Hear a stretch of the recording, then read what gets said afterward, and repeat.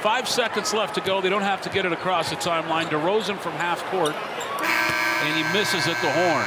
The Nuggets win this game wire to wire. Chalk up season highs for Jokic, Bruce Brown, and Christian Brown. The Nuggets take care of the Sacramento Kings tonight at Denver. Final tonight from Ball Arena, 130 to 124.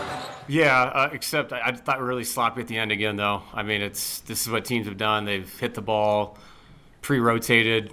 We've talked about it.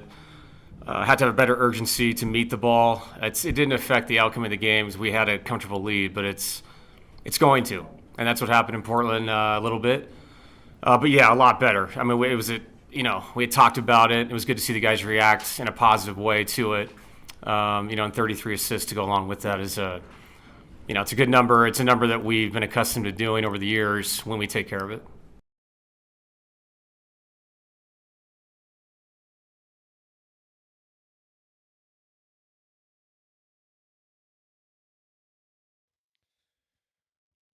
Nuggets win.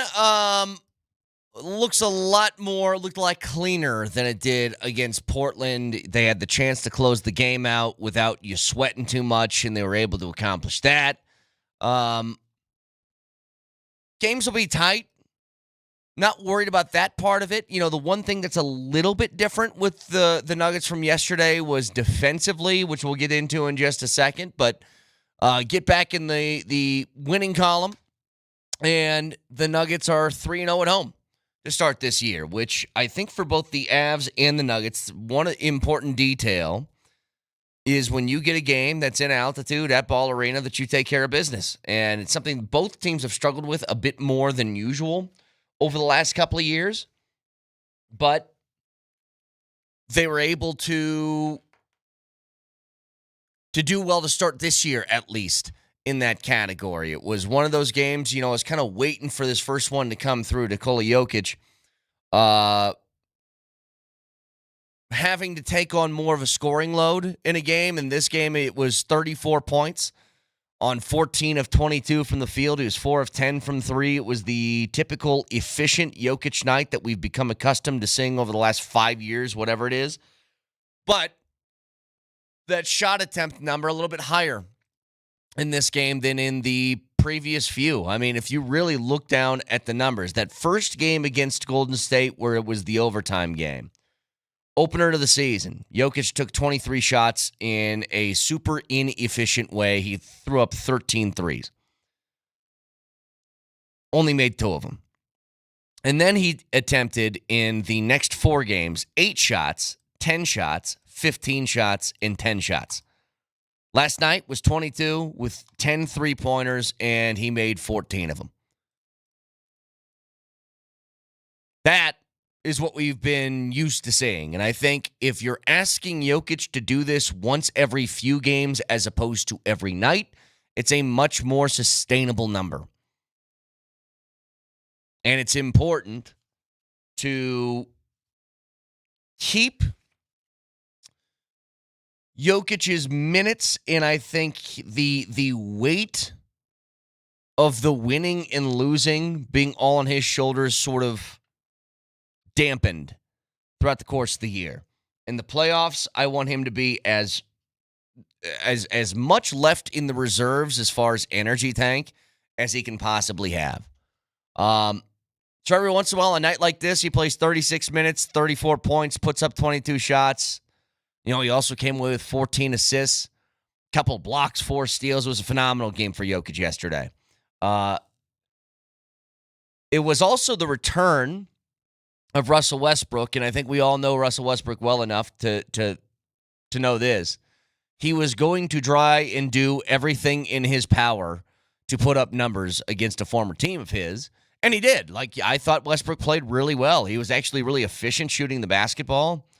He finished with a game high for the Kings, 26 points, and I think kind of kept them in the game. He's still an incredibly unique player that a lot of people are going to trash him because of stylistically, it looks like it's a lot of hero ball, and that on some nights he misses a whole bunch of shots, but at the end of the day, like, he's still incredibly effective. And playing in Sacramento, where he's at least for the moment taking on a starting role, I think that's kind of got to be where he lives. Now, here is the one issue that I could see happening with this. The other guys on that team, it might take away from them just a little bit. Because last night kind of felt like the Russell Westbrook show and not so much the Zach LaVine show, which I'm sure they would like it to be. LaVine only took 11 shots last night. Could you credit the Nuggets defense for maybe keying on him a little bit? Yeah. But I think that's what happens when Russell Westbrook goes into takeover mode, and it's been an issue really his whole career, dating back to even the Kevin Durant days. But here's the one thing I've noticed as far as the start to the year, 6 games into the season for the Nuggets, and kind of what's a bigger takeaway that you can have from the year so far is that the Nuggets defensively are back in the top 10.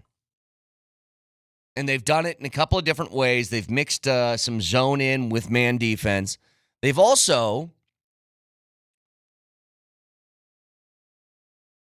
I think, gained a lot from Cam Johnson being in as opposed to Jokic, because Cam Johnson is a lanky guy who can move. And I think just his straight athletic ability makes you a lot more versatile on the defensive side of the basketball for something that I just don't think that Porter could physically do. I think the amount of injuries that he suffered early in his career, the drop foot, the back stuff, really limited him from being, because I never thought it was, for the most part, I never thought it was an effort thing with him, because I think rebounding is also an effort stat, and he was pretty good at that. I think it's just his ability to have to go out in the perimeter and cover somebody who is moving side to side quicker than he can, has a quicker first step. It just made it really hard, and it stressed the defense as a whole. And Cam Johnson kind of fills a different void in the middle of that. Gives them a different sort of outlook for, we don't need to be super concerned of him being beat off the dribble over at the three-point line and then having to collapse and double, and then they're going to kick it out to somebody else who's wide open, then you're scrambling the whole time. Like, that puts a different amount of stress on your defense as well. But defensively, they become a really good team. The Kings put up 124 last night, but look at the other scores. You've given up 109, 88, 114, 111, and then that overtime game against the Warriors was 137. I think that the way, if they can defend this way, that's how they won their championship. The second their defense started to slip and you couldn't trust it as much was when everything else kind of fell apart. And to their credit, last year in the postseason, they played a lot better defense, as most teams do, than they did in the regular season. But it's still, it was still a focal point and a problem for them. But I think, all in all, when you look at from top to bottom, and here's what I love about this bench unit. So Jonas Valanciunas, I think, he's as good of a backup center as you're going to find for Jokic. I think he's a starting caliber guy that you happen to acquire, who's only getting 12 minutes a night so far. I do think that's going to change. But when you got Hardaway playing the way that he is coming off the bench, I know that Peyton Watson didn't get in on the points category last night, but he's such a menace defensively that anything he gives you on offense is just a bonus, and he's becoming a lot better offensive player. But it finally feels like Bruce Brown's found his stride again. He was an interesting guy to watch because everybody was clamoring for Bruce Brown to come back, and I know why, because Bruce Brown was super effective here in the year that he was here, the year that you won a title. But there was one thing that I wondered. If Bruce Brown was so amazingly awesome and then left to get a bag over in Indiana, why was he passed around 3-4 different times in the next 2 years? And I wondered, like, did he just have a really good year in Denver that just all the stars aligned, that it was contract year, and then his game just couldn't translate in the way that they wanted it to? Or was it just bad situations that he was put in? Because remember, he goes to Indiana. He's traded that year to Toronto, finishes that year in Toronto, starts the following year there, and then gets dealt to New Orleans and kind of barely plays. I know he was hurt, but I did kind of have a concern. Is his game still at the level that it was when he was here in Denver a couple years ago? And I think this is a classic example of situation dictating result. Some guys are just more comfortable in one place or in one system or with one team or with whatever the case may be. And it really brings out the most in them. You know, it's probably not the best example, but it's kind of like, did you ever notice those wide receivers that played with Aaron Rodgers in Green Bay? Whether it was James Jones or even like a really talented guy like Jordy Nelson. They get all these really good results in Green Bay. They leave to go somewhere else, and they disappear. They go back to Green Bay, and then all of a sudden they're productive again. Like, I think that's Bruce Brown, and I think it took him a minute to try and realize his role within this team. But I think he's starting to get it now. In 22 minutes, he had 13 points, 6 boards, and 3 assists. And played stellar defense. Like, that's what you're looking to him for. And he fills a vital role that is missing last year from a guy who was on the other side of the court, which is the bleep hole. Russell Westbrook brought that in spades, whatever that role was. And I think Bruce Brown is as he did a couple years ago, taking that mantle back as the guy. Remember, you guys saw it, he was mixing it up with Dennis Schroeder a little bit. The ref was kind of in the middle of them. They're like, no, we're good. This is just honest, harmless trash talk. That's all it is. But I think he does give you that sort of edge that you need on a basketball team like that. Because I don't think anybody else can truly do that. Everybody else is pretty nice. They're either nice or quiet. Bruce Brown is the guy, he will talk trash and smile at you as he's doing it.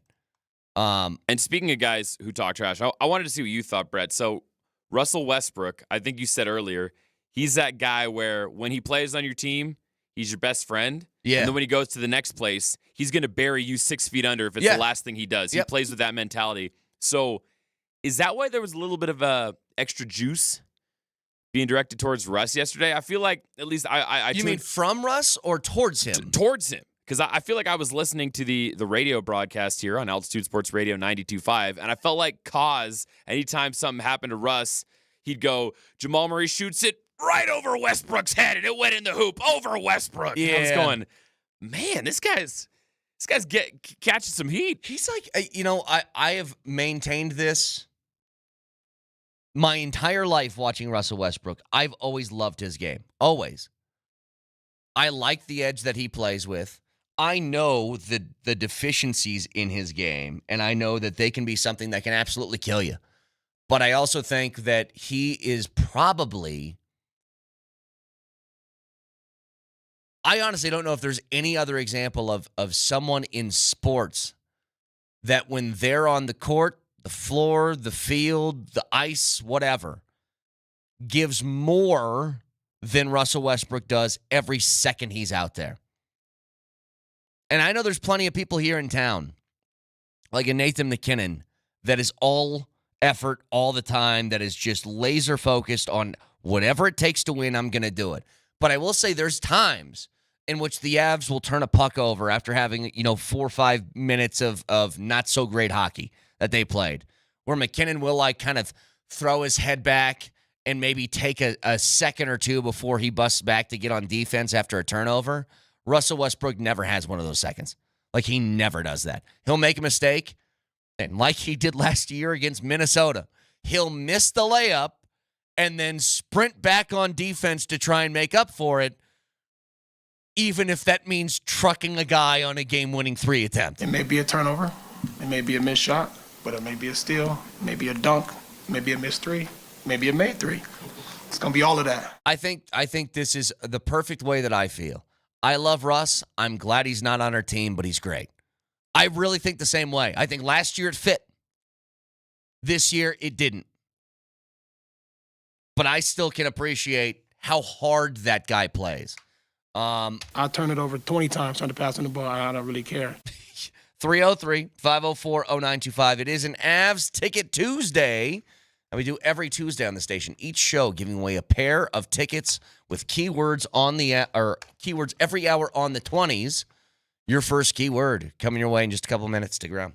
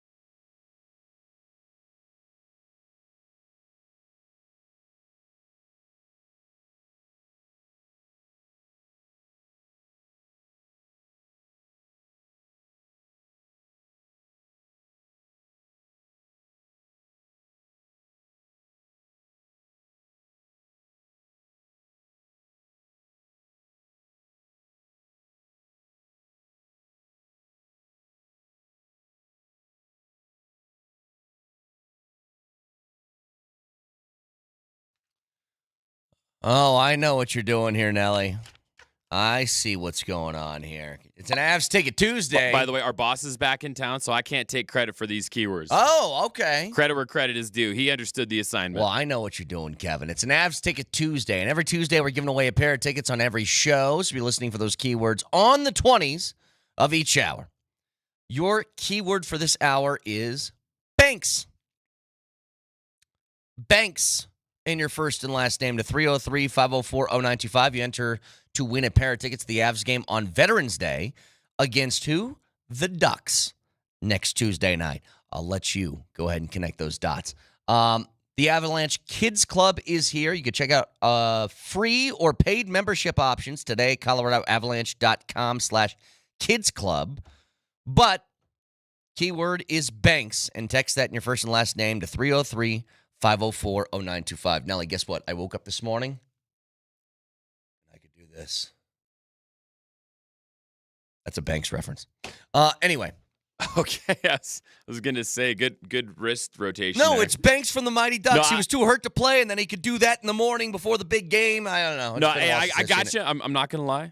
I'm a little rusty on the specifics of my Mighty Ducks lore, but I remember the flying V and the quack. Ducks Quack. fly together. Quack. Ducks fly Quack. together. Yeah. So anyway, we'll get to college football stock up, stock down in about 20 minutes. Few things I wanted to get to Broncos-wise. And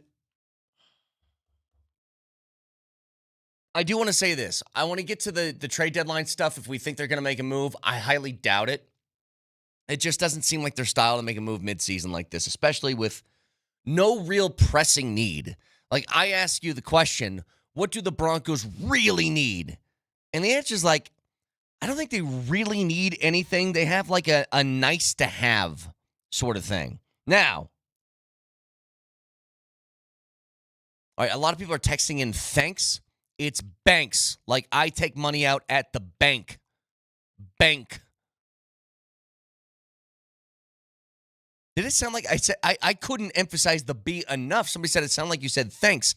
Banks. A lot. I was on the same page as you, but for how many people are texting thanks, I think we gotta take a look in the mirror here. Banks. Look, hand up, accountability. If it sounded like I said that, I'm sorry. I don't know how much more clear I can make it.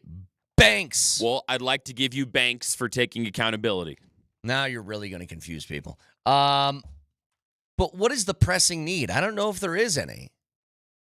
I think that it'd be nice to have maybe a more dynamic tight end. It would be nice to have another option at wide receiver. You know, Schefter has talked about this with us the last couple of weeks, that he thinks maybe a trade for a wide receiver, because he did tell us yesterday, Nelly, that they have made calls about wideouts. They have made calls. Now, Schefter's point of view, the opinion part, he said, I think it would stunt the growth of some of the wideouts on the team. And my response to that would be, don't care. If you think you're ready to compete, I don't care about the growth part right now. I care about competing for a championship and a division crown and playoff wins and that kind of stuff. Now, what price are you willing to give up is a different question.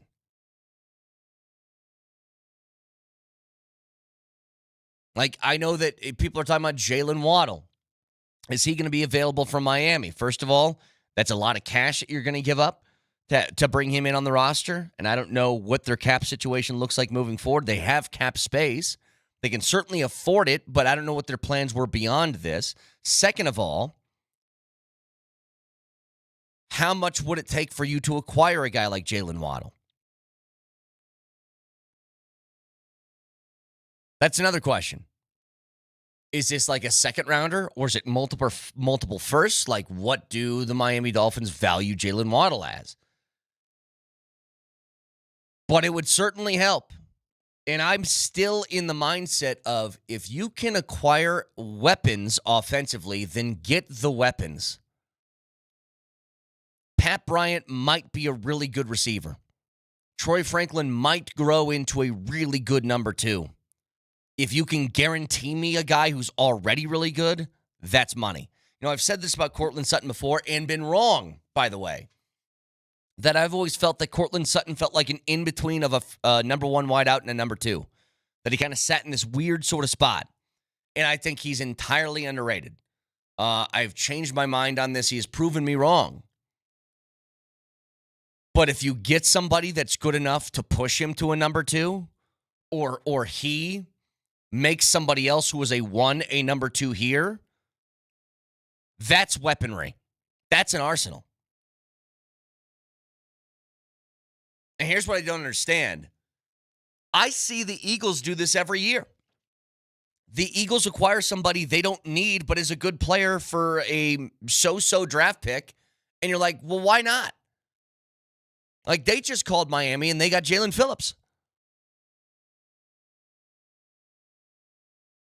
Why wouldn't you be in the same boat? You're a competitive team. Why not go out and be more competitive if somebody's willing to give you what they consider their garbage? He's certainly not.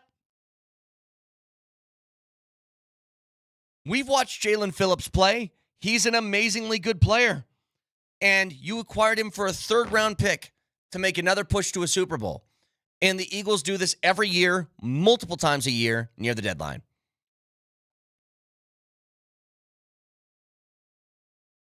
I would love for the Broncos to be in the same category. Go out and get talented players. Your team's already good. The only concern that I would be thinking about is they just need to be a culture fit, because you don't want to ruin that by just acquiring 5 new guys and just saying, go make it work. They have to be able to fit your culture. But God, I would love to see them go out and make a move for some sort of playmaker. Because when we say, hey, it's not really no pressing needs on this team, I think I largely agree, but at the same time, I ask myself, if there's not a pressing need, then why does the offense look so clunky? Because if it's not a talent problem, then I'm actually kind of more concerned about it. You know, we were talking about this yesterday. Can the Broncos sustain this? Can they sustain what they're doing right now? They have the best record in the NFL. There's not a single team on either side of the ledger that can say they're doing better than the Broncos overall this year. But is the way that they're winning sustainable? And I am somebody that, when you got a good team, I'm always looking towards the future. And I mean the future of this current season. Anything beyond that, don't really care for the moment. But I think there's a balance where you can have a healthy appreciation of what you've accomplished so far, and then realize, especially on deadline day, what can we do to improve? Here's the qualities that they have. The winning qualities of the Denver Broncos are an amazing defense, and your offense closes out games really well. And guess what? That is like a huge majority of a championship formula, of a Super Bowl formula. It's what the Chiefs have done the last couple of years. Offense, not so great, but defense is really good. We got a shot at the end of the game. We bury you. Defenses as good as the Broncos will always have a chance to win. Always. And I mean, win on the biggest of stages. You watched it in 2015. Keeping point totals low and closing out games are a perfect recipe to winning. Now, the inconsistency on offense provides one giant problem. If you don't score against the better teams in this league, the deficit is going to be too much to overcome for you to make up for all the ills in the first 3 quarters. And that's where, in a 1-game sample in the postseason, that can bite you. That's exactly how the Chiefs got ripped apart by the Eagles in the Super Bowl. They weren't consistent enough on offense to keep pace. Their defense makes a couple of mistakes, and then all of a sudden the game's over in the third quarter. So once again, the key word for this hour, for that chance to win a pair of tickets to the Avs in Ducks on Tuesday night, is banks. As in, I take my money out at a bank. So that in your first and last name to 303-504-0925.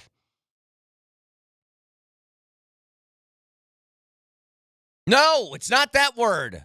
No. Don't confuse the people. Banks, like a bank, piggy bank.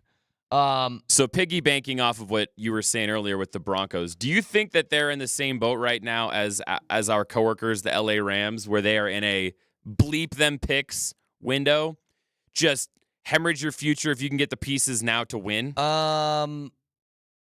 Here's the argument for it. And also, by the way, I don't even know if they still have draft picks between Sean Payton and getting rid of Russ. Oh, no, they're back to having all of their picks now. Okay, yes. We're back to picks. Okay, so are they in a bleep them picks window? The argument for it is this. You have a quarterback on a rookie contract with a really good team. Why wouldn't you? The prime window to winning Super Bowls is good rosters with quarterbacks on rookie contracts. Why wouldn't you do it?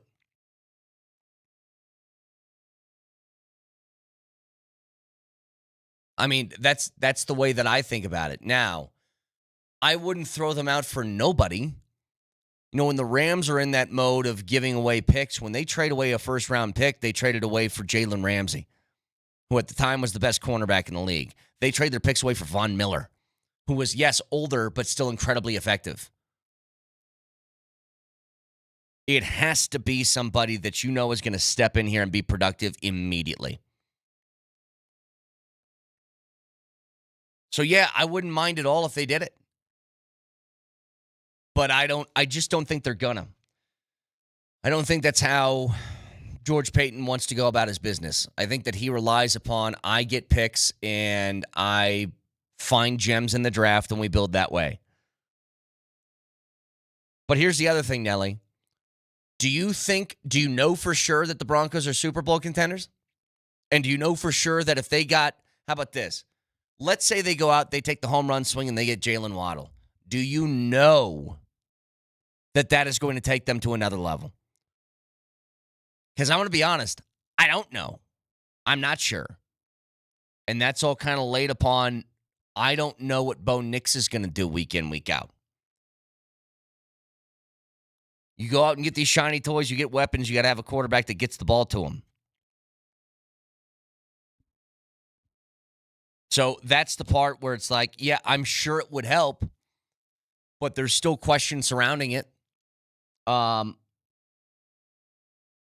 They have the foundation of a team that can win a Super Bowl, which is an amazing defense and the ability to close out games.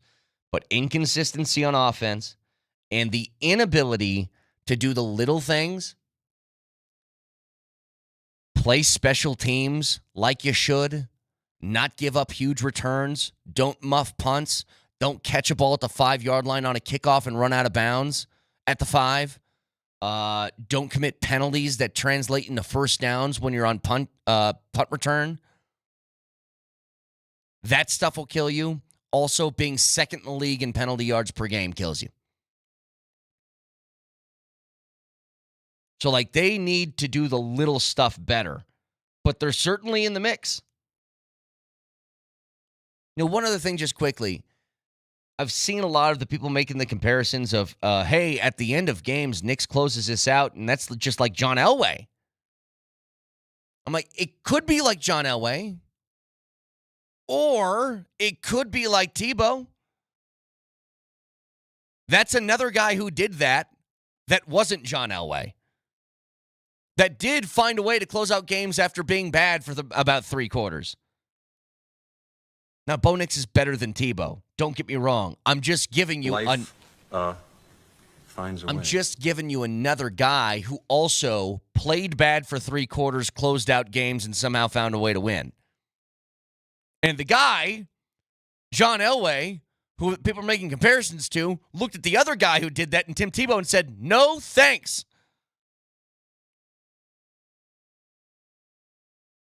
If you get some more stuff going at the beginning of the game, it would be a massive game changer. Because you wouldn't be asked every week to go out and put up 15 points in the fourth quarter to win a game. Instead, you might have a lead, and that would be cool. And how can you do that? I think the easiest way you can point to immediate improvement within this offense that they already have on this roster that's ready to go right now. What do you think I'm going to say? Bo Nix needs to run the ball. Do not keep a weapon locked up in your safe. You're at war. Bring out the big guns. It's something you have that most people don't. So one last time, the keyword for this hour is Banks. B-A-N-K-S.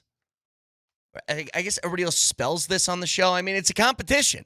Listen and spell correctly. I don't feel like I need to, spoon feed you all this stuff. I thought you just didn't spell words because, you're from Nebraska, so I thought you just couldn't spell. Well, I can read.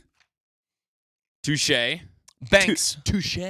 In your first and last name to 303-504-0925. Your next keyword at 7:20. College football stock up, stock down next.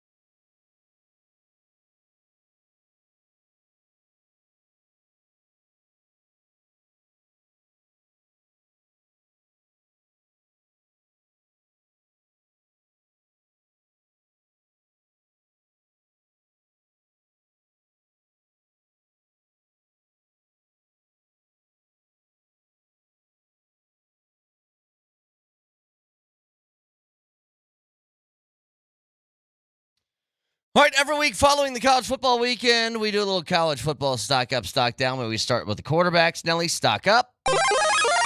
Kevin Jennings, SMU's quarterback. SMU continues to win games and nobody cares about it because, I don't know, because they still think they're not part of a major conference anymore. They are, by the way. They won the ACC last year, and they continue to play good football this year. They're 6-3 now.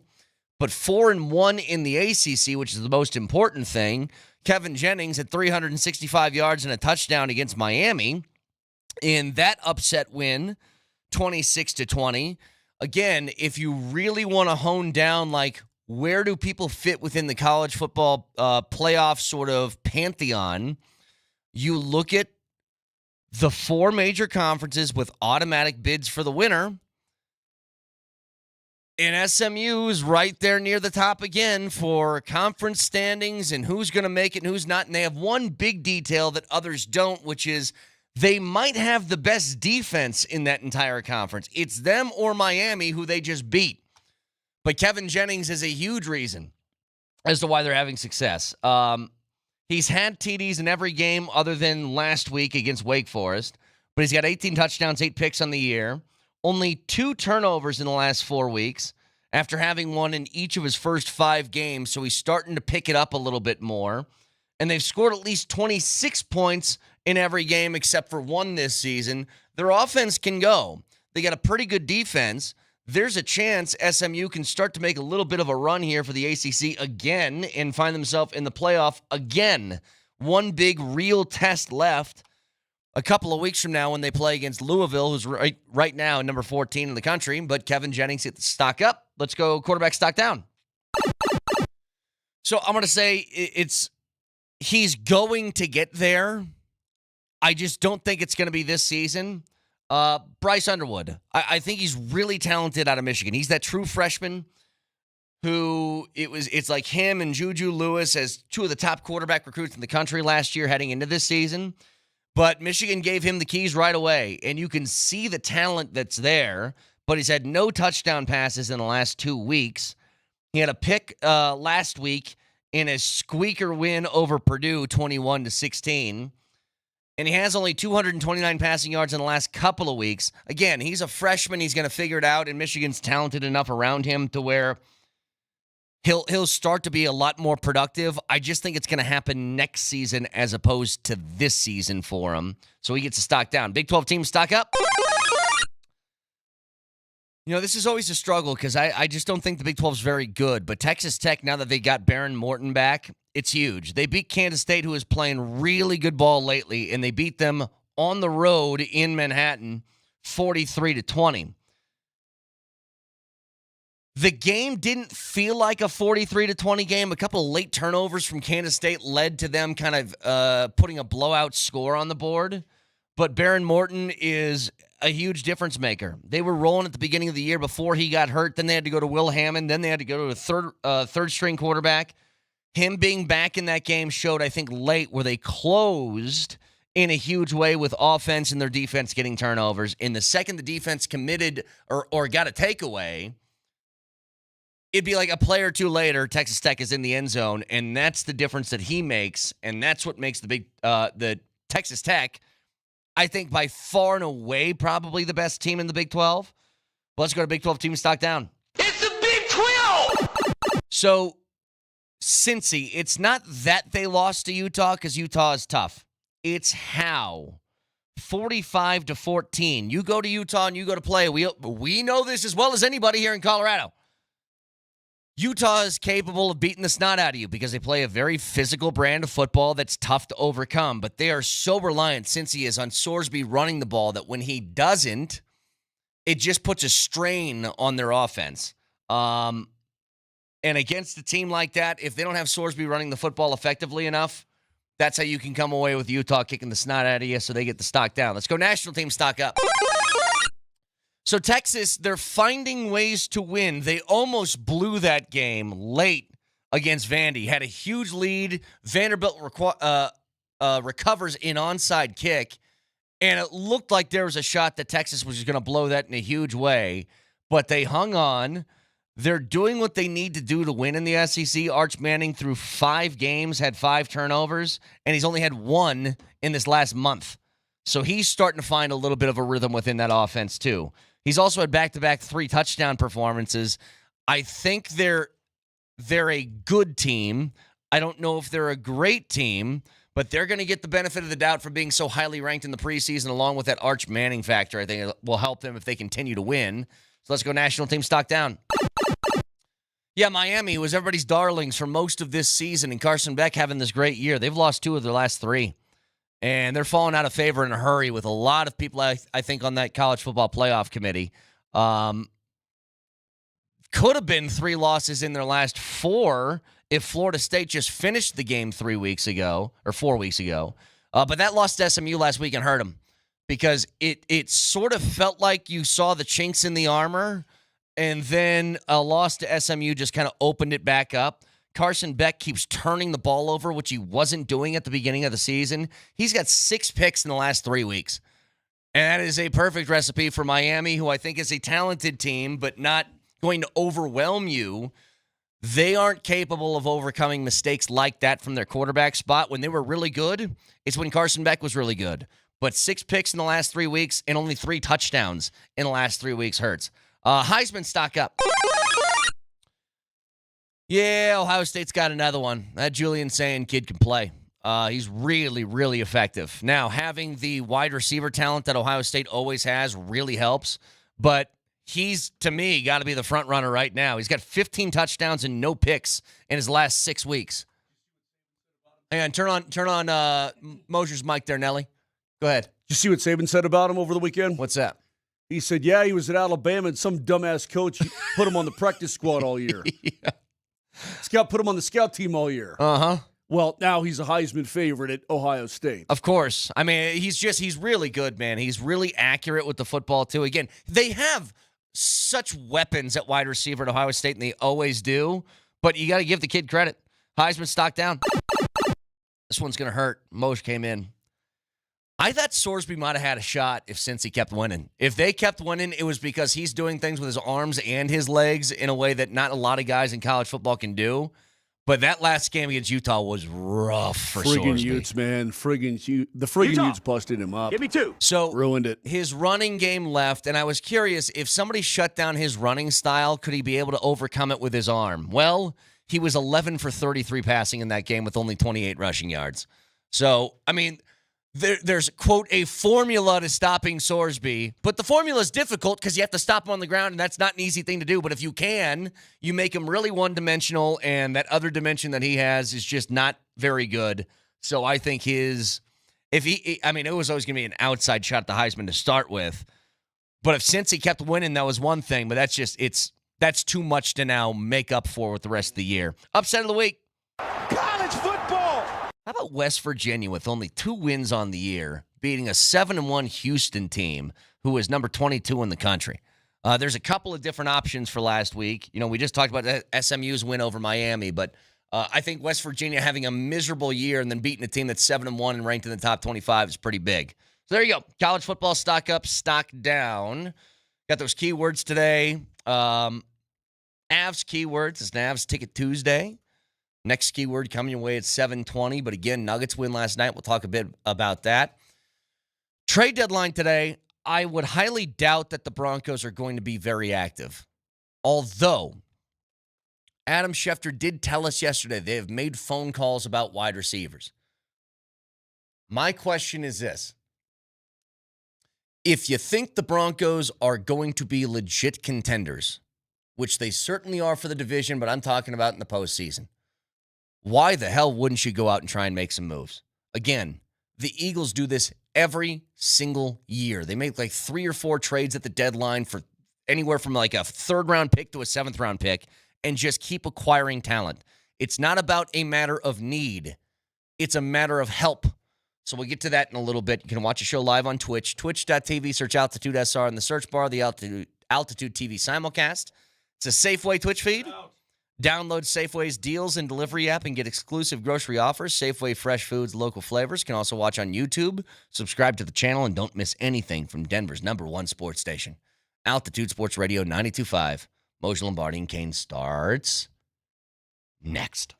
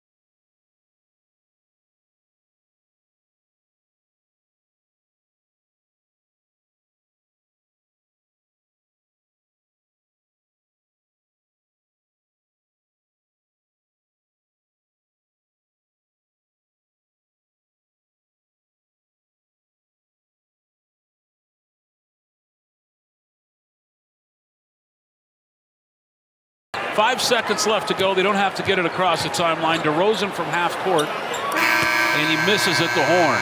The Nuggets win this game wire to wire. Chalk up season highs for Jokic, Bruce Brown, and Christian Brown.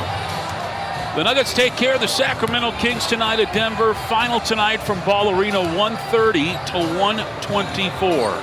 Yeah, except I thought we were really sloppy at the end again, though. I mean, this is what teams have done. They've hit the ball, pre-rotated. We've talked about it.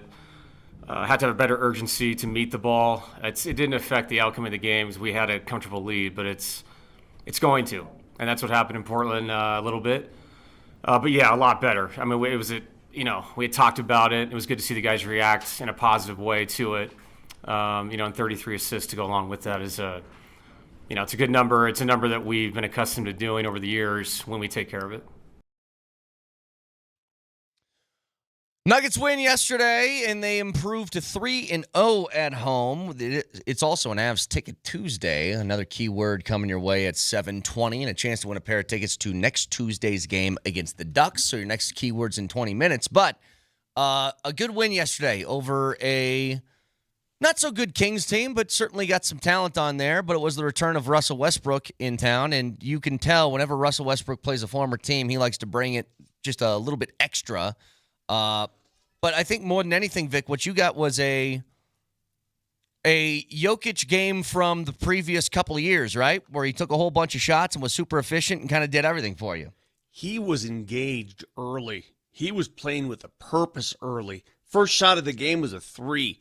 He ended up with 10 3-point attempts. I asked him afterwards, what nights do you just feel like lighting it up like from deep, and what nights do you not? And he just sort of plays the game for what they give him, what they allow him to do. So he had no intention to come out and shoot 10 threes. It just showed up. But you could tell, man, from the onset, he didn't want to lose last night, and he wasn't about to. And you never had the feel he was. Go ahead, Moj. I'm not doing this anymore.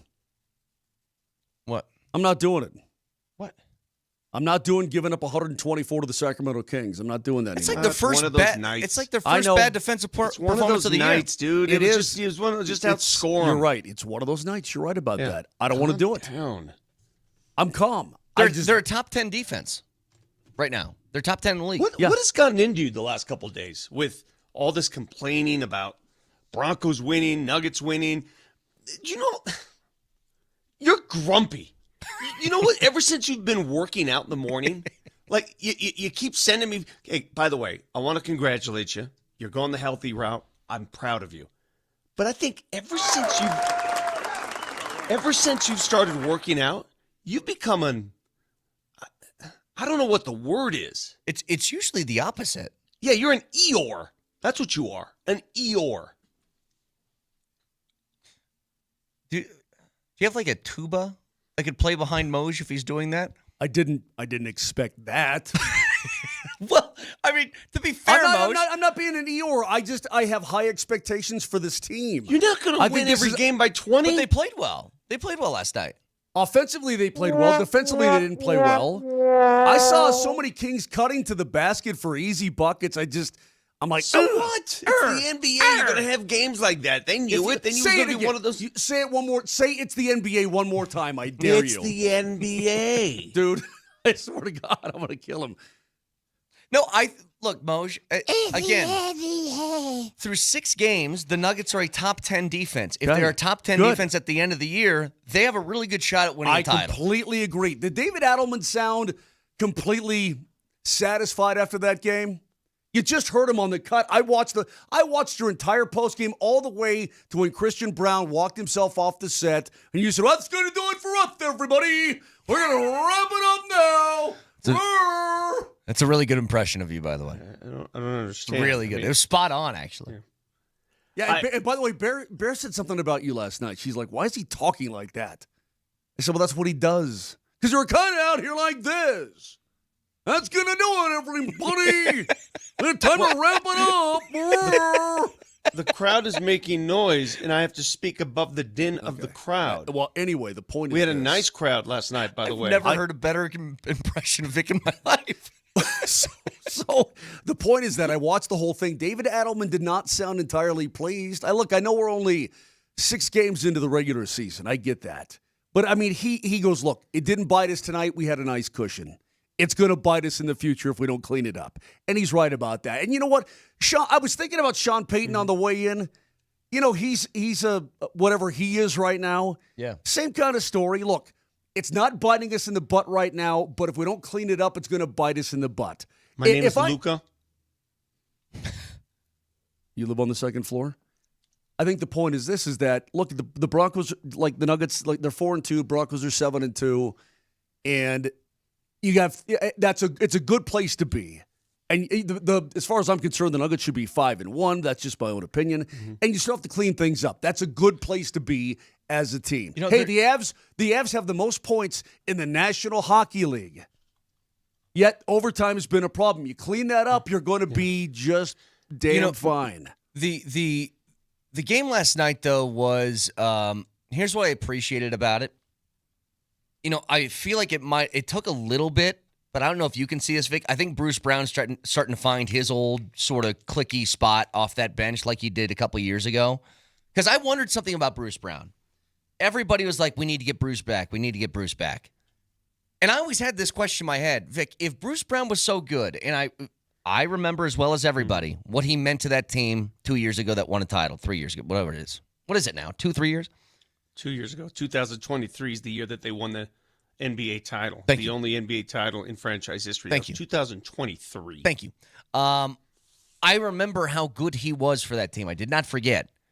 But I did have a question of, if he is that good, why did he bounce around to 3 different rosters the next 2 years? Fit. And why? Yeah, but that's what I'm getting at here, is that I did have a question, like maybe something about him just isn't working anymore, and he got here and he looks like the same old Bruce. Do you guys have, Nelly, I sent it to you, the sound from Russell Westbrook after the game? Yep. He spoke to the folks at DNVR, so thanks for the sound. And I asked this question, and I asked it all season long, off season, I should say. Russell Westbrook had a player option. Normally, when a guy has a player option, he'll take it and force the team either A, to buy him out, or B, trade him. He willingly walked away from the Nuggets player option and said, nah, I'm not playing here. I'm going to become a free agent. Now, he didn't sign anywhere for the longest time. It was late until he signed with the Sacramento Kings. And last night, he was asked, what really happened? What you contributed to a playoff series win, to a game 7 win. Well, how do you kind of look at your year here? That was great. Yeah. I guess other people didn't. I do think there was a report or a speculation that they had sort of... The speculation, the truth is that they didn't want me back. It ended up to me. Yeah. Sorry, John. God always has a plan. Be patient. Not up to me. They don't want me. That's okay. Anyone else? Somebody else do. It is a player option. Would you have considered picking that up even if they didn't necessarily want you back? Well, they told me not to. Okay. Yeah. I don't go anywhere I'm not wanted. Yeah. I don't need to. One thing about Russell Westbrook, you may love him or hate him. He's real. Yeah. He doesn't mince words, and he's 100% right. And I don't blame the Nuggets for basically sending that message, because they were retooling their roster. And like it or not, I know people are going to look at that game, for example, last night and say, oh my God, did you guys see what Russell Westbrook did? He started against his old team. He led the Kings in scoring with 26 points. He had 12 rebounds, 6 assists. He was their best player last night. Why on earth didn't the Nuggets keep him? Because he said it best. The fit just wasn't there. Where was he going to get all those minutes with the Denver Nuggets? Whose minutes would he take? Yeah. He played in that game 37 minutes. Whose minutes is he going to take for the Denver Nuggets? Tell me. They're having a hard enough time finding minutes for guys who are on the roster right now. I mean, he's no one. Now, could he have been like a backup point guard? But again, the fit is the problem. He didn't want 10 minutes a game. He wanted 20 a game. Yeah, but even if he was playing 12 minutes a night, like Jonas Valanciunas is, his style of play is so overwhelming when he's on the floor. Like, did you notice one other thing when he was on last night? And this isn't anything against Russ. He had a great game. Zach LaVine had 11 shots. Yeah. He's supposed to be their best player. And because Russ was just being himself, he's like a vacuum. He overwhelms the game. Yeah. Good or bad, he overwhelms the game because that's his style. And there's nothing. Listen, I respect him. Russell Westbrook last night got a standing ovation from Nuggets fans, which is a lot more than what he got when he went back to L.A. I think he should have, both by the the way. Clippers and Lakers. Yeah.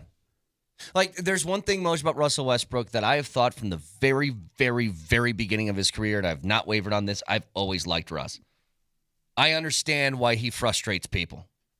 I think he understands why he frustrates people with his game. But I don't think there's anybody in the history of sports, and I mean this sincerely, when we talk about just effort. Nathan McKinnon gives you effort, right? But I will see an occasional time where there's a turnover, and maybe the Avs are struggling for a few minutes, where Nate kind of takes that second, he throws his head back, and it takes him a minute to get back on defense. Russell Westbrook, every millisecond he's on the floor is 100%. I've got a great deal of There is never a lax moment of Russell Westbrook on the floor. I've got a great deal of respect for Russ. I like him as a guy. I think everything he said there is completely reasonable. I think the Nuggets saying, look, don't pick it up is completely reasonable. He tried it for a year. Didn't work. And that's fine. Everybody moves on. No problem. This is also Russ this year through all these games. 18, 16, 12, 12, 26.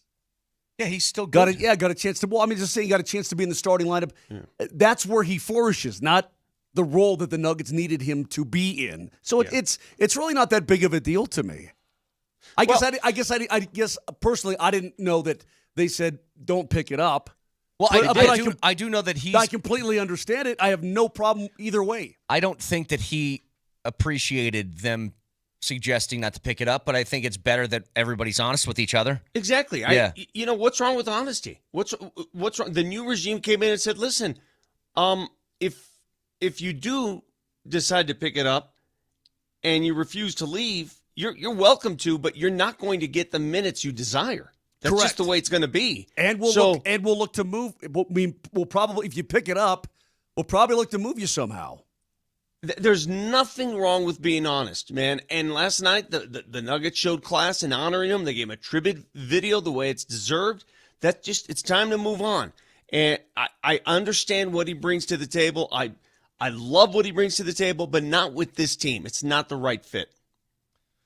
Tune in today at 12:45, Coach Adelman's weekly visit with Polumbus, Hastings, and DMac. That's at 12:45 today with PhD. Reminder to you guys that November is Hockey Fights Cancer Month, and the Avs invite talent.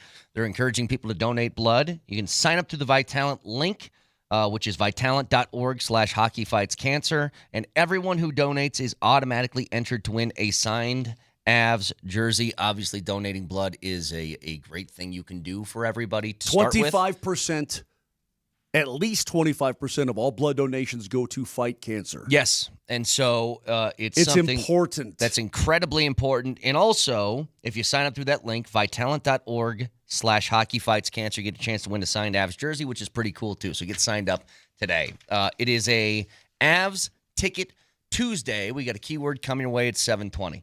Here's my question for today, because I have a feeling what I think is going to happen, but I also have something that I want to happen. I don't think the Broncos are going to do anything today. I think this roster is going to be the same tomorrow as it is before. What's the deadline? The actual time, is it 2 o'clock today? 2 o'clock is that when the Mountain time. Yeah, 2 o'clock. I think they're going to be the same tomorrow as they are today. But I think they should be looking for anything, because the Eagles do it every year. The Eagles don't need anything on their roster. They didn't need an edge rusher, and they got Jalen Phillips from Miami for a third-round pick. Why? Because they're a good team that's going to be competing, and why not stockpile talent while you got it? Should the Broncos be in the same sort of market as what the Philadelphia Eagles are doing? We'll get to it next.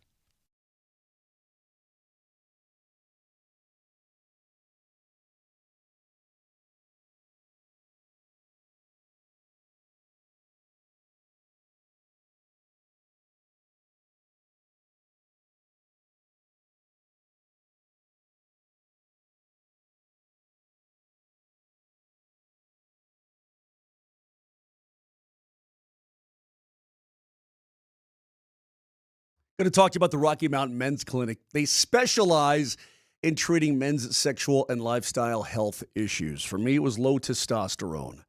And I did something about it. Went in, had my blood drawn, results within 30 minutes, and they said, yeah, that's the situation. Guys, in your early to mid-30s, you start to lose 2 to 3% of your testosterone production every single year.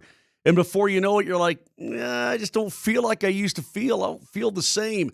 Their treatments are highly effective. Many patients experience higher energy levels, better workouts, improved sleep, increased libido, other benefits in just a few short weeks. And the best part about Rocky Mountain Men's Clinic, they have personalized treatment plans. They're tailored to individual needs and goals. You don't have to be run-of-the-mill. They take a look at you and your blood and you as a person, and that's how they tailor-made it for me, and that's what they will do for you. They've got 5 locations from Colorado Springs all the way up to Fort Collins, including that new one right down there, the revamped one in Castle Rock. It's pretty darn awesome. So do yourself a favor. Go online and find out what the Rocky Mountain Men's Clinic can do for you. It's RockyMountainMen'sClinic.com. That's RockyMountainMen'sClinic.com.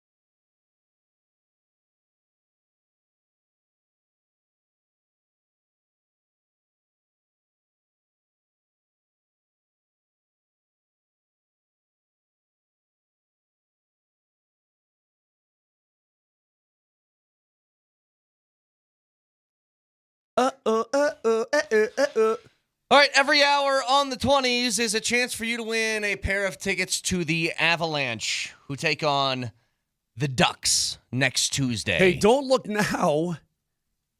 Don't look. Hey, before you tell me not to look now, don't speak now because I got to give away the keyword. Oh, my bad. Okay. So the keyword for this hour, see if some of my youngins like me out there, not young anymore, but people from my childhood days, pick up on this. The keyword is Conway. Text Conway and your first and last name to 303-504-0925. You're entered to win a pair of tickets to the Avs game on Veterans Day against the Ducks next Tuesday night. Tickets are still available, by the way, if you want to join the Avs in their Veterans Day Military Appreciation Night at coloradoavalanche.com/tickets. But again, your keyword is Conway in your first and last name to 303-504-0925. Greatest Conway ever, Tim Conway. He's probably the greatest Conway, but Conway Twitty was pretty good. Well, Tim Conway. I got two things for you: Tanya Tucker and Conway Twitty. Charlie Conway, Mighty Ducks. Oh yeah. Hey, I'll just say this before we get to the Broncos: don't look now, but Coach Q, Joel Quenneville, has the Ducks in the number 2 spot in the Pacific Division, and they've won 3 in a row. And they're playing pretty good hockey. So don't look now. Okay. That's all I'm saying. Today, It's the NHL. Today is the NFL trade deadline. Now, the NFL is, I think, famously less active than most other sports this time of the calendar. But unless you're Howie Roseman, then you're on the phone forever. But for the last couple of weeks, Schefter has told us that the Broncos have made calls about a wide receiver. Didn't say which wide receiver, but about maybe a wide receiver or wide receivers. The main question I have for you guys is, should the Broncos be into doing something today? Should they? Like, will you be disappointed if they don't? I won't be disappointed if they don't, but yeah, I think they should sniff. I mean, I think that this is a 7-2 team. You're one of the best teams record-wise in the AFC right now. Hell, the NFL, I think you should be sniffing. To me, it all goes back to, well, what do you think the future is of Troy Franklin? What do you think the future is of Marvin Mims? What's the future of Pat Bryant? I have an answer for you. All of those three guys specifically, what do their futures hold? I have an answer. Please. Don't care. I know that Schefter's talked about this stunting growth within the wideouts. If you can get me just to throw a name out there, I'm not saying that they're going to do this or even have the desire to do it. If you get me Jalen Waddle, do you think I care what the timeline for progress on Pat Bryant looks like? Jalen Waddle's available. Miami stinks, dude. What's Jalen Waddle's salary? Oh, he makes a decent amount, but you got money. They got plenty of cap space right now.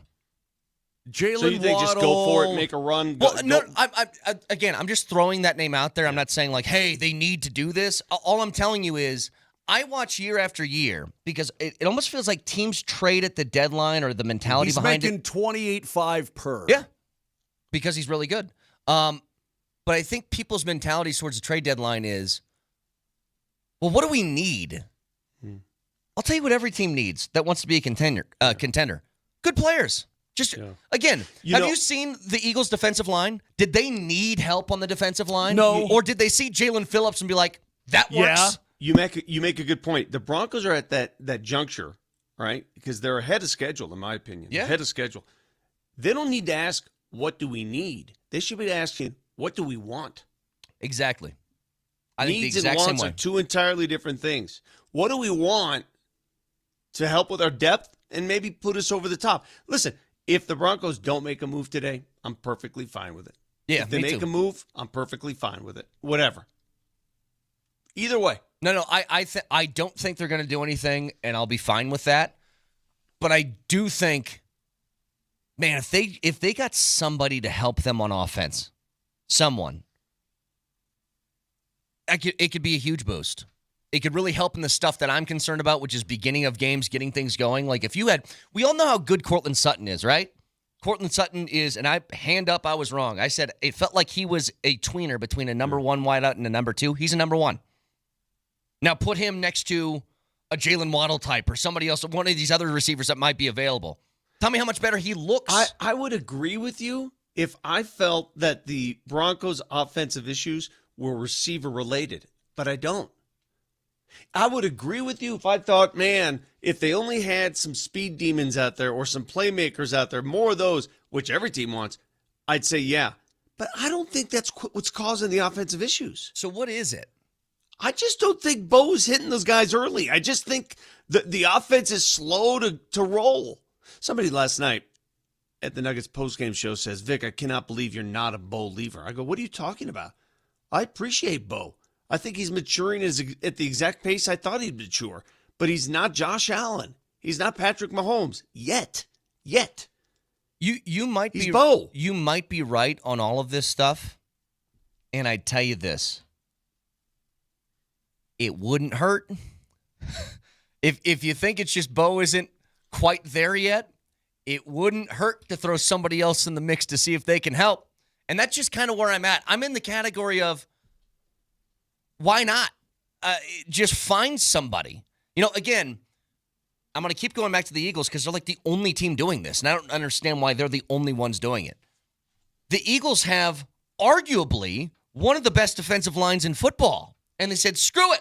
Jalen Phillips, please. Vic, so they're going forward again. They're trying to win back-to-back and win as many as they can. Good. Vic, let me throw this side of things at you. I can't help but in my mind think that this defense is historic. I'm sorry, dude, but I can't help but think that these guys are bad mamma jammas. And if you can do anything on the offensive side of the ball to help the issue, take a swing, whatever.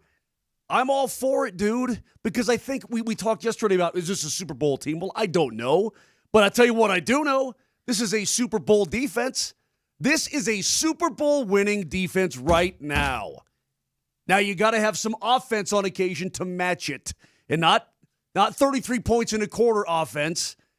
Not, beat up on the worst defense in the league in the Dallas Cowboys. Not fits and stops offense, consistent offense. So if you can do anything to try to make that work, then I'm for that. Yeah. What I don't want to do is, are they ahead of the game? Sure. Ahead of the curve, a year early, 2 years early. It doesn't matter to me because this defense is here right now. So this is it right this second, and you've got to take advantage of it. I got a story that just dropped this morning from BetMGM, and a stat that might change your mind, maybe not.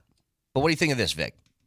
Because you said, and I think I largely agree, that a lot of the issues within the passing game, I think, have to do more with Nick's just not being totally in rhythm or hitting guys on the money or whatever. But do you know who leads the NFL in dropped passes this season? Team or player? Team. Who? It's the Jags, but the Broncos are second. Okay. They're second in the league in drop passes. And the Jags, they're shopping Brian Thomas for that exact reason, because he drops the ball a lot despite being super talented. Outside of that first pass that Cortland Sutton dropped in this last game, give me another pass where you're like, whew. Give me an example. Evan Ingram had one 2 weeks ago on a little. I'm talking about this last game because every pass I saw was not catchable. No, I think he was just straight up bad this last week. Yeah. But by the way, out of curiosity, do you know who leads the Broncos, their team in drops? Your mom. It's Evan Ingram. There you go. He leads the team with 5. He's got 5 already this year. So it's a problem when your quarterback's not being very accurate with the football, and then when he is accurate enough to put it on the money and then you drop it, that's not helping things either. Yeah. Again, I'm going to treat trade deadline day as a bonus. If you go get somebody, great. If you don't, not the end of the world. It's just, I just don't know if it fixes everything, but I do agree with you. It's no longer what they need, it's what they want. They're in the want category, and that's a good place to be. It's also more exciting now. I mean, the fact that we're talking here, the Broncos going to do anything at trade deadline, that's pretty cool. Not only that, but the whole trade deadline for the NFL is actually more active now, I think, than it ever has been. So how many deals are still going to go? I think there's been 11 deals so far. How many more deals are going to go down as the day goes on? I bet at least a handful, maybe a couple more. So it's more active. We never used to see trades in the NFL at all, and now all of a sudden It's like, hey, them Eagles is doing stuff. Yeah. Hey, them guys is doing it. Why can't we do Well, it did too? you hear? But Brett, that's because such a high value has been placed on draft picks, and I get why. That's how you build the foundation of your team, not just first rounders and second rounders, but all the way through the draft. I dig that, but now teams are like, we want to win. We think we have a window. Well, and when you're getting rid of guys at this juncture of the season, it's typically not first that you're giving away for people. Like, it occasionally can be. Like, did you guys, I can't remember who said this yesterday. It's one of the NFL insiders. I don't know if it was Schefter or whoever. But before the Eagles traded for Jalen Phillips, they gave a phone call to another team, Cleveland. They asked for Myles Garrett. They offered, reportedly, 3 first-round picks for Myles Garrett. Really? And the fact that Cleveland waited led them to go get Jalen Phillips for a third. I would have done that in a second. Cleveland is going nowhere, man. And he's not happy, even though he took the $40 million. Somebody texted in, the 1936, Olave on the way. There's no way. Olave's in the last year of a rookie contract. What's Chris Olave worth on the open market? I mean, some money, not top of the line money, but a decent chunk, yeah. 25. But I think you guys, I mean, I understand where the contract thing is coming from. This is the beauty of quarterback on rookie contract. You can afford to take an extra sort of swing with somebody like that if you want to. Which is why you better do it now. Which is why you better. Well, that's what I'm saying. If you're going to do it, then do it now. This is your window to make the most of what you can out of this roster surrounding your quarterback. Take some swings. I don't disagree. I just think it would be like surprising me with the new state-of-the-art skill saw. I never sawed anything in my life. Wouldn't even know how to use it. Looks good in the garage. My neighbors probably would use it more than I would. I don't think so. I think it's like getting you another TV. Do you need another TV? No, but you could use it somewhere. But I use my TV. Yeah, you would find somewhere. And I know how to use my TV. Yeah, I use the hell out of my TV. That's what I'm saying. That's the wrong analogy. I don't. Why? No, that's not if they the got right Jalen one. Waddle, they'd use him. Yeah, he's not a skill. He's not. You're not putting Jalen Waddle in the hands of a quarterback who can't find him. The offense, I think it isn't just Bo, by the way. It's the way this offense is run. This is a screen offense. Yeah, until they get their butts on the same page, you don't want to waste it, right? You don't want to. You know who this offense could use? Yeah, you know what you don't want to do? You don't want to go to the ice cream shop and get a big old double scoop in a waffle cone and then let it sit in the cup holder in your car and just melt all over the console. Can I just go through something real quick, just as an exercise? Is the offensive line good? Yeah. Yes. Are the wide receivers good? Yeah. Are the running backs good? Yeah. Is the quarterback good? Yeah. So why aren't they good? I don't know. Because So there's a disconnect. it's got to be one of two things. If all of what you just said, Moj, yeses to, is true, then it's a coaching and scheme problem. Hey, they're 7-2. We don't even ask about hold that. On. They're 7-2 football team. We don't even ask these questions. Do you think Sean Payton's a good play caller? Yeah. Yes. So something ain't right there. Okay. So is it possible that it could be a talent problem? Let me put this in your brain. Okay. If you put Patrick Mahomes or Justin Herbert in this offense, Yeah, they're good. how would it look? Better. Yeah, it would look better, for sure. For sure. So is it a quarterback thing now? I just think it's going to take a little more time to advance. Okay. That's all.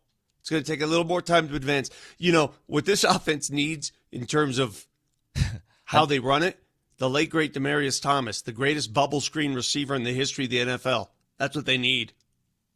Do you think Yeah, another already- wideout? Hang on. I'm going to put this in Vic parlance real quick. Please. Vic, would another wideout be a little creatine for Bo Nix's development then? Get an extra 10 pounds that you wouldn't otherwise get on that bench press? Yeah. Could it help? Yeah, add a little 25 over the course of a month. Yeah, instead of those 40-pound dumbbells, we're going up to like 45, maybe 50. Yeah. What good does it do you? What talent. good does it do me? I mean, talent does good for all the time. It's never What bad. What good does it do an old man to lift more weight? I'll tell you what, then. I think about that all the time. Why are you taking steroids? Why are you doing it? I think about that all the time. I'm an old man without a prostate. Why are you making those trips to Mexico and Cancun and coming back with a truckload of all roids? that work in the gym? Don't tell me it doesn't cross my mind. Like, what am I doing? What does this do for me exactly? He hasn't said this on the air before, but I'm going to betray a trust with Vic. He came back. You remember when he was talking about doing stem cells at his ayahuasca retreat? Yeah. You remember that? Mm-hmm. And we said, why are you doing that, man? Yeah. Just live your life. Why are you doing that? Do your thing. Licking frogs. Why lick a frog? Stop licking frogs, bro. I don't know what else to tell you. He saw that shaman in Tibet, and it's like he came back. No, listen, for those of you who says, obviously, working out makes you younger, keeps you, it makes you live longer. I'm not talking about working out. I'm talking about, like, gains. Oh, I got to get another gain. I don't understand. Like, I'm so happy when you do that, right? But what, at the end of the day, what does that do for you? Yeah, like I'm lifting more weight today than I did last week. Oh, this is an existential crisis I can't help you with. I'm not your therapist. I'm going to ask you, what does that do for you? 2 or 3 times a month, we sit here, and then he goes on a self-crisis thing. Yeah. And we're supposed to, like, be his therapist. And we're not qualified for that, bro. You know what I tell you? We're nothing. We're just dead. Just drink more wine. Dust. Yeah, do it. We're Do whatever you want to nothing. do. Whatever. Our legacy is nothing. Texter says, look how long Baker Mayfield took to develop. Jared Goff has only gotten better and better. I would agree with those, and I would counter with this. Baker Mayfield became really good when Mike Evans and Chris Godwin were his wideouts, because that helps too. Yeah, he also took the dog butt Browns to the postseason. Yes. Okay, so he wasn't junk. And then the Browns said no thanks. You know why? Because they looked somewhere over the rainbow. And then there's Deshaun and his problems. And then Let's give he him went to the 240 Rams. mil. And then he went to the Panthers. What did he do with the I'm Rams? not anti-Baker. I'm making sounds the like point. you are. I'm making a point. Do you understand the words that are coming out of my mouth? He went to the Rams. Nothing. He went to the Panthers. They put him on. Would you pause for a second? He went to the Panthers. They had him running scout team defensive end during practices. And then he got to the Bucs. He was competing with, who was that quarterback from Florida that was in the camp battle with when he first got there? Was it Jameis, was it? It was Jameis. No. Florida, like the Florida Gators.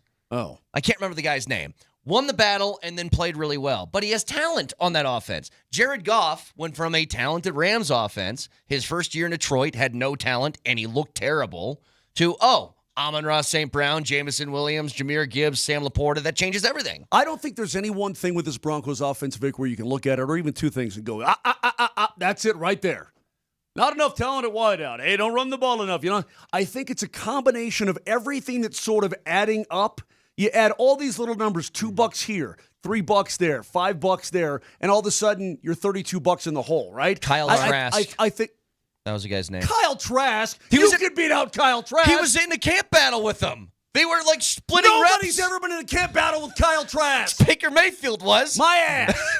He was. Guys, remember this T-shirt that I was wearing last week on the show? Yeah. They gave this away at a Nuggets game. They're selling these at Altitude Authentics Where's mine? now. What I have, and I promise this mainly to our Twitch audience, the most loyal audience we have. Sorry, everybody else.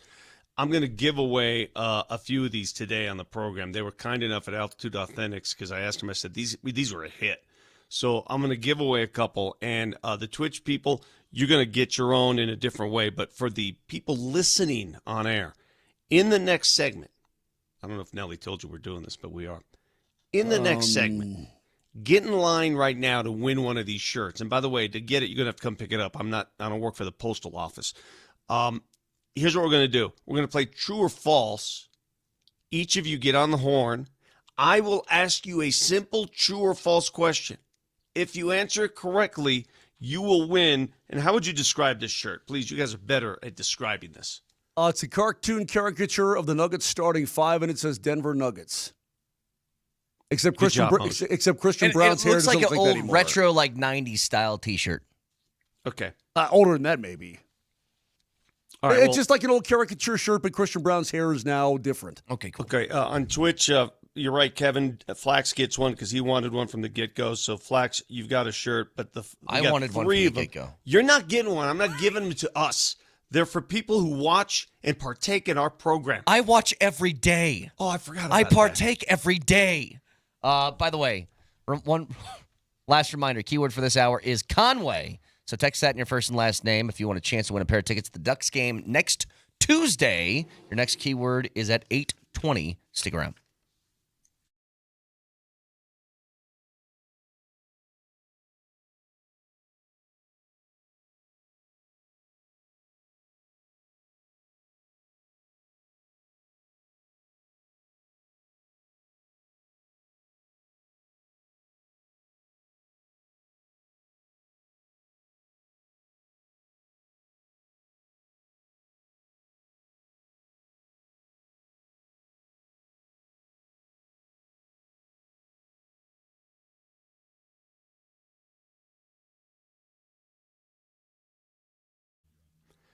Dan Kaplis Law, the official law firm partner of the Denver Nuggets and the Colorado Avalanche. Why? Because Dan Kaplis Law wins, just like the Avs and Nuggets. They win in record-setting ways. Dan Kaplis Law is a serious firm for serious cases, accepting righteous injury cases on a percentage fee basis. If you need Dan's help, and again, serious cases, 303-770-5551. That's 303-770-5551. 3 offices to choose from across the Front Range. Go online right now. Hit them up at dankapleslaw.com.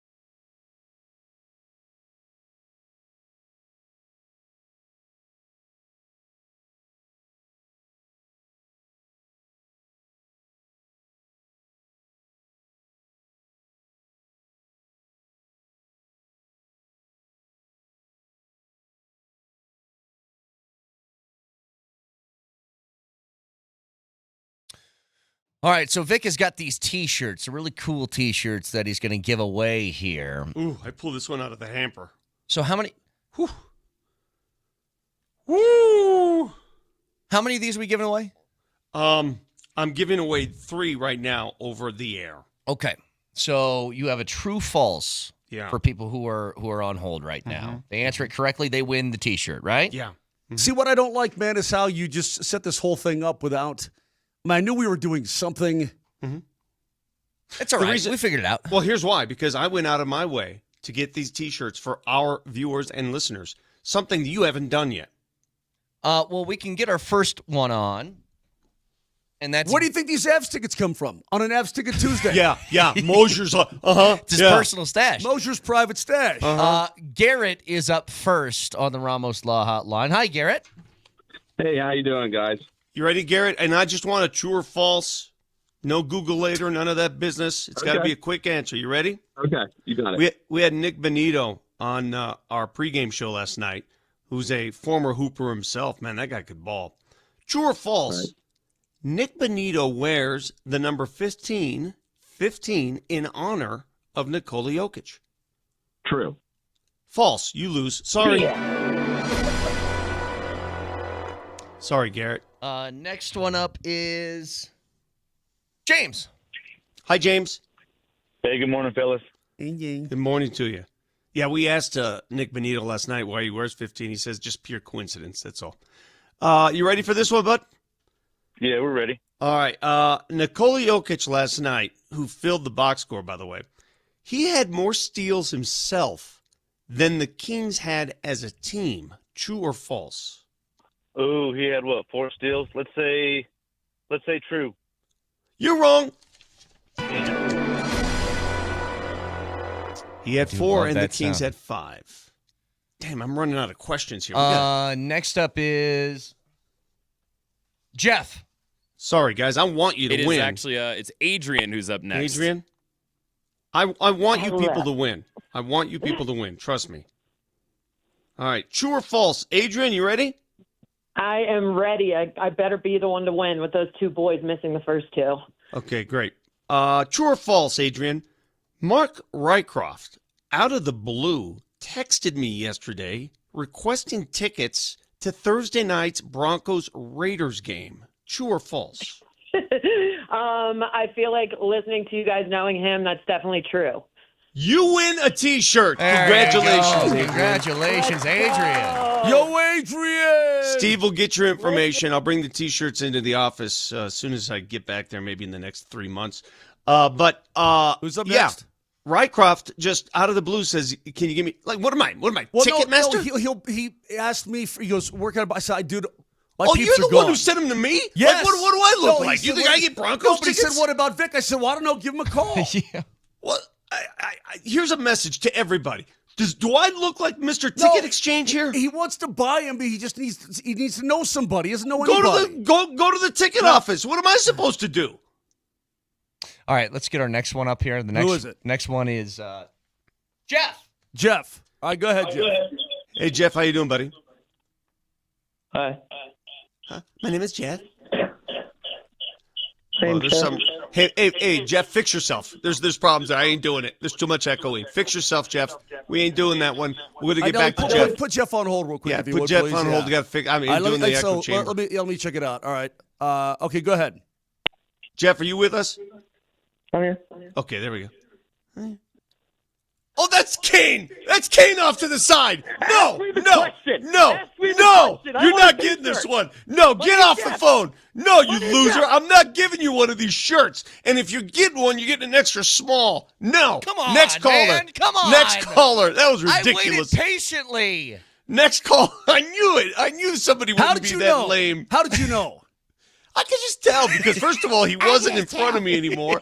And secondly, it was just like, hello, Jeff. My name's Jeff. Yeah. My name's Jeff.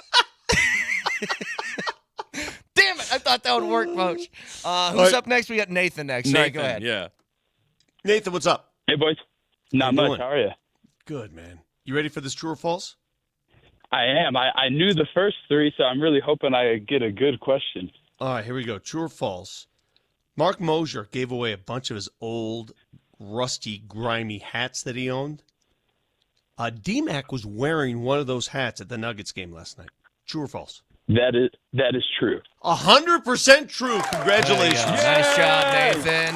Hey, nice job. Hey, Nathan, not only that, but Tyler Polumbus has an old Remington hat of mine. I think that's his go-to now. It was it was like a new hat, but it's good looking. Did DMac make your stick explode too? You don't win, Nate. You don't win nothing. Get him off. Shut him off. Shut me off. Shut him off. Shut him off. In his hands. All right, we got one more left, right? Chris is up next. Hi, Chris. I've run out of true or false questions. I thought those were all gimmies. Oh, let me think of another one. I got one. Oh, you got one? Go ahead. Yeah. Chris, true or false, Vic is a dill hole? No. That's not going to work that way. No, we're not doing that game. Sorry, Chris. You're not going to win on that. It's an interesting way he'd respond, though, because is he placating to Vic or to you? Because Vic does have the T-shirt. Anyway, Vic, go ahead. All right, I got one for you. You ready? All right, this is a Denver Broncos question. Name, the Raiders are in town this week. Name the old Raider that got popped in the eye by a snowball. That's not true false. This is true not or true false. false. Oh, that's right. We're playing true or false. Damn it. Do you know who it is, Chris? Do you know who it is? We all know who it is. Who is it? I didn't even hear the question. The old Raider that got popped in the eyeball with a snowball. Oh, I don't know. All right, well then. That's good enough. Good enough. I don't know. You win. It's good enough. It's like You messed up the question. It's on you. So congratulations, Chris. You get one for free. Don't even need to earn it.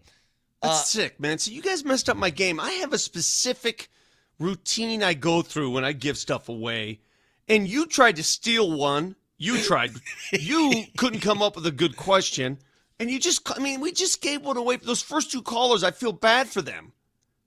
Feel awful for them. So are those the 3 shirts? Is that so? Yeah, that's it. All right. Yeah, that's it, Nelly.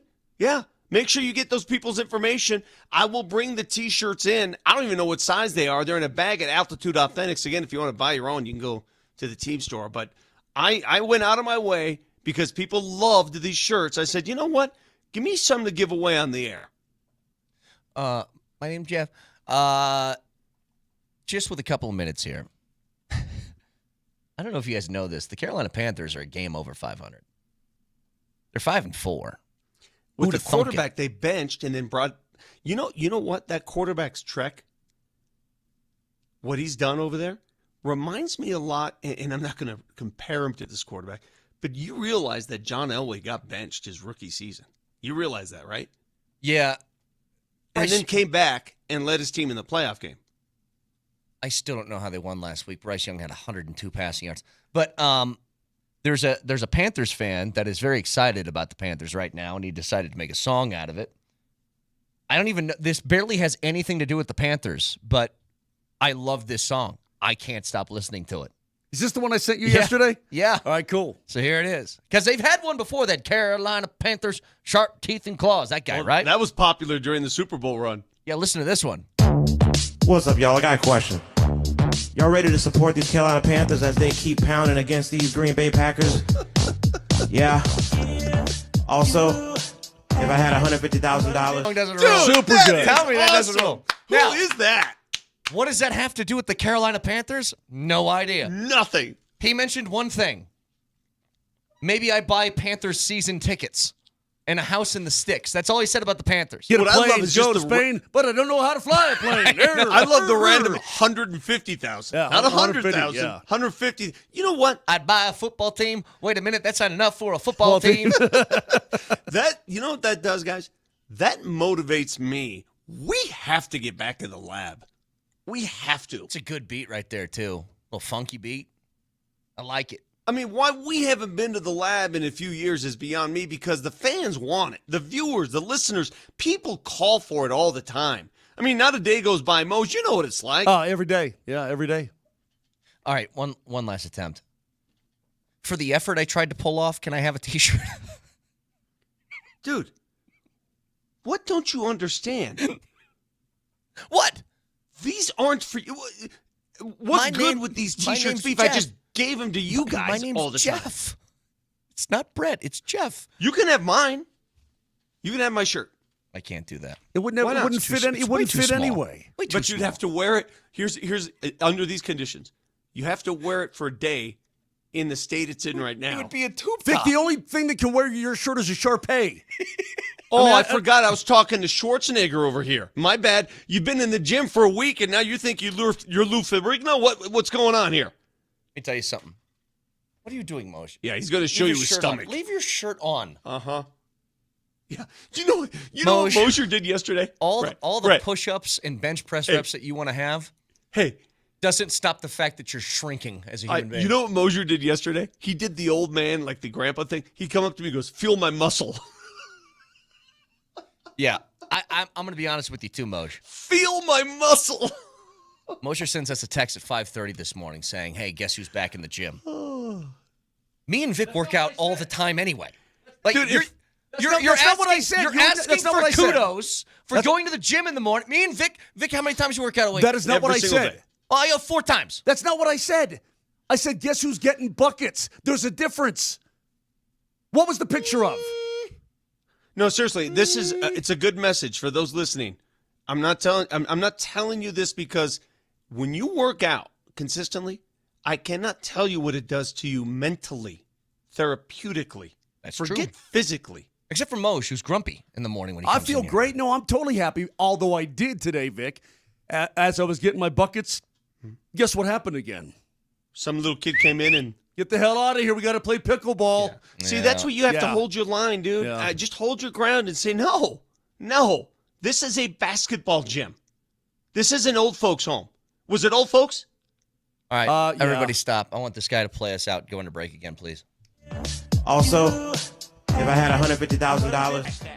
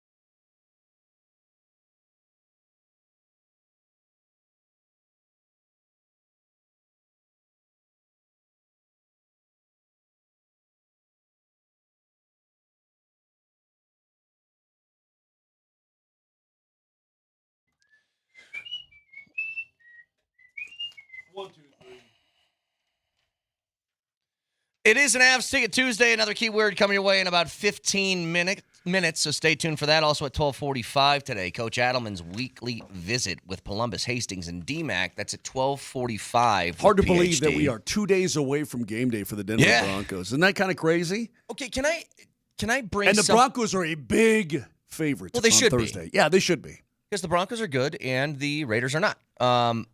But can I bring up something? Because I've heard Vic mention this, and a whole bunch of people around town have mentioned this. The late game heroics that were preceded by inconsistent offense. And I've seen a lot of people who say this is very Elway-ish, especially early in his career.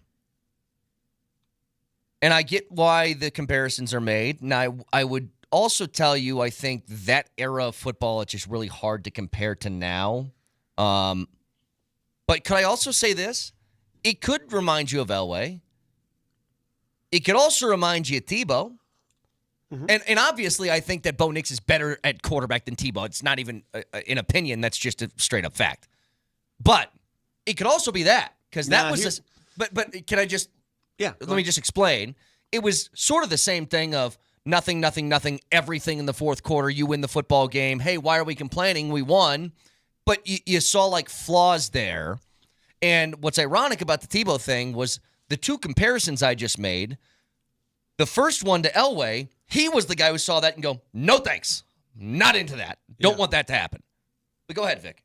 Well, I mean, the fundamental difference is completing a forward pass for Tebow was a bit more of a challenge than it is for Bo Nix. So it's an insult to call Bo Nix Tebow. It's also an insult to compare Bo Nix to John Elway. It's an insult both ways. I see it. John Elway's a Hall of Famer. John Elway was a Hall of Famer from the get-go. He struggled early in his rookie season. I get it.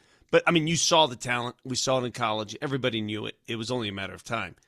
The reason the comp is closer to the Elway teams is because you saw semblances of a great offense here and there, and then in the fourth quarter, that ability to come back was uncanny. Yeah. When Tebow played, it was fun to watch, but it was like 3 yards in a cloud of dust. Was it fun to watch? Really? Was it fun to watch? Really? Well, I guess your definition of fun is different than my definition of fun. I'll tell you this. I enjoyed the story. Hold on. What? You seem to misplace your history book here. Any Bronco fan listening right now, tell me I'm wrong, because Moser's being an idiot. Tell me I'm wrong.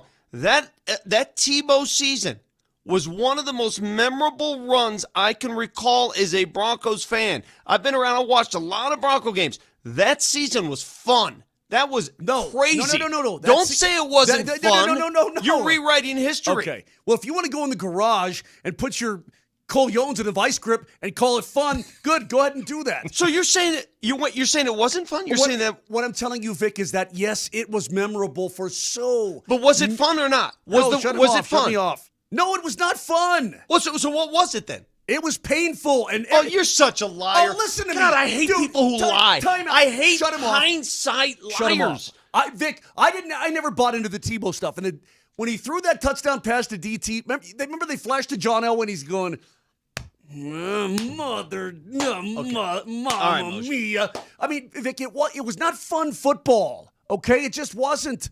Tebow was not a long-term answer. Everybody knew that, except the people who were all Tebowed out and freaking and Tebowing on the field and wherever else. And that's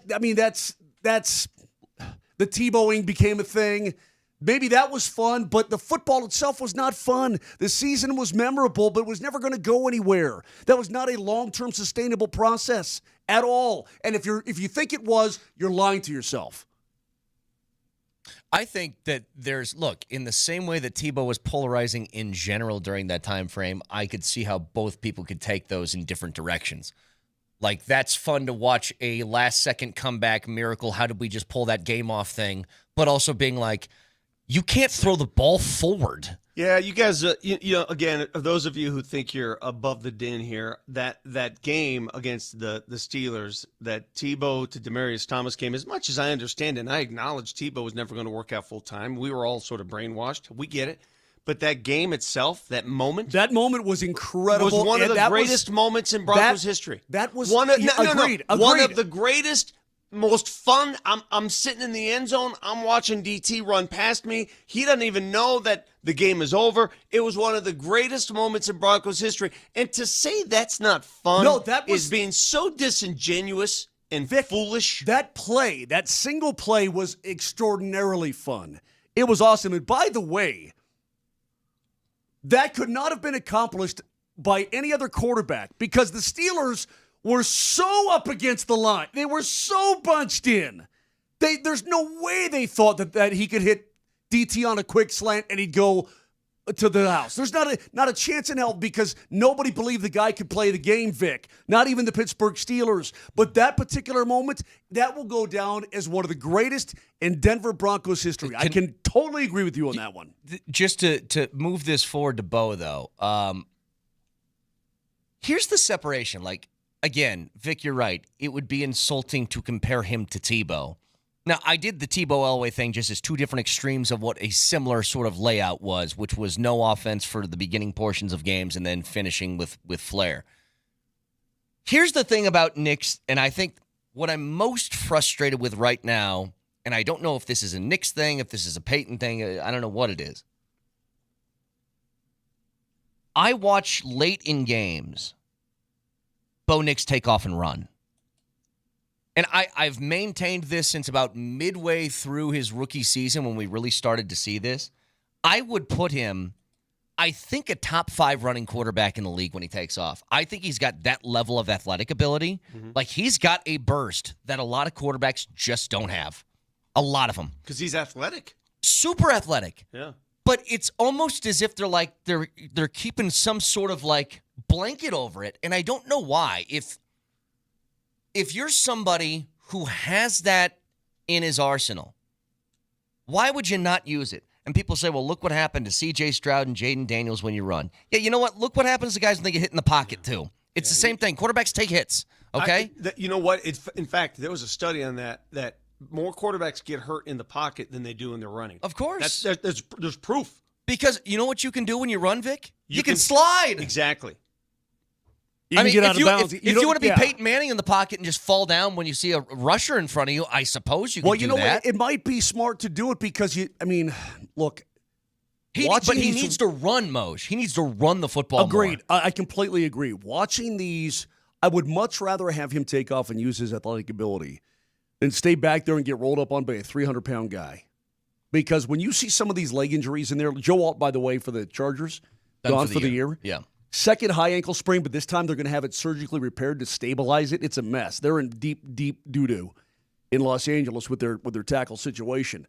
And that can happen on any given play to anybody on any team, and including your quarterback. So, yeah, he's a good runner. I mean, look, I told you yesterday, as soon as he took off and ran it down to the 35-yard line, I knew the game is over right then. And that's his ability. Yeah. And by the way, if you watch that play again, watch him backpedal and sort of roll out to his right. Mm-hmm. He's buying as much possible time as he can find. But some of those alleys are there's open nobody, earlier. And then he goes boom, and he takes off. Say it again, Vic. Those alleys to run are open earlier in the game. They were open on the second to last drive. They were open twice there. I'm looking at the all-22, and for some reason, I get it. I just think what happened is Sean Payton has put it in his brain, you will stay in the pocket. And that part of his game, unless it's totally necessary, last resort, it's just not utilized enough. That's what I think's happening, too. I think that Sean Payton's just like, stay in the pocket, trust the pocket, step up in the pocket. And sometimes it's like, if a lane opens up for you to pick up 9 yards, pick up the 9 yards and get down on the ground. Like, look, early in games, Moj, 9-yard plays are kind of hard to come by for the Broncos anyway. At least they have been recently. So do that. And then I swear to God, if they do that, then the defense has to be worried. You know, part of the problem when you face a Jalen Hurts or you face a Lamar Jackson or somebody like that is when you know the quarterback has the ability to take off, what do? Some defenses. They have that linebacker spy. You know what that guy's not doing now? Covering somebody. It opens up the defense even more if you show that a few times. I'm going back and I'm looking at Drew Brees' rushing stats from his career with the Saints. Season totals, you ready? And this includes obviously getting sacked and so on. But here are the season totals. It's probably going to blow your mind. Ready, Brett?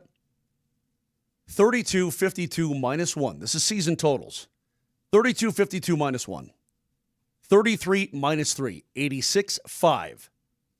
52, 68, 14. These rushing yards? 20, yes. Yeah, he For a wasn't season. running quarterback. Well, but it, Newsflash. I know he threw for over 80,000 yards, but I guess what I'm trying to get at here is that the Sean Payton ways to stay in that pocket and let that ball go.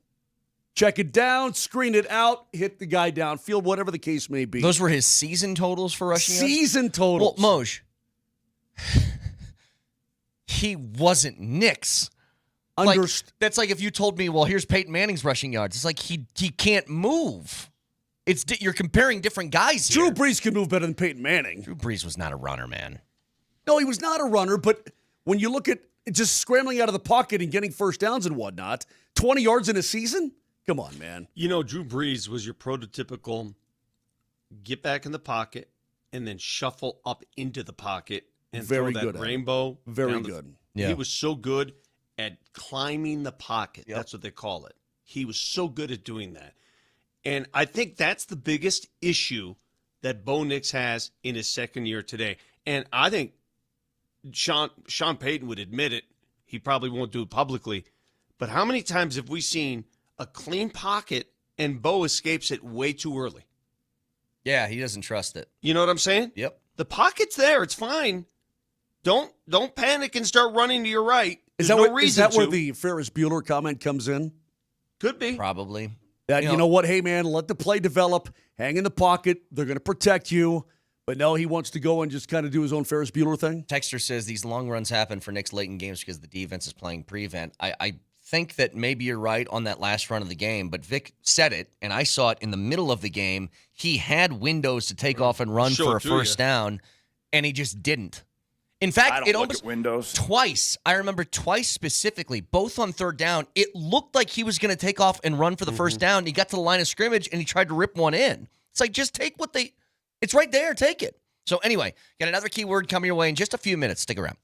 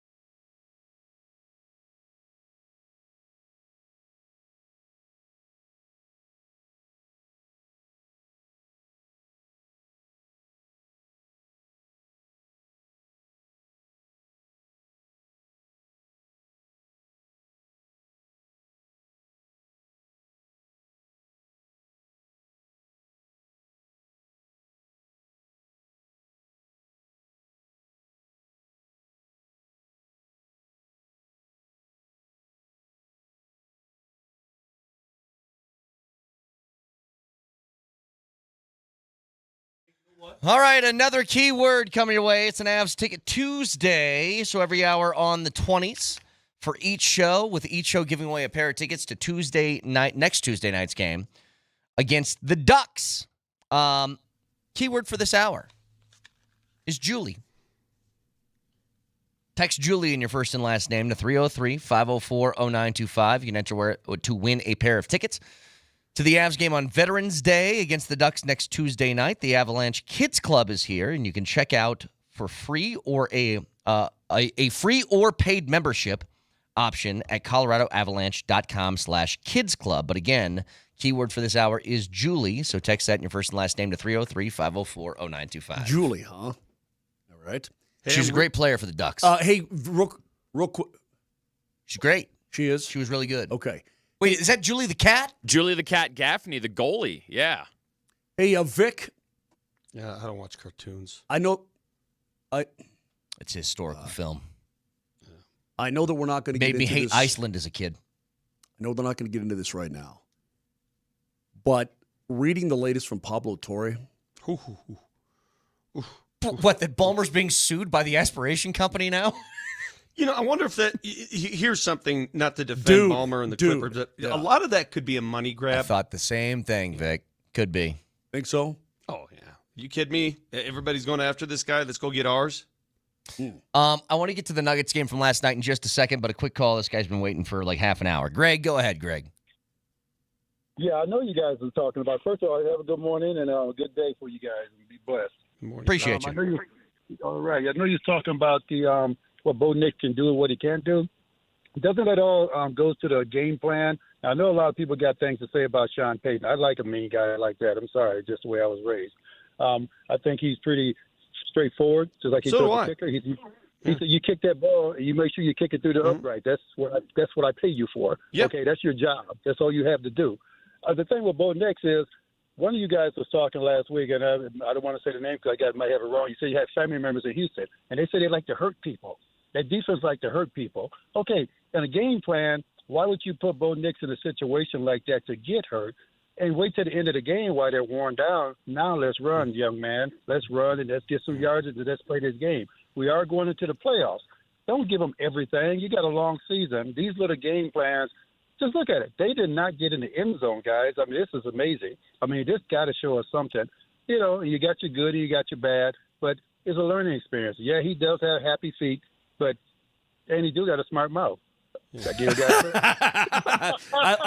love that one, Greg. All right, Greg, thanks thank for the you. call. But I think, Greg, and everybody else who's thinking this way, I think Sean Payton is incredibly married to his playbook and what he likes.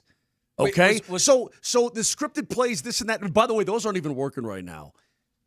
He likes what he likes, and he wants to do what he wants to do, and it feels like he's stubborn about it. And I'm not saying that's a bad thing because I think eventually it will work. But right now, when you're trying to fit this sort of squarish peg into this roundish hole, I think eventually they'll go together. But that's what you're getting right now because Peyton loves his playbook, loves it. Back to running Bo Nix. A lot of times we assume, just run and you'll make it happen. Sometimes it's just not there. And let me defend Bo in this specific situation.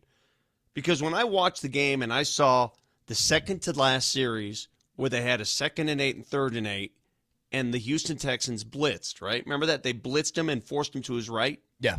And both times it resulted in nothing.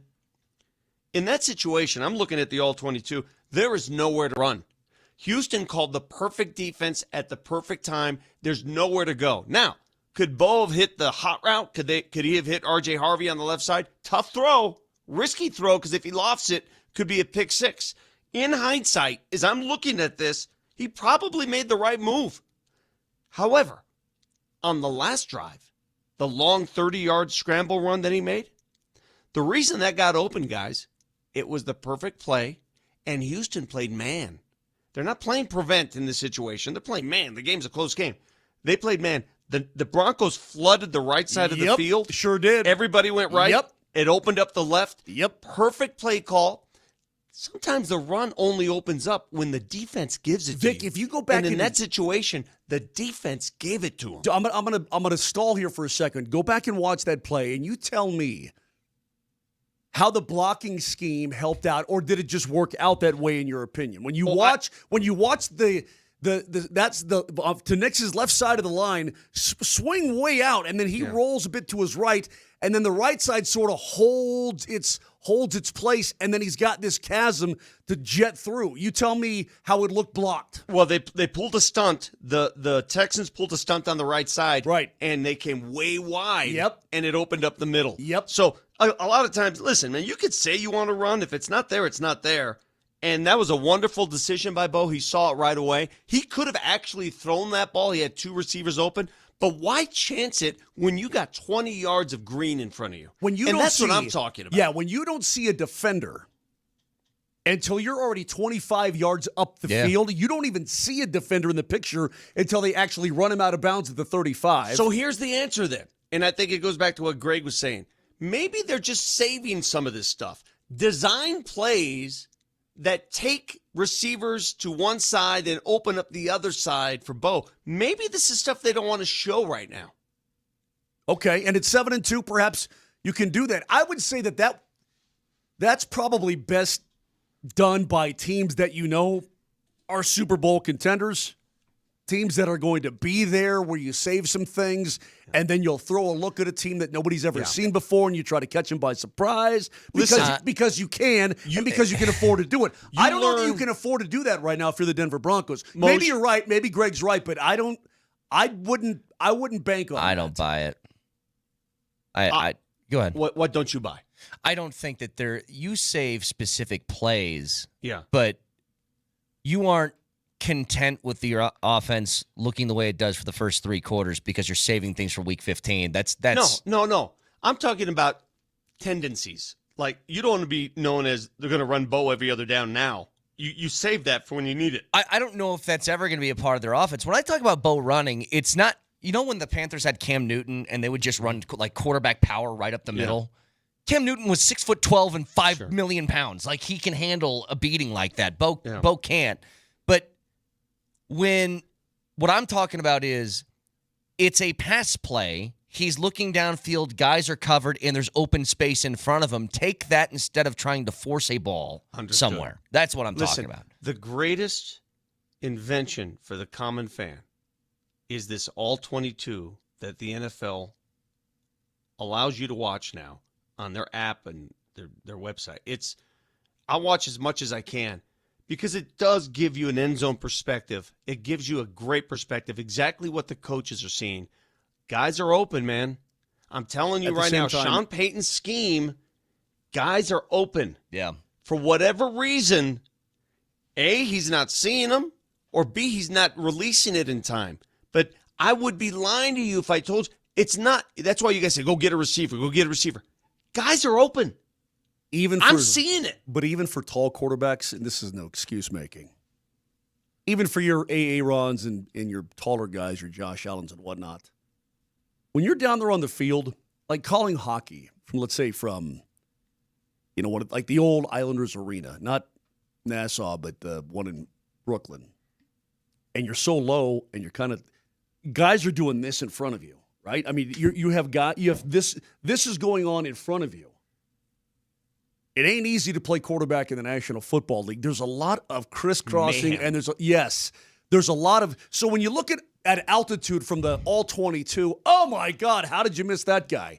Well, you know what? My guard got pushed into my vision right there. I tried to take a slide step to the right, and then I ran into a tackle. I spun away from him, scrambled, and then, by the way, I found a guy wide open over here. I mean, it's, look, man, when it works well and the field is just opening up to these quarterbacks, these guys are all studs, but man, it's not an easy thing to do. Bo is fine. He's coming along just fine. Agreed. Everybody who wants him to become the next great one, he's still learning on the job, man. You got to remember, the offenses he ran in college, they're quite different than what Sean Payton is used to running in the NFL. He's fine. And he's already achieved one thing so early in his career, the ability to finish. He's done it already. And he's that quarterback right now where it's that doubt, there's never a doubt. He can do it.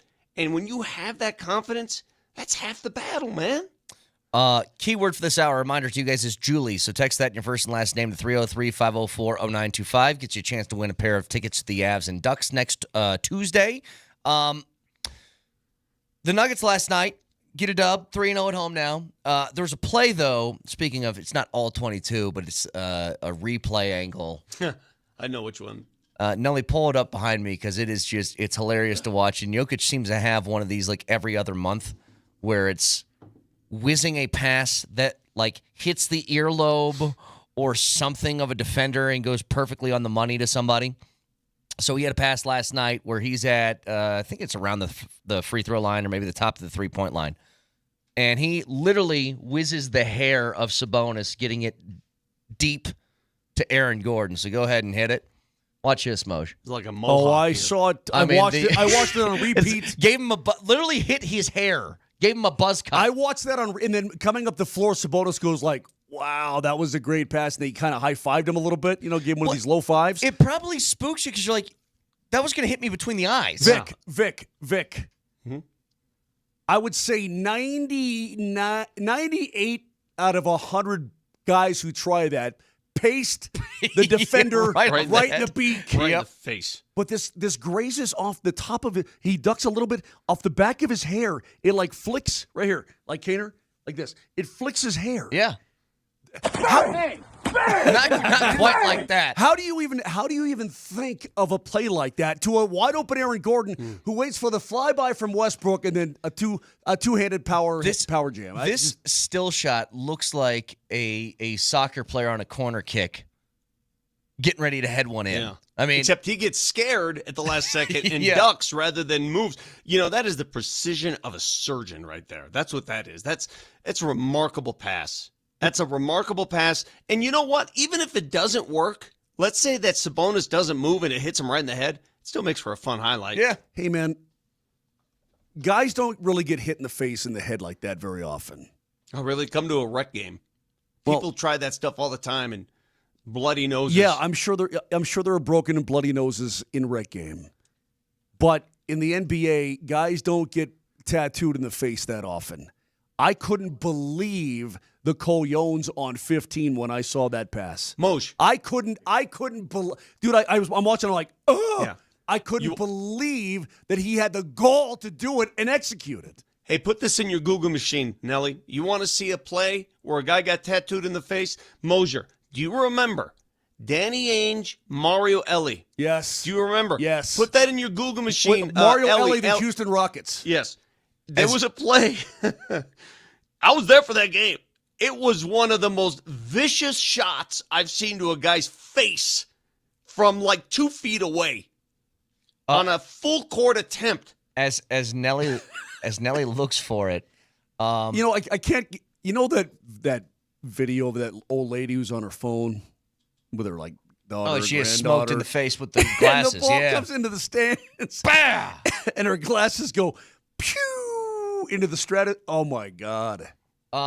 That hurts, man. That really hurts. The one thing that I wanted to ask is, as Nelly looks for this video, what through 6 games do the Nuggets need to do better? Finish. Fourth quarters have not been good. In the games that they've blown out the opponents, they haven't had to play in the fourth quarter. But in the close games, even last night, they lost the fourth quarter. Can we play that Adelman cut again? I think he sums it up very, very well. It's the one. It's the one from earlier in the program when he talks about we can do it now. Gonna have to do that. Okay, we can do it now, but we can't do it in the future. We have to clean that up in the future. I think he's got a pretty good handle on his team already. I saw a couple plays last night that were like, okay, we just saw that in the Portland game where they got sloppy with the ball. Yeah, and they turned it over, and Sacramento dialed up the pressure because they had to, and frankly, the Nuggets didn't respond well. That's got to get fixed. And you saw a little bit. Cam Johnson was 0 for 5 from 3, and he's obviously in one. He talked about it. It's going to take some time. This team won't find itself truly until Cam Johnson becomes that bona fide sniper from the outside. He's got to. He's got to. And I think he's gonna. He's been like the beacon of consistency his entire career from 3. He's always shot like 40%. He'll find that. I'm not overly concerned, but hang on. Let's see. Yeah, Let's this see was, I think it was a playoff game. So watch this. Inbound, watch change. Watch this. And a lot of people suspect that he did that on purpose. Lord. Yeah. Yeah, because the game was over at that point. Look at Barkley just sitting there. Where was he throw? I mean, that's right in the guy's dome. Yeah, right in the middle of his schnoz. Right in his mouth. Not his mouth. His mouth. Yeah, that is 1,000,000% intentional. You can't convince me otherwise. And Danny Ainge was a Major League Baseball player. And Danny Ainge was prone for suspect plays. Yeah, he inbounds the ball right. Bang! He just targeted him. Look at that. And there's going to be a fight. Yeah, there you go. Well, I would have. Look, man, that's not like, oops, my bad. I was trying to go full court 5 feet above the ground. Have you ever taken a ball like that from 10 feet away and drilled somebody because you're angry? Oh, dude, funny. Have you almost gotten hit in the head by a lemon? Dude, that was doing 80 and it ticked my earlobe. Hang on. I would have, dude, seriously, I would have had a broken jaw. I filled in, this was like 10 years ago, on indoor rec soccer league thing. No, I do not see you playing indoor soccer. No, I don't. Did what? I don't. No. But my buddy's like, dude, we need one more guy. Can you please just come play? And I was like, I don't see I will footwork. walk. I'll walk. No, I played soccer when I was a kid. I know soccer. Whatever. I just don't see it. I don't even. But Sorry. It's a liar. Sorry, bud. This is the kind of league where you have some drinks before and after you play. Like, it's just you're out there just getting a little cardio and stuff like that. My buddy's pretty toasty. Sounds like fun. Somebody tries to clear the ball, and Moshe's going to challenge it. And he runs up like this, and this dude rips, and I mean hits him square in the face. He drops down, gets up, bloody nose immediately, and refuses to leave the field. Refuses. He's like, all right, now we're going to play. But dude, I mean, smoked with a rocket straight in the face. I'm glad you brought that up. I think some of the most ridiculous injuries I've ever witnessed have occurred in indoor soccer. Yeah. That can get really... Dude, this guy went to go kick a ball and missed and hit the wall, broke his foot right on the wall. I'm not participating in rec anything anymore, okay? Nothing is worth me tearing my ACL over some stupid indoor soccer game or softball or whatever. I'm just not doing it. You guys have a great time, not me. My stepbrother played old guy soccer. I wonder if I'm gonna find out if he still does. One last reminder, keyword for this My uncle hour. still plays. He's like 79. Keyword for this hour is Julie. So text that in your first and last name to 303-504-0925. Got a chance to win a pair of tickets to the Avs game against the Ducks next Tuesday. I know we've got the keys coming up for tonight in just a little bit. It's a big hockey game tonight, by the way. Yes. I mean, you've got an Avalanche team with the most points in the National Hockey League coming home in a 2022 Stanley Cup rematch against a team that's won 5 in a row, including doubling up the Mammoth in Mammothville. It's a big deal. Give me 2. Yep. Yeah, it turns out Tampa is still pretty good. So they started out bad, but dude, they're still really good. Get to the keys to the game in just a moment. Stick around.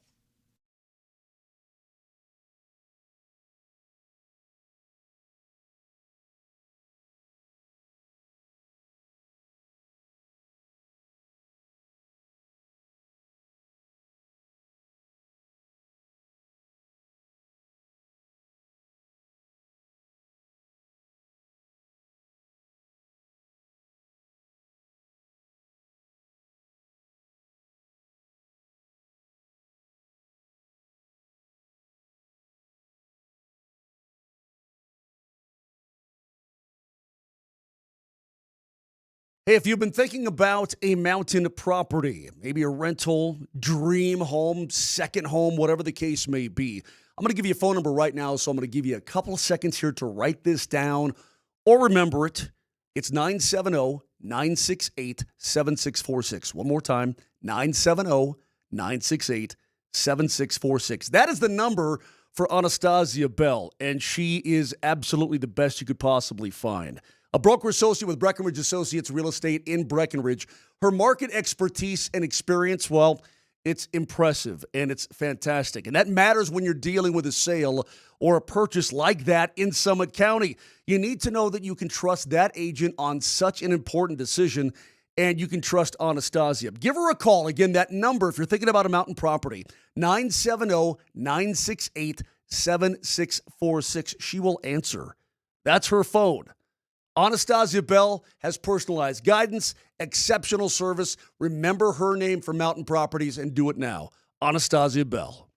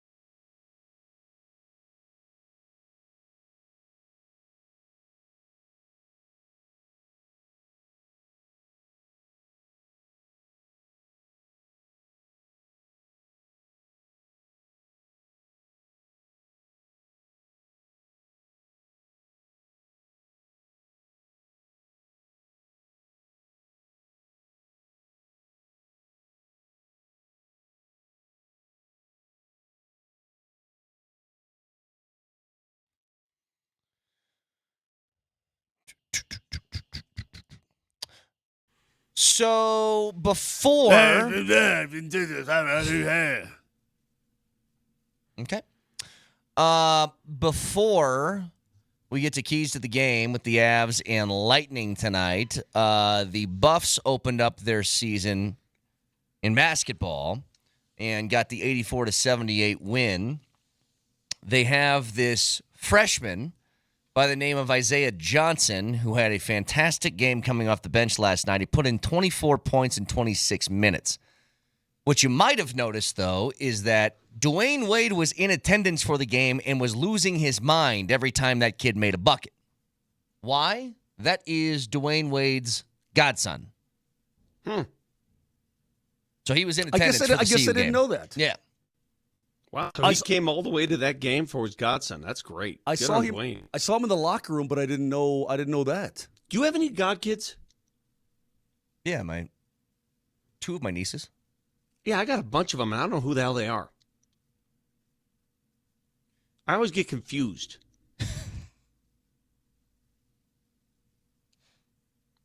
Like one time my brother came up to me. Kind of seems like an important thing. Godfather. Yeah.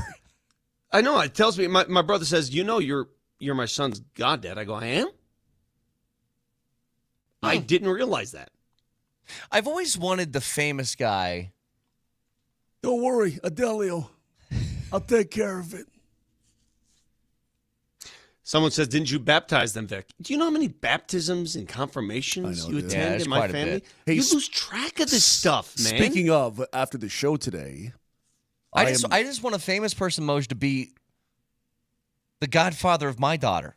Maybe I'll just make it Vic. I'll just bring. Yeah, Vic. Hey, Vic. I'll forget. You didn't know this, but baby Boval when she comes, which is any day now. Speaking of the extended Lombardi family, after the show today, I will be driving to meet one Michael Lombardi to hand him my computer because he works for computers. This is the longest computer repair job No, I've ever heard I know, in my life. The part was delayed, and then I was in and out of town, and we just couldn't get together, but we are today. Hey, I got to pick the gelato cart.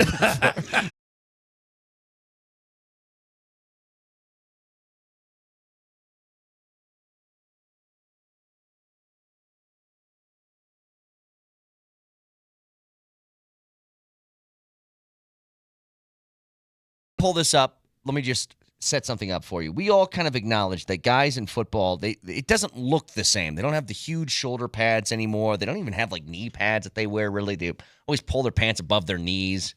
The kickers are wearing spandex cycling shorts. Yeah, if you watched OU over the weekend, ridiculous. Moj, you see what I'm talking about here? Yeah. Pull this up behind me, Nelly. For those who missed it, if you're watching on Twitch, on Altitude Television, on YouTube.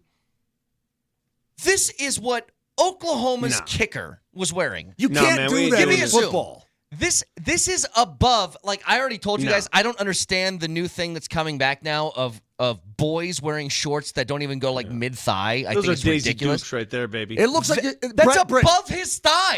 He's a football player. It's a Shania Twain music video. Yes. Britney Spears music video.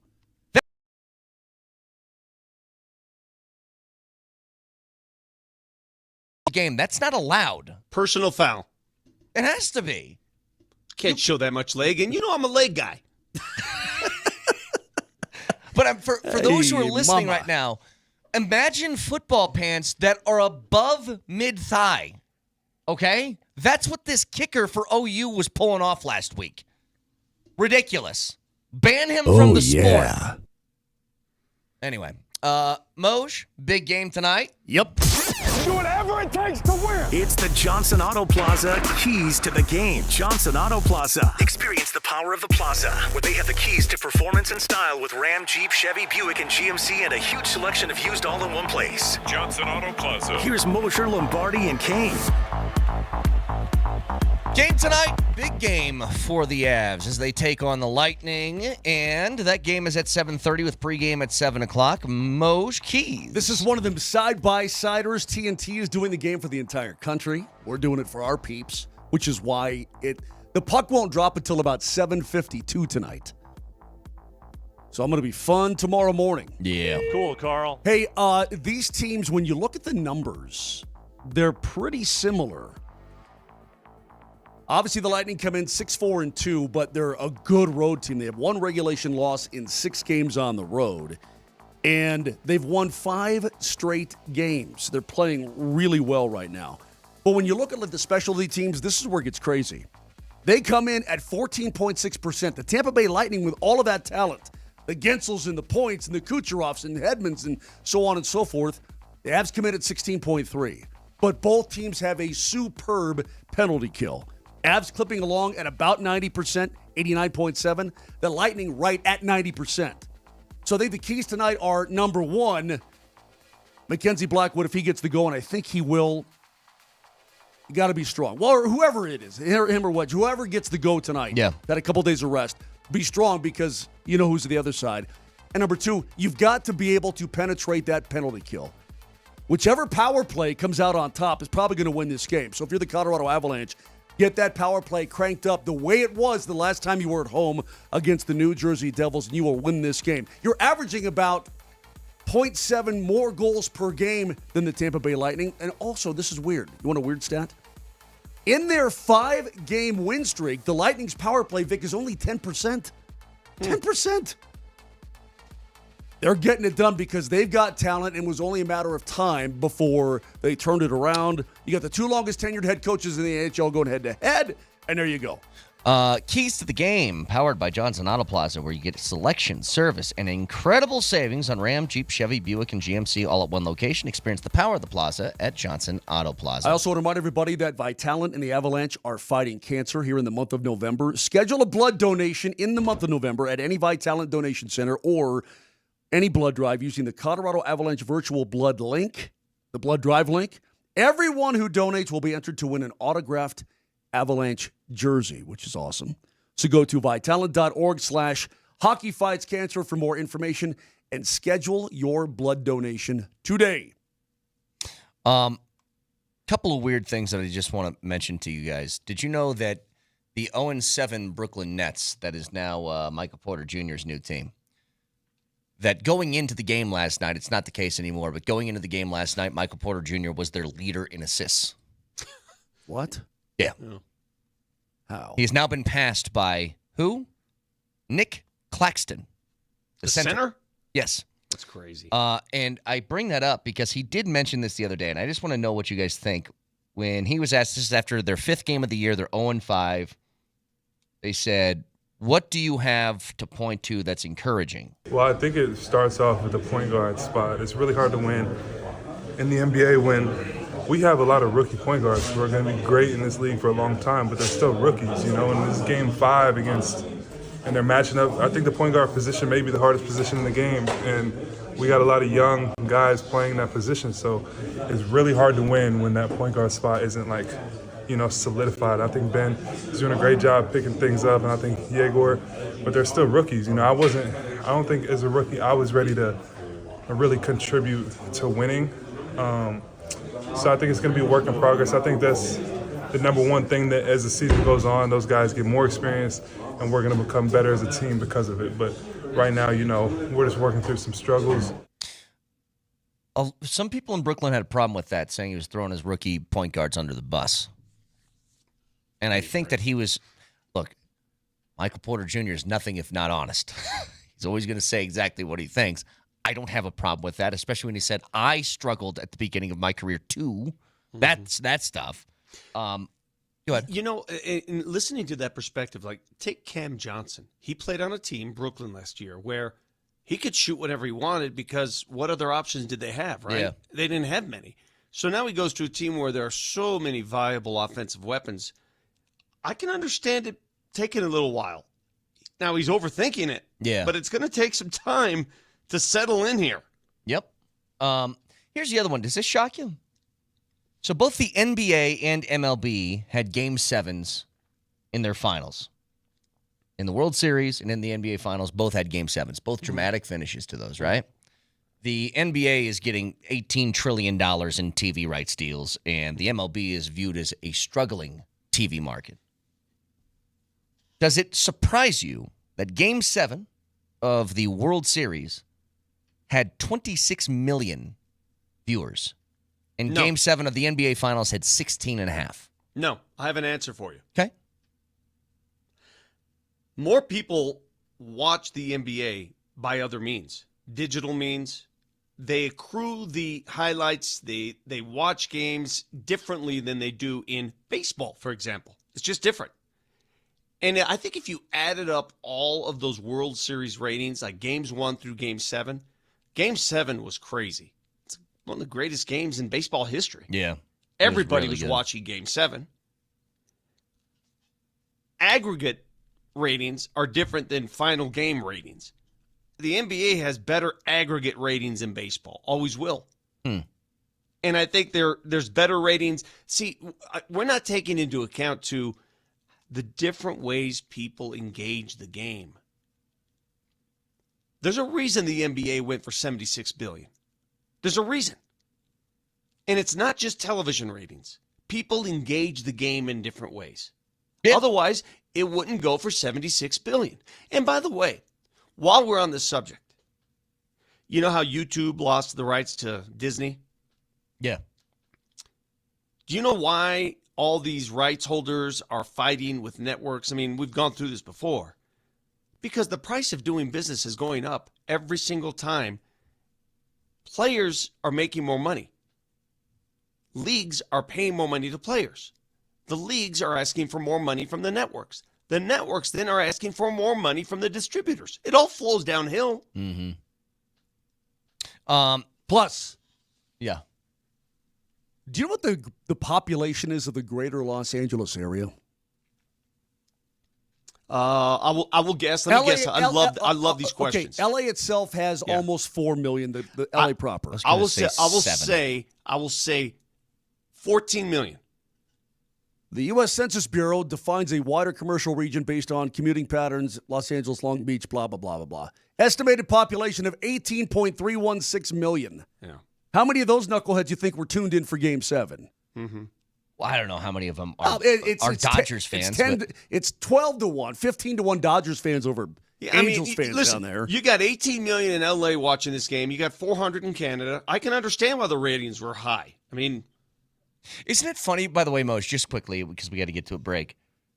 One thing I noticed about the Blue Jays, which is funny, and I get it that they're like the only team in the MLB that's, a Canadian team.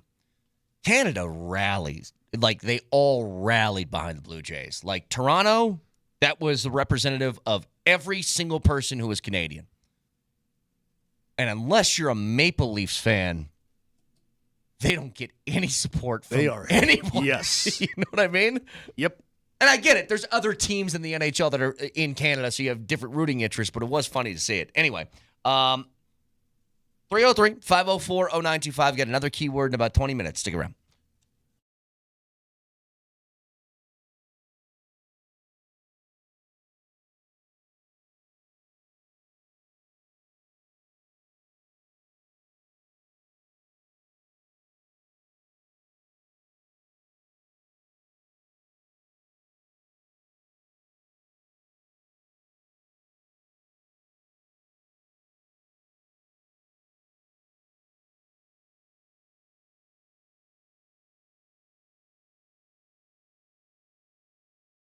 Team signed Avalanche jersey. Year-round, more than 25% of the blood supply goes to help patients fighting all types of cancer. Cheer on your favorite team while helping save lives during this season.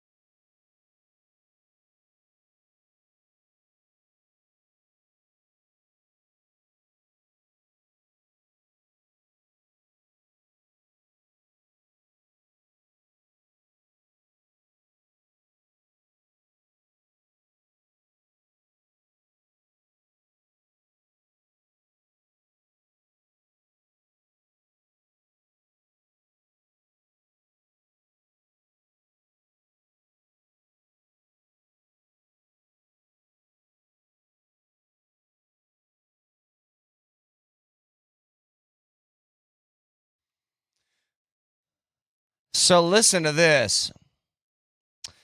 Jordan Schultz has become a pretty big newsbreaker in NFL circles. I believe he was the one who was he the first one to figure out the Jalen Phillips trade yesterday? Something like that. He just had a big one that he reported a couple days ago. He said this on Twitter. Make of this what you will. We'll see if any deals get done, but the two teams I'm watching today for a potential, quote, holy crap trade are the Seahawks and the Broncos. It's a pretty big deal. Listen, Seattle is legit. Do we think Seattle's legit? Seattle is legit, and they aren't talked about as legit, but they should be because they are legit. I think they're legit. So I think the Broncos. What would that be? Is that Jalen Waddle? Is that the holy crap trade? Well, it would have to be. I think it would be on the offensive side of the ball, and it would have to be somebody big. Yeah, somebody who's a name, who's a playmaker. Yes. In fact, I saw a thing from Aqib Talib saying, "Look, man, if the Broncos can just hit more shots down the field, a couple of big plays per game, or a couple of shots down the field per game, they can win the dang Super Bowl." I think you have a Super Bowl defense. If you can get the offense up to speed, I think that's entirely possible. Not probable, but possible. I would absolutely adore if they made a trade for a guy like Jalen Waddle. I'd love it. It'd be huge. Huge. By the way, Schefter did tell us this yesterday on the show. They've called on a wide receiver, but again, we've talked about that before. I think that's progress stopping things right now with some of these young players. And, I think you're calling around and you want to see if you can improve the team. Everybody's calling around. I mean, he said they have called about a wide receiver. Mm-hmm. So they got somebody that they have been monitoring for a while now. And again, just trying to connect dots. Who are the teams that are sellers? The teams that stink? Well, let's go through that list real quick of teams who are sellers with offensive players that you might be in the market for. The Miami Dolphins certainly fit that bill with Jalen Waddle. I think the Saints with Chris Olave certainly fit that bill. I don't know that they would trade Olave, though. He's still on a rookie deal. I mean, It depends. If they think that Tyler Shuck is the right guy there, then maybe they consider keeping him. The only people that think Tyler Shuck is the right guy there is his mom and dad. Come on, man. I guess a wild card team you could throw out there. Although I don't think they'd even remotely think about dealing any of their skill position guys. Go get Judy. Well, yeah, Jerry Jeudy. I'm teasing. Washington is thinking about flipping offensive linemen. They just signed McLaurin to a deal, though. I don't think they can even get out. They would have to pay so much money for that. By the way, make sense. I know firsthand Terry McLaurin's been banged up hard. Yeah. And you know how I know?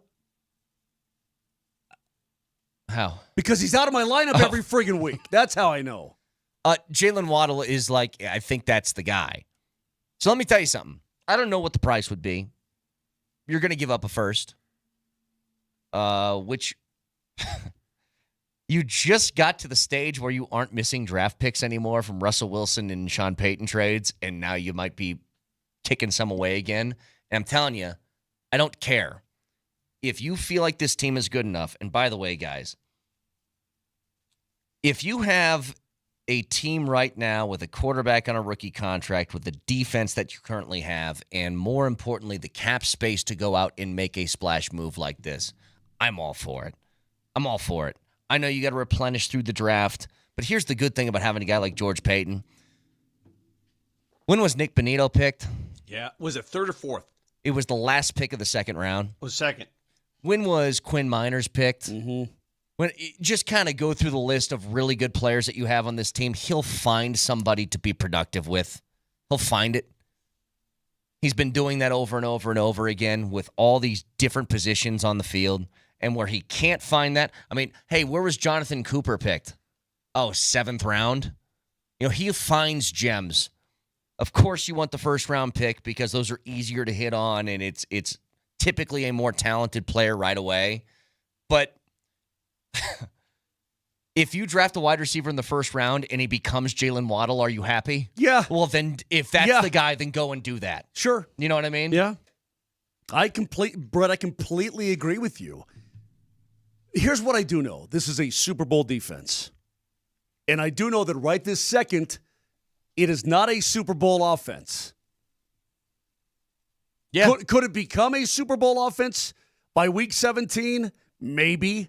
I wouldn't predict that, though. I mean, here we are, 9 weeks into the season, and they are who they are, right? Yeah, if I saw any sort of incremental improvement, then it would change. But they kind of look the same that they did in week 1. So if you're asking me, do you want to try to make a splash? If it makes a lot of sense, make a splash, improve your offense, and make it a more Super Bowl caliber offense than it is right now, I am all for it. Because Vic, this defense, I'm telling you, it's rad. Yeah. R-A-D, rad. Man, that word has not been used in a while, but it's a good word, though. I will never poo-poo the addition of talent, no matter where it is. If they feel that they can go out and get a player that'll better this team, more power to you. I just don't think it's that necessary, given where they are. If you can guarantee me that adding that receiver will result in a much more consistent offense with sustained drives, go do it. I just don't know if that guarantees it. I don't know if it guarantees it either. But I said this earlier in the show. I don't care about necessities. I'm into the wants now. That's the stage that you're at as a team. You don't need to worry about, hey, we need to replenish our entire roster through the draft because we just don't have enough talent. You have talent. Add some now. Just get more. Why not? You don't know if you don't try. Yeah. You don't know how much it'll help unless you try. Because I do know that if you don't add to the offensive side of the football, you've got an inconsistent offense that is up, down, and all around, and you don't know what you're getting week to week, bro. You give me a multi-purpose tight end, the kind that can line up on the line and block, and then turn around and catch a pass. I will take that position right now because I think that's a position better utilized by Sean Payton in this offense. Look, I'd take that too. All I'm saying is Jalen Waddle, through Tua being on and off the field and being the number 2 wideout on his own team to Tyreek Hill. It's not the right offensive fit. What isn't right about it? What would you prefer, though? What I just described? A two-way tight end? Not one like Evan Ingram is a receiver. I don't know if any of those types are available. David Njoku? Njoku. Gosh darn it, you had messed that up. Njoku. Yeah, that's fine. I would take Njoku. Dude, what are you doing? Emeka Egbegbue. Emeka Egbegbue. How does somebody that intimidating have such a stupid voice? I don't know. Njoku. Yes. Njoku. It's like Jackson Smith Njigba. Jackson Smith Njokuba. But yeah, I would take that too. But I wouldn't see when he says that the Broncos in the market for potentially a holy crap deal. That's not Njoku. That's a big trade. It's not going to blow anybody's mind. That's not, hey, you're adding a $30 million wide receiver. And that's what Jalen Waddle is. He's a 28-plus guy. He's had 1,000-yard seasons in 3 of his first 4. He didn't last year because they were playing Skylar Thompson and guys at quarterback midway through the year. Bunch of dudes. Hell, didn't they have a week where he got hurt and they were like, pick up Snoop Huntley. I don't play him. Anything, we need somebody. Whatever. According to Parker Gabriel, the Broncos are working right now with $4.6 million in cap space. How in the hell would they fit Jalen Waddle? Waddle's only owed $585,000 the rest of the year. Oh, is he? Yeah. And what's the rest of his extension? contract His extension hasn't popped up yet. Okay, but then you're on the hook for that. Oh, then again, the Broncos are going to get that money that comes from no longer having to pay Russell Wilson. Yep. So they can fit him in for the rest of this year, and then they can deal with the cap hit next year because the rest of the Russ money is gone. Financially, it works. Player-wise, it works. Now my hopes are up. Now, again, if they don't end up doing anything, I'm not going to be pissed tomorrow. But now I'm kind of okay. But Jalen Waddle, though, was also one of those guys where if teams know he's, quote, on the market. Mm-mm. But you don't think that you don't think that there'll be there'll be a battle for his. Oh, that's what you mean. Because I think there would be a battle for his services if teams really think that he's on the market. Survey says no here. I vote no. I'll go take save your money for a multi-purpose tight end. Survey says no. Why not Suds bucket? I'm just telling you, this is what I'm voting. We all have a vote in this. That's my vote. I'm going to run this budget. Okay, what if I told you that no tight ends are available and nobody can fit that need? So would you still vote no? I'd vote no because I think you're on the hook for something that you don't know necessarily if it fits into your offense. It's going to. I just don't know if the fit is proper. I love the player. I'm not saying I love the player. Not here. And by the way, why have we heard the name T.J. Hawkinson available? Why? Coach Sanford brought that up. I don't know. I've wondered the same thing as you. Minnesota's not punting on their season right now. Well, they're 4-4. Yeah. Do they just not want to pay the rest of his contract? I don't know, but you know what? Maybe if they had lost against the Lions, perhaps, and they're 3-5, maybe you say okay. But if you want to kill team morale, coming off an upset win against the Detroit Lions, what I thought was a very good football team, then go ahead and trade T.J. Hawkinson and see how that flies through that locker room. But here's my question, and I can't help but understand this.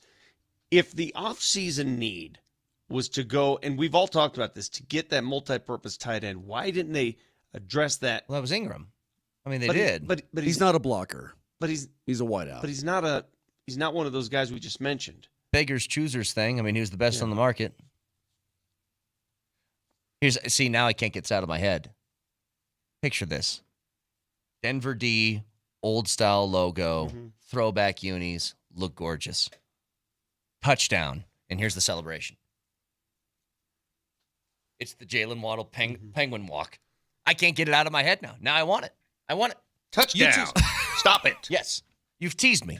I've been teased. Touchdown. And now I want to see it. If I was Miami, I'd be asking for the world for him. Whip him out. I've been. What'd you say? Moj, you took your shirt off from me earlier. Whip him out. Okay. Oh my God. What? Did you or did you not remove your shirt off camera in front of me? Yes, I earlier did. Today? Yes, I did. Why would you feel the need to do that? I asked myself the same question as he was doing it. Why are you doing this? And Vic, he made sure to take a walk past the glass and give me a good look at him as I'm if like, he was check it Mr. out, Universe Nell. over With here. With a hip thrust. Oh, yeah. He made me feel his muscle yesterday. Yeah. Who does that besides your ancient uncle who's about to die? I'm excited. Let's do it, man. Let's get us some Waddle. Come on. 303 Touchdown. 504-0925. One final keyword to give away for a chance to win some Mavs tickets next.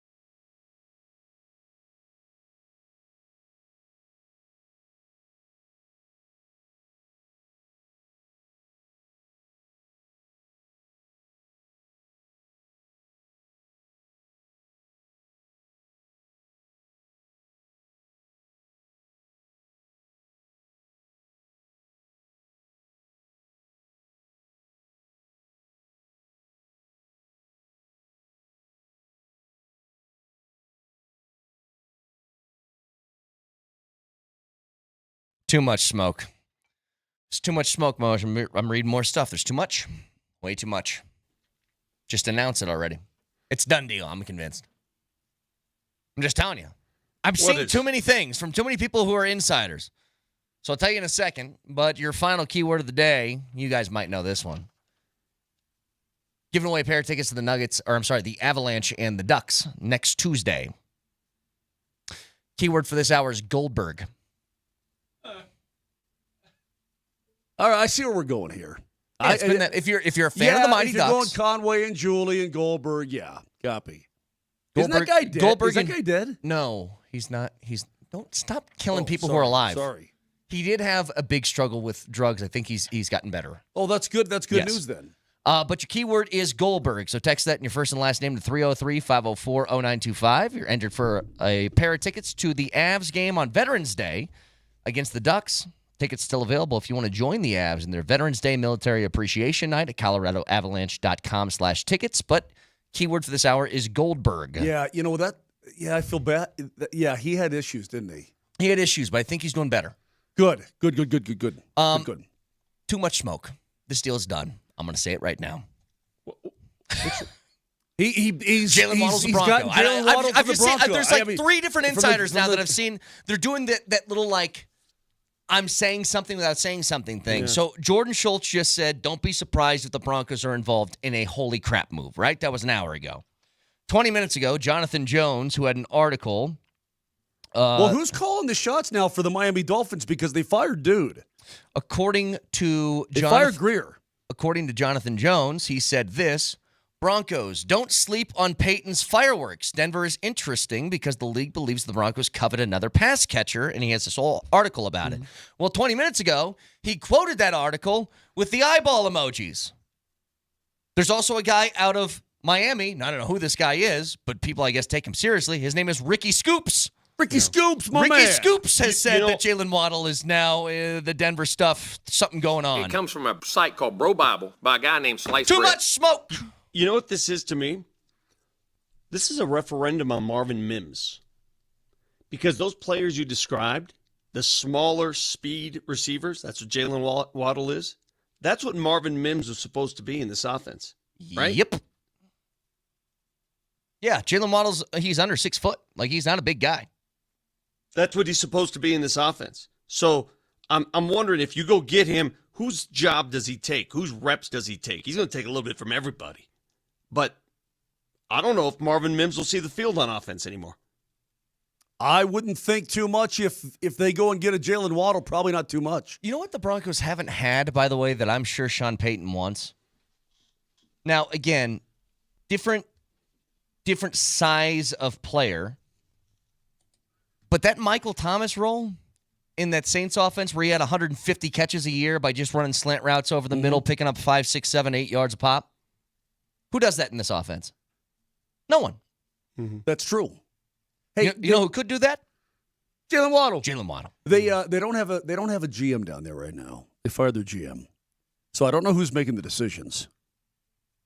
But Stephen Ross owns the team. But you know who's got a piece in that team? Oh, wait. Is A Marino? famous person. A famous person.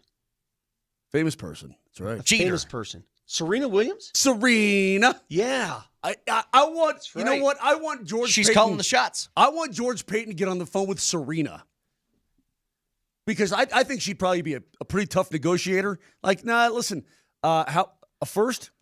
We're going to need a little bit more than that, George. A little bit more. Listen, Serena. Penguins can't survive in the climate in Miami. We need to make this work. I had this argument with my brothers, and I'm going to ask you guys. As you know, I dabble in tennis. I'm not a tennis player, never even taken lessons. I just play. And I asked them, I said, do you think you could return a Serena Williams serve? What? They both said yes. I said, you guys are drunk and stupid. Drunk and stupid. There's no way, I don't care who you are, a normal human being could return that serve. This is like DMac saying he could hit a college, like one of the elite college softball pitchers, that one out of Texas Tech, I forget her name, that's making $1 million a year. Not a chance. That he could hit that. I'm like, not a chance. I tried to explain to people there was a girl in the College World Series last year, the Women's College World Series, that I think she hit 80.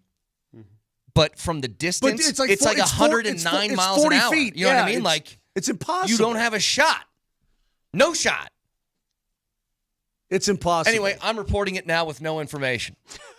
That Jalen Waddle's just a put Bronco. it out there. Yeah. No sources. No sources. No credibility. Nothing certain. We'll call I'm reporting this it. A Brett hunch. Who do you think I am?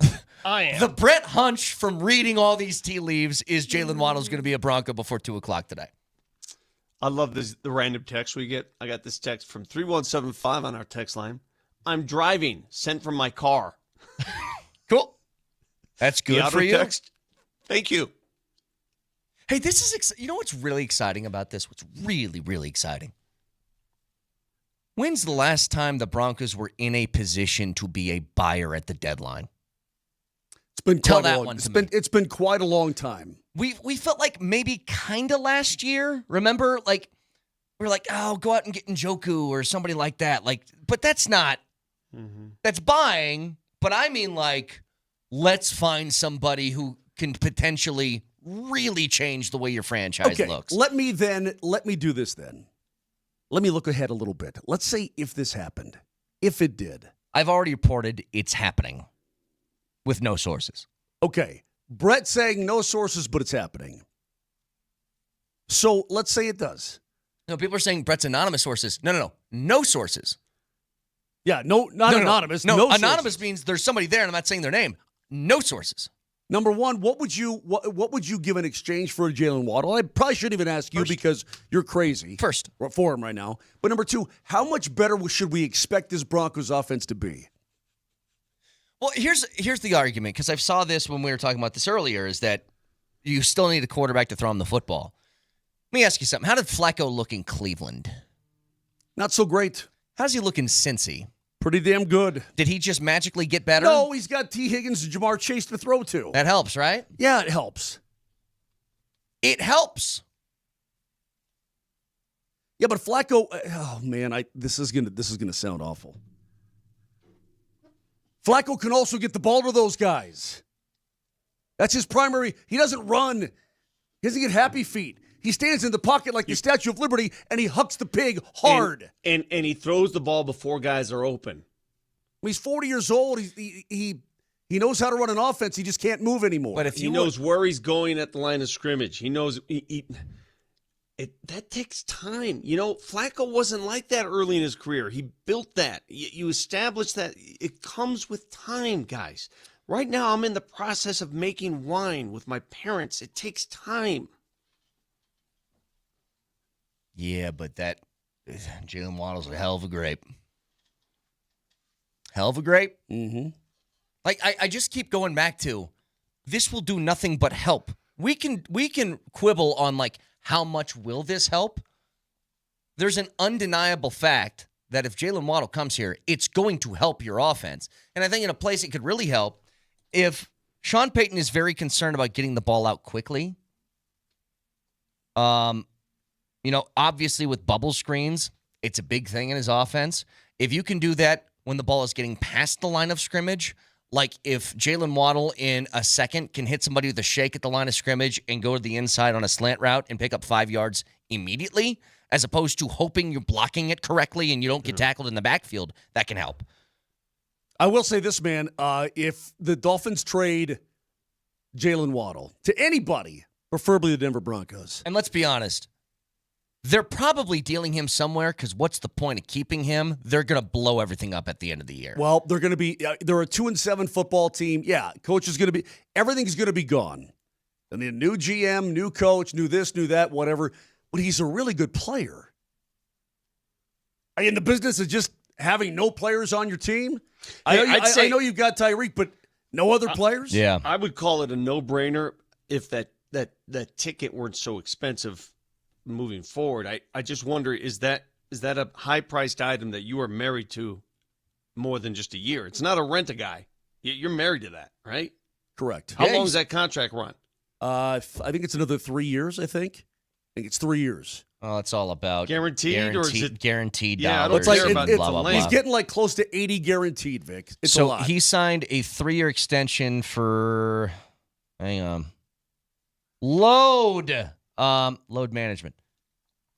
So it's a 3-year deal. There's an out after 2027. And his cap hit next year is 11.6. The one after that is 33.8. They can do some maneuvering on that and get those evened up a little bit more if they want to. But there is a deal that just happened with a wide receiver in the NFL. Schefter's reporting that the Raiders, ahead of this Broncos game, are trading probably their best offensive weapon outside of Ashton Genty, Jacoby Myers, to the Jags. He wanted out. It's funny. They just lost to the Jags in that overtime thriller, and now they're saying, here, take one of our players. So it's for 2 fourths and a sixth.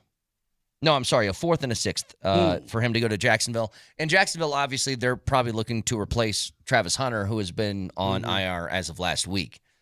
But yeah, Jacoby Myers, I think 5 months ago was like, I want out. Yeah. They're like, we'll get there. He's also what's interesting about Jacoby Myers. And so obviously we won't see him in 2 nights. But he also said, shut it. He also said, look, I'm going to be a good teammate. He's gone in and done the work. He's like, they know what I want, but I'm going to be a good teammate. I'm going to go in and just work my butt off. He's done that, and they stink. You know what we are going to see in 2 nights? Because I'm not sure what the hell the Raiders have left. This might be one of those games. Do you remember that game against San Francisco where Kittle had like 800 catches? Yeah. This might be one of those games. Where he had 200 yards at halftime, that game? Remember that game? Yeah. And he just kept going. I mean, I'm not sure. Look at the receivers. Trey Tucker. Well, they just got Tyler Lockett. Brock. What I'm saying is Brock Bowers is going to be targeted 175 times Thursday night. I know. Probably so. that we're all happy with Bo Nix right now. But Brock. He's good. God, Brock is good. God, he's good. You know who else they have on their roster at tight end? Michael Mayer. Oguwebunamana. Oh, God. Emeka Agbigbo. Albert? Wait, Albert? Alberto. Alberto is not in L.A. or Vegas, is he? Albert Okwuegbunam. Also, Michael Mayer. Wasn't he an early second-round pick the year before Brock Bowers? They got a bunch of tight ends, man. Big old boys. Michael, big old yeah, houses. the former Fighting Irish is on that team. Big old boy. You big old boy. That is somebody that I swear to God, I was convinced Albert O was going to be a weapon for, if not for the Broncos, for somebody else. And just, it's never happened. That was one of the most entertaining runs. Announcers trying to pronounce his name. Oh, yeah. Coming through. Yeah, some of the best. So anyway. Dude, I don't even think Albert O is on the active roster. He's not. I'm looking at him on the roster right now. Can I think he's in the practice squad, bro. Reminder to you guys, the final keyword is Goldberg for this hour. So text Goldberg and your first and last name to 303-504-0925. Chance to win a pair of tickets to the next Tuesday's Avs game. We'll announce the winner at 9:55. Just quickly, going back to something from the post game over the weekend with Dion. Said this. How often in your athletic career have you not had the answer? I'm not going to say I don't have the answer. I have the answer. Yeah. I have the answer. Because I'm just asking because you've said if I knew, we would have done it. Yeah, I don't want to. I'm trying my best not to say what I want to say. And I'm trying my best not to give everything, but I'm trying to be transparent because you deserve that. You all deserve it. You guys have been truly kind, some of you, most of you, anyway. And I don't get it there about the criticism. I'm telling you, it's on me. Criticize me. I've been criticized when I came out the womb. The doctor didn't even like it. I'm good. So it's on me, but I know what the situation is. I know what the problem is, and I'll fix it. What is it? Yeah. And why? You get him like 110 points in the last 2 weeks. Why isn't it fixed already? He doesn't want to say what it is, but I'm just curious. What do you think it is? Well, and then follow that up with this. Brian Howell said yesterday He didn't make any players available to the media after the loss to Arizona. Okay, fine. Mm-hmm. He is not going to make any players or assistant coaches available to the media this week. Which Brian House said he thinks it's the first time in his career covering the Buffs that that's ever happened. Yeah, that's tough. I don't care. It also means he's probably going to make a coaching change somewhere. Yeah, well, that's but when what you I'm look, getting at. so people are all up in arms about Pat Shurmur. Okay, I get that. The defensive side of the ball right now isn't much better. And they hired Robert Livingston, the guy who was with the Bengals for a long, long, long time. Is it the coaching or is it the personnel? Because if it's the personnel, I mean, Coach Prime, the buck stops with him when it comes to actual players. Does it not? Didn't they fire, who was their former OC, the tall guy? Sean, what was his name? Was it Kelly? No. Tall. He went on to San Diego State. Right now, he came from, he was the head coach at Kent State. Sean Lewis. Sean Lewis. That's what I meant. Yeah, Sean Lewis. Kelly Lewis, it's all the same. San Diego State is now where he coaches. He's the head coach over there. Check out how they're doing. They're doing pretty good this year. Yeah. I know. If you have the answers, can I hear them? Are the answers in the room with us right now? San Diego State is 7-1. Yeah, it's pretty good. 7-1. Mm-hmm. Their only loss was to Washington State. My God, Washington State. That's a team that, who they nearly beat? Ole Miss. Remember that? Ole Miss. And that was after. So that was a weird run where Wazoo gave up 50 points to North Texas and then beat the snot out of CSU and then lost big again and then almost beat Ole Miss. I don't know what the hell to think of them. Anyway, we'll have the winner of the Avs tickets along with the fact checker. Last sort of preview of the Avs game, which is going to start, looks like puck drop 7:52 tonight. Puck drop. So we get to all that in just a couple of minutes. Stick around.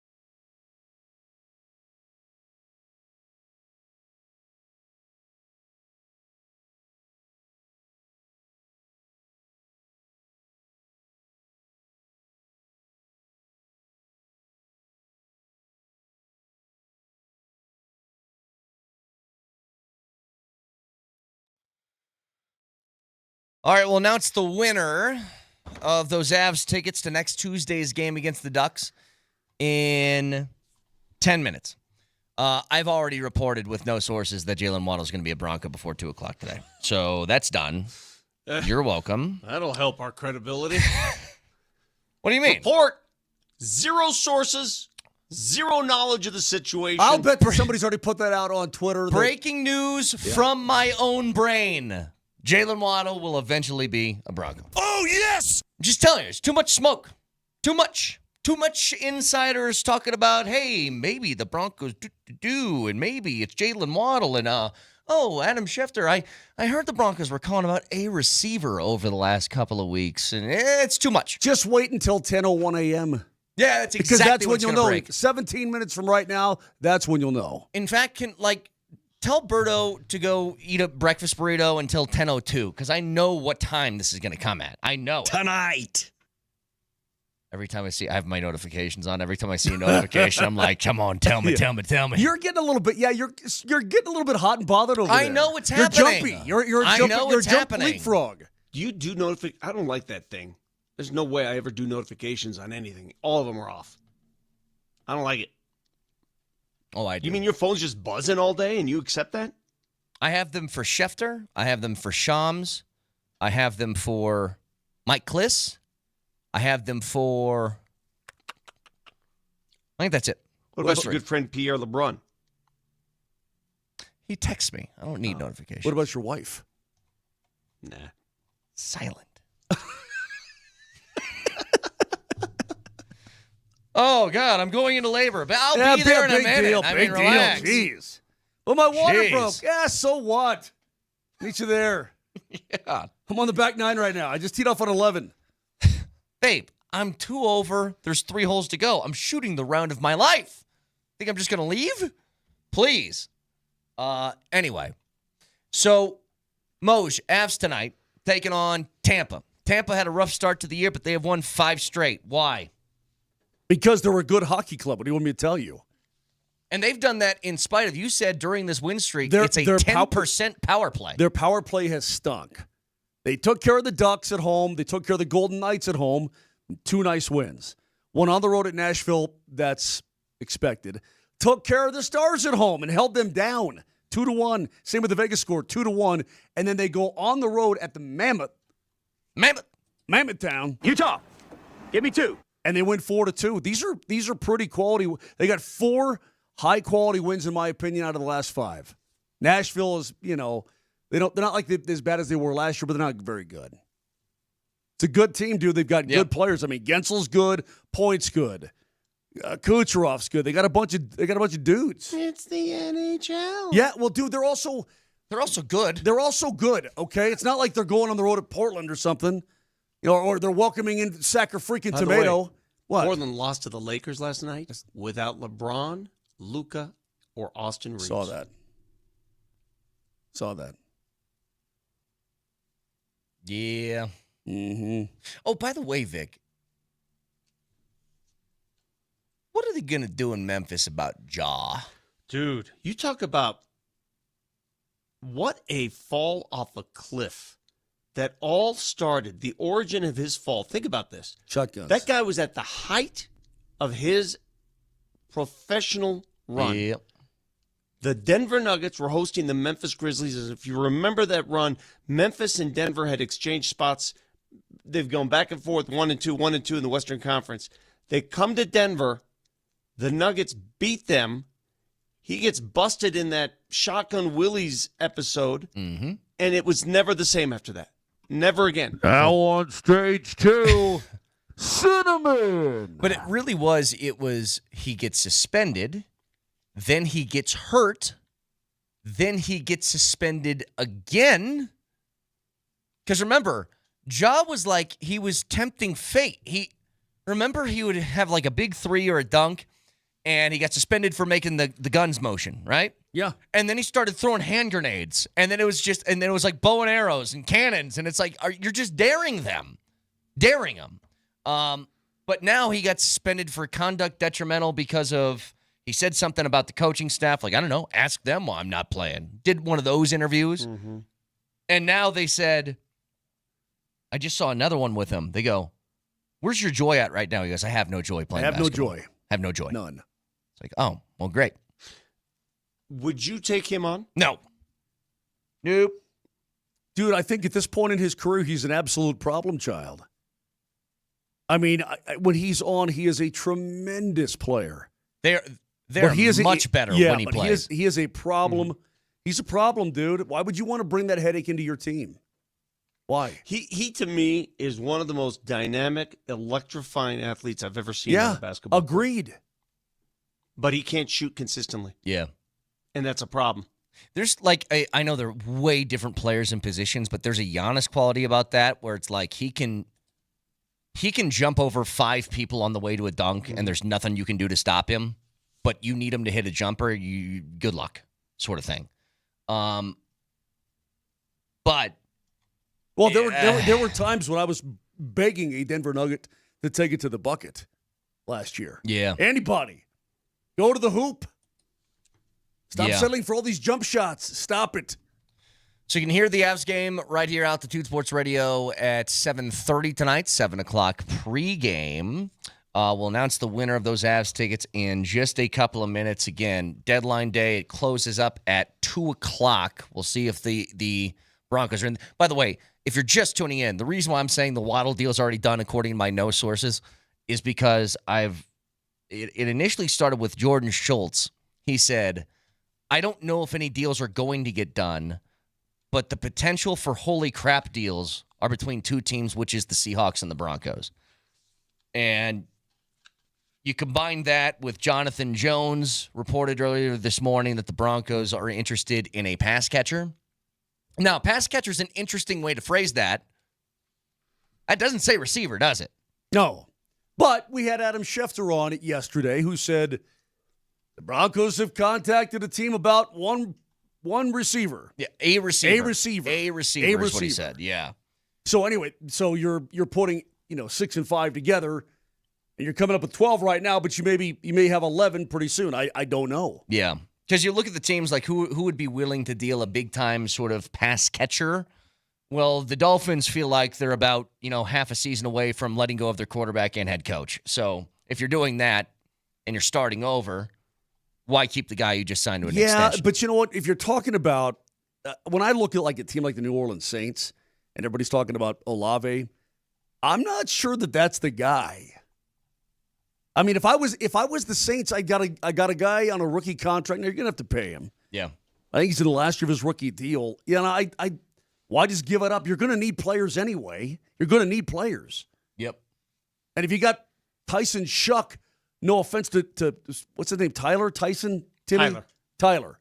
You got Tyler Shuck throwing him the football. Maybe he is the long-term answer. I don't know. He's only a rookie, but ain't nobody's All-American right now, Tyler Shuck. So if you find your quarterback, maybe you want to keep that Olave kid around. I would. Now, again, we'll repeat something that we said over and over again today. If a move is not made by the Broncos, I'm not going to be yelling and screaming tomorrow. That's fine. But I do like hearing that they could be involved in something which would vastly, hopefully, improve their team. And I think if you're a contender and you got a rookie contract, quarterback on a rookie contract, you should always be looking to add. Go ahead, Moser. By the way, before we're out of here today, don't forget Help Vitalant and the Colorado Avalanche Fight Cancer. During the month of November, schedule a blood donation at any Vitalant donation center or blood drive using the Colorado Avalanche virtual blood drive link. Everyone who donates entered to win an autographed Avalanche jersey. Just go to vitalant.org/hockeyfights. Cancer for more info and to schedule your blood donation today. And save lives, man. Over 25% of blood donations go to fight cancer. It's big. It's important. Plus, you can save a life tomorrow. Go get it done. By the way, just quickly, because we haven't mentioned this yet, is there any chance you think Shedeur gets dealt? He should. I don't know to think of that. I don't know what's going weird, on. Right? I'm telling you, books will be written about that. There's a 30 for 30 in there. There's a Netflix series. Something is happening that is beyond our understanding. The layer upon layer of what is happening? What is going on? Whatever. It feels like a prime candidate to deal. But it also feels like they have no interest in doing that, but also no interest in playing him. He's got a quote back injury. It's like they don't want him, but they won't trade him. I don't understand what they're doing. All right, hang on. Just to bring up a scenario. The Kings call about Dario Saric, and the Nuggets go, no. Hell no.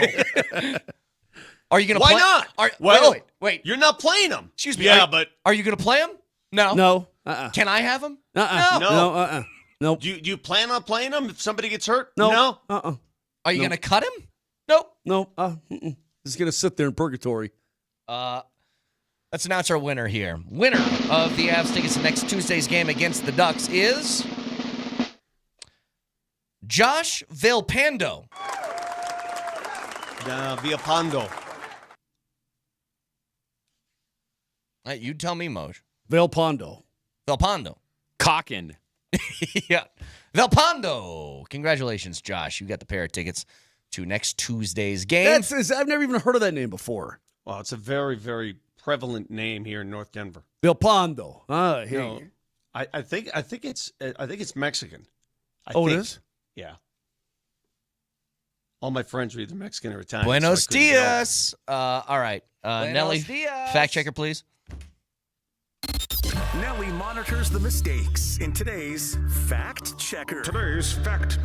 Presented by Rock Plumbing, Heating, and Air Conditioning. Your local home comfort specialists. RockHeating.com. Rock, bringing comfort home and simplifying your life. You know what it sounds like, Moj? It sounds like Lieutenant Aldo Rain.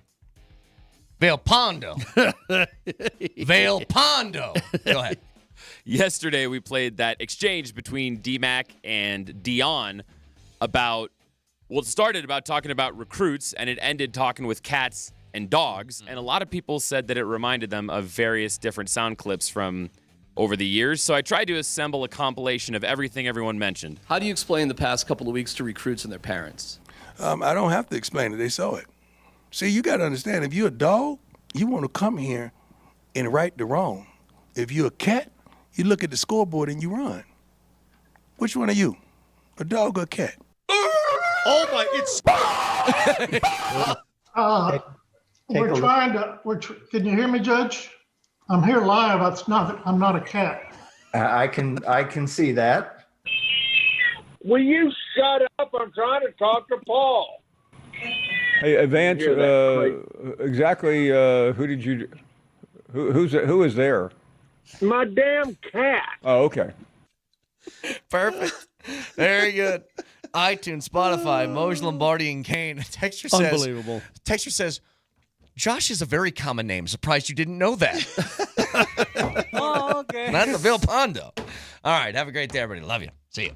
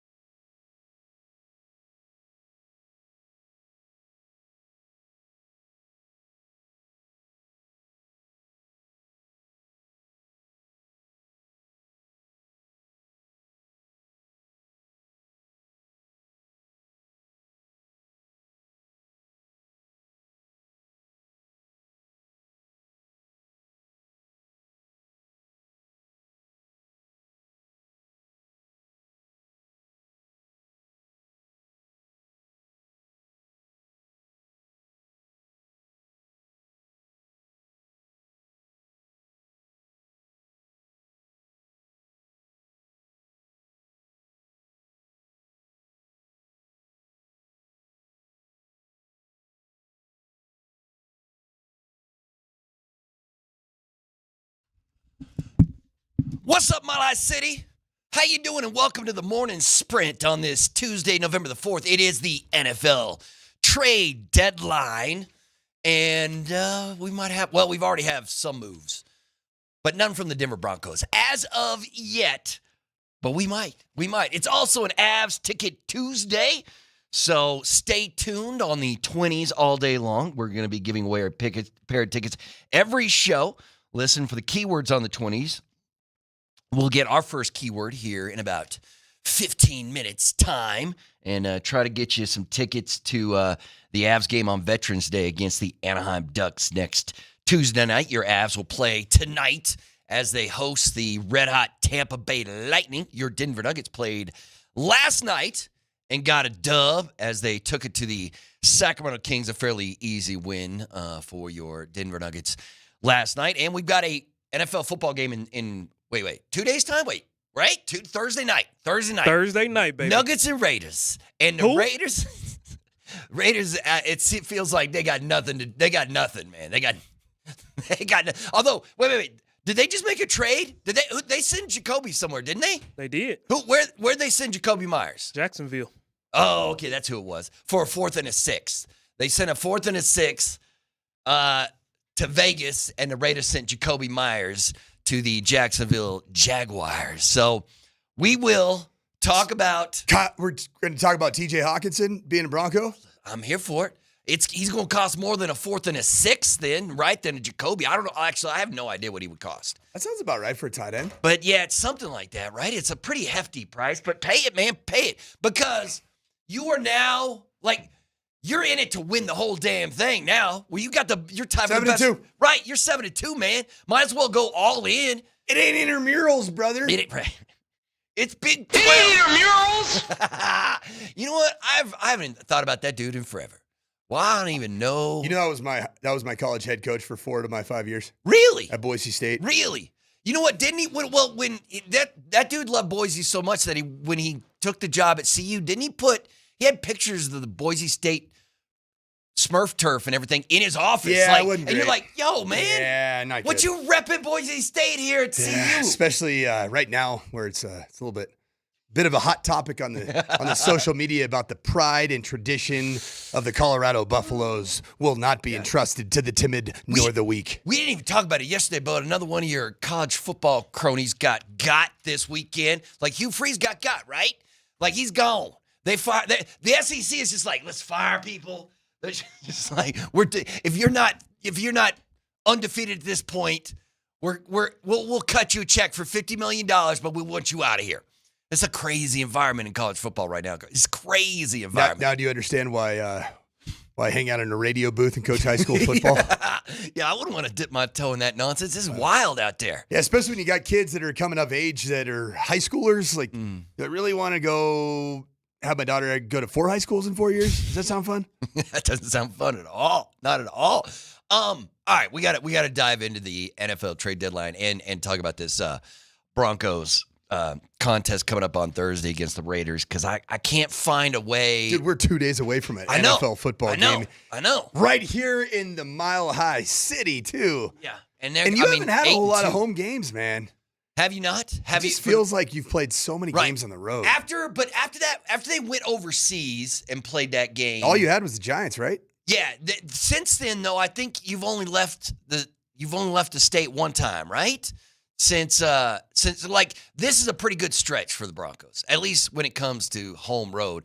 But then after the bye, you spend a chunk of time on the road because you got to go at Washington, at Las Vegas. You have that game at Kansas City on Christmas. So after the bye, you've got 3 at home and 3 on the road, basically, is what's coming down. But I can't find a way that the Las Vegas Raiders beat the Denver Broncos this weekend. Do you realize that this is only the 4th contest the Denver Broncos have played at home? Really? Yeah, this will be their 10th game. I guess, well, you know what? They do have... Titans was a home game. The Philly... Bengals was a home game. And the Giants is a home. You've played 3 home games. 3 legitimate home games. And the Jets game overseas was considered a... It doesn't matter. You're playing in freaking London. It's not a home game. Right. You're not playing in the friendly confines of Empower Field. There's a game in Spain coming up here, right? I don't know who's playing it, but they're playing in Madrid or something. Do you got that? Do you know how to do that Spanish lisp? No. Can you do awesome. it? Oh, yeah. Do it. Vosotros. Oh, see, nah.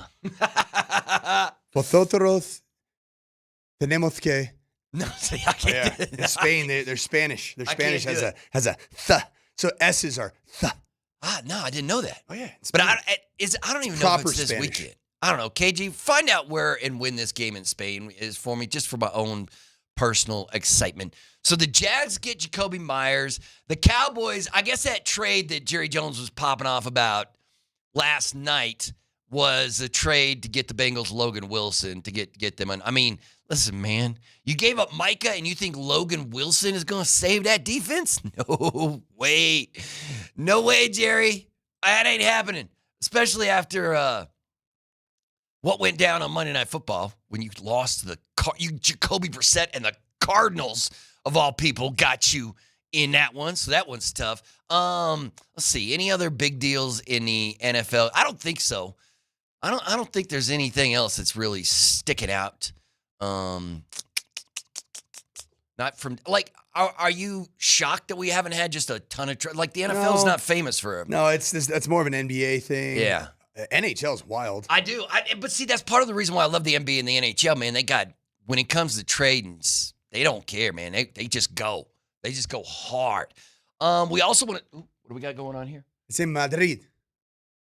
And Santiago Bernabeu. That's a terrible game. How you going to, you can't. Ooh, that's Dolphins, a terrible Commanders. game. Ugh. It's the Dolphins and the Commanders. The only interesting thing about this contest is going to be the lisp with Santiago Estadio in Madrid, España. Are we going to get a team in Spain? Once again, I don't know. No, we're not why. getting a team in Spain. They're just doing this to popularize the sport So over there. hey, or let something? me try this, Berto. You being the very worldly individual that you are, with that Spanish lisp pronunciation, can you pronounce the city of Barcelona with the way that I installed to you that lisp? Barcelona. No. Give me a TH where it's sa. Barcelona. Barcelona. Barcelona. Barcelona. Listen, yeah, this is crazy. I don't know why you want to. Barcelona. Santiago Bernabeu Stadium? Bernabeu. Okay. Whatever, man. So we got a game. In. Once again, if you're going to send two teams overseas to play, make sure they're good teams, man. If you want to impress people in Spain, don't give them the Dolphins and the Commanders, man. Cowboys was a home game. I'm an idiot. Oh, yes, the Cowboys. So was this home. is technically your fifth home game. Is that right? Yeah. I mean, once again, why you gotta make me? Now you gotta look at the schedule and do man. math. You know It's I don't want to do. Tuesday. Let me go straight. You to ain't the got no job. You ain't got nothing to do. Let me see what their home record is 4-0 and their road record is 3-2. There you go. That's what we're looking at. Okay, so you played one more. Yeah. 7-2. So the road record includes losses at the Los Angeles Chargers and a loss at Indianapolis. Mm-hmm. Right. I guess that's how it works out. ESPN did a whole piece on. God, I forgot about the Cowboys game. Hey, man, that was the best win of the. Well, I wouldn't call it the best win of the season, but it was the most impressive win of the season, right? Because both the offense and defense. Jacoby Brissett last night was dealing. Yeah, not only that. So I had heard early in the day there was some reports from people saying, "Yep, you know what Arizona's going to do? They're going to trade Kyler Murray. They're going to trade Kyler. They're trading Kyler." And it might not be right now, like before the trade deadline today that hits at like 2 p.m. our time, but it will be in the offseason. But who's going to take him, Coach? Who wants to trade for Kyler Murray? There's a bunch of teams that have some trash quarterbacks at QB1, but is Kyler an upgrade? And all of that, Kyler's getting paid, right? He's getting paid. I don't know what that contract is, but it's a fairly healthy contract. Who wants Kyler Murray? Would you trade for Kyler Murray, Coach? Would you want to coach Kyler Murray? Would you want to put him on I don't know who's let's say the Raiders, because Geno Smith ain't getting it done, man. Geno ain't it. Geno ain't the answer. Geno throwing pick after pick after pick, and he's just looking. Kyler Murray might be the only player that you would actually want to have the distractions of the Sin City experience in Las Vegas. Maybe. You want to know maybe. why? Why? Because his normal distraction is the release of a new update for Call of Duty. Yeah. You actually want that guy to be out there in the club in the boom boom room. Right, because then he's maybe not he's right. like a little bit more normal. Maybe he might be around his teammates a little bit more and Right, less better isolated teammate. and playing that COD. Okay, man. That then COD let's life. do it. That COD life. I know that. I got one of my 3 children is a gamer. Yeah. And there's times where I'm like, what you doing? Go outside. Little man. Go outside. Go and touch grass, son. See, but we've had this discussion. He is not an athletic person, right? Like, so let him embrace the mental side of the game, the mental side of sports. Maybe one day he'll grow up and be a head coach like his father instead of a quarterback. You know what I mean? Or a defensive lineman or whatever you think he's going to do. But what would you give up for Kyler Murray? Well, I mean, seriously, he signed oh, wow. They paid him $230 million, and that contract runs through 2028, so it's almost done, but it's an average annual value of $46 million a season and $160 million guaranteed. Who wants to take on that contract? Who's going to trade for Kyler? It's tough. Yeah, I don't know, man. Like, what team in the world, like, all these teams that suck also have young quarterbacks that are trying to get better. You know what I mean? Like Tennessee. Like, Tennessee ain't going to trade for him. You just use the number 1 pick on Cam, man. You can't do that. Cleveland's not going to do it. They already have a disaster at the quarterback position.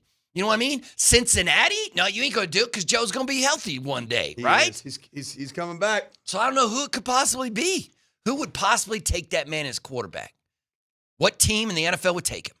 Are they just going to have to be like, we're going to have a $230 million quarterback on the bench? On the bench? Because was it last night, and I think even Schefter tweeted this out after they said it, like Troy Aikman was like, yeah, listen, Jacoby Brissett is your starting quarterback, man. You can't. Kyler can't be the starting quarterback when he comes back. It's Jacoby. So you going to have a $230 million backup quarterback?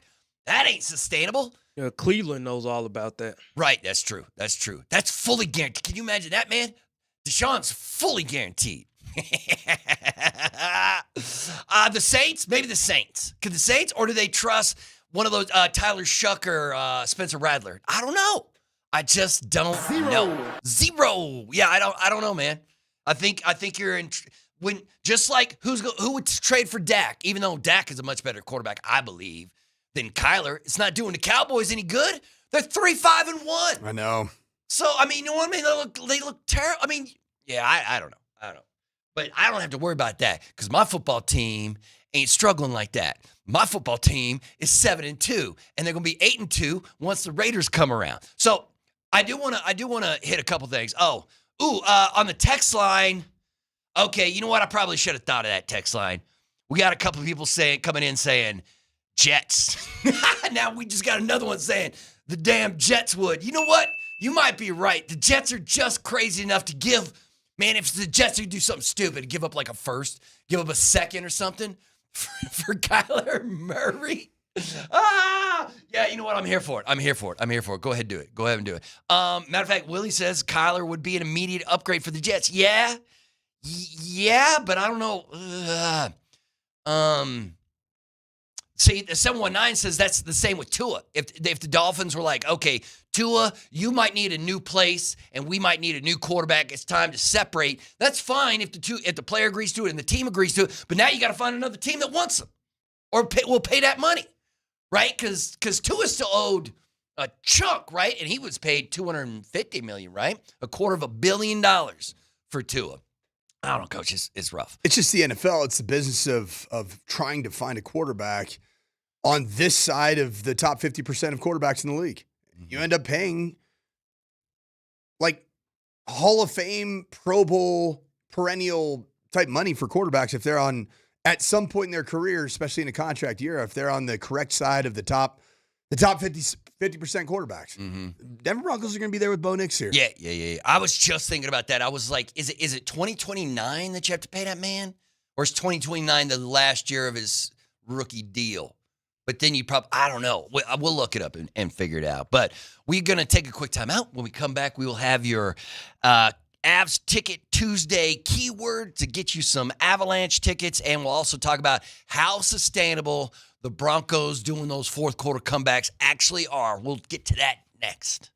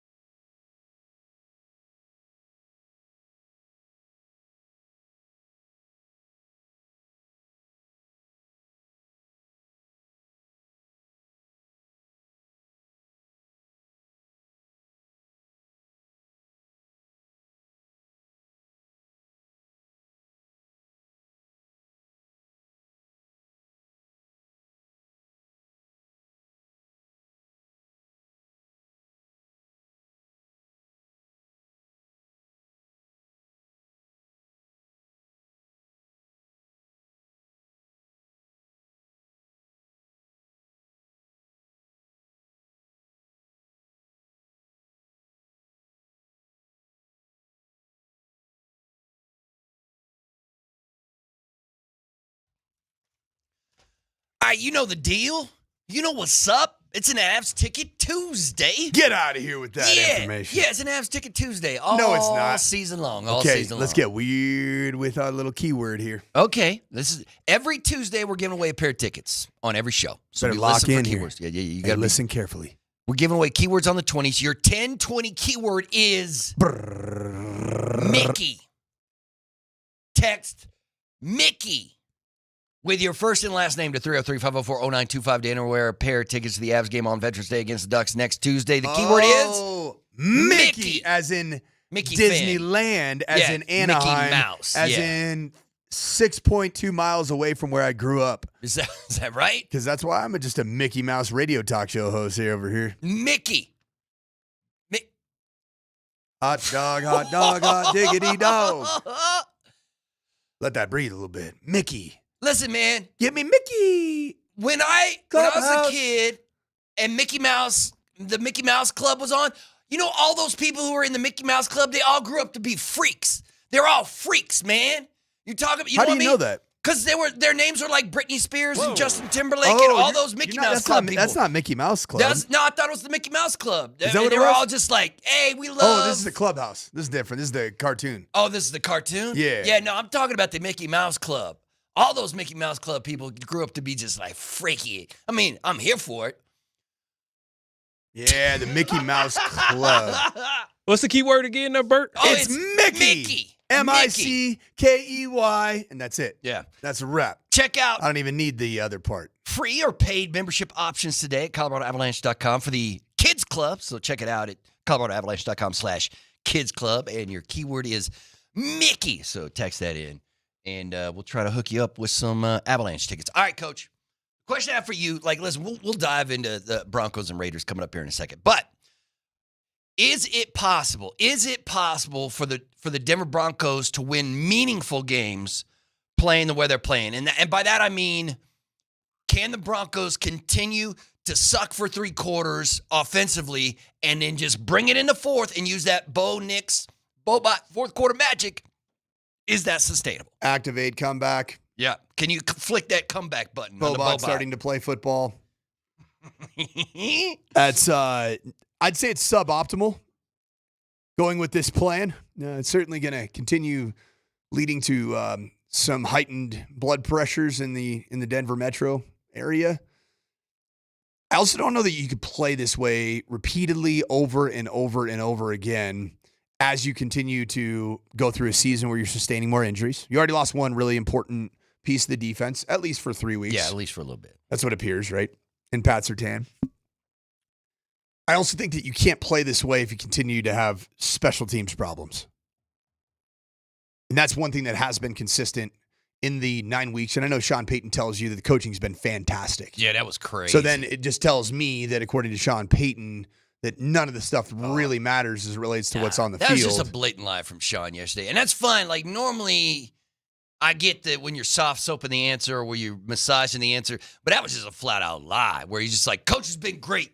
No, it hasn't. We're not talking about your coaching, Coach.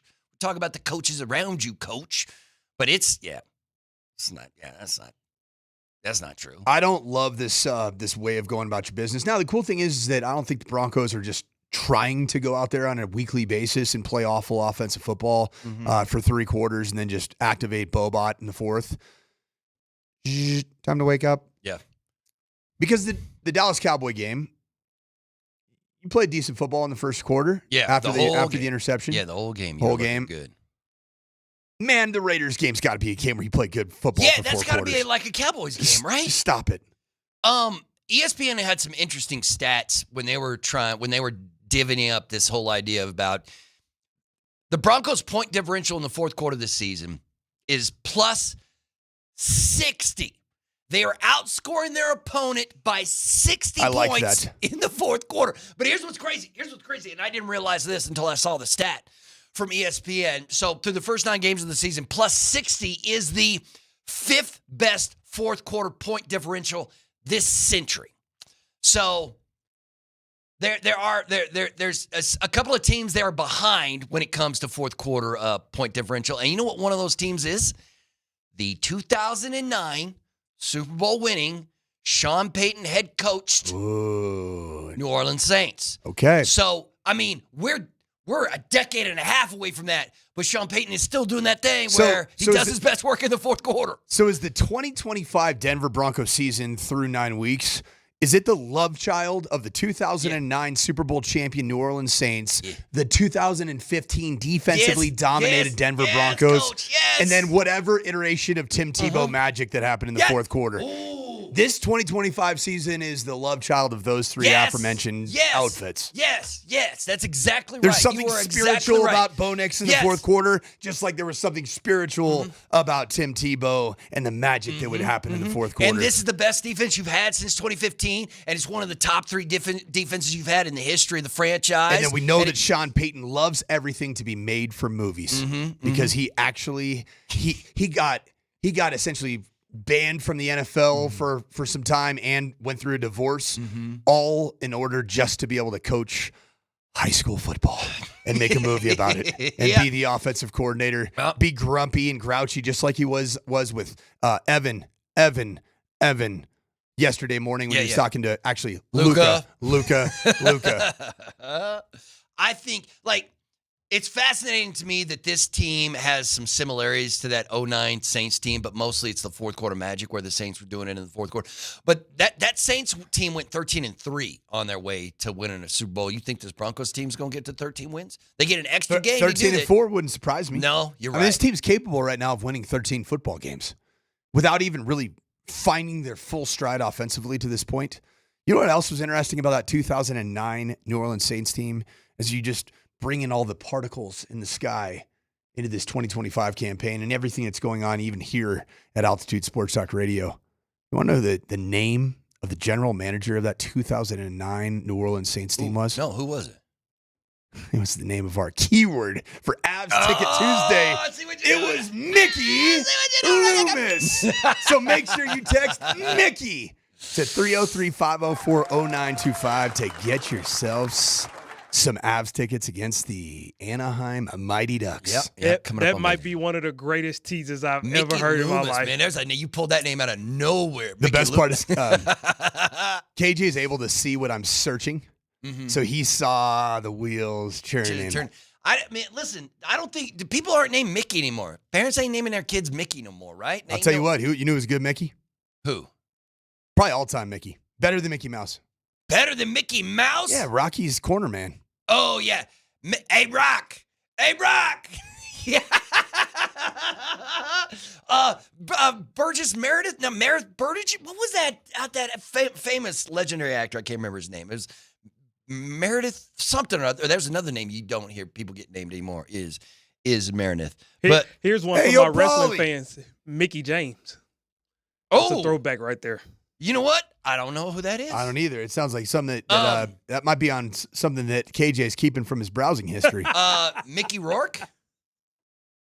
Mickey Rourke, all right. Mickey Rourke? Hey, man, that guy had a lot going on in his face situation. Yeah, remember, he was like a famous actor, and then he's like, I want to stop acting and get into boxing, and then he just got messed up, right? Yeah, and then do you remember he came back and actually was in a freaking banger of a movie later on in life? Called The Wrestler. The Wrestler was so good. The Wrestler. Yeah, it was great. It was a great movie.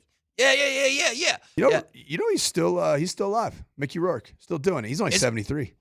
Yeah, you know where he's from? Schenectady, New York. Yeah. That sounds like a boxer. That's a fighter.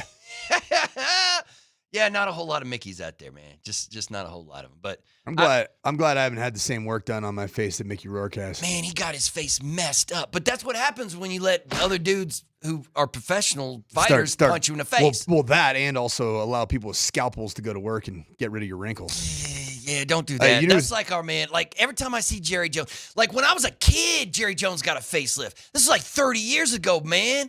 And is it weird when they start lifting what's already been lifted? Yes, it is weird. That's why I think Jerry's face looks the way it does now. Like that ain't close to your original face, man.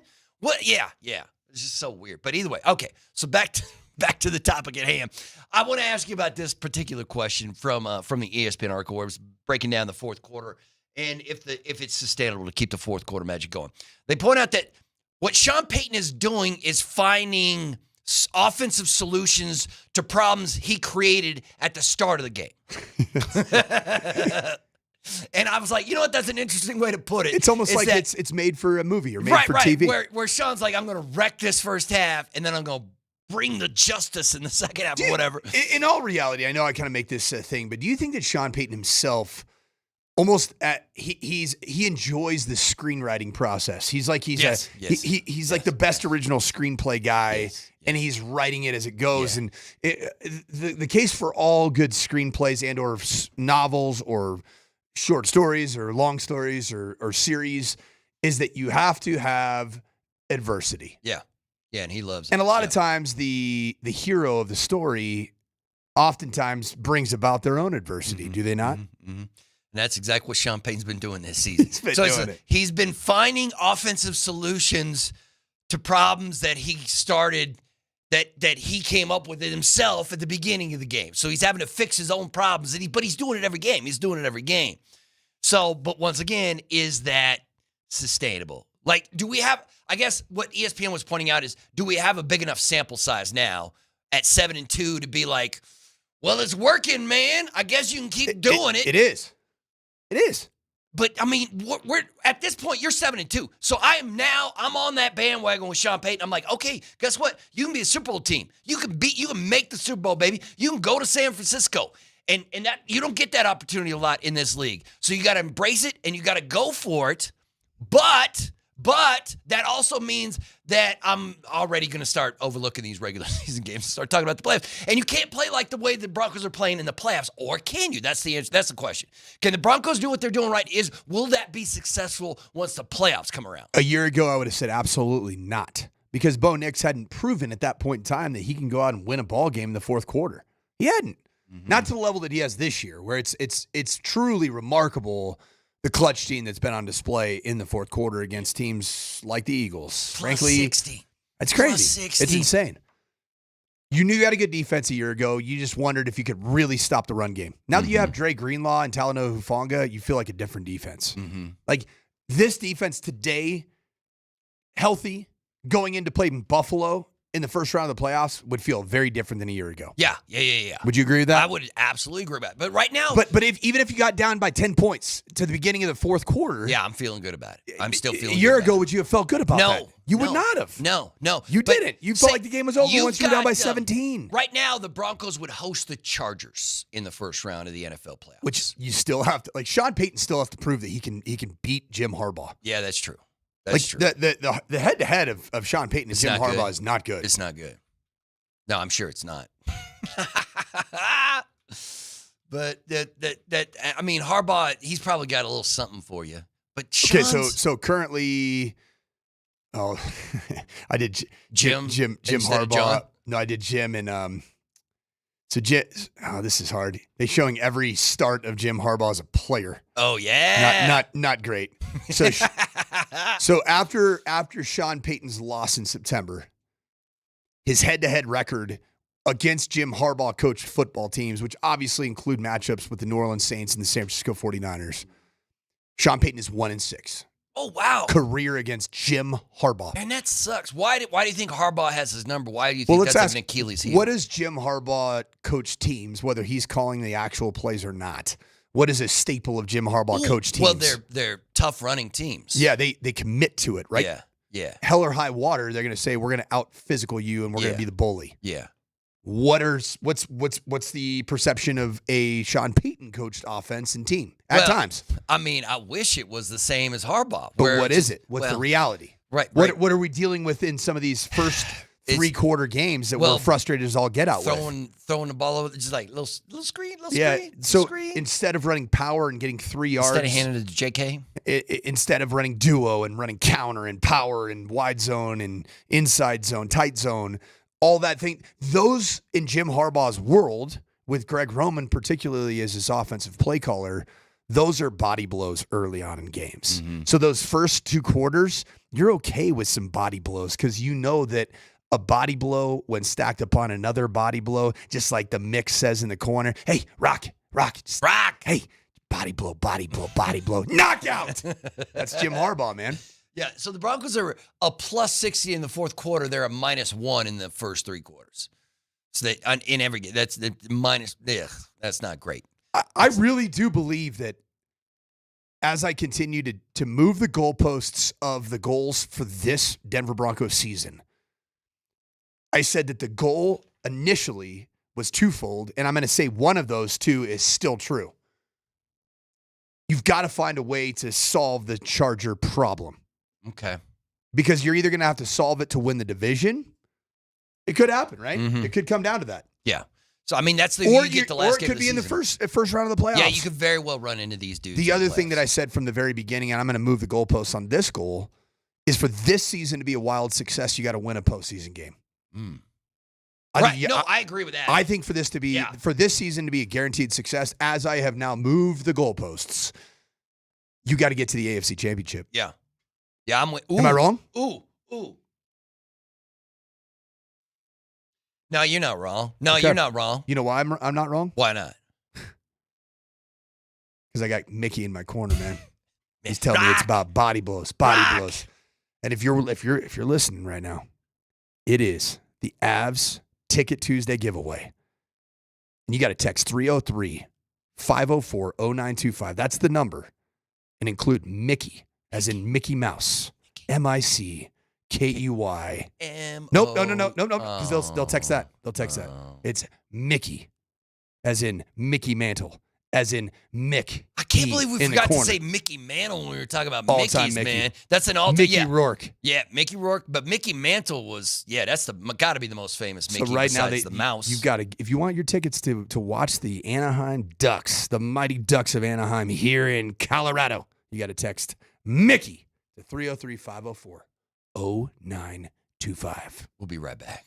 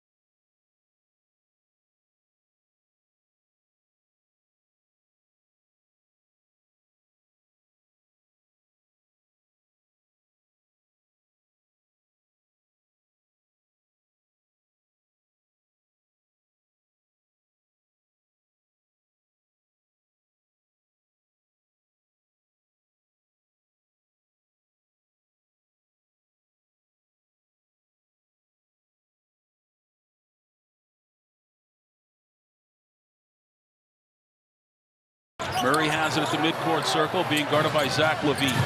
He gets double teamed, throws out of it, and throws it away right to Russell Westbrook. Runs over Murray. Offensive foul on Russell Westbrook. And an immediate challenge by Doug Christie. How do you kind of look at your year here? That was great. No. I guess other people didn't.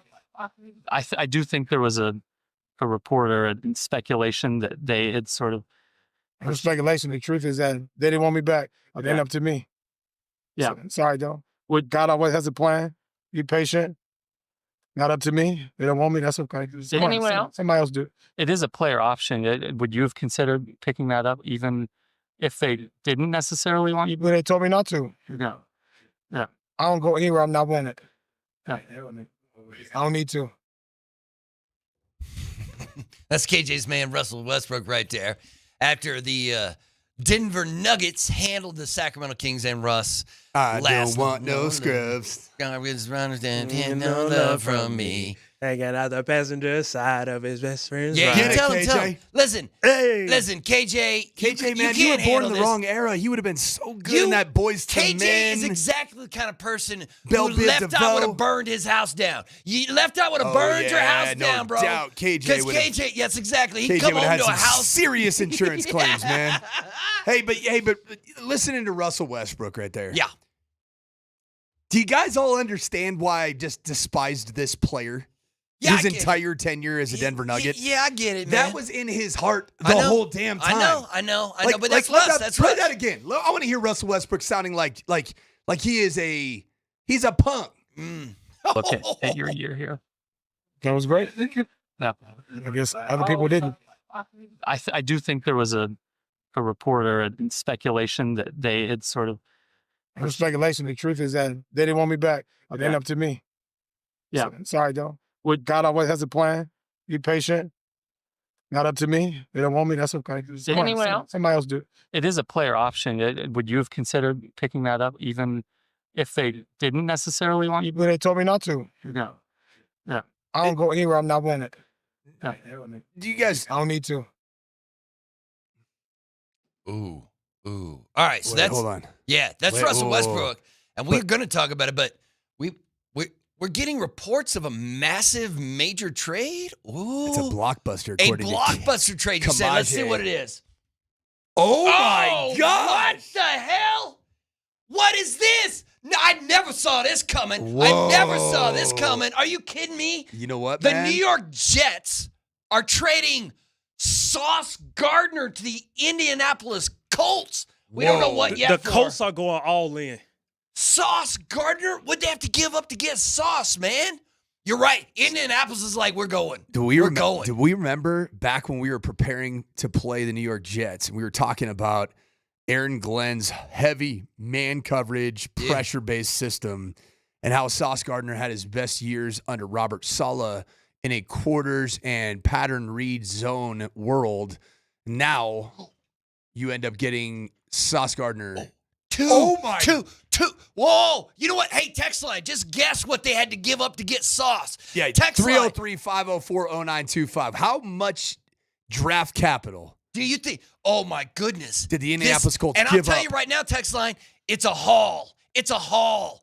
The Jets got a haul for Sauce Gardner. Ooh, baby. Wow. All right, we'll give you just a sec to guess, and then I'll tell you exactly what it is. So, man, the Colts now have a fairly nasty corner that they can throw into that defense, man. Okay, all right, yeah, Indianapolis is like, you know what? Oh, so you got a team with the exact same record as the Broncos. 7-2 are the Colts, and the Colts are all in. They gave up, here, I'll just tell you. They gave up not one, but 2 first-round picks for Sauce Gardner. 2. They gave up 2, man. The Colts gave up 2. Did they have an extra one to give? I don't think so. I think they gave up a 2026 and a 2027 first or something like that. That's crazy. All right, so listen, the Colts just kicked down the door. Jordan said 2 firsts, 2 seconds, and a third. That would have been a real haul. No, but two first-round draft picks. Oh. Do we know if is it 26, 27? We don't know yet. We don't know yet. We just know it's 2 because that's what Schefter's reporting is this 2 first-round picks. Oh man, yeah. So the Colts ain't playing. Buster. The NFL doesn't get trades like this. This is nasty. I love this. Wow, they're getting 2 firsts. Who's the D coordinator again for the Colts? For the Colts, is it Lou Anarumo? Is it? I think they picked up, and I think so. Lou Anarumo is. It is. That's exactly what it is. He is a blitzing son of a gun, but different from what Aaron Glenn's philosophy was overall as a defensive-minded guy, is that he plays more zone coverage, zone pressures behind all of the different pressures that he ends up doing, confusing quarterbacks, which is a lot. Use the front to manipulate the quarterback to get the ball out of his hand and then throw it errantly to zones that are played by.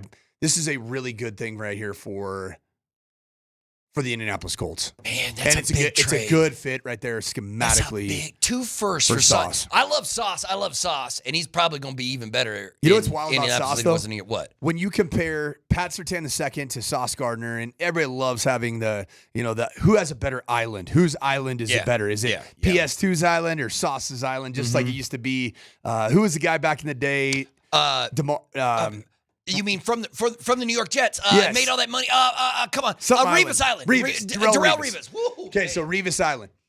What's ironic about Sauce Gardner is he actually was a little bit dissatisfied with Aaron Glenn's defensive scheme, which is crazy as a corner to not want to play a heavy dose of man coverage. Whereas I say that PS2 is without a doubt got the best island out there as it relates to the corner position because he wants to play man. He wants to be on that island. I wouldn't be so upset about giving up 2 firsts for Sauce because he just signed. He signed that big deal this summer. What was that movie with Jack Nicholson? You want me on that? A Few Good Men. The Gate. Is it the Gate? It's A Few Good Men. Yeah, where he's like, I want the truth. You can't handle the truth. You want me on that wall. You need me on that wall. These walls are protected by men. Men with guns. So he just signed a massive deal, but he's locked up now. He's locked up through 2030. So you're good. All right, we got another deal. We got another one. Tom Pelissero is reporting that the not Saints, quite as big of a blockbuster. No, so no, just no. relax It's not as big as Sauce. Prisoner of the moment, Birdo, right here. The Saints are sending Rashid Shaheed, the wide receiver, to the Seattle Seahawks. So the Seahawks are picking up another receiver. To that I say, in the words of Nate Kreckman, cool, Carl. So he's going back to team up with his former OC, Kubiak. So that's Kubiak was the one that pretty much spearheaded the trade for Rashid Shaheed. Okay. All right. Well, let's see. We'll have to find out what they get. I mean, they didn't give up 2 firsts like the Colts did, but I don't even know if the Colts had extra picks to give up, or they're just like, yeah, good, man. He signed that massive $120 million extension. He's locked up till 2030. He's going to be much happier here than he was in New York. Yeah, I'll give you 2 firsts for that, man. I'll give you 2 firsts to take away 1/2 of the field. The Colts ain't playing, coach. With the Colts not playing and going out and securing something on the defensive side of the ball, what are you feeling about the Denver Broncos? Because they're in the AFC. You got to make a move. Okay, Denver. Let us know. I want to hear from you. You know what? Actually, I want to hear from our sprinters, not the joggers. Do you want to press? Not the backpedalers, not the marathoners. No, the sprinters. The dadgum sprinters. The sprinters. Tell us about 303-504-0925 with this news of both Rashid Shaheed going to the Seahawks, but more importantly, Sauce Gardner going to the Indianapolis Colts in your conference. Because in the AFC. When Russ's money comes off the books this year and you go into the offseason with a big chunk, you could grab one of the top 10 free agents and sign them and bring them to Denver, or you can make a move right now. Are we getting Chris Olave? Oh, I don't know. Or Waddle? Olave or Waddle? I don't know. You know what? Well, Dallas, I was about to say, listen, George Pickens still hasn't signed his extension with Dallas, right? Why don't you give him an extension, pay that man his money, and bring him down here? And now all of a sudden, Pickens, I mean, listen, the personality between Pickens and Peyton might not work out, but he'd automatically be your number 1 receiver, right? Or do you make a move now because this is the best you've been in 10 years and you might as well take a swing at it because that's what the Colts are doing? Or do you wait till the offseason and then sign one of the top 10, 15? You know what? Because Shaheed is a free agent too after this year, right? They're gonna have to pay it. Like the Seahawks either gonna have they made this trade for the postseason, and if they can sign him in the offseason, that's great. Otherwise, Rashid walks because you got to pay him as well. There's a couple of wide receivers, George Pickens, Shaheed, Mike Evans, Alec Pierce, Jacoby Myers, you got to resign. He needs to resign too. So there's some wide receivers you could steal in the offseason. But if the Colts are going in right now, all in right now, you're going to have to go. You're going to have to match this, right? You have to do it. You have to find you another weapon offensively. So did you see the tweet this morning from Jordan Schultz? Did we talk about that yet? Oh, no, we haven't. About the Schultz report. Because he was right about the Seahawks. He's a 386,000 follower guy, so this is not, we're not getting NBA centelled here, which means a fake account. But his tweet this morning at 8:05 a.m. here in the Mountain Time range says, "We'll see if any deals get done, but the two teams I'm watching today for a potential, and I quote, holy crap trade are the Seahawks and Broncos." Would you say that Rashid Shaheed qualifies as holy crap? I don't know. Maybe Because relative it's the to NFL. standards. Yeah, because it's the NFL. This is a pretty big deal. Nothing like Sauce, man. This is a crazy trade. Sauce is a crazy. You hardly see teams throwing first-round picks around during the season, maybe in the offseason, but not in the in-season.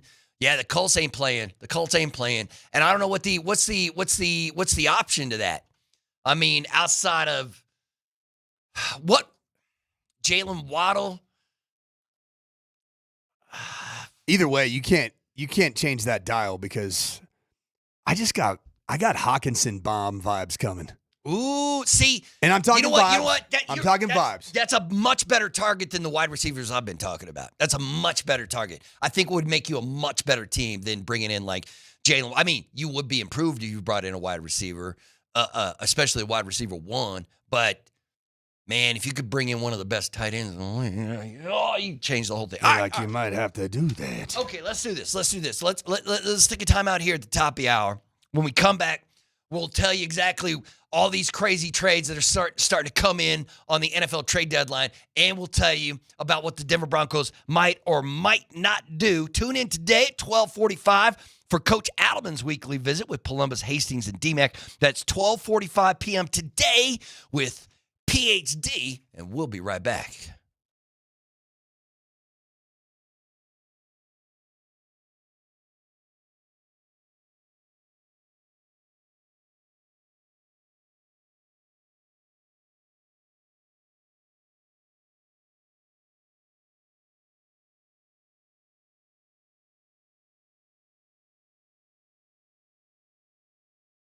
Hey, Colorado, Coach Mike Sanford here, and it is the best and most wonderful time of the year.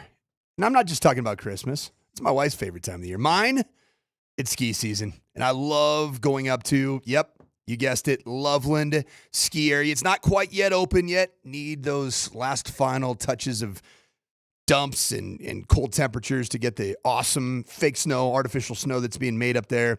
But ski season, as we know, is almost here. And it's time to start thinking about where you're going to get your season pass.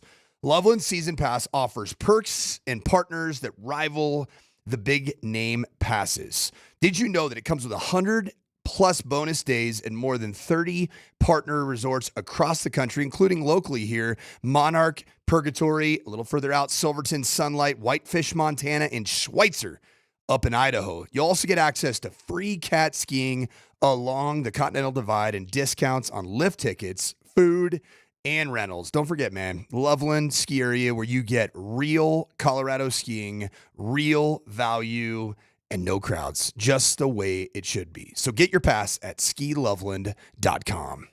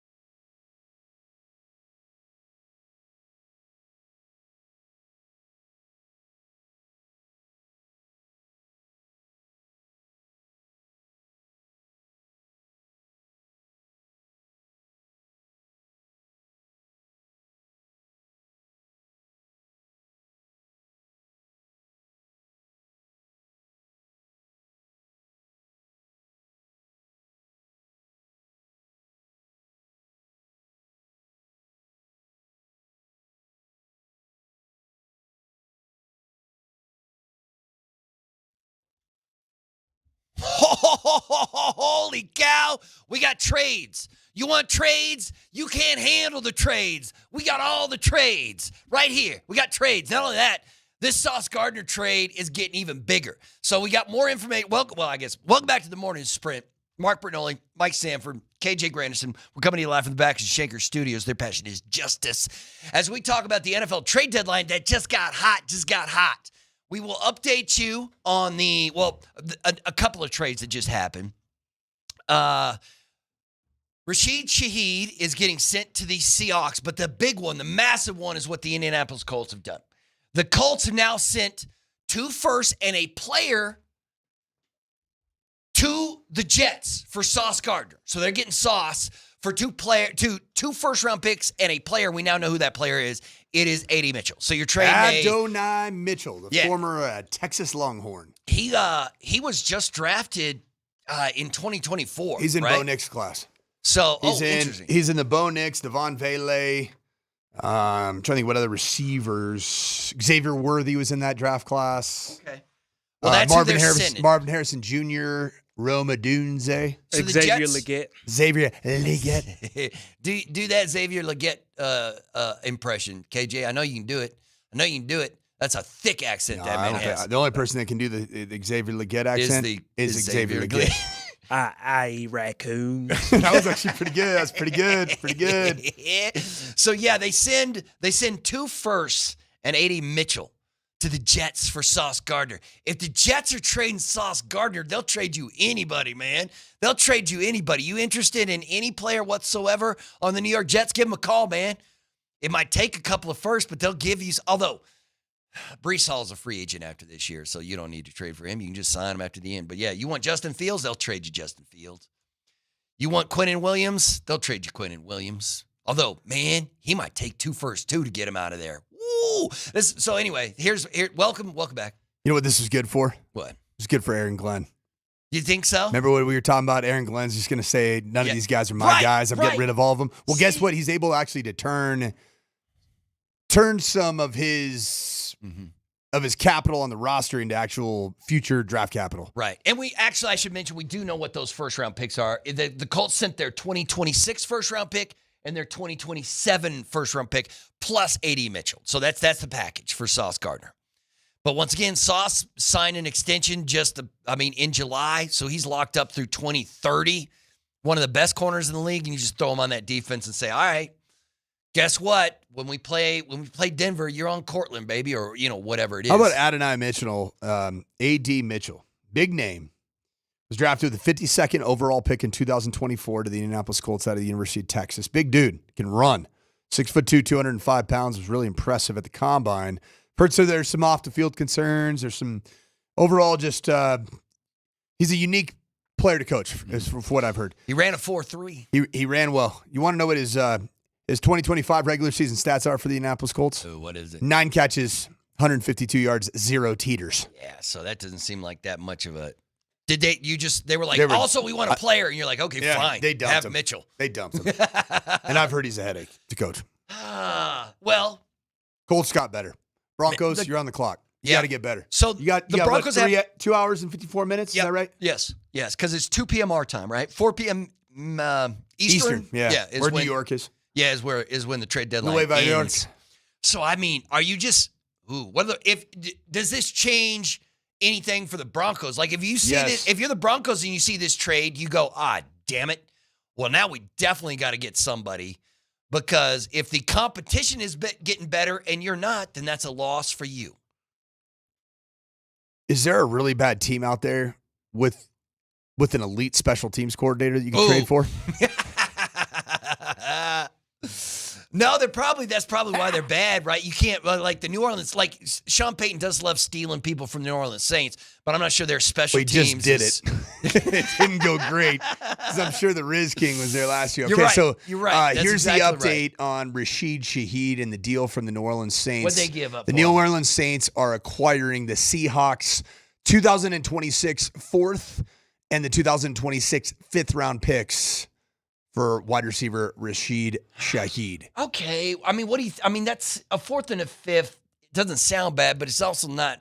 I don't know if I'd give that up for Shaheed, but if you're Seattle, once again, you're like, yeah, you know what? Absolutely. Let's talk about the stat line of one Rashid Shaheed. So the Weber State product, that's just a 27-year-old, has had a productive season. He's tied for 18th in the National Football League with 44 catches, just shy of 500 yards at 499 and 2 touchdowns. So he is, unlike Adonai Mitchell, he is a productive player this season, and he is going to be going into a familiar system with his former offensive coordinator in Clint Kubiak. Clint Kubiak. Do you think Famous Cherry, I think he's a Cherry Creek alum, if I'm not mistaken. Did he go to Cherry Creek? I don't. Well, I have no idea, but obviously, yeah, Kubiak was here forever, so I'm sure he went to a number of schools here in the state. He was a Regis Jesuit Raider. Was he really? I would not have For guessed those that are keeping score at home, I would and a not have guessed CSU that. Ram. Who's the most famous football player who's come out of Valor? This guy named Christian McCaffrey. He's not bad. My bad. That's just me asking dumb questions. I should have just guessed. He's probably is that the most famous player in any sport to prep in the state of Colorado? Oh, I don't know. That's a good question. I mean, no, I'm probably forgetting somebody, but yes, Christian is probably just off the top of my brain. I don't know. Text line, you tell me. 303-504-0925 text line. Who's the most famous athlete to come out of this state to play? I don't care what sport. Tell me, who is it? Who is it? Because, I mean, I don't know. I'd have to think about it. Is Shaheed better than, like, Olave? Did they give up their best receiver to the Seahawks? Or is Chris Olave or Brandon Cooks better than Rashid? So, I mean, I'm just asking if the Broncos could call New Orleans and be like, hey, Sean Payton, remember me? I love you guys. Give me Olave. So pretty typical of a Kellen Moore offense, a.k.a. the Boise State offense, is that there's going to be balance in distribution of targets. Chris Olave, actually more productive, but not by crazy numbers. 44 catches, as we talked about, for Rashid Shaheed this year under Kellen Moore as the new play caller. Chris Olave, 55 catches, 560 yards, which is good for 14th in the National Football League, and he is 3 touchdown receptions. So marginally better for Olave. You know what? This trade does make one particular Saint happy. It's got to be Devon Vele, right? Because now he's like, I'm going to get more catches. Without Rashid here, I'm getting more catches. I might actually be in this starting lineup for old Vele. Because, I mean, if you're the Saints, go ahead and trade Olave too, baby. How about Olave in his first 2 years, obviously before he got injured in 2024, and then this year with the new coordinator, 22 and 23, 72 catches and 87 catches respectively, for 1,042 and 1,123 yards, combining for 9 touchdowns in those 2 years. So he's just a fourth-year player. This isn't a guy that's long in the tooth. Doesn't appear to have any injury concerns this year. He's played all 9 games that he's been able to play, and he's had production. His yards per catch has dipped, but that also could be emblematic of the system.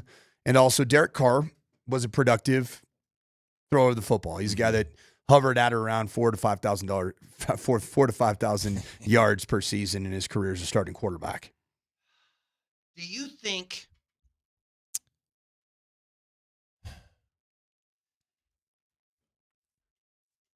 Sean Payton or I guess how much of the future do you think Sean Payton and George Payton would give up today for an offensive piece? Like how much of your, because I think the Broncos have all their draft picks next year, but that's it. They just, they have their one first, one second, one third, one fourth, one fifth, you know what I mean?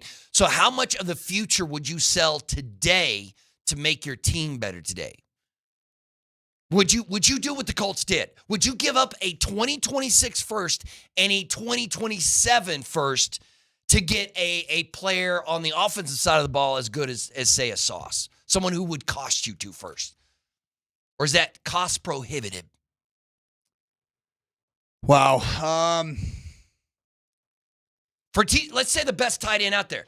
If Minnesota or whoever is, see, TJ's not going to command 2 future firsts, right? So not even close. Who would? Well, Brock, but they ain't gonna get, or one of those kind of. Yeah, but that's such a building block piece for the Raiders franchise. You'd never trade that guy. They're not doing anything. Never. So I mean, what offensive skill player could you get for 2 firsts right now if the Broncos started calling people?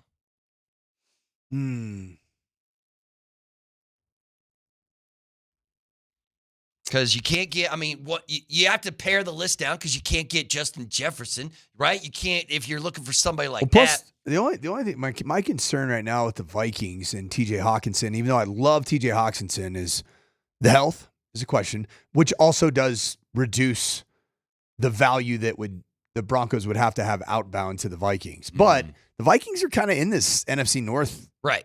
I mean, a resurgent J.J. McCarthy. Do you think they want to take away pieces from J.J. McCarthy? No. Probably not. No. So I don't George Kittle? Ooh. See, but once again, if you're going to steal, San Francisco ain't going to give you nobody, right? Because they're in it too. Are they really in it? Well, I don't think they're going to. Well, let's see what San Francisco's record is because I couldn't tell you off the top of my head. What are the Niners? The Niners are 6-3, but they are currently third in the FC West. The Seahawks and the Rams are ahead of them. Only the Cardinals suck in that division. So, yes, they are. They've caught one more loss than the Seahawks and the Rams have the San Francisco 49ers. No, you're not getting Kittle. Right, you're not going to get Kittle. 6-3. You can't, we just said his name. If it cost me 3 firsts, I might give him for Christian, but I don't. That's too. Once again, you can't do it, and they wouldn't give him up, and you probably can't even fit him under the cap, even with $30 million coming off this summer. So I don't you can't pick up a player of that caliber. Oh, dude, who you got? You got a name for me? You got a name for me? Who did you say in the NFC West is absolutely just buns? Oh, there's a lot of. Wait. Let me take a guess. Bring him home. Trey McBride. Oh. Do you remember him at training camp? Oh. Broncos got a really good look at him in person. The Fort Morgan, Colorado native, the CSU Ram legend, Trey McBride. I know he's a young player. I know he's a building block piece still for a Cardinals team, but gosh, the Cardinals seem like a team that... I'd do it. And it wouldn't cost you 2 firsts, not for Trey. I mean, I love the man, but he's only 25. He's really, from a production standpoint right now... Man, there really are 3 tight ends within the top 12 statistically that might be on teams that are willing to listen. And you think Trey is the best of those? Trey McBride is the best of those. Right now he's got 52 catches for 476 yards and 5 touchdowns. He'd automatically be the best tight end on your team if you made that trade. And he's a tough guy. He's a smart guy. He's a scheme. He understands schemes. He can plug and play. Man. The other 2 that I could say that potentially could be out there for the taking with the Cowboys tanking is Jake Ferguson. Yeah. I'd rather have Trey. Jake Ferguson right now has 56 catches, but only 384 yards. And then the other one potentially would be Kyle Pitts. Okay. From the Atlanta Falcons. Listen, do you think Arizona would ask for a first? Could you find a better player in the first round of next year's draft than Trey McBride? Could you find a better player than that? Because you're going to pick 27th. Hell, man, you might pick 32 the way you're playing right now. So could you find a player better in the first round next season than Trey McBride? Well, so people are saying they're calling me drunk for even bringing up Trey McBride, but Arizona's blowing it up, people. They got to. And they stink. They're terrible. And they're going to go with division. Jacoby as the starting quarterback. Yeah. They're going to trade Kyler? Yeah, they're going to try to deal Kyler Murray. They're hitting the reset button. It's a way for Jonathan Gannon to save his job. Yeah, right. He can do the same thing as Aaron Glenn. Like, these aren't my players. Yeah, I need my players in here. Not it. This wasn't a crew. And potentially for them, might they be able to shed some of that salary cap money to a team that's going to be coming off the books for Russell Wilson a year from now, or really 7 months from now? I guess you trade for him, but then you'd have to pay him, right? Because he was drafted in 2022, so he's still on his rookie contract, right? But he was drafted in the second round, so you don't have that extra year. Would you give up your 2025? Check that. Would you give up your 2026 first round and third round for Trey McBride right now? Yeah, I would too. But then I'm a prisoner of the moment.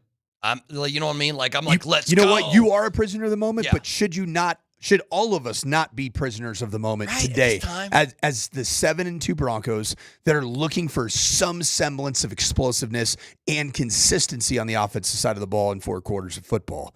What better way to do that than get one of the best 2 or 3 tight ends in the National Football League? Ooh, I wonder if they've already made that call in Arizona. It's told them to kick rocks. Well, I'd I be mean, my guy Max here is telling me that he needs whatever you and I are smoking. No way the Cards trade McBride. So people are saying Trey McBride signed an extension in the offseason. Guys, do we understand that Sauce Gardner was just dealt? Yeah. From the New York Who Jets? just signed a massive extension in July. It's just a couple of months Do back. we not understand that?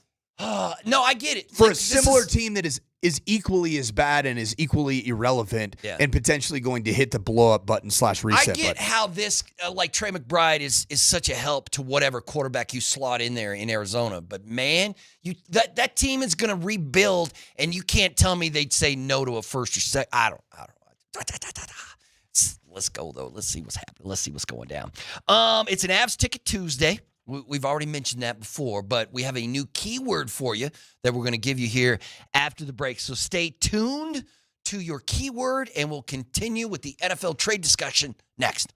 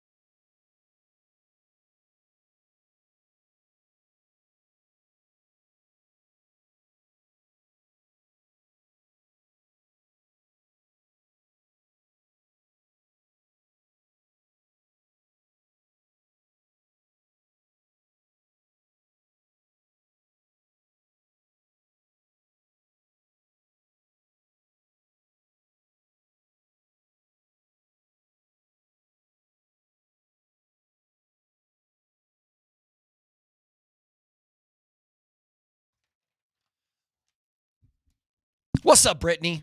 What's up? What's up, Mile High City? Welcome back to the morning sprint. It's an Avs Ticket Tuesday. Every Tuesday, we're giving away a pair of tickets on every show, so be listening for keywords on the 20s. Your 1120 keyword is Give it to me. Minnie. Oh, Minnie. As in the mouse? Yeah, as in the mouse. As in Not like a Mickey's, Minnie Cooper. Mickey's little side. Yeah. Wait, did you say Mickey's side piece? Yeah, man. I don't think Minnie's his side piece. Yeah, but you know what? They do that role playing thing, where they're they're like, hey, come over here. Right. Well, listen, we're not man. together, right? Yeah, like 90 years into the marriage, you got to make it fresh and spice it up. Just like, or you got to add some sauce, just like the Indianapolis Colts added that sauce. Yeah. As You in think Sauce Mickey's Gardner. got 2 first-round picks to give up? I don't And a know. wide receiver? Minnie. Hey, Mickey's doing pretty well, man. He's doing all right, yeah. Mickey's got some bread.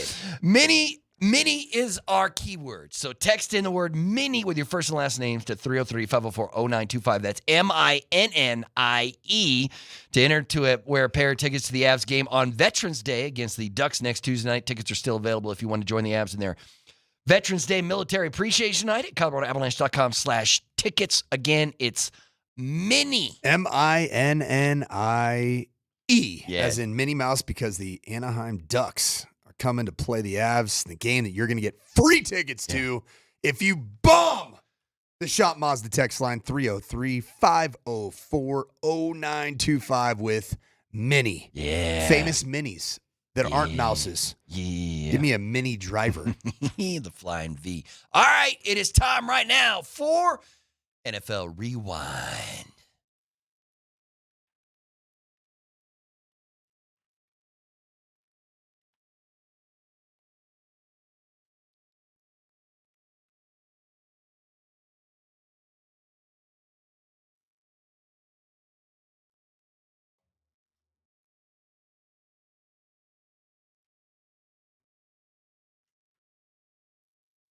Time right now to look back at the week in the NFL that was with our NFL Rewind, and we will start with the single most drunk game of the weekend. That was the Chicago Bears in Cincinnati taking on the Bengals. Joe Flacco, the fountain of youth, the man throws for 470 yards and 4 touchdowns, and it's not enough. Williams slings it. Williams, Loveland bangs off his man. He's going to score. Home. Colston Loveland in a jaw-dropper. 58 yards on the catch and run from the rookie. Yeah, Colston Loveland with the game-winning touchdown reception there as the Bears beat the Bengals 47-42. That game was crazy. It was crazy. Colston Loveland of Michigan and also of Idaho. He's from Fruitland, Idaho, Colston Loveland. All right, man. There's never been to Idaho. Still doesn't excuse the fact that you gave up the opportunity for Tyler Warren in order to take Colston Loveland first. Warren is so good. It's So good. Crazy. All right, so the Bears get that win. They put up 47 points. Chicago's now 5-3 on the season. They got 3 wins on the road. The New England Patriots were taking on the Atlanta Falcons, and the Patriots, just like the Broncos, are now 7-2. Penix on 4th down, looking for London. And did he bring it in? Yes! What a catch! Drake London with the hat trick. His 3rd touchdown today. Now the all-important extra point for Parker Romo to tie the game at 24. And the kick is no good! That's tough. That's tough. He missed the extra point. Yeah, Michael Penix was kind of dealing it again. He threw 3 touchdowns in that game, and he lost. Dude. What's wrong? What's wrong with the Falcons organization? I don't know. Man? It's so weird. They It's look so like they have so weird. much talent. I swear, I just give the ball to Bijan 25 times a game and just say, okay, let's see what happens. But that's not what happens. And the Patriots get the 24-23 win. New England is now 7-2. Drake May, 259 yards, 2 touchdowns, and a pick in that game. How about the Pittsburgh Steelers and the Indianapolis Colts as the Steelers and Nope, the Magic just he's turned into a pumpkin. Crash. Play that thing. Make it play. Make it go. Play that Go. funky music, And KJ. there it goes. And here's your highlight. And 1, 2, 3, highlight. And maybe you This are the computer highlight. hates me today. KJ, you're breaking stuff already, man. All right, that's fine. I can just pretend I'm Aaron Rodgers. Pretend I'm Aaron Rodgers. Pretend I'm about to go on McAfee and pop off with some crazy. Although he doesn't go on McAfee now, right? As a Steeler, right? Like he does. I haven't seen him. The Roonies are like, yeah, no. Listen, yeah, no. Thanks for coming and being a Pittsburgh Yeah, Steeler, but we don't do that bro. kind of stuff around Sorry about here. that, bro. Well, I'll just explain it in really slow. Yeah, go ahead and explain this to me. The Pittsburgh Steelers went ahead and beat the Indianapolis Colts 27-20. Man, the Colts would have been 8-1 with that win. Daniel Jones in a loss, 342 yards, one touchdown, but 3 interceptions. Can't do that, Daniel. For Indiana Jones. And Jonathan Taylor, who's been having a stupid season, was held to just 45 yards rushing in that game. The steel curtain showed up. 14. Yeah. Yeah. Well, I mean, listen, the Pittsburgh Steelers are 5-3. They would not be in the playoff picture right now. The teams on the, well, let's see. No, they would be. They'd be the 4 seed. They're the division You're right, leader, because aren't they're they? the division leaders. Yeah. Now, I'm a lie. The Colts would get Sure the as first heck- round bye. Sure as heck ain't the Ravens, Bengals, or Browns. The Patriots would be the 2 seed. The Broncos would be the 3. The Steelers would be the 4 seed. Bills are the 5. Chargers are the 6. And the Jags are the 7. Wild card contenders, Chiefs, Texans, and the Ravens if they get it together. Although the Texans own the head-to-head. Boy, when you look at the AFC picture right now, yeah. When you see the Ravens are upside down at 3-5, the Bengals are upside down at 3-6, and these are legitimately they're contenders going into the season. The Texans upside down at 3-5. I mean, Broncos are in a great spot right now. I know, it's crazy. Gosh, they're in a great spot. It's so crazy. But, I mean, we still have 8 games to go, so who knows what's going to happen. Hey, KJ, do you want to do another highlight? Would you like to try to do another highlight, brother? All right, let's see what happens when the Las Vegas Raiders takes on the Jacksonville Jaguars this game. Let me guess something. Yeah. Based off the fact that this is the Las Vegas Raiders, and taking into account that everything about that franchise is just broken, I'm guessing the highlight itself is broken. Oh, yeah. Here's all right, what's we'll happening. see. We'll see. The game would actually go to overtime as Jacksonville scored 17 points in the fourth quarter. The Jags score in overtime. They kicks to the extra point. The Raiders score in overtime, and they go for the 2-point conversion and the win. For the Geno Smith for the win, knocked away. And the Jags defense, Devon Hamilton, swats it away. That was a terrible throw by Geno. I don't know what the hell he was doing. He had like a couple of guys open. And he's But just is that like, not just so on brand for the Raiders? Yeah. As a franchise, like Yeah. even their 2-point conversion that was audacious to go for, the actual play call, the execution. It's like he drops back. Oh, it's swatted away. Yeah. Ball game. Yeah, you could almost feel that one coming. So Geno, Because we're the Raiders. Geno threw 4 touchdowns in that game and just 1 pick, although, I mean, it is a turnover, compared to Trevor Lawrence, who had 0 touchdowns and 1 pick. But the Jags get the 30-29 overtime win. Ashton Jeanty, 13 carries for 42 yards in that game. But the story of the game for the Raiders was Brock Bowers. That dude went crazy. Man, he is so good, and that team is so bad. Brock Bowers, 12 catches for 127 yards and 3 touchdowns. That's a stupid number for a tight end to put on the board. And I'm assuming the Broncos are going to get a healthy dose of that man coming up. All right. Oh, that was good. That was the that Barcelona accent. Yeah, he's a healthy dose. Yeah. Bills and Chiefs. Buffalo versus Kansas City. Bills, I mean, they only have a few more games in that broken building that they've had forever and ever. Their new stadium's going to open up soon. So they have the rest of this regular season and the playoffs if they get a home playoff game there in Buffalo. But Bills and Chiefs, and who comes out on top? And Allen throws wide open. It's Kincaid and a Buffalo touchdown. His leverage against him right here. I'm going to go in. Nope. And then the ground turf got you. Allen stands right in the pocket. Finds the man in space. And here he goes. Kincaid down to the 9-yard line and out of bounds. Bills win it 28-21. Yeah, that over was the Tony Chiefs. Romo, wasn't it? Yeah. It was Tony. He used 2 words that. I mean, we don't like him here on the Morning Sprint. Tony Romo, as a commentator, as a human being, Strange cat. But did he just say ground turf? I think maybe he did. Who calls ground turf. I don't know. And then the other word he used that you cannot use that word here in Denver on these airwaves.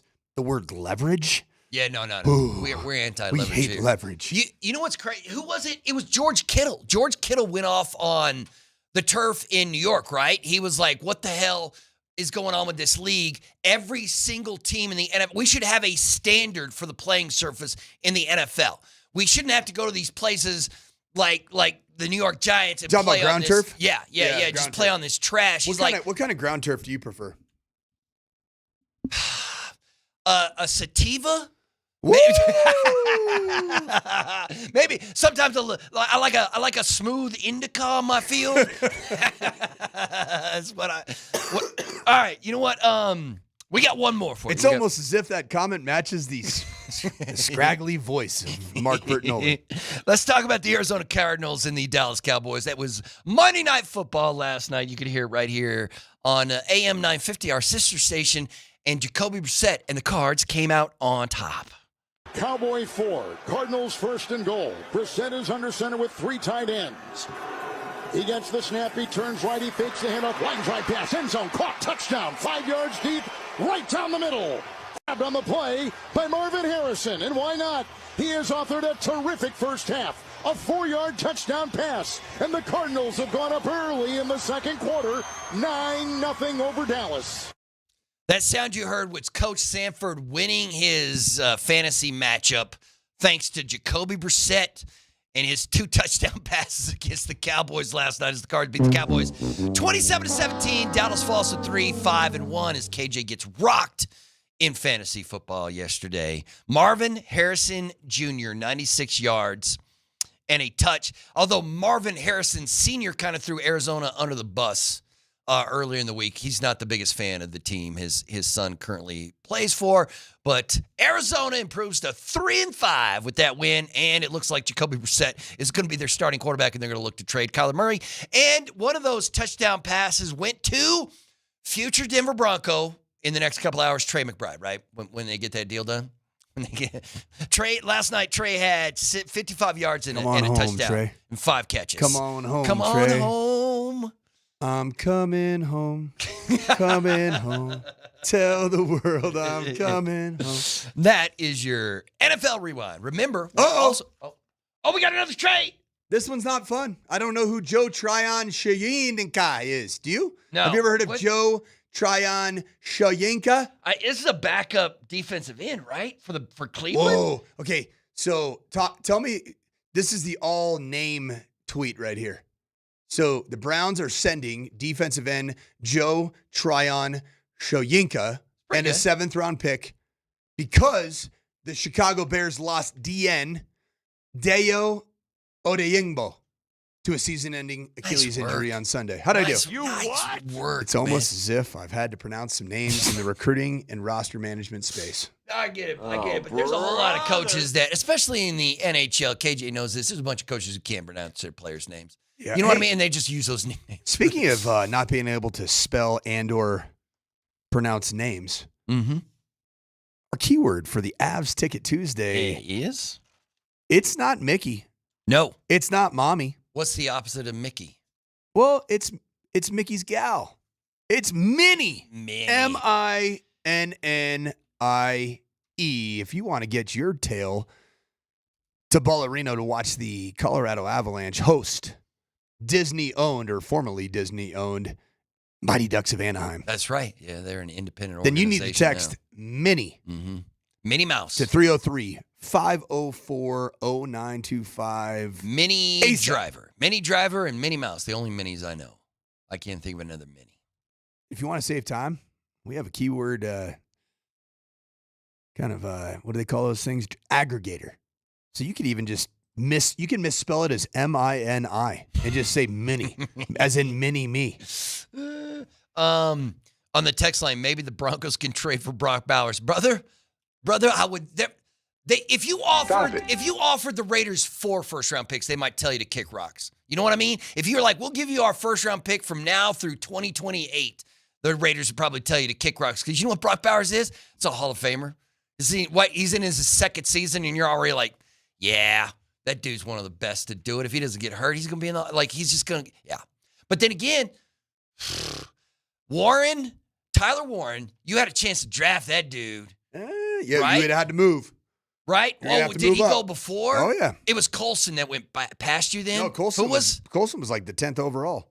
Really? Why do I think that they had a chance to draft one of those tight ends? You could have moved. Well, yeah.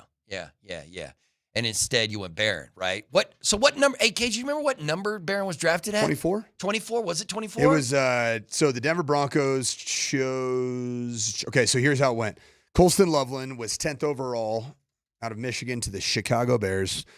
Tyler Warren was 14th overall out of Penn State, and he went obviously to the Indianapolis Colts. The Denver Broncos selected 20th, and they selected Texas defensive back Jahdae Barron. Yeah, so never mind. You could not have gotten You would have one to of those move up dudes. 6 spots, but I don't think the Colts, man. The Colts obviously liked what they had. Oh, and they're more than happy what they have right now. I mean, he's part of the reason, as a rookie, he's part of the reason why they're 7-2, because he's just been going off the tight end position. Let's see what he's got. He's already got 42 receptions, 518 yards, and 3 touchdowns. He's averaging 12.5 yards per catch. Solid. Yeah. Where's Brock at? He's been a little banged up, hasn't he? Yeah, he's missed a couple of games, but like I mentioned, that last game he had was absolutely stupid. 3 touchdowns, 120 whatever yards it was. Yeah, like so if a team only has a weapon of the strength of a Brock Bowers, like that's all the Raiders have, like I'm assuming the Broncos defense can just be like, yeah, we're going to keep our eye on Brock here because nobody else is going to beat us. Did you realize that those 3 touchdowns were Brock Bowers' first 3 touchdowns of the year? I did not know that. He only has 31 catches for 352 and 3 touchdowns, but he has been banged up. How many games did he miss? Did he miss just 2 or was it 3? Because I know it's been 2, right? So well, he was playing hurt at the beginning of the season. Remember, they're like, he's hurt, but we're going to play him anyway. So he played September 7th was his first game, September 15th, 21st, 28th. And then he missed the entire month of October. Wow. Octubre. Yeah, that dude is good. No le gusta octubre. So anyway. Brock Bowers. Thanks to KJ for our NFL Rewind and our keyword.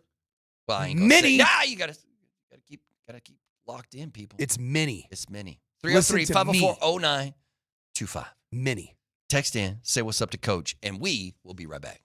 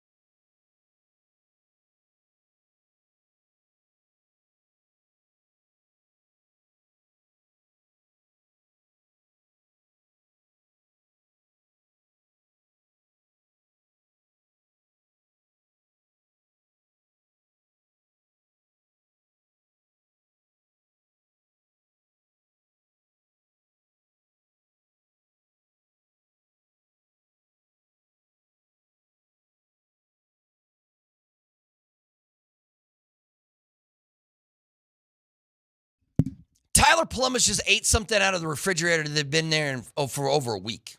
You can't do that, man. That's got cooties in it, man. Not like maybe it's your own house.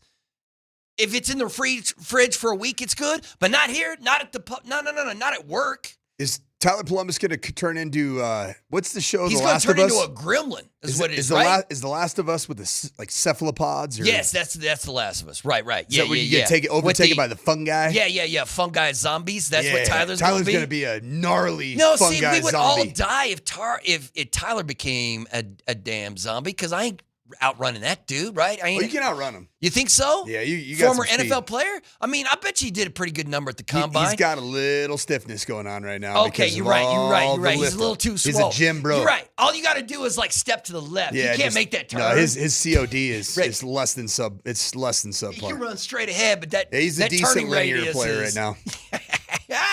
Anyway, welcome back to the last segment of the morning sprint on this Tuesday, November the 4th. The Nuggets played and won last night. Your Colorado Avalanche play tonight. Yes, they do. They take on the Tampa Bay Lightning in a late night game. Puck drop tonight at 7:52. Sounds like a couple of contenders.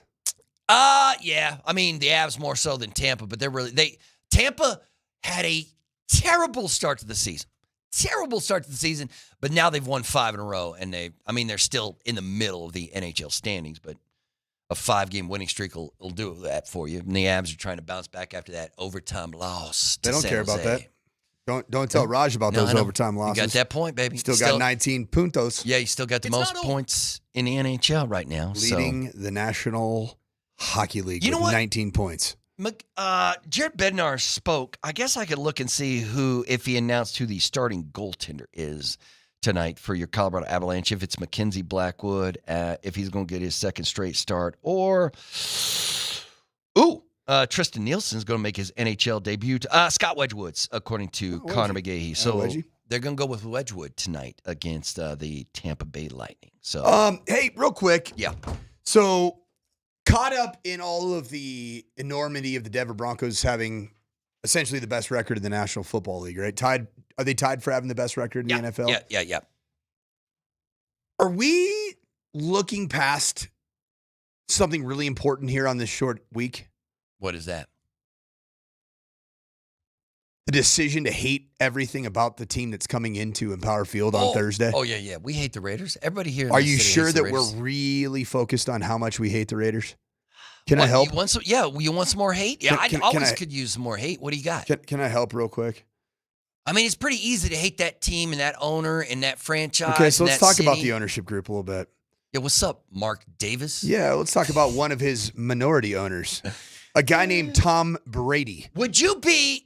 Oh, listen, I can hate on Tom Brady all day. Let's go. Want me to hate on Tom Brady? Let's start talking trash about Tom. Because Tom Brady, you know what he has right now? He's got a punchable Raider face. Oh, you know what? That's right. You know what we were just talking about? How much money do you think Tom Brady just did some weird sci-fi. That's what I'm telling you right now. So I want to get some hatred going in the direction of the Las Vegas stupid Raiders.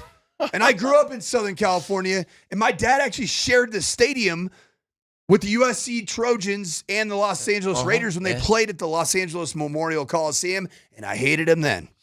And I hate them now. You want to know why I hated the Raiders when I was a youngster? Why? Because my dad took me to training camp in Ventura, California, or actually it was Napa, California, where the Los Angeles Raiders did their training camp. And Al Davis swung on you? You want to know what Al Davis did? What? He yelled at me and my dad for us playing catch. I was a 7-year-old kid, Al Davis. So you know what? I want to punch your son in the face right now. Listen. Well, let me ask you this not question. Actually. It wasn't this was not a physical threat. Would you, if it cost you $1 billion, would you be a billionaire? Would you take that money if it meant you had to have that haircut your entire life? See, I don't know if I could even have $1 billion. I like to choose poverty. I guess I could wear a hat my entire life, but are you kidding me, man? No, I don't want that hair.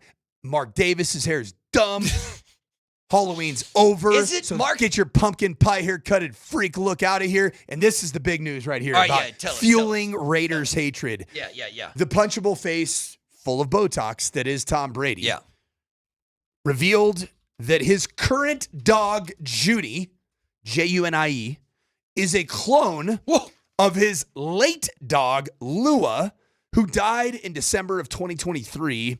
per Bailey Critch. The dogs were cloned by Colossal Biosciences, a biotech company that Tom Brady is an investor in, using blood collected prior to Lua's That's death. crazy. That's great. First off, if you're going to clone somebody, clone Giselle Bundchen instead of your dog.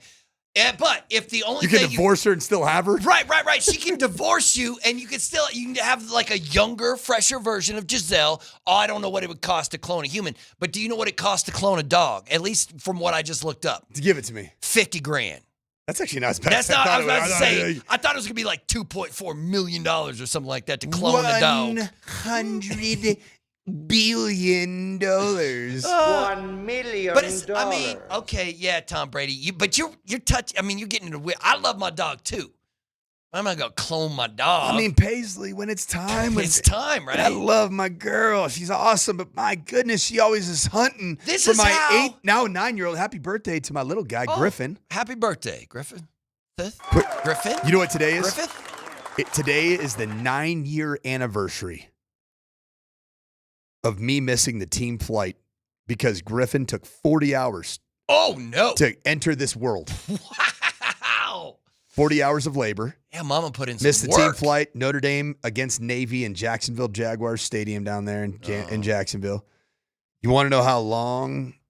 You want to know how long my paternity leave was? I'm gonna go with after he was born. After the birth. he was born, you were just like Jarrett Stidham. Remember when Stiddy was like, "Is the baby alive? Okay, I'm out. Peace." And he flew to go take on the Jets. How long? Go ahead and read this from my wife right there. Read the little note right there. Oh, look at a young Mike Sanford.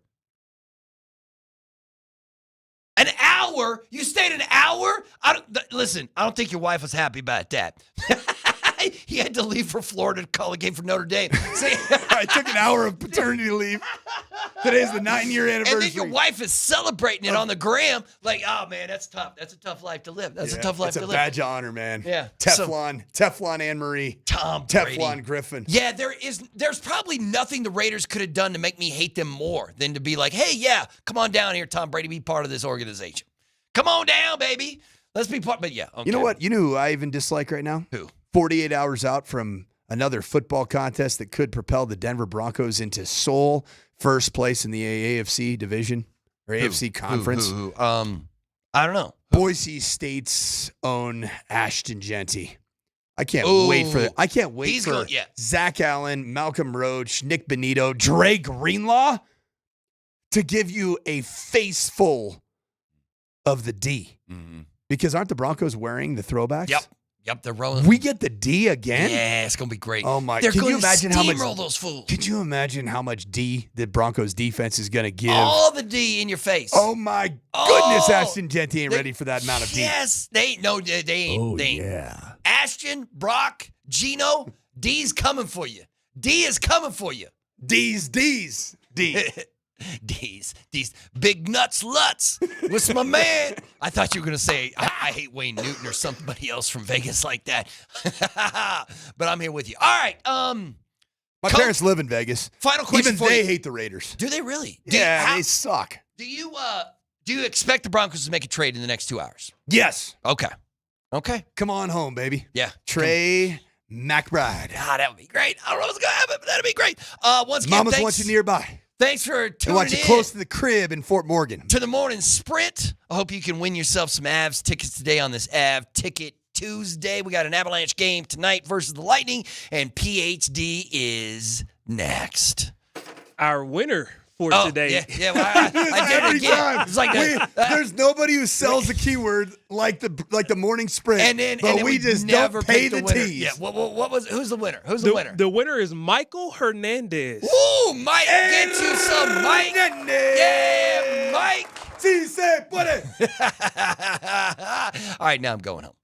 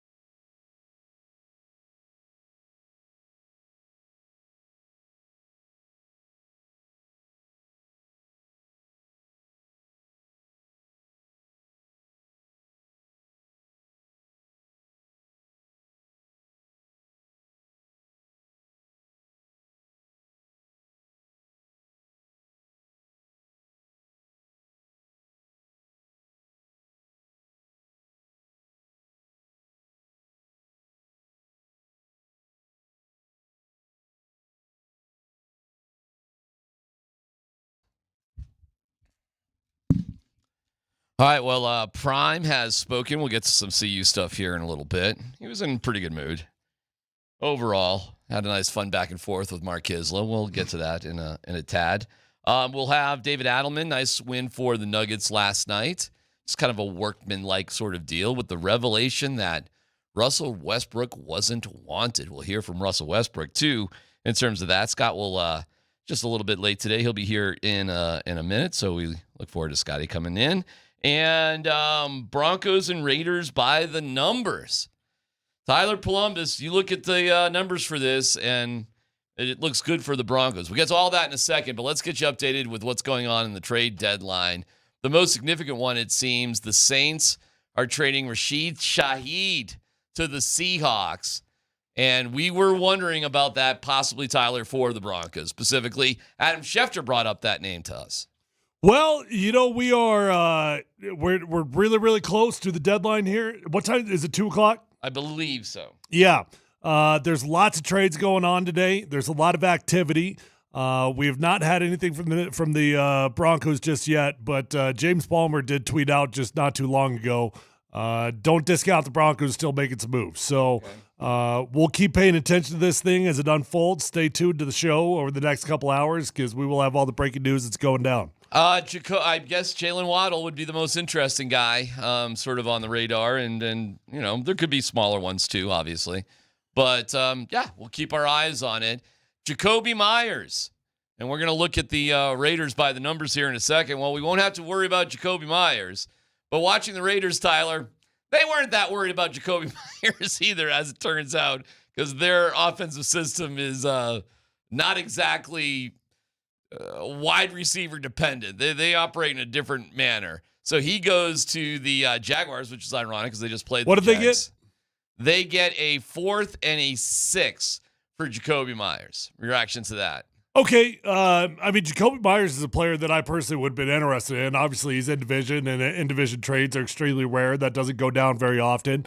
But for a 4th and a 6th, I think that's pretty decent value for Jacksonville. And big news, the Colts are trying to go for it all this year, big time. And they feel they're a cornerback away, so they have given up 2 first-round draft picks for Sauce Gardner, who just signed a 4-year, $120 million contract extension. When your team is going nowhere, a elite corner is a luxury. And a couple of years ago, I made this argument for the Broncos with Bad Surtain, meaning his best value may be in what he could get for them. Now, the Broncos have, hung in there, and it's paid off, no doubt. But the Jets see themselves going nowhere. So they take an elite corner, and they turn it around for 2 first-round draft picks. And the Colts are just like, forget those draft picks. We're going for it now. Well, you don't see a guy traded very often when he's that fresh to a brand-new contract. Generally speaking, you give a guy a new contract, and you're financially committed to him for at least 2 or 3 years. But the structure of that particular deal, they were really light on the signing bonus, and so that made it affordable for the Jets to be able to move on from him, almost like they were planning on giving themselves an out if they needed to have an out. And now the Colts, this is a team that's in. So look, man, I mean that's where the Broncos are right now. Also, as a 7-2 football team, you would think that the Broncos are looking for a puzzle piece or two to add to this team to kind of push you over the top as legitimate championship contenders. Would you give up if you're the Denver Broncos and the right guy was there? Are you in the spot like the Colts feel they are to give up 2 first-round picks for that guy? Oh, I don't know. What are we talking about? That would be like I'm trying to even think of a player that would make sense for the Broncos. Like 2 first-rounders, you're talking about wide receivers, you're talking about pass rushers, and I guess, you're talking about a corner because that just happened with a corner. Don't need a corner. Don't need pass rush. That leaves you down to the only position that would be left that would you give up that kind of value would be for wide receiver. And I do think the Broncos should be in the business of potentially accumulating more talent in the wide receiver room. Probably not a number 1, not that type of talent, no. All right, but how about the fact that the Colts are going that deep right now? My goodness. And yeah, I wouldn't give that up for a corner. You don't need to. Good point. And I don't even know if there'd be a tight end that would have that value out there that No. would be available. No. You don't get that type of value for tight ends. The only guy I can think of right now that you might have to give up a little something for, and it's definitely not 2 first rounds, would be something for Waddle. That's it. I can't think of anybody else, guys. Olave, I suppose he's still out there. But I don't think you'd have to give up first-round picks for Chris Olave, right? Yeah, definitely not 2. So, will the Broncos make a move? The Colts just did. What's that value? What's it worth this year to go for it? It's a pretty bold step. There's a new trade right in now. Adam Schefter, wow. New York is trading 3-time Pro Bowl defensive tackle Quinnen Williams to the Cowboys, according to Adam Schefter. Wow. Jeez. So the Jets are just totally resetting, and Cowboys, who have been lacking in pass rush department, add a very solid defensive tackle there. Yeah, and don't forget, earlier today, the Cowboys acquired the linebacker, Logan Wilson. So they got Logan Wilson, linebacker, and now Quinnen Williams, who's a fantastic defensive tackle. So they're still trying to make sense of it this year. So look at Jerry making some moves. Okay, all right, Jerry, and look at the Jets just sort of is Garrett Wilson available? Should we shrug his shoulders a little bit? I mean, as long as we're having a yard sale out there, Tyler. Could Garrett Wilson be in the mix? Gosh, my gut says hell no. I don't know why he would be in the mix, but if they're doing fire sales like this, I guess you never know. Jordan Schultz is a guy that sometimes I trust him, sometimes I don't. He also tweeted out this morning, we'll see if any deals get done, but the 2 teams I'm watching today for a potential holy crap type of trade are the Seahawks and the Broncos. Whew. Yeah, the Seahawks, what'd they do too? They just did something. I thought they did something. Oh, they added Shaheed. Right. They added Shaheed. So look how good that might fill that in for Schultz if he tweeted out that this morning. He threw in the Broncos too. Wow, well, we should have some fun with this. 303-504-0925. Who would you like to see? And look at the teams that are dealing. It's the Jets. It's the Bengals. It's your dog crap teams. The Browns are sending defensive end Joe Tyrone Shoyinka. How's that for my pronunciation? To the Bears in exchange for a 6th-round pick. So the Browns, Tyler, are making deals. Anybody want Jerry Jeudy back? Yeah? How about that? Sure don't. Wouldn't that be something else? He's had a pretty quiet year in comparison to what happened to him last year. Anybody else on Hell no. Anybody else on the Browns that's interesting to you? I mean, these are the teams that are wheeling and dealing right now. Browns, Jets, Bengals. Gosh, we've had like 20 Saints. If you go back to the trades that happened already, like before the deadline right here, we've already had 20 plus trades in the NFL. How about that?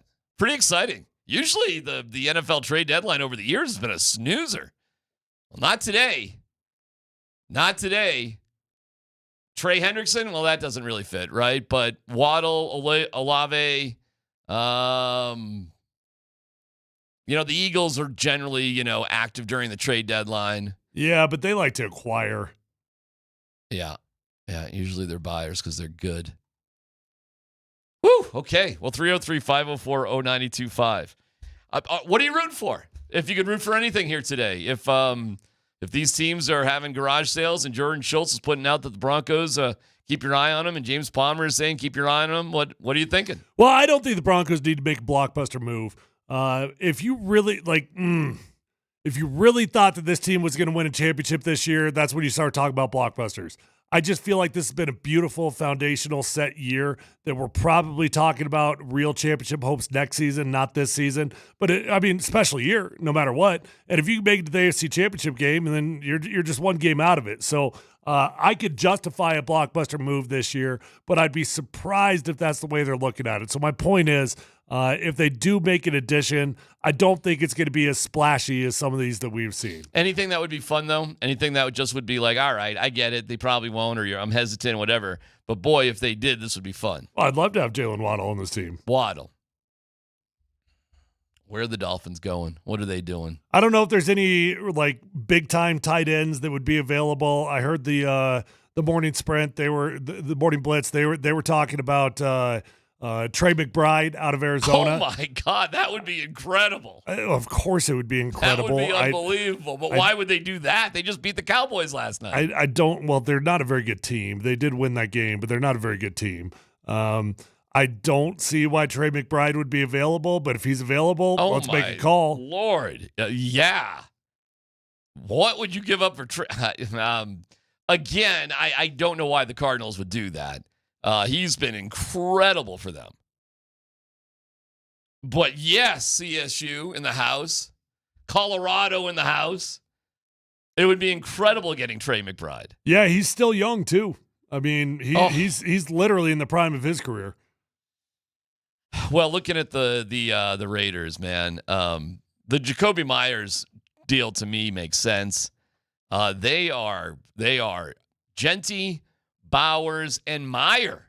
They go heavy with two tight ends, but primarily now that Bowers is healthy, it's the Brock Bowers show, along with Ash and Genty. I was surprised how much they used their other tight end, Meyer, as well, though, Tyler. Like they they really don't use their wide receivers. Trey Tucker's their small little dude who's kind of that, rah-rah spirit, go gadget go sort of guy. But Jacoby Myers is kind of like an afterthought. It wasn't really that big of a deal. Yeah, so the Raiders, I mean, they do some things well. They've got a pretty good pass rush. Max Crosby's obviously over there, but in terms of sacks, he's not necessarily at the top of the NFL right now.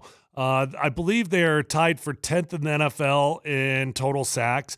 They've got a really good player in linebacker, Devin White. That dude can ball. He's got great speed. He's got great physicality. He's the signal caller of defense. I think Ashton Genty is starting to come along. He's got 531 yards, I believe, something like that, give or take, last I saw. But overall, there's a lot of things that they don't do well. So they got bad quarterback play right now. Geno Smith has been a disappointment on the year.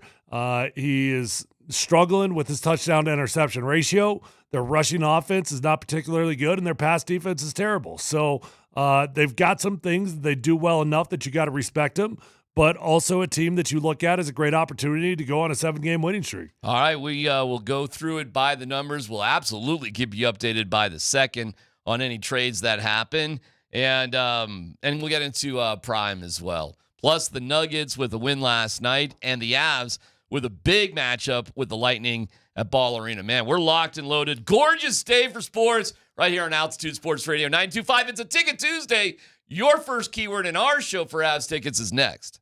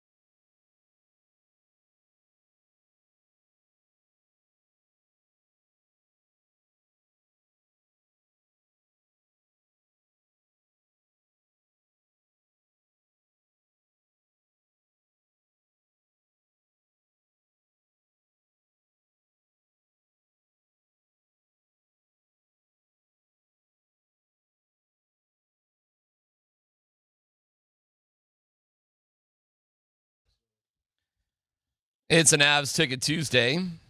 Every Tuesday, we give away pairs of Avs tickets to every show we have here.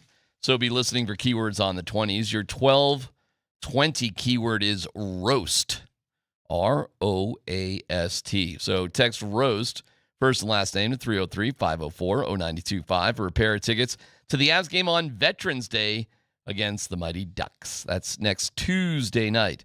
The Avalanche Kids Club is here. Check out free or paid membership options today at coloradoavalanche.com/kids club. Again, 1220 keyword roast. Roast, first, last name, 303-504-0925.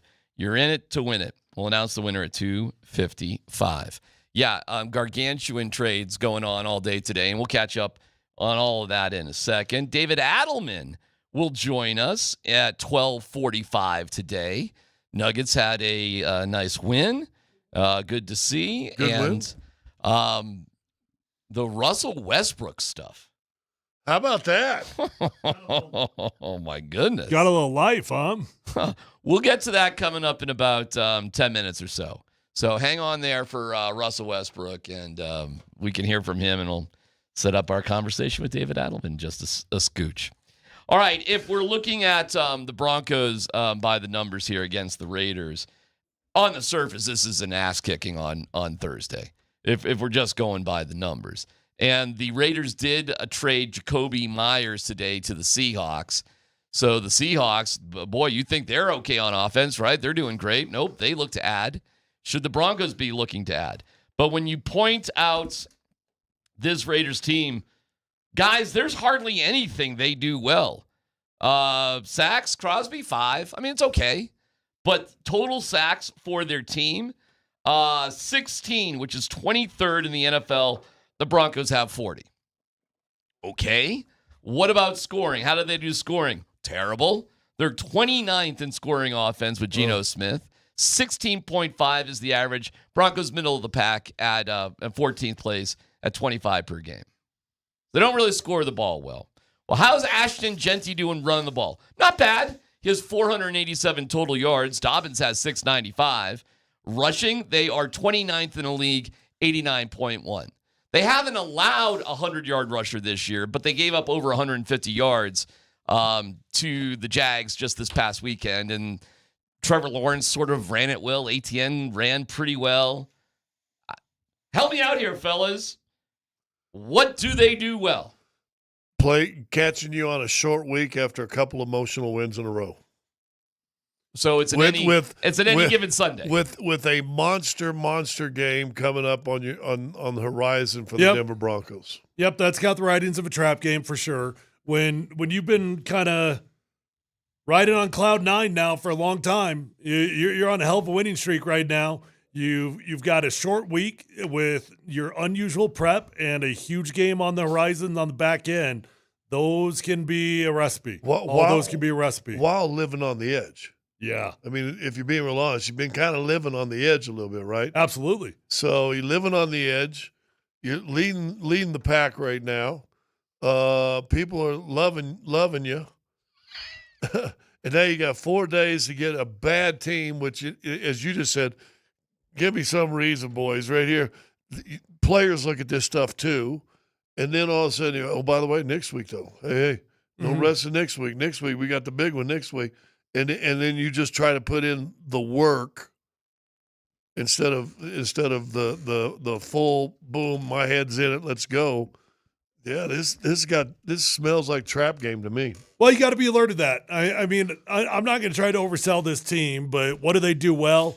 They've got some emerging young talent that is pretty legitimate. You know, obviously they had Brock Bowers from last year, but Ashton Genty, he's got the most touches among rookies this year. They obviously believe in the guy. Total scrimmage yards, I believe, is around 531 or something like that, give or take, on the season. They're going to continue to give him the rock. They also have got a young player in Trey Tucker who's got 4 touchdowns on the season, which is a team lead. Small little scrappy guy. Yeah. But he's a very, very legitimate, versatile, deep threat. But their offense, though, and we have not seen a team like that. It's Bauer. Well, it's Genty Bowers. And then next, it's actually another tight end. And they are tight end heavy, attack you. And Genty, yeah, they're all in on Genty now. Like it's run, pass, whatever with Genty. Standing there looking like a zombie in the backfield. So to bring something out of the past for you, right? But whatever you do, Broncos, don't take these guys for granted. Knock on wood. Remember the Gruden? No, that's right. HBO. I'm sorry, I forgot. HBO. Knock on wood if you're with me. Yeah, knock on wood if you're with me. Forgot about that. I'm sure that's going well at Barstool these days. There is one thing that's he ought to pull that out for Barstool. Knock on wood if you're with me, you big fat guys that watch Giants games. All right, there you go. There is one guy that does bring a little fear if we're doing Broncos fear factor, if we're afraid of them a little bit. Raheem Mostert. Yeah. Okay. Why? He is a dynamic kickoff returner. I know their numbers aren't great, but if you see what they did. But he gets to go against the Riz this week. Mostert against the Riz. And the one thing that I think the Broncos are going to win and win easily. But I'm just telling you, watching them, the thing that freaks me out, that I've got fear about with them, is Mostert against the Riz. And it's a weird thing to be nervous about. But the Raiders were out of that game against the Jaguars if it wasn't for Mostert and his dynamic kickoff returns. Where was he at? Was he somewhere else before the Raiders? Oh, my God. He's been a bunch of places. Yeah, it seems like it. My goodness. Well, he's 33. Geez, how many teams has Mostert been with? Yeah, to knock the gray out of him. He has been with the Niners, Ravens, Dolphins, Bears, and Browns. I remember him with the Ravens or with the Niners because I think I had him on a fantasy league about 6 years ago. He is this is the sixth team that he's been on. But listen, if that's what you're the most concerned about or scares you the most, I'm scared about Brock Bowers. Like, Tyler, what do they do against this? They really have not faced a tight end like this. And frankly, there might not be a tight end like this in the NFL. Brock Bowers may be the most dynamic. They did tight face end off against a tight end like this, and they kept him out of the ball game entirely in Jake Ferguson. So Ferguson was the best tight end in the NFL coming into that game with the Cowboys, and he was an absolute non-factor against the Denver Broncos. So I couldn't tell you the last time we had a year in which we made a good tight end a non-factor. We'll see if they're able to do that again. Well, was it Indy that had the rookie tight end that had a heck of a game against Denver? Warren. Yeah. Offensively for the Raiders, it probably starts and ends with very questionable quarterback play this year. I've been a fan of Geno Smith over the course of his career, but he's flat out regressing right now, and he's been a drive killer for that team. His touchdown to interception ratio is bad right now. He is not taking care of the football. They're not scoring points, and despite the fact that he can fight his tight ends, he can't seem to find a whole lot more than that. 1,700 passing yards, 11 touchdowns, 11 interceptions. Out of 100, his QBR is 39.3. It ain't good.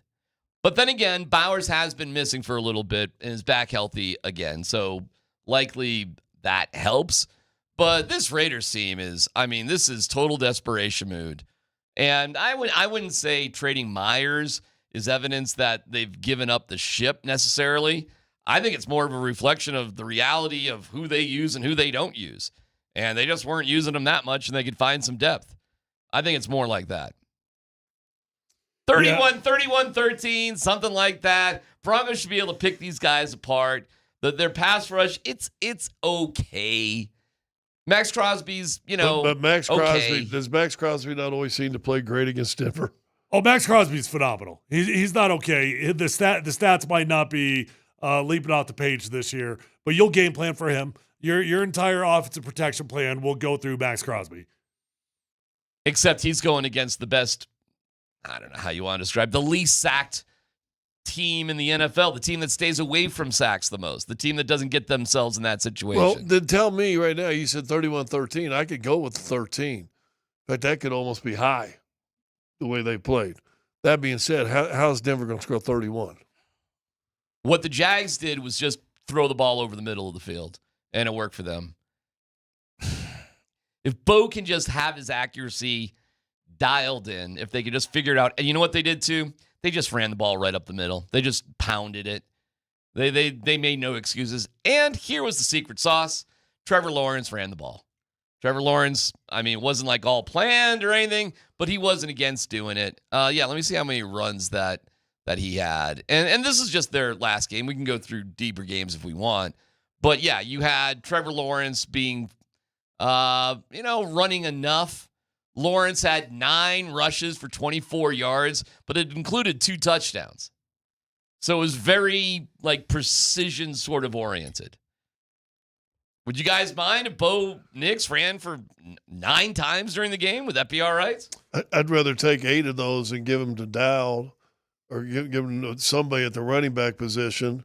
Well, they gave 22 carries to ATN. So it's not like they were shy about handing off the ball. They had 42 running attempts to 34 passes. They went run heavy against the Raiders. But Denver went in the entire second quarter, and your starting running back didn't touch the ball. Yeah, it was bad. It was bad. And after watching the film, boys, that offensive line was blocking it up in the running game. Yeah. The running game was looking good. It was looking real good. Like perfect, phenomenal execution. And I'm just like, why are we just not just hand the ball off 25 times and just let's just see what happens, just make a commitment. That's just what we're gonna do. In terms of Bo Nix running the ball, he did have 2 designed quarterback runs in the last game. I believe it was only 2. And I think that we should have 2 to 4 of those per game. I would like to see that continue to be utilized, especially down there in the low red zone. I think it's a great option for him. I don't think that Bo needs to. I want Bo to stop thinking about running, to be honest, though, because and I'll break it down. We're gonna do a little bit of film breakdown a little bit later in the show. I broke down all of Bo Nix's deep throws. I'm telling you, what crushed Bo Nix in this game is that we talked about how chaotic his feet are, right? Well, the reason his feet were so chaotic is because he thought he was going to run every time. And so he starts to break out, and I'm going to run. And then at the last second, he makes the decision to throw the football, and he just can't. His feet are terrible. He's got his left foot behind his right foot on a couple throws. Oh, wow. And it's getting caused because he thinks he's going to run out of the pocket. So I would actually tell him, if anything, and I think that's what Sean Payton was talking about yesterday when he was talking about the clock, trust the clock. You don't have to get out of that pocket. Trust the clock. If you're going to run, it's going to be clear to you. But if it's not clear, you got to be patient in that pocket and trust your feet. I don't think any quarterback likes to get hit. That's a fair statement, right? But you can't be afraid to get hit. Is he afraid to get hit? I don't know that I would say that. He doesn't look soft to me, if that's what you're saying. No, I'm like, you run. And we're like, dude, step in the pocket, plant your feet, and throw the ball. Touchdown. Yeah. I mean, he had 2 or 3 of those, right? You went back and looked. I mean, if he sets his feet, do they not have at least 2 more touchdowns? Oh, my gosh, maybe 3. Yeah. I'm telling you. The go ball was freaking there against the Texans. There were at least 3 or 4 opportunities. Just simple 9 ball. We're going to go vertical here. And we overthrow 1, we underthrow 2, and we throw an interception to Cortland Sutton on the 3rd one. Well, this is the Raiders. By the way, the Raiders have won 2 games this year. The first week of the season, which is goofy. They beat the Patriots. How about that? 20-13, and their other win was against the Titans, 20-10. So their only 2 wins have come when they've only scored 20 points, but their defense has clicked in on those 2 games. Other than that, it's just been kind of a poop fest for them no matter what they do. They got shut out by the Chiefs 31-0. They lost to the Bears 25-24. They got smoked by the Commanders 41-24. They lost to the Chargers 20-9, and they got destroyed by the Colts 40-6. So you ask how are the Broncos going to score points? This season, the Raiders have just allowed you to do it. And they give the ball away too, guys. They're -5 in giveaway takeaway, which is 27th in the league. The Broncos just won this week, and they were -2 in giveaway takeaway. Broncos are -3 in giveaway takeaway, which is another thing that's remarkable that they're 7-2 and -3 in that department. And it's not looking good for the Raiders here, but we'll dig into it more. And yeah, we'll go to a film breakout with Tyler here in just a little bit. David Adelman will join us coming up in about 10 minutes or so. Last night, good game overall. Yeah. Solid, nothing spectacular. Had a 9-point lead after 1, grew to 11. It's time to take it to 17 and put this one to bed. And they just, kind of just didn't do that. They just kind of hung in there. My biggest fear for this team, because I think they're good. I think they're real good. as they get bored. Well, that's what it felt like a little bit last night. Right. We could talk to Adelman about that. But the story really was, aside from the game itself, the return of Russell Westbrook. So when he got on the court to start the game, he likes to go underneath the basket, not to the circle. Most guys go to the circle, shake hands. Westbrook doesn't do that. Didn't do that with the Nuggets when he started. That's just kind of his thing. All right, fine. Peyton Watson came off the bench and gave him a huge bear hug. UCLA, mentor sort of thing, got it. AG, who defended Russell Westbrook, came down and gave him a little, handshake sort of hug sort of deal, bop-a-dee-doo-doo. Christian Brown was bouncing the basketball, didn't go over to him. Jamal Murray respectfully came at the last second and just kind of really quick. And I didn't see anything with Jokic and Westbrook, but I don't know if what Jokic is going to go out of his way. I don't think that really means necessarily anything. Right. The crowd, mixed bag, I'd say, on Russell Westbrook. But they did do a tribute video to Westbrook and Saric. I forgot Saric was even on the team. They did like a picture of Saric, and then they went into like a 2-minute video of Russell Westbrook. At which point the fans applauded, and Russ gave a little shout out. What did you think of that moment? Well, we had our cameras on him. We're like, he's not going to acknowledge it. He's not going to acknowledge it. And finally, he did late, right? He tapped his chest and pointed to the crowd, which was kind of cool. Okay, so post game, and by the way, Westbrook had a great game. He was their leading scorer. He was efficient. He was He good. made 3 threes in the first quarter, and you went, uh-oh, okay. Well, he was a big reason they stayed in the game. Afterwards, Bennett Durando from the post, captured by the DNVR cameras. He was talking to those guys. Caught up with Russell Westbrook. He was talking to Russell Westbrook. Sometimes things fade away. On this occasion, I give Bennett a lot of credit because, yes, there was a player option that he brought up to Westbrook. So here we go. What you contributed to a playoff series win, to a game 7 win. Well, how do you kind of look at your year here? That was great. Yeah. I guess other people didn't. I do think there was a report or a speculation that they had sort of...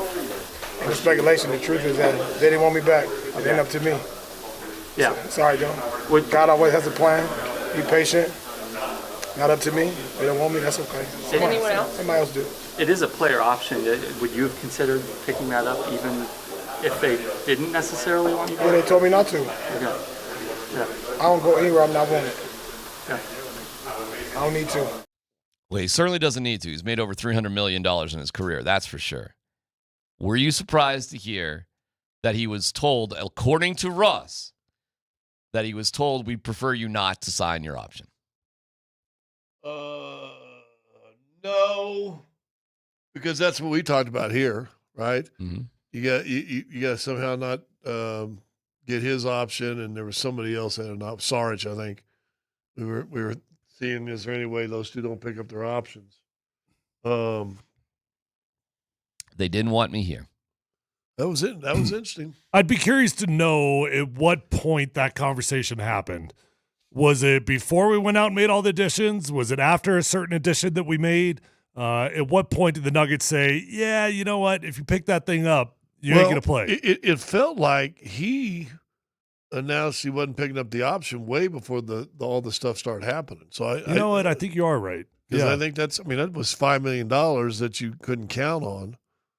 So I'm not sure that it didn't happen before any of the big moves and stuff like that. Listen, they could use a player like Russ. I just don't know if you want to use the drama, And let's be honest, he's in Sacramento now. His family lives and stays in L.A. He's now a 45-hour plane ride home as opposed to 2.5. So it all works out for him. I think to me, in my opinion, I don't think he's necessarily lying, but I just think at the end of the day, it wasn't a fit. He played 37 minutes starting for the Kings. He's not going to have that role. No. And you know what's funny? Bruce Brown wasn't a fit wherever he went, but he's a fit with the Denver Nuggets. I agree. All right, let's talk to David Adelman, head coach. He'll be joining us coming up next.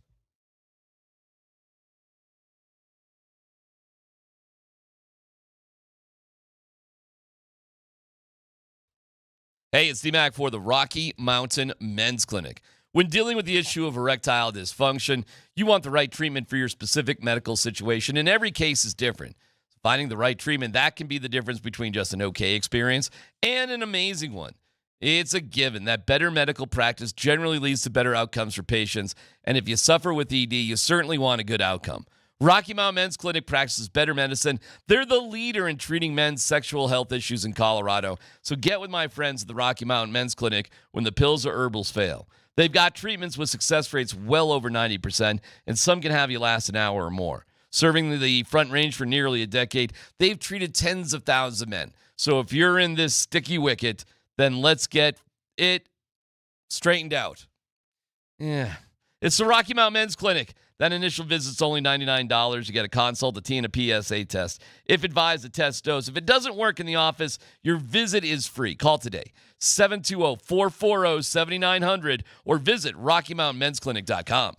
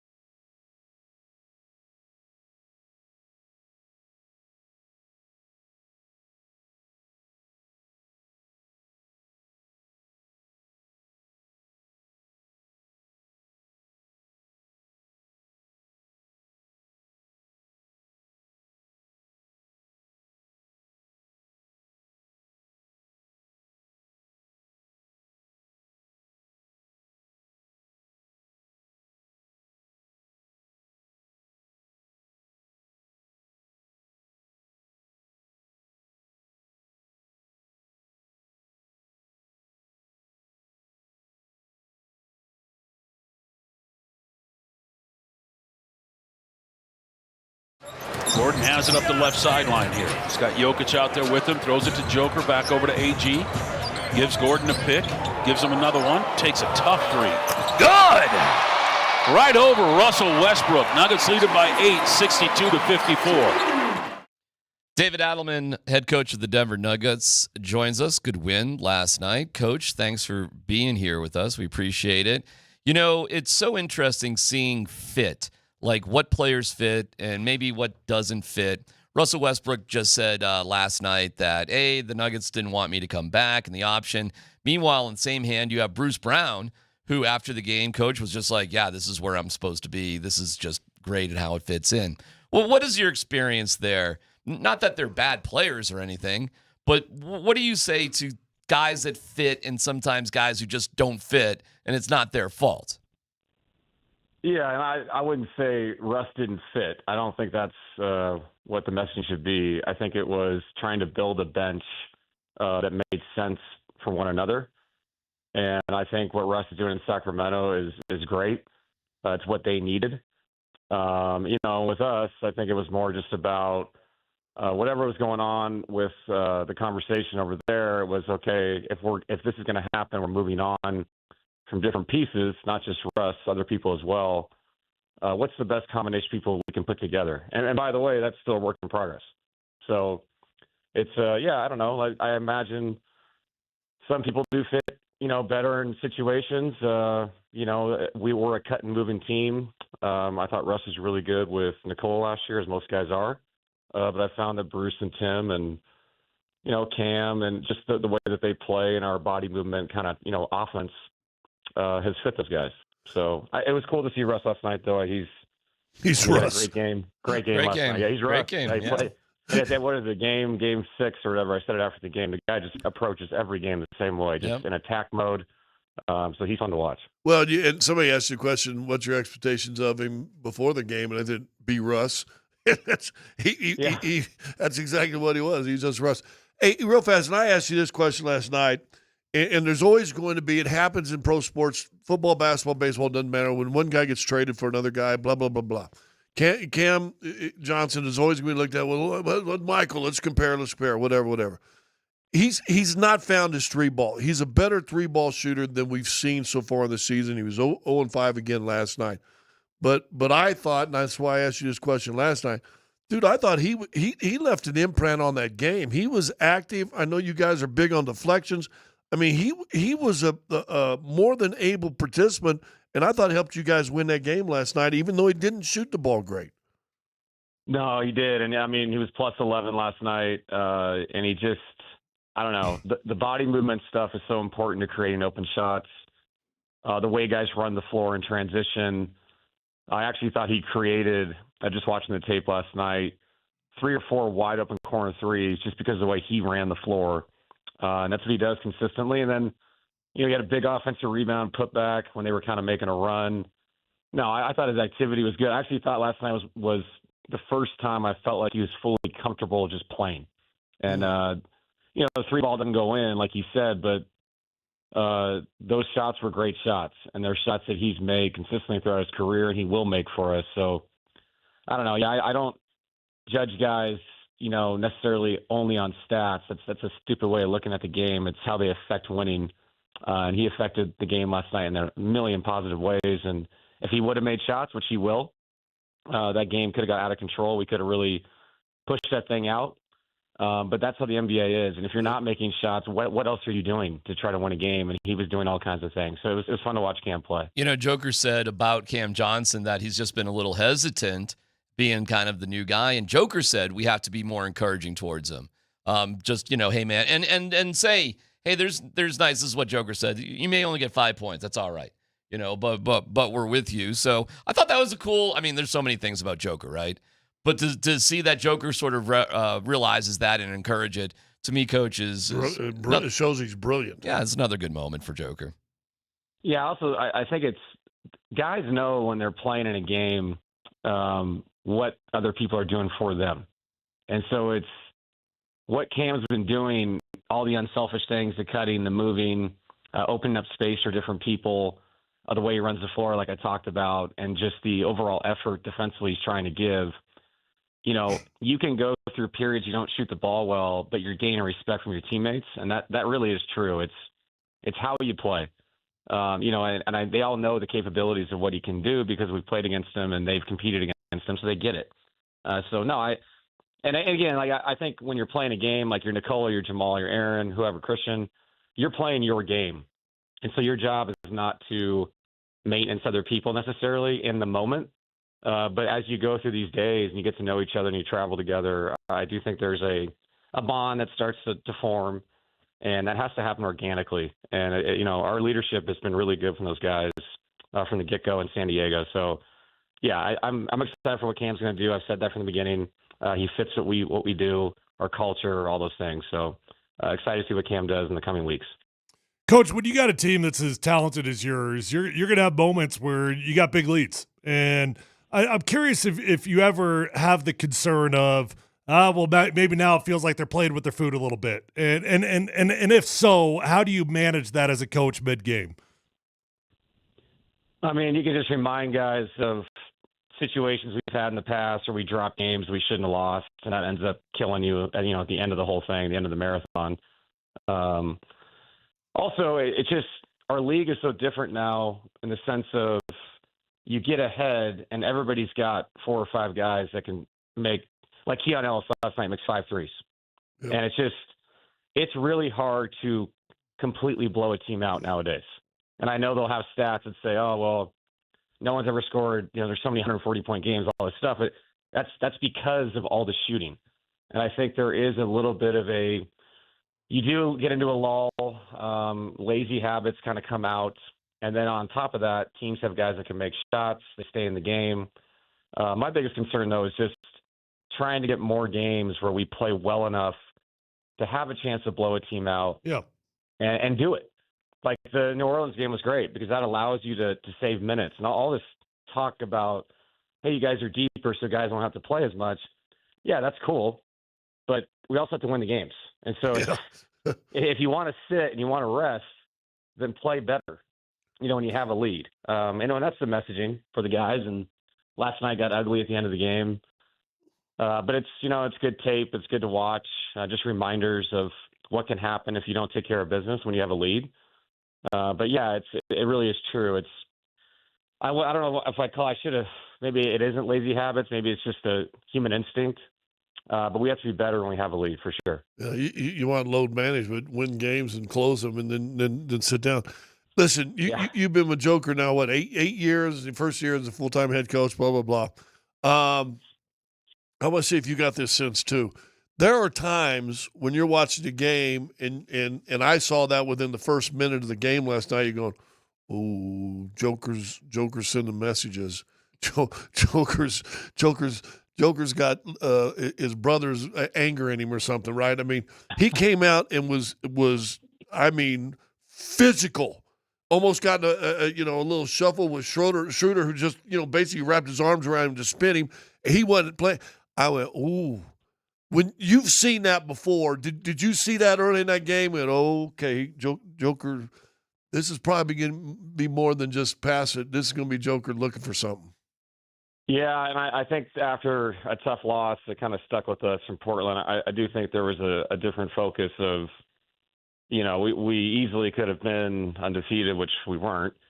You are what you are. But there was an important start of a homestand, and he was super aggressive. And honestly, I give Jamal a lot of credit. Jamal read early how they were defending us and pick and rolls, and he got off the ball quickly and found the pocket. I think he had 7 assists last night. And that allows Nikola to get a rhythm early. Not to mention, man, some of the stuff that's gone on, and I think with the Schroeder thing got to him because it's happening over and over and over where he sets a screen and somebody holds him, they hit him, and that's allowed. And then what went on in the Portland game, at some point you have to show the official, like, all right, this is not going to happen. Right. And I think that was part of it too, a little bit of frustration from the last couple of games. But yeah, he was aggressive from the beginning. His shot looked good. He had good legs. Even the isolation face-up jump shot looked so good last night, so easy for him. So, yeah, he had a game that I think we all sometimes don't realize. We've seen it so many times now that you don't really appreciate it as much as you should. But he was so good last night, so efficient. And I like that he's looking for his 3 ball. It's good for us. I got to throw this out there also. And I said this on the broadcast. Joker had through the first half, 3 quarters. I know he got Christian twice. I think there was once either with Cam or Bruce. When a guy throws a guy open and he gets fouled at the rim, and he gets 2 free throws, why ain't that assist? You're putting points on the board. No, you're exactly right. I mean, he made 2 great passes to Christian, who got fouled. Russ, I think, on one of them to keep him from scoring. Dude, why didn't you get some sort of assist or acknowledgement there? Well, we only got a minute here, and Coach, we just are dying to know how you practiced, according to you, getting behind a guy, wrapping your arms around him, and because you said it's up to you now to teach it. To teach it, I'm just curious how those drills went. Uncomfortable.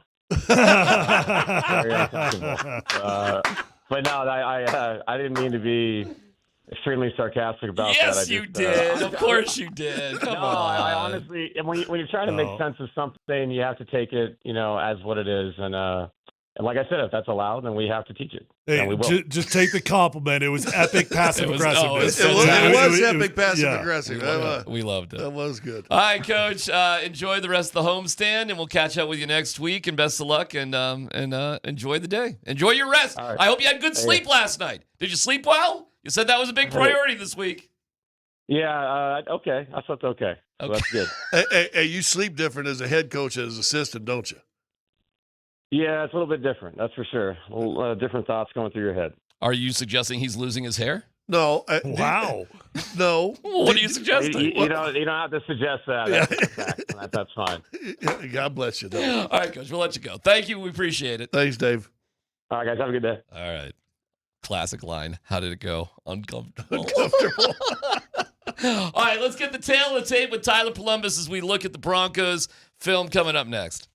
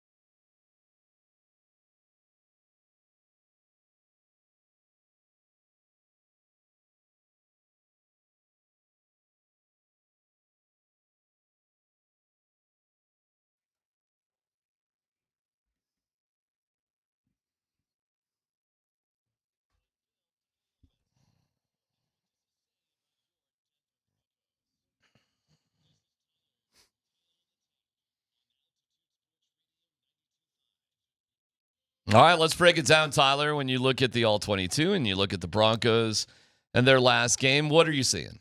Well, I thought that Bo Nix, that was probably his worst game of the season, quite frankly. And I had this gut feeling as I'm watching the game, like we won it. We did it again. You did it in the fourth quarter. You got 11 points. Here we go. Bo's doing his deal. But it just didn't feel as good as some of the other ones, right? And I was like, was it really that good in the fourth quarter? So I went back and I broke down all the tape. I mean, I did the All-22, the entire offense. But specifically, I wanted to focus in on the deep ball attempts that we had in this game.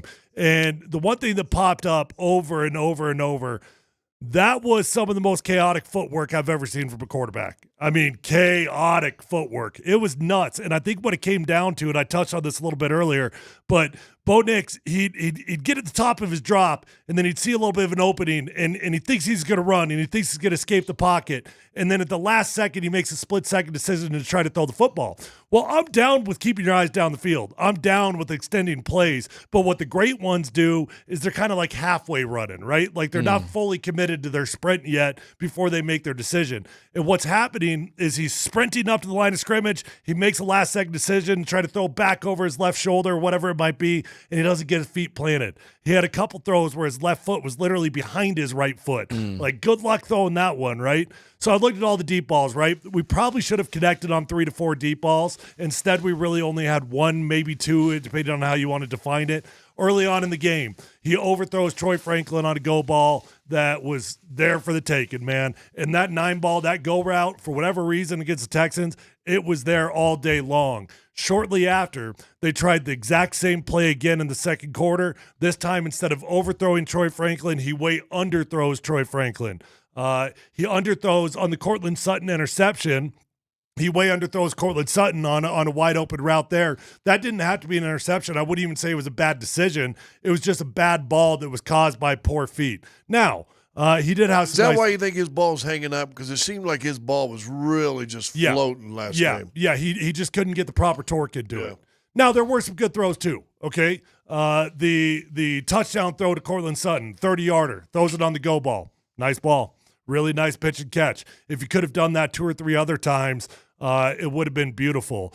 The touchdown throw to R.J. Harvey, that was an easy pitch and a catch, and it was a brilliant scheme by Sean Payton. He ran this scheme 2 or 3 different times, and it's just a simple little rub route. This time it really didn't affect the defensive back all too much in terms of making contact, but the defensive back's got a stutter. R.J. Harvey ends up wide open. The only thing Bo could do wrong is overthrow him, and he did not. So go ahead. I was going to ask, on the Evan Ingram miss, and then the Cortland touch. The one where he's rolling out to the right, throwing back over his left-hand shoulder? Yeah, and Ingram was wide open. But then he goes and puts the ball in the right spot to Cortland, which seems to be relatively the same. What was the difference there? Well, if I'm thinking of the same play that you're talking about, the biggest difference was Bo's rolling out to his right hard, and he's sprinting again rather than like a Patrick Mahomes jog, right, where you're extending the play. You're not sure if you're going to run it or pass it yet. Bo's in full-on sprint mode, and then he tries to plant his foot and he tries to throw cross body, and it's just a really difficult throw, even if you've got your feet planted. It's the chaotic feet. When he can get his feet set, the dude's a pretty damn good thrower. All right, so how do you get your feet set more often? I guess is the big question. If he's okay doing that. Calm state of mind. Was it a little Zen moment, or is there something really mechanical that you can do better? No, I think it's a Zen moment. I think it's trusting the pocket. I think it's trusting the time, trusting the progression, trusting that you don't have to panic and sneak out of the pocket just yet. It's all those things that just leads to a Zen state of mind. That's that on the quarterback. Just a couple other quick observations. The running game, I'm telling you, these boys, they were blocking the hell out of that thing. I don't understand why we don't let's just keep going. Just keep going. Keep going, man. Just keep handing the ball off. Even if you get 3 yards, 4 yards, do it again and see what happens after you've handed the ball off 10 straight times. Are we having good production or not? Alex Palczewski has been tremendous filling in there at the left guard position. Dobbins ends up with 15 carries on the game. Bo had 3. 2 of those were quarterback designed, and one of them was that huge QB scramble. R.J. Harvey's only got 2 carries, but was effective in the passing game. I'd love to see R.J. Harvey somewhere between 6 and 8. Then obviously the other key moment of the game was that blocked field goal. We talked about it yesterday, but that really came down to Quinn Miners not identifying what the front was in front of him. Goes way too down to the inside gap, turns his left shoulder, gets perpendicular to the line of scrimmage, and creates an opening between him and Mike McGlinchey. So, I think there's a lot that needs to be cleaned up. A lot. You missed, or maybe you said it, another great throw I thought the Bo had, going back to him, was that 2-point conversion. Oh, that was great. That was a good throw. Here's what you love about that one.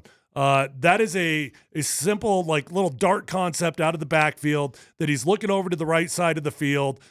He's looking for that just like 2-yard dart route, aiming for the pylon. It's not there. He's got to scan all the way back to the left-hand side of the field, and he gets, I think he was truly number 4 in the progression, and he showed patience and found the open wide receiver. That was a great one. Yeah. What about the pass rush? Is Nick Benito in a slump, or is something else going on there? He with got him? a sack. Oh, no, not in the last game he did not. Oh, no, that's right. It was Cooper. It was Cooper, that's right. Yeah, the Broncos had 4 sacks, half a sack with Tillman and Roach, a full sack giving credit to Zach Allen, to Dre Greenlaw, and to Jonathan Cooper. Nick Benito's line is a little just, ain't much there for Benito in this particular game, with just 1 tackle, which was solo. No quarterback hits, no quarterback pressures, no passes defended. Listen, I don't know if there's something different going on with the blocking scheme, or Benito's just, just didn't go his way, I guess. I'll throw this out and then let Tyler correct me. And what did you said something about? Oh, you said something about the Raiders and the tight end, and the only thing they got is this one tight end. Oh, he'll be scouted. He'll be game planned, right? Or no, talking about Crosby's rush. Oh, he'll be game planned. You don't think that every team you play is going to find, okay, here's 15. Oh, he's game planned. So I'm wondering if that's the case. Yeah. That's yes. I guarantee he's being game planned. Oh, absolutely. Yeah, I mean, you get an empty protection. We're sending the slide to Nick Benito.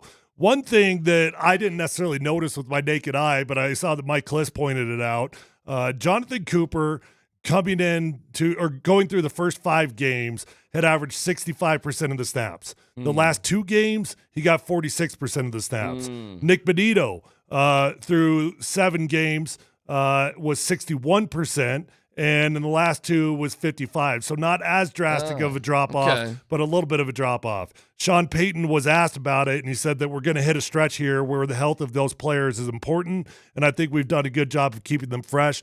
I do think that was intentional because of the Thursday night game that is coming up. Look at that. The Broncos doing load management. Yeah, that's good. That is good. All right, that's I will say this, like Sean Payton or not, and I gave him the props for that month where they went on the road to Philly, went to New York, or went to London, came back, played the Giants. And I mean, a lot of travel, a lot of games, real quick, boom, boom, bang, boom, bang. I thought he handled it. I thought his mindset on handling it was absolutely perfect. That right there, what you just said, that you're already thinking, hey, listen, we got a short week, and we need to get – because you know what it also says? Great to win Kansas City. I hope we do. But you know what you really need to do? You have to win the Raider game. It's true. You have to win. The Raider game takes a little ease off the Chiefs game. Oh, you got to win this game. Yeah. You got to win the games that you should win. And when you're a 9.5-point favorite over a team that, I don't know what they do well this year. I mean, I think Sean Payton is brilliant, but he should not be calling plays. Can I have 2 mindsets on that? You cannot. Actually, can I have? You cannot. Can I not have both? No, you cannot have that. Because that's who he is. I don't know how you do both those. I think he's brilliant in the minds and getting guys here, and here's what we're going to do, and here's what we're going to do. We're going to not rest. We're going to take it a regular week. He's thinking all these brilliant things. His mind's too full to be thinking of X's and O's. He's got brilliance going on to win an AFC West. Have somebody else call it. But Scott, he already said we're happy with our operation system, which is me calling plays. Which also means Rizzy staying Rizzy. Listen, the Rizzer is a whole different conversation. But you can't be that angry against a team that's come from behind in the fourth quarter 4 times and is 7-2 in first place. What'd you do in the first 3 quarters?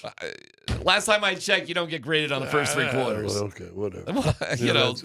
Scoreboard is a scoreboard. Mm. He ain't. Listen, he's been asked. There's a reason why every coach I've ever played for says the exact same thing: start fast, finish strong. It's not just finish strong; it's start fast and finish strong. I understand why Sean's grumpy though, because it ain't what it was. I was listening to the morning show today, and they were going through Drew Brees' running stats. He barely ran the ball. But it's 30 yards, 50 yards, 20 yards. He would extend yards. plays though. But the point is, Sean loves his New Orleans days. And his New Orleans days are based on a quarterback in the pocket making plays like Drew Brees. His New Orleans days are based on a Hall of Famer. Yeah, no kidding. Yeah, I mean, but it's also hey, Belichick sitting there in Chapel Hill going, "Oh no, if we could just do this right here, and I know we can step back, and my quarterback will be able to." No, you don't have a Hall of Famer anymore. And Tom Brady. Don't you think that if good Tom Brady story today, by the way.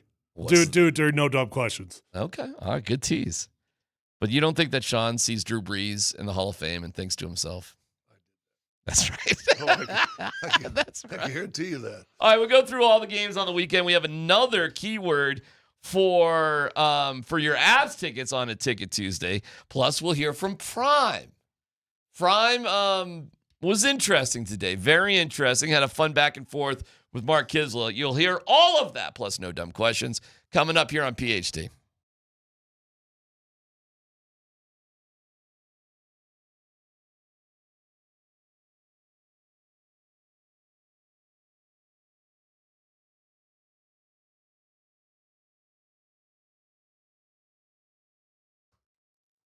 All right, guys. Hey, if you are in the market for a new or pre-owned vehicle, go check out the best dealership in Colorado with the best inventory, the best prices, and the best customer service. It's Phil Long Ford. I've been a customer since my rookie year, and I think relationships matter. That's why I keep going back to Phil Long Ford every time I need a new vehicle.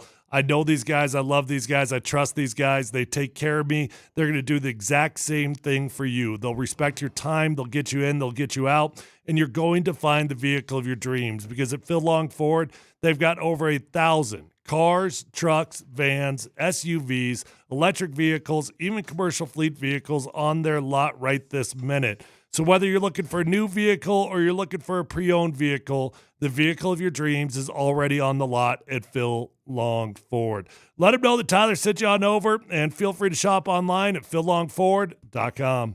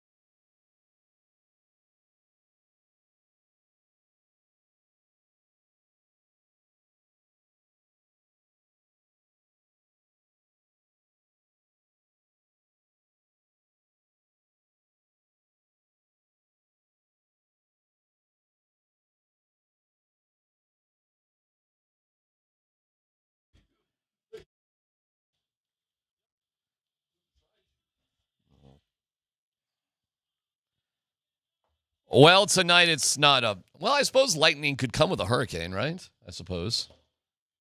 Tonight it's the Lightning with the Avalanche, and gosh, I don't know the answer to this. I'm curious. Is it Wedgwood or Blackwood tonight, Dan? Guys, do we know? I'm going Blackwood. We should do a little snooping on that one.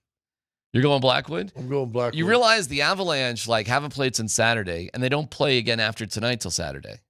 Oh, good. Meaning they have one of the more rested weeks of their entire season, aside from the Olympic break, meaning it really is just about who you think gives you the best chance to win in goalie. There's nothing else to it tonight. Well, if he's healthy, you got to go with your number one guy. Well, he's healthy, and Wedgwood is healthy, and you don't play again until Saturday. So we'll double check that. Dan's furiously checking. It's an Avs Ticket Tuesday. Every Tuesday, we're giving away a pair of tickets on every show. Keywords on the 20. Confit. Confit? C-O-N-F-I-T. How you guys want to take a run at that one? Confit? Confine? I just got C-O-N-F-I-T. F-I-T. C-O-N-F-I-T. How would you say it? I don't even know what it is. Confit. Confit. It's a guy who does something in wrong, gets arrested, and then he gets out. And he's always known as a confit. Oh, I think that's Nicolas Cage. Yeah. I did see Confit Air. It was unbelievable. They got a TV show, TV series on Apple TV that's about the same exact concept. Well, I'm watching that. I haven't watched it yet, but I kind of want to. Oh, no. They crash in Alaska. Yeah. But I mean, it's a bunch of felons on a plane. Yeah. They all break loose. Yeah. I watched. Have you seen it? It's good for about 3 episodes, and then it's a huge eye roll after that. All right. But I'm so into it. I know it's not all that great, but I'm stuck. Yeah. I'll watch every episode. Does anybody carry a stuffed animal? There's so much goofy stuff, and I'm just trying to get through this. I would talk to you about that show literally for an hour because we can go through. Take your hands off the bunny. Okay, Confit, whatever it is, 303-504-0925. That's the tight outerwear that the prisoners wear. Or it's a new exercise video. I'm never gonna It's get the through new this. exercise video from Leavenworth. This is all my fault, Dan. Do you want to know what confit is? Yeah. It's a French cooking technique where food and salt is cured and then slowed cooked in fat. So is this we're cooking the ducks because that's exactly what they use an example of. Yes. We're cooking the ducks. Flavorful dishes like duck confit. Wow. I'm glad we got there eventually. Yes, these are tickets for Veterans Day game against the Ducks. We are stretching for keywords. So somebody put confit in the keyword? The tickets are still available if you want to blah, blah, blah, blah, blah for Military Appreciation Day. ColoradoAvalanche.com/tickets. ColoradoAvalanche.com/tickets. Confit 303-504-0925. I never even liked the French. 255. Why are we doing a French word? I don't even like the French. Let's check out our injury report for the Broncos, powered by Ramos Law, the official injury law firm partner of the Broncos. They didn't practice yesterday, but here's who was listed. Atkins, we know. JT Gray, special teamers, hamstring. Brandon Jones has a foot. PJ Locke continues with his neck. Marvin Mims, concussion. We'll see what practice is for him today. Then you got Riley Moss with an ankle injury, and we know Surtain has a pec, but he hopefully will be back sooner than later. That's your Broncos. And Mims could be ready for this. Yeah, I mean, it's concussion. How's your head? Where's that? For some guys, they're out for weeks. For football players, Teddy Bridgewater, you play 4 days later. Remember that? Was not right. That was definitely not. That was another one about how much does Vic Fangio hate Drew Lock.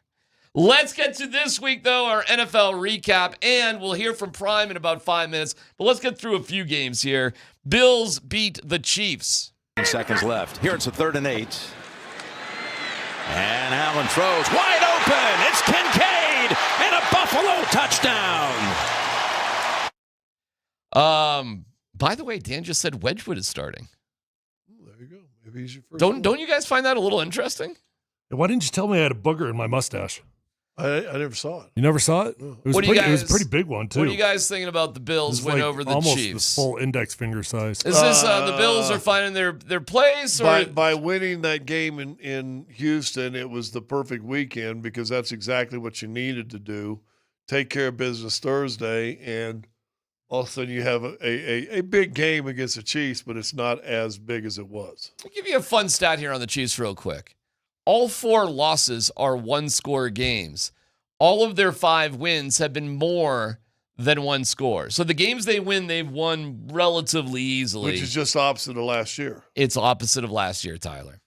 Well, they just got to win against the most difficult game that was remaining on their schedule. They've got a couple tricky ones, but overall their schedule is unbelievably easy. I mean, unbelievably easy. They do have to play the Bucs still. They got the Patriots and they got the Eagles. Those would be the 3 kind of difficult games that are remaining on the schedule. And the Broncos. When do we play the Bills? Oh, we don't play. I think you're talking about the Chiefs. I was taking your word for it, but then I was thinking, when is that happening? But I was thinking you were talking about the Chiefs because the Chiefs don't have a real hard schedule. Scott, we know they won't play the Bills until the AFC Championship game this year. There you go. How's that for cockiness? Chargers over the Titans. I think it's working. First down. Herbert going to the end zone for Johnston. He's got it. Threw it over the top of the defender. It's a 20-yard touchdown. It wasn't an easy game. They won 27-20. It's like they needed a little fourth quarter magic to seal it away. We believe in the Chargers at 6-3 or not? I think it's going to be really tough for them. They've had major issues on their offensive line, and they just lose Joe Alt again. They've got both tackles down. They got a guard that was down. They've had 3 starters out on that O-line. I think that's going to catch up to them. Scott, you believe in the Chargers? Yeah, I liked them at the beginning of the year. I think they're a good team that if Harbaugh can stay out of their way, they're scary. And didn't they make a trade today too? The Chargers? Did the Chargers make a trade? I'm not aware. We'll go through all the trades here in a little bit. And just give us a second. We'll get through all the trades in a little bit. But we do move on to our opponent, the Broncos' opponent, on Thursday night. That's the Raiders, as they lose by a point in overtime to the Jaguars. Is back in the end zone. Then we can return this if the Raiders have a chance for points. 68 yards away. It's up there. It's out there. And it's good. It's good from 68. 29 receptions by the receivers. Guys, of their 29 receptions, 15 were to tight ends. 12 to Brock Bowers and Michael Mayer fit in there as well. If you're wondering why they traded Jacoby Myers, it could be that Myers just wasn't being used that much. He had 4 catches for 23 yards, and apparently he's disposable. Okay, guys, it's the Raiders. It's Raiders week. What about this team, if anything, gives you some agita? Well, first off, I mean, that was arguably one of their best games of the season. They had a good fourth quarter. They scored 14 points. Geno Smith was 29 of 39 for 4 tutties and an interception. That's legit. Now, that's not what Geno's looked like for the majority of the season, but you would hate to see Geno Smith and the Raiders heating up at the wrong time. On a short week. I'll just keep throwing that out there. Can I just tell you, the Jags pounded them with the run, okay? How about this? The Raiders have not given up an individual runner for 100 yards this season. But collectively as a team, the Jags just pounded it. 42 rushing attempts to 34 passing attempts. ATN did the trick. Trevor Lawrence kind of ran at will when he wanted with 2 touchdowns. That being said, if you're not impressed by Brock Bowers with 3 touchdowns as he came back from injury, that dude, Tyler, that dude's a dude, Brock Bowers. Ain't no doubt about it. Yep. Is Brock Bowers the best? Gosh, how do you even define a tight end these days? I mean, he doesn't block. You know, they hand the ball off to him. I mean, he really doesn't block guys. He's the modern day weapon tight end. He's an Evan Ingram. What's the question? Except they use him. What's the question? The question is, Jerk. How bothered should we be by Brock Bowers and how are we going to defend him? Okay, McKee.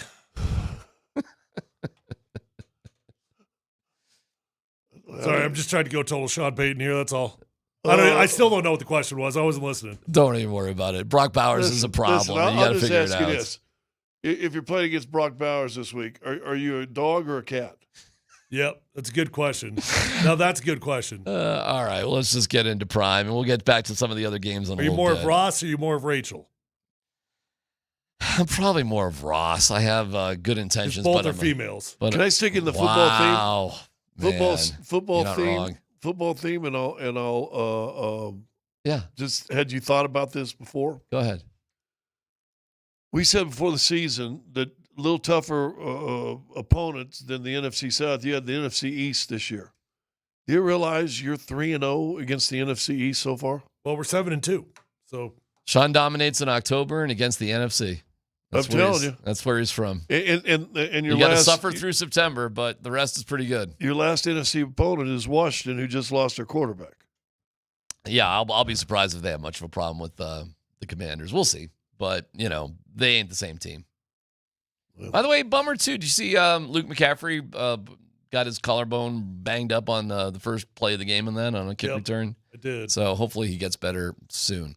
The trade so far, according to Adam Schefter, who will join us on Thursday at 1:40, there have been 6 trades today, tied for third most on any trade deadline day going back to 1990. And the NFL's got to love this.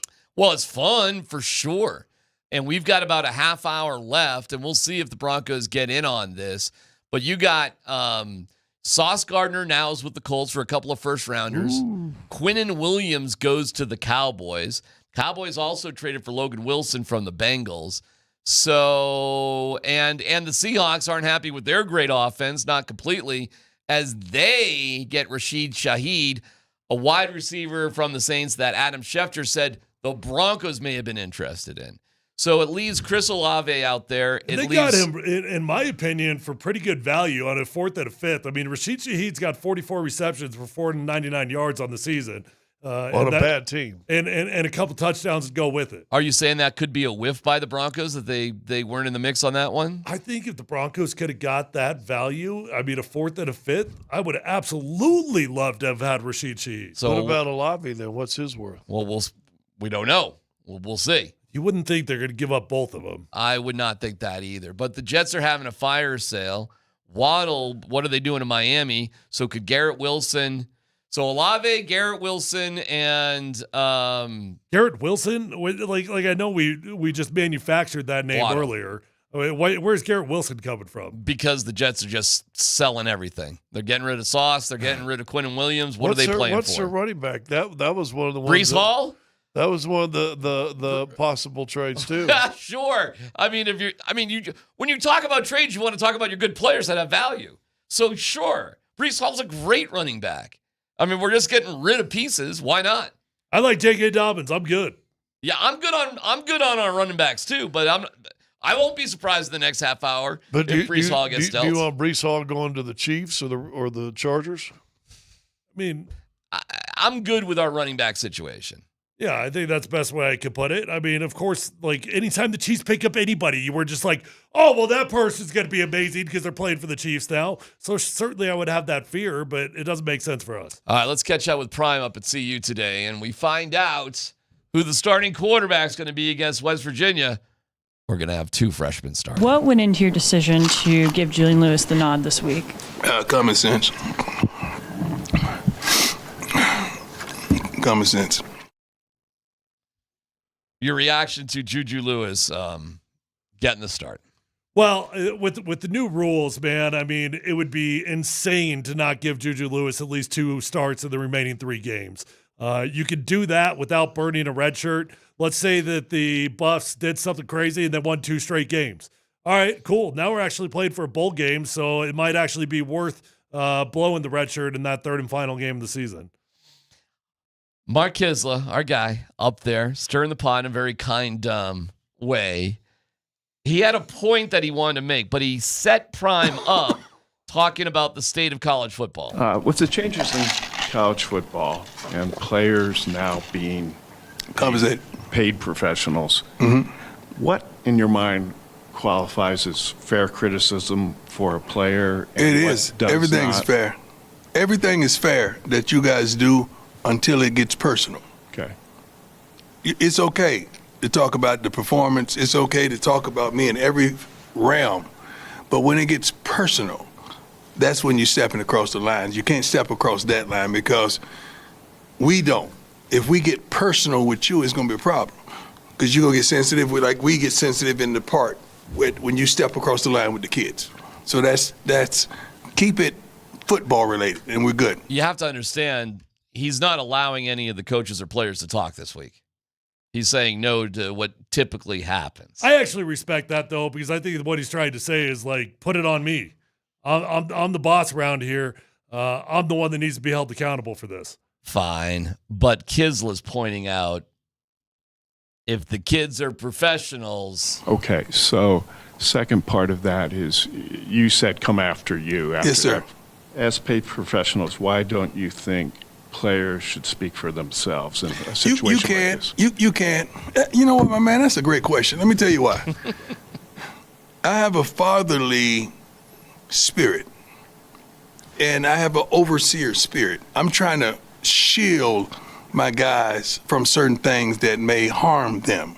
I know the temperature of the room. I know if they can't handle this at this time. Certain guys can, certain guys can't. I can't differentiate those guys and tell you can talk to them, but you can't talk to them. I don't want to do that. So my job is to protect them and put an umbrella around them until I feel like they're ready for the attacks and the assaults and ready for the social media gambit, which they're dealing with right now. So that's just me being a protector, a guardian, and a father, which we all call coach back in the day. Can you have it both ways? I got no beef with it at all. I loved his second answer. I would have pointed out that I don't think your fair criticism, as long as it's not personal, has anything to do with me just saying this week we're not letting you talk to Exactly. players. Exactly. Doesn't like, mean you anything. can go ahead and critique. You can go ahead and write your analysis. That doesn't mean that the guys need to talk to you, but you could go ahead and still do your job. And I could see Juju Lewis. He's a freshman. It's his first start. He was a big recruit when you got him. I could see you want to kind of shield him 1 week. He's got enough to worry about and think about this week anyway. So I could see protecting him a little bit. But now he goes and plays. He needs to speak after the game. Prime didn't have any of the guys speak after the game against Arizona. He's full shield, even though they are paid professionals. You know what you get when you full shield like that? You don't get a chance of a John Morant comment. Yeah. Well, sure, no doubt about it. Scott, do you got any beef with how he's handling it? What? How Deion's handling it? Oh, yes and no. Yes, he needs to let his team talk, at least his seniors or his captains, and his coordinators. He should let them all talk. But then no, because again, I know they're getting paid and guys are making $100,000 or $500,000 or whatever it is. They're still boys. They're still 19 and 20-year-old boys. College football is at a bizarre state right now. Ain't no doubt about it. You're talking about professional athletes at 18. I mean, Juju Lewis was the youngest guy in Division I football, wasn't he, this year? And he was made what, $1 million plus? Hey, they're young men, but they ain't making young men money. That's for damn sure. There's a reporter who followed up with Prime, because remember Prime said he was making changes, you just don't know about it? This goes to Pat Shurmur, by the way. This is the Pat Shurmur question. For everybody out to get Pat Shurmur, that sort of thing. Here's how Prime handled this. Last week I asked you about changing responsibilities among your assistant coaching staff. Yeah. And you mentioned, those things happen behind the scenes. You tweak things. Yeah. At what point, though, after some of these losses, do you kind of lose trust in having the people in the right spots? I might already change it and you don't know. I don't do stuff and blow the whistles in and make major announcements. Hey, I don't do that kind of stuff. I do it and I let you guys still take shots. You don't even know you may be shooting at the wrong target. So some things take place that you may not be privy to. At what point would they be changes that we do notice, though? That's up to you to notice them. They may have already happened. This to me is just word salad. Well, he's the king of word salad. You were up there just the other day. Oh, it's unbelievable. Like, is Pat Shurmur calling the plays or not? And, You made it pretty clear when you well, took, that would have been the follow-up. I mean, that's how he should have followed it up, was something very direct like that. Yeah, like we You know, all knew. Let me give you his answer. I don't know, is he? We all knew when Sean Lewis wasn't calling the plays anymore. All right, last one, and it goes back to Kiz, and this is the big one. This is, do you want to keep doing this job? Like, this is really the bigger story. And here we go. Football is your business, but health is way more important. At least it is to me. Football is not my business. Okay. Football is my passion, man. Football is like my lady. She's like my wife. Like, I love her. I do. So it's more than business to me. Business is the other stuff. That's business. This is my heart is in this. Do you feel, I mean, your health challenges has been as real as they get. Yeah, but that ain't got nothing to do with the win and loss column. You don't think so? No. I ain't playing. I wish the world I could. Especially corner right now. We're short. I wish I could go out there and play corner right now. But no, I mean, but I got to do a better job in this whole thing. That's on me. So it has nothing to do with my health. And he goes on talking about the relationship he has with football. Does it change? Does your health issues change your desire to do this job at all? No. I just told you when you said, what'd you say the first thing you said? Mark. This job was what? My football's your business. It's not my business. I told you I'm passionate about it. I love her. This ain't business. This ain't, my relationships ain't business. They may end up in business like they have, but it's not business. They start off right. Then they end up in business. They start off right. Last question. I like your questions, man. You see where this is going, guys. Will Deion Sanders be the coach of this team next year or not? That's where this is going. What do you think? I think he will. There's Scott. I think you were the one that had the numbers yesterday. It's like $30 million for CU to buy out, and then what was the cost? 33 or something like that million for CU to buy him out. But if Deion walks away, and if Deion decides to walk away, he owes the school $12 million. I don't know very many people that want to do that. But if you can't recruit, if you don't get the transfer you need, you can't figure out your quarterback, your coaching staff is in shambles, and you're being humiliated, plus you have serious health issues, are we still talking about Deion Sanders being the coach for multitudes of reasons? I'm going to say yes. I'm going to say a almost firm yes, because I don't know very many human beings that willingly give back $12 billion. Now, I'm not implying this, so let me be very clear. I'm not implying it. Mm-hmm. But if Deion did want to walk away, and if I'm in his shoes, I'm making the university fire me before I'm walking away, because I'm not paying 12. You owe me 30 if you fire me. Is there any? And the university can't fire him. Is there any? They don't have the money to fire him. Okay. So there's no situation where the university would move on to another head coach. Not in a world that I can envision as realistic. Okay. Keep in mind, when we hired Deion Sanders, our AD publicly announced we don't have the money to pay him yet, but we'll figure it out. So you think we got an extra 31, 33 lying around to just buy out a coach we just gave a contract to? No.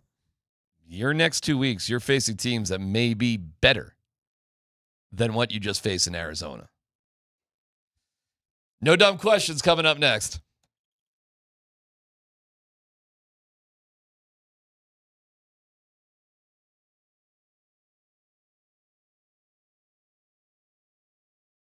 Hey, what's going on? It's DMac for the Rocky Mountain Men's Clinic. Want to tell you about low T. Low T can cause all sorts of issues: low sex drive, bad sleep patterns, unproductive workouts, decreased energy. All just what is going on with me? What am I doing here? Well, time for you to treat that low T and change your life. Get that man machine going in the right direction with the Rocky Mountain Men's Clinic. It's not a surprise, because guys start losing their testosterone early to mid-30s. It just kind of fades away. Well, get back and get more productive with the Rocky Mountain Men's Clinic. Go to RockyMountainMen'sClinic.com. Take the low T quiz. 10 questions, yes or no. Just takes a couple minutes. Schedule a consult. They'll draw your blood and have your result within 30 minutes. Then a Colorado licensed medical provider will review your results, discuss your options, and you guys will make the right decision. Cost $99. Get the consult, a T, and a PSA test. If you sign up for testosterone treatment the day of your appointment, your visit is free. Call today at 720-440-7900 or visit RockyMountainMen'sClinic.com. That's RockyMountainMen'sClinic.com.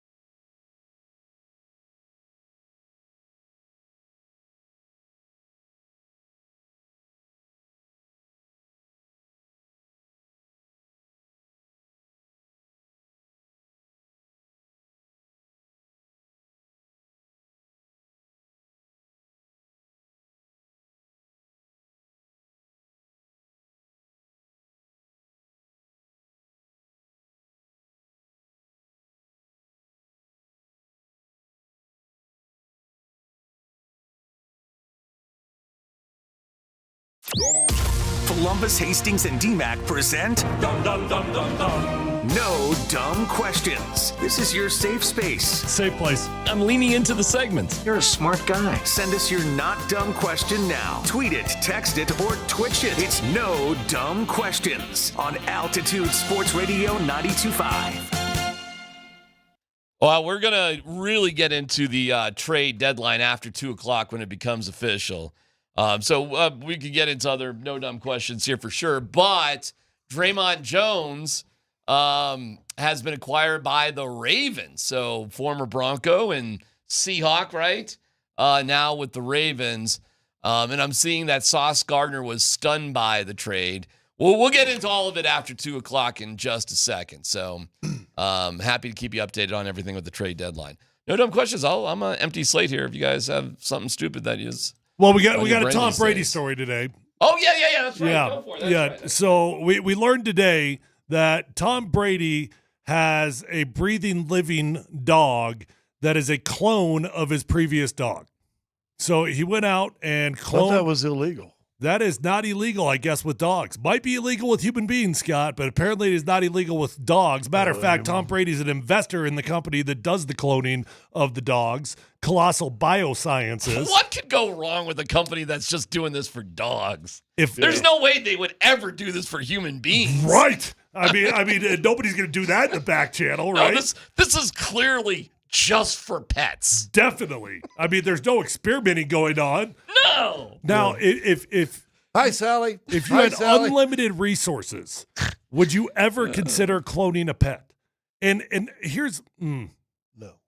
And if you did, are you just setting that pet up for ultimate failure because it's never going to be the original one? I wouldn't, because I swear to God, Ross and Rachel and the other cat, I don't care. But I promise you, my wife would love to clone Glam Meow, who was her favorite cat of all time. There's zero doubts about it. Scott, I think your favorite word in the English dictionary is narcissism or narcissist. Yeah. Is that not like the ultimate narcissist move right there? Cloning an animal? Like, If you love a pet, you love a pet. Is there not just something absurdly creepy about an animal that's laying in your lap that you created out of a lab? Like this is not a real animal.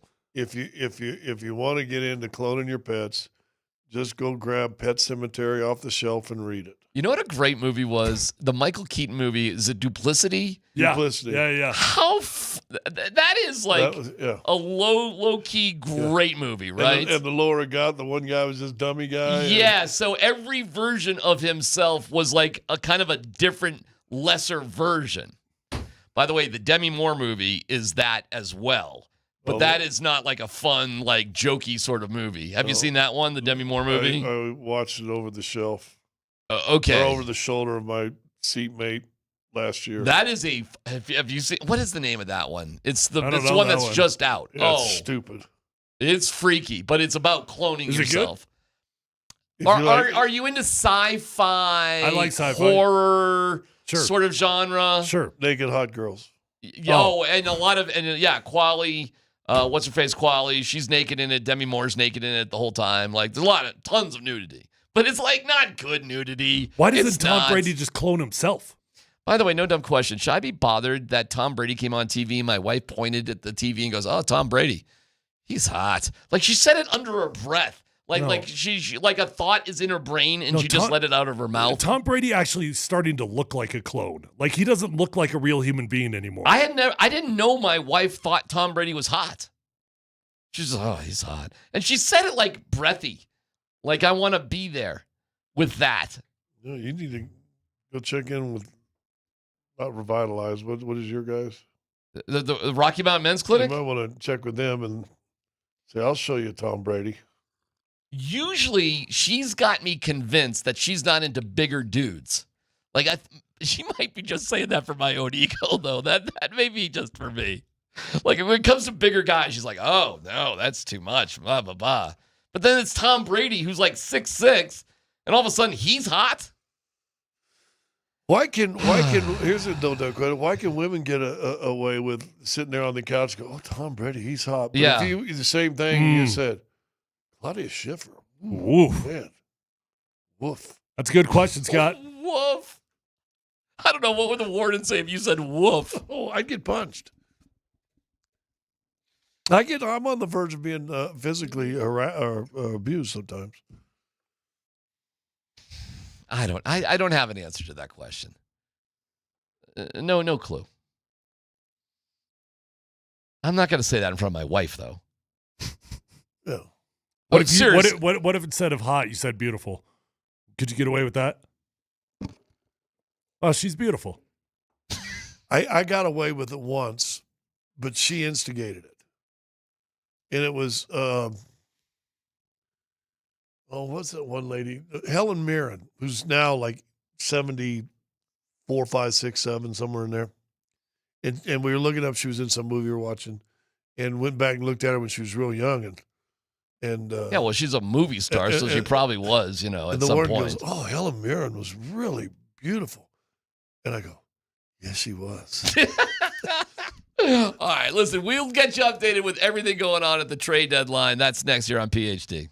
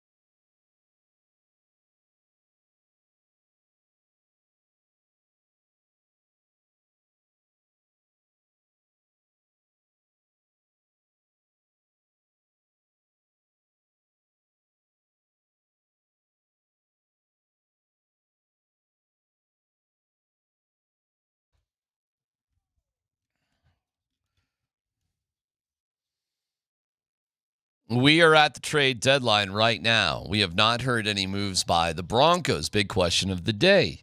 You okay if the Broncos don't do anything, or do you think they missed out on an opportunity? We'll get you updated with all the trades that have happened, but let's just start there. Where are you with what the Broncos have, or apparently at this moment have not done? Yeah, I'm fine if they don't make a move. I would have got excited if they did. I mean, don't get me wrong. We've got a really special season going on. You got 7 wins. You only got 2 losses and an opportunity to be a 13 or 14 win team. When you've got a season like that, that's when you're buyers. So you could have talked me into it. But I also think in reality, based off the way our quarterback is playing right now, you're probably at least another year, right? And like we this is a fantastic foundational year, but in terms of true championship value, you're probably another year. Does it make sense to give up absurd value? You'd have to really sell me on the perfect player. You'd have to be somebody that you would hope is more than a rental, right? And young enough that would make it. Why? Well, because why not have a rental? Because I think this you're trying to establish a team that's going to be great for the next 5-6 years. And if you thought a rental would get you a Super Bowl, then go ahead. But if you get a guy and he's going to be a piece of yours for the next, I don't know, however many years, then maybe you think about it. But I don't know who that would be. Would that be another linebacker? Is there any of them out there that could fill in? Well, let's go through the list of who did get traded and who was making trades. I'm just catching up here from our boy Adam Schefter. Give me another Hufanga. I'll take another Hufanga. Now, if you want to clone somebody, clone that cat and put him in the Broncos. The Saints trade offensive lineman Trevor Penning to the Chargers. Chargers all beat up in that department. A.J. Brown of the Eagles did not get traded. That's actually a story.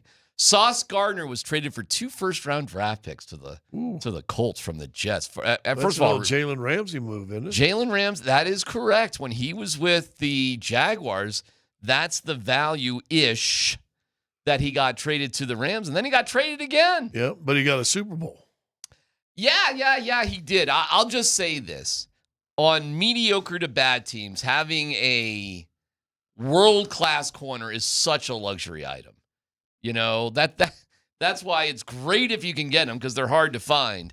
But if you need to rebuild, you don't rebuild as a building block an elite corner. It is not a building block piece.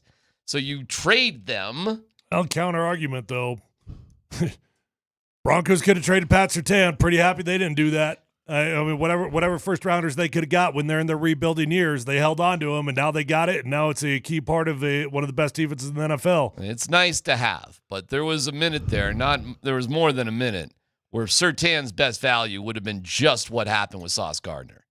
But we're through that part of the woods, thank God, because of Sean Payton and Bo Nix, number 1 and number 2. There's making a move too soon and regretting it, although that means you just always draft picks. Eventually, those draft picks got to catch hold. You got to win games. Or there's just inactivity like the Rockies have done the last 3 or 4 years, and you just hold on to everybody, and then all of a sudden they all age out anyway, and you don't have anything. You had no ownership leadership here for a minute. You had a general manager who could not figure out, George Payton, what to do at quarterback and coach. The Jets are in a pit of misery because Woody Johnson is a dope as far as I'm concerned. And they just keep doing dumb things there with the Jets. Well, and the Broncos were right there, guys. They were right there until the Walton Penner group took over. Is Woody a dope for, is he too involved, or a dope for not hiring the right people and say, go do your job? I would probably Well, if say anything, yes. he had the opposite. For a long time, he was uninvolved at all. He didn't live in the country. Well, he was an ambassador there's that. to England, right? What else is going on here? The Jets were trading everybody apparently today. They were shopping the whole kit and caboodle. By the way, another huge one, Quinnen Williams has been traded to the Cowboys. The Jets dealing him. So the Jets get rid of Sauce Gardner and Quinnen Williams. I mean, 2 great players, Tyler. Do you know the value on that one?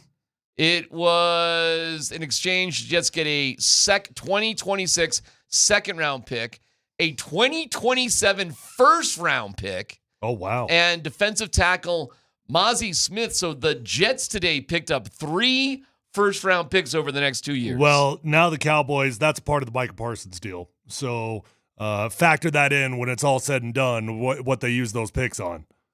Meanwhile, the Saints, nothing on Olave.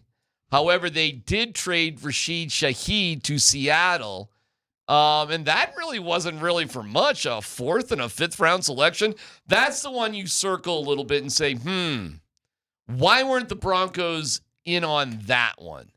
If that could have been done, the Seahawks, who are doing really well offensively, and they're adding, why didn't the Broncos get in on that one? And don't forget, it was Adam Schefter on our airwaves that brought up Rashid Shaheed. Yeah, for a couple of mid-round picks, a 4th and a 5th, and a guy that's got about 500 yards on the season, he's got a couple touchdowns. That's a good football player, and I think that's the exact type of value that the Broncos should have been interested in trading for. There's no way the Broncos would have been involved with this because it's in their own division, but Jacoby Myers is now with the Jacksonville Jaguars. That's an ironic twist considering the Raiders just lost to the Jaguars this week, so he goes over to the Jags. Interesting for the Jags, who are probably looking to replace, unfortunately, Travis Hunter, who is on IR. So they're looking for a piece of the puzzle. Hopefully Travis comes back, but they needed to make a move in that direction, and so they've done that with Jacoby Myers. So that's not somebody the Broncos will have to worry about, but it doesn't appear the Raiders are all that interested in their tight end or the receivers because they rely on their running back and their tight end so much. That's kind of how they operate. Jaguars' record? 5-4, I think. Is that it? We can double check Pretty sure. that real quick. They are 5-3. 5-3. 5-3. Yeah. Let me just refresh to make sure they are 5-3.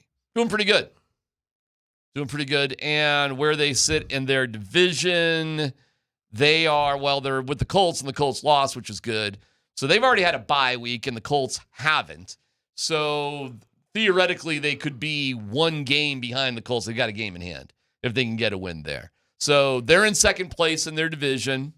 They're definitely fighting for a playoff spot. It sucks for them that they've, this stuff with Travis is a thing. Well, the Colts still got to go to Kansas City, too. I'm watching Trevor Lawrence, guys. He's got talent. Ain't no doubt he's got talent. No doubt about it. But damn, does he make some, for such a talented guy, does he make some dumb mistakes? Dude, there's a lot of good-looking people that are stupid. Well, he may be one of them. And, they're hanging on. Their point differential is actually -8. Whoa. So, for them to have and they're 5-3. And they're 5-3. So they're winning a lot of close games. 1, 2, 3. Yeah, 4 of their 5 wins are all by less than 1 score. So they're hanging in there. That being said, they lost of their 3 games, they lost 2 of their 3 were by 1 possessions as well. So they're playing a lot of close games there in Jacksonville. Well, it looks like those teams that are Jacksonville, Denver's won a handful of 1-score games too, right? Yep. Yes, sir. No doubt about it. With 4 fourth-quarter comebacks, and the Broncos will face the Jags. They'll host the Jags on December 21st. So there you go. And then they got a short week. Broncos have that Christmas Day too. Broncos have a couple of short weeks in here. By the way, does it seem crazy to you the Broncos have not had a bye week yet? This late into the season? A little bit. It's nice. It's wonderful when you can get to late in the season and you're already getting the guys back and healthy. Right. I'd rather have it at week 11 than week 4. I've had week 4 before, and it sucks. Too early. It's brutal. All right, fellas, trade deadline. What are we grading the Broncos? I'm just seeing if there's anything else here. Anything. Yeah, I'd be dripping in. We'd probably hear something by this point, right? Yeah. 10 minutes after 2. Okay, looks like they just hold pat. Oh, here you go. There you go. I think it's fine. I mean, there's not a ton of real big holes on this football team. You will continue to monitor the waiver wire all season long with tight ends, and maybe I don't know, maybe even free agent tight ends that are on the street. Other than that, though, you're okay. Well, listen, the NBA and Major League Baseball, the trade deadline coming up is fun to watch because there's so many names thrown out there. There's usually a bunch of trades going on, and it's fun. This is the first time the NFL, since they started moving slowly but surely the trading deadline back further and further in the season, which I think is smart. This has actually been fun. I mean, you're actually been in, teams are in play. We talked about, are we buyers, not sellers this time around? It's kind of, it's smart that they finally moved it back. And if you go back to the trades that have already been done earlier in the season, there were over 20 trades this year in the NFL. Which is tons. According to Mike Kliss, deadline is gone. Sources confirm Broncos did not make any deadline deals. They were in on a few players at a few positions, but the prices were deemed too high. Jets GM and former Broncos assistant GM, Darren Muji, didn't help with all those first-round picks he kept getting. He drove the market. I wonder, boy, am I curious about Shaheed. I'm really curious about that one. That, to me, is the most, it's a Saints guy. It's I bet that was interesting. He's a Saints guy, but he's not necessarily a Peyton Saints guy. Yeah, but you touch the Saints, you have gold dust. If you're Sean Payton. Yeah, I'd love to know if they were in it at all. I mean, at a fourth and a fifth, it doesn't seem like that should have been a breaking point. So I'm actually guessing they really were not in on it. I don't think you would lose the player over that type of value. Well, it'll be curious to find out who and what. I'm just bringing him up because that's a name that was sort of rumored for the Broncos, and he did get traded. You heard it on our show last week. Yes, sir. Broncos didn't sell anybody either. They've been sellers year after year after year. They didn't do that either. So, even Baron Browning got sold last year in a playoff year. Draymond Jones got traded from the Titans to the Ravens. Yes. So he's bouncing around.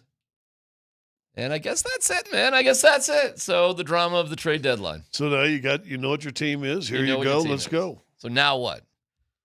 Now what are fair expectations? This is your team. For good or for bad, nothing happened. George Payton is pretty particular about his picks. He likes draft picks. He likes draft picks. Giving away draft picks ain't his deal. He doesn't like doing it. I wonder with the Surtain injury if that saved them from maybe making a move if they could have pulled off a third or a fourth pick for one of their corners. Maybe, but third or fourth round. We didn't see any other corners get traded today aside from Sauce Gardner, as far as I can tell. Yeah, and I think they really liked the depth that they had there. So I'd be surprised if they're in the business of selling anything. Yeah, you just got to look at the teams who were in the trades, the players that got traded, the positions that people needed, and you sort of go from there. And that's why I would say, guys, the only one that makes sense to me is Shaheed. That's it. That was realistic. Dolphins said they did receive calls on Jalen Waddle, but they ended up deciding to stick with him. I know. Make that make sense. I mean, I guess if you don't get your value, you don't get your value. I heard that their asking price was. I'll tell you how you make it sense. Was way too high though. That they were asking if you take Waddle, then you got to take Tua, also. And teams were just saying no. That's way too. It's asking too much. It's asking too much. All right, we'll get into the Nuggets from last night. The Avalanche. It's going to be Wedgwood tonight, huh? Wow, I find that really interesting. Because Blackwood's up. Blackwood's healthy. He's played. But when all's equal and we're all healthy, we're going with Wedgwood, not Blackwood. Okay. Maybe he's not completely healthy. He's on the team. He's the backup goalie. I mean, if he wasn't completely healthy, why would he be here? I don't know. I think this is a choice right now. I think Bednar's saying. I doubt it. You really? What's the other reason? Wedgwood's been hot when rested. Okay, everybody's rested. They played last Saturday and they don't play again until this weekend.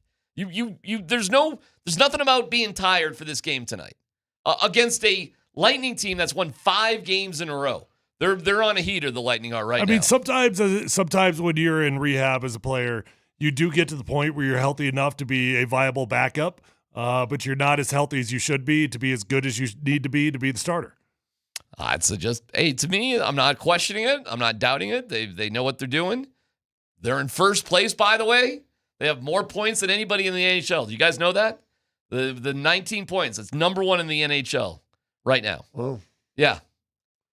And yet, on paper, the record doesn't look all that. 7-1-5 is weird. Yeah. They also, there's a couple other teams that have 4 overtime losses. Nobody has 5 overtime losses except for the Avalanche. There's been seasons when teams will go an entire season without 5 overtime losses. No doubt about it.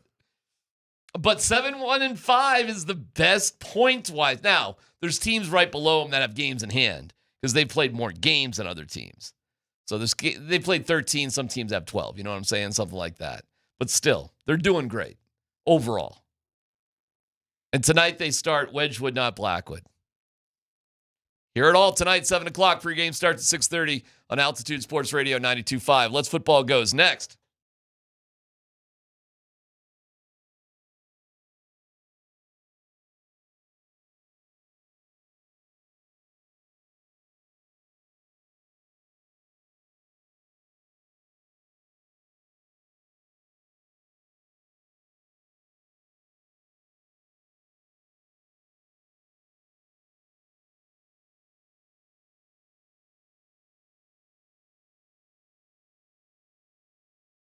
Hey, if you're out there struggling with hair loss, if that's a bald spot, receding hairline, or thinning hair, do yourself a favor. Pay attention to this ad. Call 720-459-HAIR and talk to my friends over at Advanced Hair Restoration. Nobody can offer anything like the advanced FUE found at Advanced Hair. They've already changed tens of thousands of lives. That includes mine. And you deserve to be the next one. When you go to Advanced Hair, you're going to be in a calm and relaxed environment with the best of the best. Dr. Tanya Pauls is legendary. The entire staff at Advanced Hair Restoration, fantastic at what they do. And guys, what I love about Advanced Hair is they believe in what they do so much that they're going to guarantee your hair is going to grow for life. Lifetime guarantee. Matter of fact, your own natural hair, it's going to start regrowing the very next day. So don't waste time. Pick up the phone. Call Advanced Hair Restoration at 720-459-HAIR. You're going to get 250 free hair grafts and $250 off, but that is a limited time offer. Or check out those before and after photos at advancedhair.com.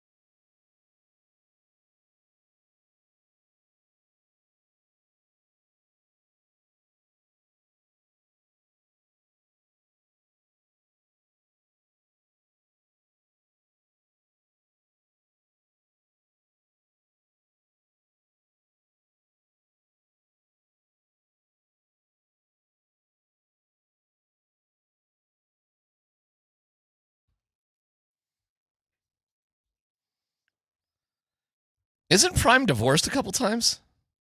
All right, anyways, whatever. It's an Avs. Well, he said football's like my lady. Anyways, it doesn't matter. It's an Avs Ticket Tuesday. We're giving away a pair of tickets on every show. Your 1220 keyword is seared. Would you do that to a duck? I suppose you would. Seared, first and last name, 303-504-0925 for a pair of tickets. Avs Veterans Day against the Ducks. Seared. The Avalanche Kids Club is here. Check out free or paid membership options today at coloradoavalanche.com/kidsclub. Again, your 220 keyword is seared. Seared, first and last name, 303-504-0925. We'll announce our winner at 2:55. Good luck. Dan Buds, Quince Tanner. Let's football go. All right, guys, NFL trade deadline has come and gone. The Broncos stand pat. They do not make any moves at the deadline. Kliss is reporting that they were in on a few players at a few positions, but the prices were deemed too high. Jets GM and former Broncos assistant GM, Darren Muji, didn't help with all those first-round picks. He drove the market. Here's Sean Payton from yesterday's Zoom call on if the team would make a trade to send a message. Mike, we would never make a trade to send a message to the team. Everyone in the locker room, our players, coaches, management, front office, knows that we're all in to win. The trade would take place, this supposed trade, is if we found value in something that could help us, period. That's it.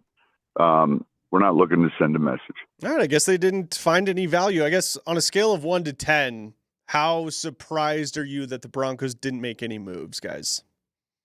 I don't know, but if I'm a player and the team makes a trade in my position, I got the message pretty loud and clear. You know, there's a scene in the awesome movie Miracle, USA hockey team from 1980. Yeah. And very late in their training, they bring in a great college hockey player, really good. Definitely good enough to be on the team.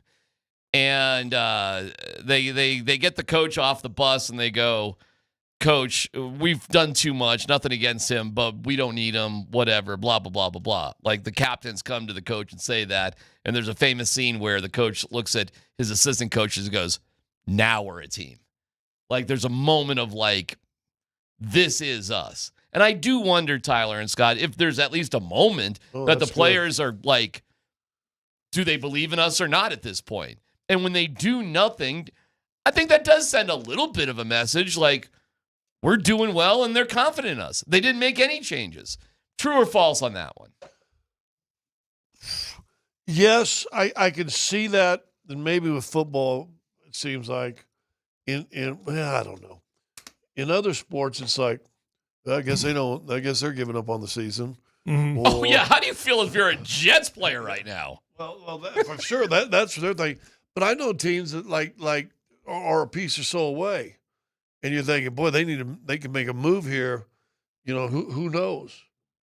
And they don't do anything. And you're like, somebody's over-evaluating the talent that we really got. So you're not like paying when attention. the Nuggets did nothing and they probably should have. That probably doesn't feel great in the locker room. I wouldn't think so. Yeah. What about this time around for the Broncos, Tyler?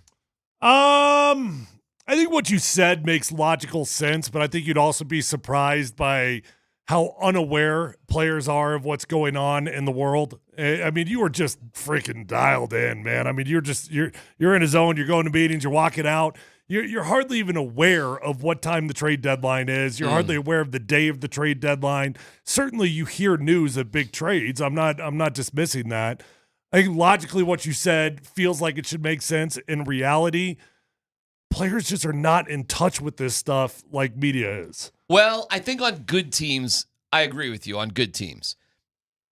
Being around the Broncos before Demaryius Thomas was traded, there was a lot of talk about Demaryius Thomas being traded. There was talk about TJ Ward being traded. There was talk about Von Miller being traded. But these were on teams that weren't doing so hot, okay? Right. And so I think everybody, hey, Jerry Jeudy, there was lots of talk about dealing Jeudy, and that was a contentious situation. Now, he didn't get dealt, but trust me, there was a lot of talk about it. I think this is a good sign for the Broncos that, yes, there's not shaky ground to be on right here. Like, it's not a big topic of conversation. Well, They're probably not aware of it, but they have been aware of it in the past. That's for sure. You're not going to touch anybody on the offensive line. You're not going to touch any of the quarterbacks. You're not going to touch any of the running backs. I don't think there's a large market for Troutman. You just invested on Ingram, so you're not going to just all of a sudden boot him. And your wide receivers, I think you kind of got a little hope on them.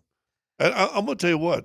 Well, clearly, if they could have made a move for a tight end, they would have done it as, with Mercedes Lewis. I think they could probably improve that. But here's something I meant to say on Monday. Pat Bryant's going to be a good pick at that third round. Pat Bryant's going to be a very good third-round pick. I got to give a lot of love to that young kid in the blocking game. Oh, my God. I'm breaking down the film every single week. I do the all-22, and I'm looking specifically at these wide receivers, not just in the running game, but in the screen game. Screen game is just as important. And Pat Bryant and Cortland Sutton, the two of those guys, week in and week out, are just – look, are they dominating dudes? No, but very few wide receivers are out there dominating the blocking game. But when one of those screens work and it breaks for 10 or 12 yards, it's usually because a wide receiver has done something. Yeah. In fact, they had one last game that Pat Bryant did. Yeah, they're just both very willing participants in the non-sexy part of playing wide receiver. I just think Pat Bryant, he just carries himself on the field. And I haven't talked to him. We haven't heard a lot of conversations with him or anything like that. He carries himself a lot more mature than a rookie wide receiver. Do you know how many catches he has? Probably like 8. 9. Yeah. But he's got a touchdown. I'm telling you, though. It's not a lot. There's something about him. How many of those 8 catches were for first downs? Oh, man, I don't know what to tell you on that. He's got 9 catches. But, hey, if he's blocking great, it's working great. I think he's going to be something. It's great. Next story, Dan. All right, guys, one more trade to get to here. Right before the 2 o'clock Mountain deadline, the New Orleans Saints traded offensive lineman Trevor Penning to the Chargers. So this comes after news came out yesterday or a couple days ago that Chargers tackle Joe Alt, their first-round pick just a couple of years ago, will undergo surgery on his ankle and miss the remainder of the season, guys. How big of a threat do you think the Chargers still are there in the AFC or AFC West with all of their injuries, especially on the offensive line? I honestly think these injuries are going to add up. I think it's going to take a toll, and I think it's going to have an effect on the Chargers season. They got Joe Alt back. He had been injured. They've lost their starting right tackle, Rashawn Slater, before the season ever began, and they've been dealing with just too many injuries. Offensive line's too important, and when you got 3 new bodies in there, it's really tough to have success. Now I'm going to go step backwards. Can I step backwards? Sure. Pat Bryant, would say 9 catches? Yeah. 8 first downs. Oh, well, look at you. You're doing a little research 8 there. first downs, and you said a touchdown, but you get a first down when you get a touchdown too. So. Oh, okay. You want Is to throw that in there? Sure. Is that pretty good? Sure. I'm telling you, Pat Bryant's going to be. Sure. Pat Bryant's going to. We're going to look back in a year or two and go, dude, what round did we get in? Was that late first? It's funny because the other day I was like, has Pat Bryant had a better season than Travis Hunter? And I looked it up. No. Well, Pat had like 4 games in a row where he didn't even have any targets. Yeah, I was like, oh, these But numbers. every time he's targeted, he gets like a couple catches in a game, it seems like. Because it felt like to me, Travis Hunter hasn't been used that much. But then I was like, oh, no, it's. Well, he had like 6 catches in one game. It's way more than Pat Bryant. So, I'm sorry that Travis is hurt. I'm glad you like Pat Bryant. You like Pat Bryant. You're a Pat Bryant fan. I am a Pat Bryant fan. All right. You get 9 catches and 8 of them for first downs, and Tyler just propped him up as far as a rookie wide receiver who's doing the job blocking in the passing game. I'm all in right now on him. All right. Dan, do you guys anything else? Yeah, let's hear from Raiders head coach Pete Carroll. He spoke on the Raiders Stupid Internet show yesterday and was asked about editorial. Yeah, there you go. Yeah.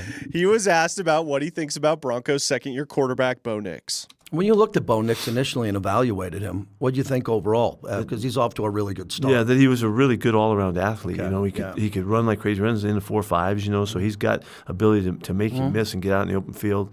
That factor is enough to make you have to be careful with this guy because he can tear you up. So I think a lot of it goes to what Sean has done. Sean knew how to handle a young quarterback and brought him up right, and now he's got him going.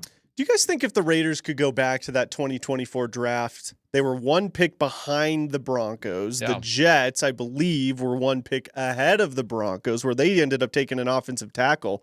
Do you guys think the Raiders regret not moving up and selecting Bo Nix there in the 2024 NFL draft? I think they should be, but I was happy to find out that they valued a tight end more than a quarterback, and they believed in Geno Smith. I thought that was awesome. So whatever, man. I think the Raiders are an idiot organization. I don't think they understand the value of a quarterback or how to develop one. Well, but if you think you got Geno Smith, you got Geno Smith for 6 or 7 years. You don't need a quarterback in the draft. The belief in Geno Smith and Tyler, I know he played better with the Seahawks and stuff, but golly, man, I don't know, man. I just think I can't believe how much they love Geno Smith, I guess. That's all where I'm at, I guess. Yeah, the Geno thing adds up, though, from the big picture. They've got the oldest coach in the NFL. The oldest coach in the NFL doesn't really have time to develop. Right. He doesn't have time to sit there and dig around, wait 4 or 5 years. He's trying to win right now. Pete Carroll's got probably 4 years left, something like that, maybe, if that. But the Raiders with Brock Bowers are very similar to where the Broncos were with Pat Surtain without a quarterback, meaning you have the best player at his position.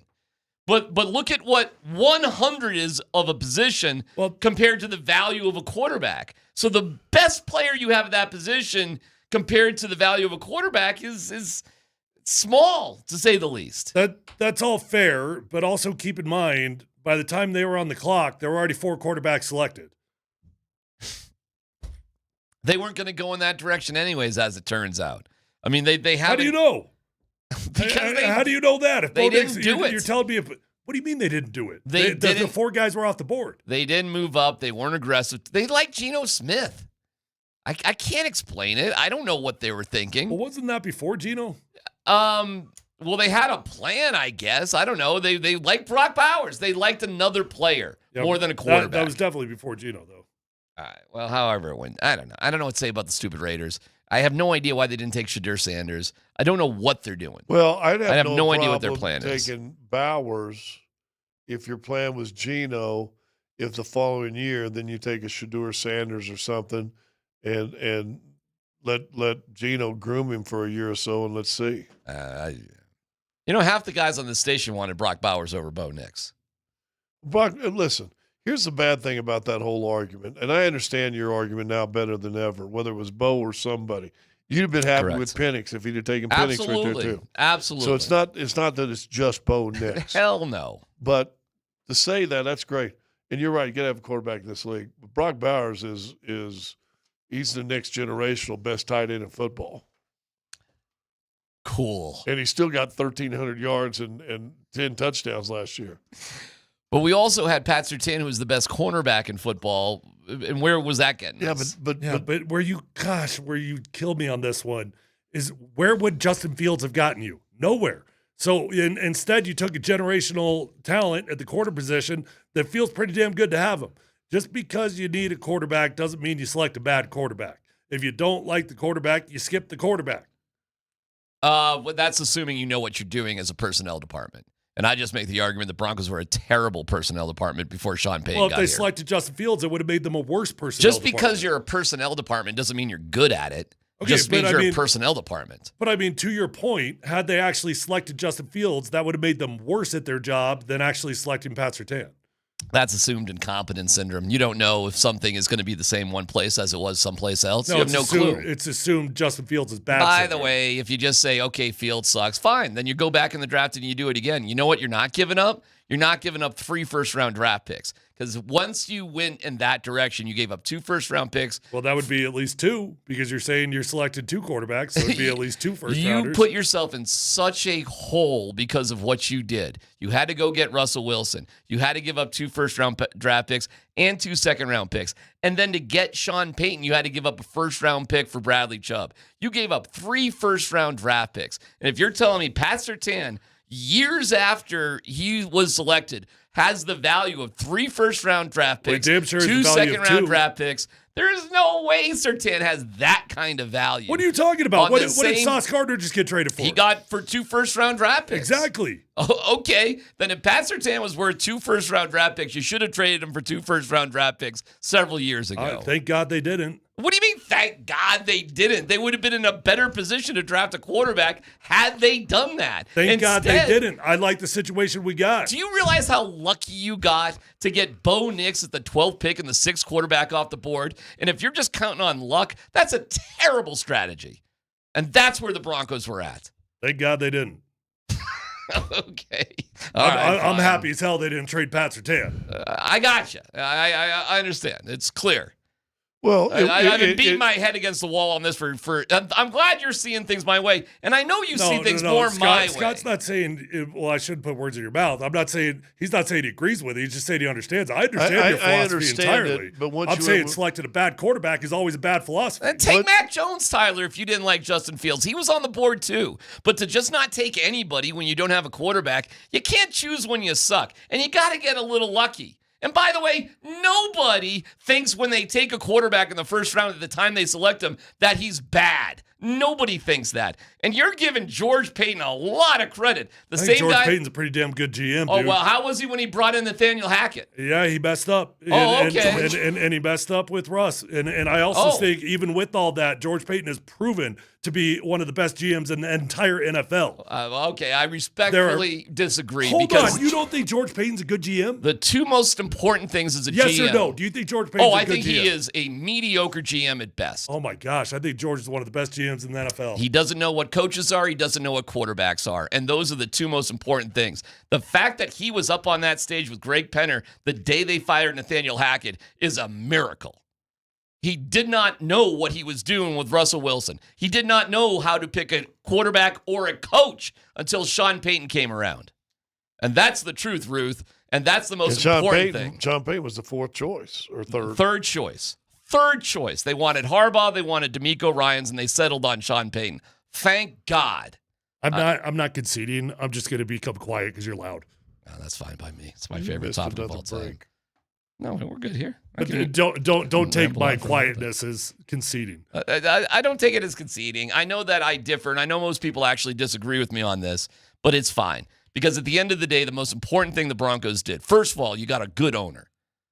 Boy, I tell you what, guys, ownership, when you see these trades and what's going on, holy cow, you just ownership is so damn important to have a good team. And frankly, look at our teams right now. We can concede, we can agree on this. Look at the ownership for the Broncos. Look what's going on with the Nuggets and the Avs. And look what's going on with the Rockies. Can we all have a kumbaya moment on that? Kumbaya.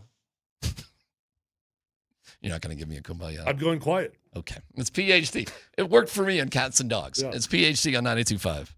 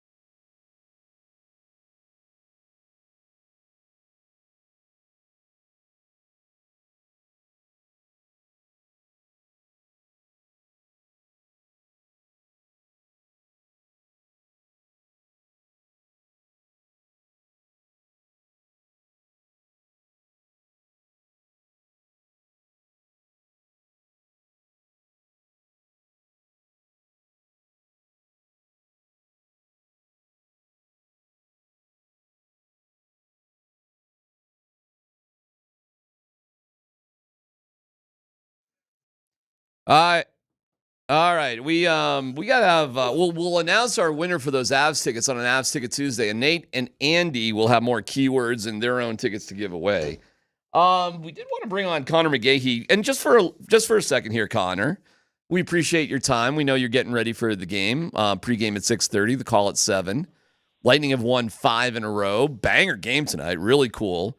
But it is a quirky schedule where the Avs haven't played in a few days, and they don't play for a few days after tonight, too, and that's on the road. So weird, like a one-game homestand in the course of like 7 days. Very different. I only bring that up to just say, you can play anybody you want in terms of health. So help us out here, Connor. Why Wedgwood instead of Blackwood tonight for the Avalanche? Well, I think that even strength-wise, Blackwood was okay. I mean, he made some big saves, 4 for 4 in the power play in San Jose. As good as Celebrini's release is, I mean, you could just tell that not maybe up to speed yet.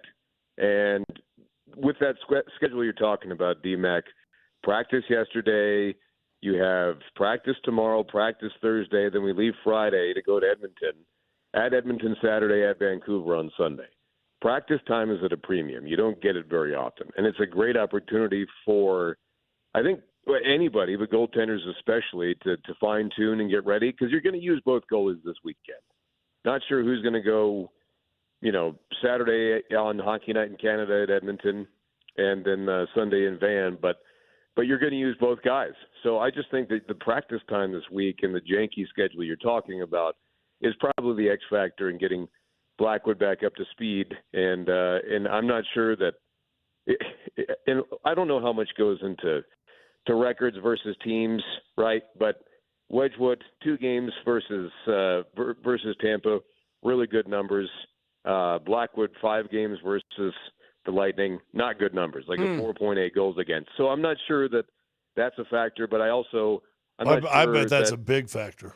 I thought the biggest factor is who's your starting goalie would be the biggest factor. Yeah, but look, it's a marathon, guys. Like you have so much time with you have 3 games in 4 days coming up next week, and then you have more time in between the home games after that. So I just think that there's no rush.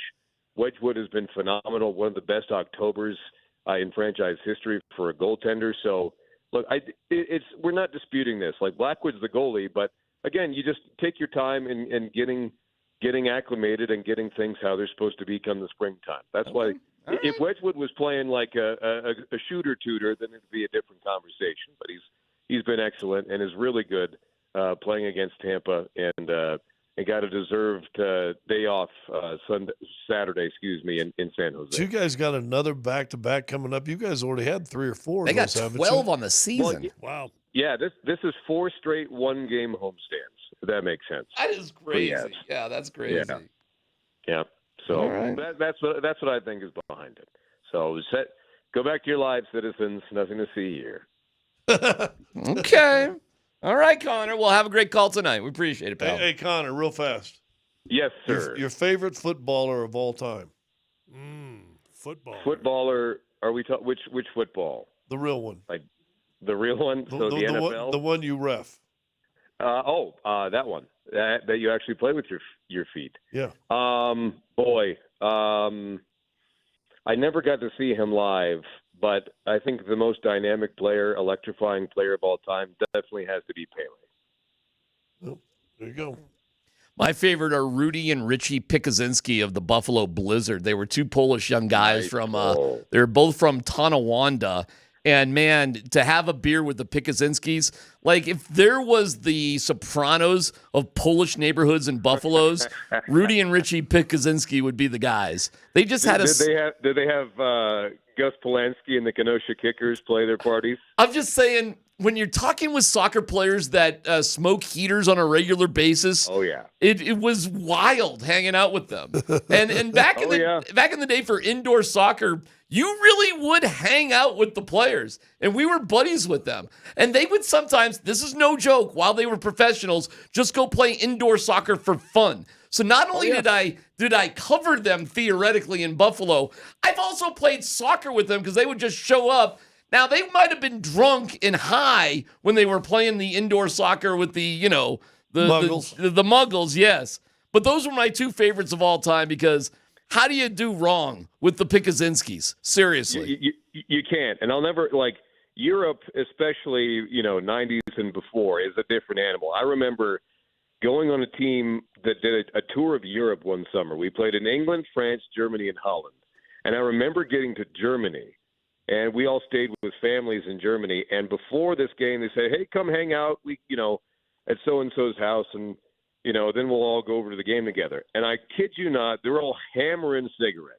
And they're all about 6'4", and here I am at 5'8", thinking that we have a chance. And they're all these giants that are just absolutely on 6 heaters in a row, and they ended up beating us 8-1. So it's it was 100% a thing with the Euros and their nonchalantness towards the game that they were just naturally gifted. Hey, I asked you because David Beckham got knighted today. Yes, saw that. I'm surprised he wasn't the night before. I'm actually with you, Tyler. I agree 100%. too. Yeah, I'm a little surprised by that as well. Yeah. All right, we'll let you go. All right, thanks, boys. Fine. Bye. You know he is a high-level soccer official? You know that. You do know that. I have talked to Connor about that multiple times. He and his wife will take soccer tournaments as their summer vacation. So he'll ref games in Napa or whatever, and they'll sort of center their summer travel sort of around his refereeing schedule. So I've had multiple conversations with him about it. That's kind of interesting, isn't it? I found it fascinating. What is high-level soccer? What does that mean? There's high-level club, high school, and college soccer that happens in the summer that he is tournaments and that sort of thing. So I think through the collegiate level and maybe even semi-pro level, Connor is a referee for. Oh. So I think that's fantastic. Yeah, I mean, he's obviously limited when he can do it because of the hockey schedule. But you guys are finding out with your kids, if you don't already know, these sports don't stop. They just what do you think? They stop at the school? They just change venues. Yeah, man. It's it doesn't end. So plenty of work for Connor. By the way, congratulations to Carl Grant of Denver. He's our Avs ticket winner. So way to go, Carl. He was on the keywords. Fantastic for you. There's a sports, not sports story that I want to get to you guys really quick that's pretty remarkable. And I take a tad of pride in it because I'm buddies with them and we worked together a million years ago. But did you see that Mike Tirico is about to become he's about to do something that has never been done ever in sports broadcasting? And I think it might make Mike the greatest sports broadcaster of all time. Because at the end of the day, what responsibilities are you given as a sports broadcaster may define how good you are. Now, I understand Nance has done everything, okay? I'm not debating that. But he's never done this.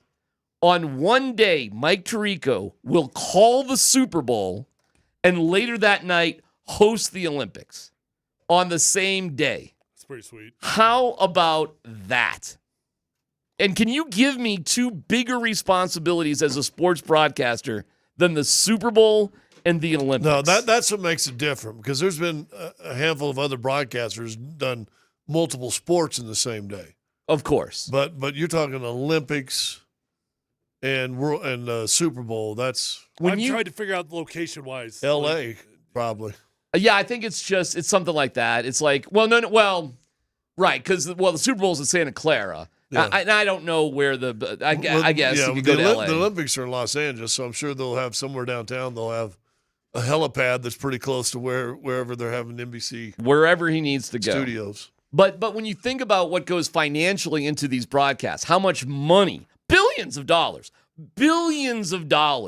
are tied into the Super Bowl and the Olympics.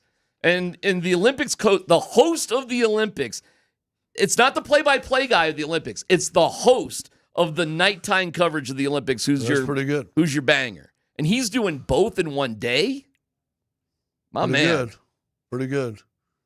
I thought I accomplished something. I called a Broncos game and a Nuggets game in the same day. That's pretty. Well, that honestly is really good. Multiple times. That's really good, though. Yeah. I ever tell you my story? I'll tell you my story about the basketball. So we do the Broncos game that afternoon. That's back when the Mile High was right next to McNichols, right? I believe it was McNichols then. And or maybe it was. It might have been, well, I don't know. It was McNichols. So I do the Broncos game, get in my car. I move over about 3 parking lots, right? I just move over to the McNichols parking lot, a little closer. Get in there. I'm calling the game. Maybe it was at Pep Center. You know what? It was at Pep Center. Anyway, so I'm calling the game. Dan Issel's the coach. And we're sitting there, and he's standing right up by where we're broadcast. Back when we used to broadcast almost dead center of the court. We're right there. And I said, yeah. He said, there was contact right there in midfield, and Dikembe's going to get fouled. And all of a sudden, I hear through my headphone Issel, who's standing right in front of me, he goes, "It's a court, dummy." But I just come from the Broncos game. And, I said midfield instead of midcourt. Do you know what I had to do that was the worst after the I guess I've done Bronco playoff games and then done the Mammoth because Mammoth opened their season as we were in playoff time. I guess one time they got their rears kicked by the Patriots. After the Tebow game, I had to go call a Mammoth game. And then after, What? yeah. The Tebow Steelers game? Yes. Oh, my God. And then there was another one after one of the Manning games. You know what? It was 2013 because then we were going to the Super Bowl. So it was the AFC Championship. And then my big enjoyment was go and call the Mammoth opener. Dude, I'm impressed, though. I mean, that's a lot. No, man. Well, I guess it was kind of the emotion. Oh, you know what else I had to do after the Flacco game? I know there was one I was You totally had drained. something after the Flacco Yes, I had game? to go call the Mammoth game again. And I was just like, Oh, my God. I'm not in the mood to be here. Everything sucks. I scored a goal. Who cares? I'm sure it all ended tragedy at the end of the year. Because I was just so, and then I remember I finally got home after both of them, and I still was just like, how did the Broncos lose that damn game? I could not process the Flacco fling. Scott, so it's the end of the Buffs game, and for the only game I've covered in like 14 years. That's what I do. I separate my Buffs coverage once every 14 years. Yeah.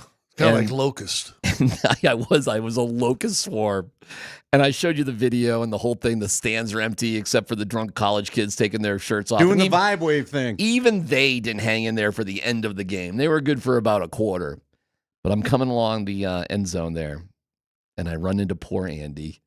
And Andy's bundled up, and he's got a jacket, and he's got the headphones and the microphone. And I'm just looking at Andy, and I'm like, oh, my God. He's miserable. Andy had to sit on the sideline. And I'm not saying anything bad because I'm sure you love your job and you've done this for a long time. So I'm not trying to jeopardize anything. But my Lord, Andy, have you ever seen anything like that? Unfortunately, yeah. You know how long I've been doing the Buffs? Are you kidding me? Dude, we went back. He's not here. I'll say it today so we're not rubbing salt in his wounds. Mark Johnson's like, when's the last time he goes to Reed Fisher, our producer? Look up the last time they gave up 50 points in 2 straight games. Well, it was Sanford, and they did it 3 times, and the one prior to the start of the 3, they gave up 49. So, yeah, we've lived through some crap they may give up 50 game. to West Virginia this weekend, No, I'm aware. Too. Yeah. Yeah, I don't know. They're where are they right now? Seriously. They're not in a good place. They're not in a prideful place. Listen, man, I was the one. I shocked Nate one day, and I'm funny because I say, you sometimes say things on the radio thinking they're never really going to happen. And I told Nate they need to go hire Prime. And I go, even if the last 2 years, and he'll back me up, even if the last 2 years, it'll make them relevant again. You remember this, so Nate? I'm telling them about the time I walked in and just out of nowhere, I said, I'm going to tell you that we should go get Prime in the middle of the Sanford thing. And Nate laughed at me. And then next thing we know, it kind of became a thing, and obviously it turned into reality. I figured it'd be 2 years because I thought he'd leave for something better. This thing, I was talking to a buddy of mine last night that's got deep ties to the CU program. Nobody seems to know where this goes after this year. Does he stick around? Does he want to earn his money? He's going to need a whole new coaching staff. Dude, we've talked to Chad Brown about this. You need to go get some college coordinators. You can't keep doing this NFL thing. But you know what you need? You need players. So how does he explain all this to recruits? Well, who besides a kid from Colorado who's dreamed of being CU, a kid who's not playing at another program, or a lesser star athlete come to this program? How exactly it's real easy. Do you woo a higher level college kid to CU? I heard this the other day. It's because they're dogs. Right. They want to be dogs. And not cats. They do not want to be cats. They want to be dogs. That's how they're going to come. You guys know how they do it. They want to be dogs. Now the question is, does CU have the bank vault to do it. Do you think they really have more money than No, Alabama, I don't. Georgia, No, I Texas, don't. Look, man, or any of these schools? I'm worried about Georgia Penn State. State.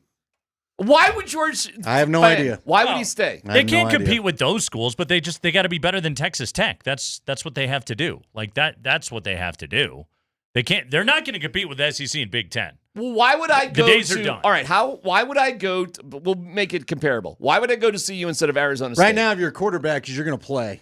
You're going to play right away. Yeah, and because you want to play for Dion, Now- and you think that being a part of that culture is exciting, and that's Really? appealing to you, and Now, maybe- you want to be on YouTube all the time, and yeah, that's why you would go to Colorado over Arizona State, because you find playing for Deion Sanders more appealing. You may eventually like the campus and whatnot, but look, the reality is, here's the thing: Deion's they've got to build it from the ground up, man. You got to start getting the high school classes and stacking them. You got to add a couple more young guys to go along with. Juju Lewis is going to start playing finally, although he did something to us. Did you see him go off the field? Weirdest play I ever saw. They set the ball for play. We hear the whistle, and then all of a sudden he just takes a knee. And then he goes over to the sideline, and they stop the play. I'm like, what the hell is going on? I've never seen this. And he's running over there, and by the way he's holding his hand, all I could think of was one of his fingers was jammed badly, because then he gets over there, they get around the hand, and you've seen it, right? I've had it happen to me, where they yank that thing out, and it just sends that shot of pain through your whole body, because that's how he kind of lurched back from them.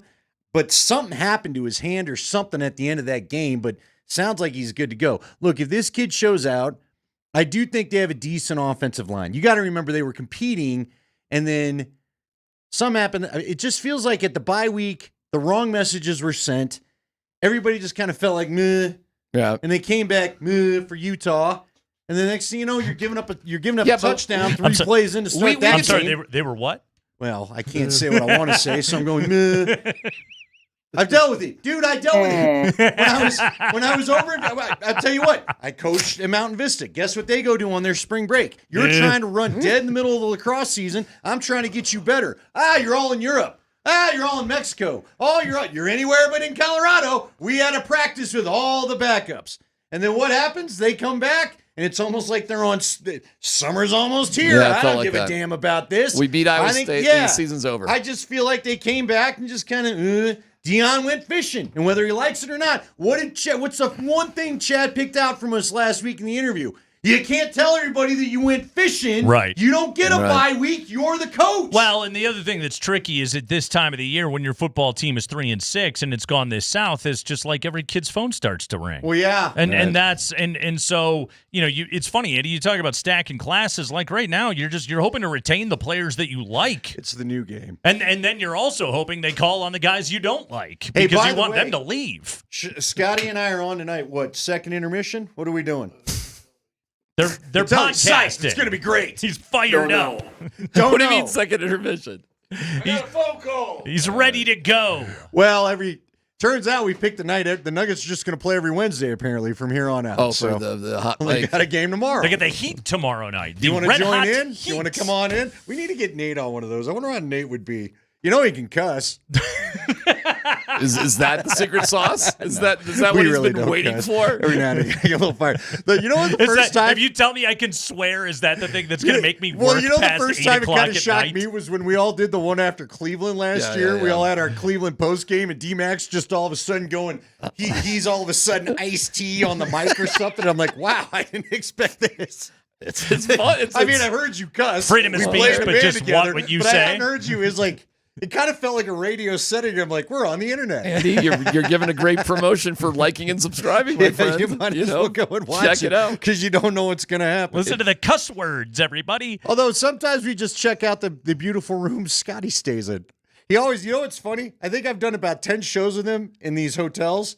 They all have the same headboard, and he's always leaning up against it. I think there was one time last year.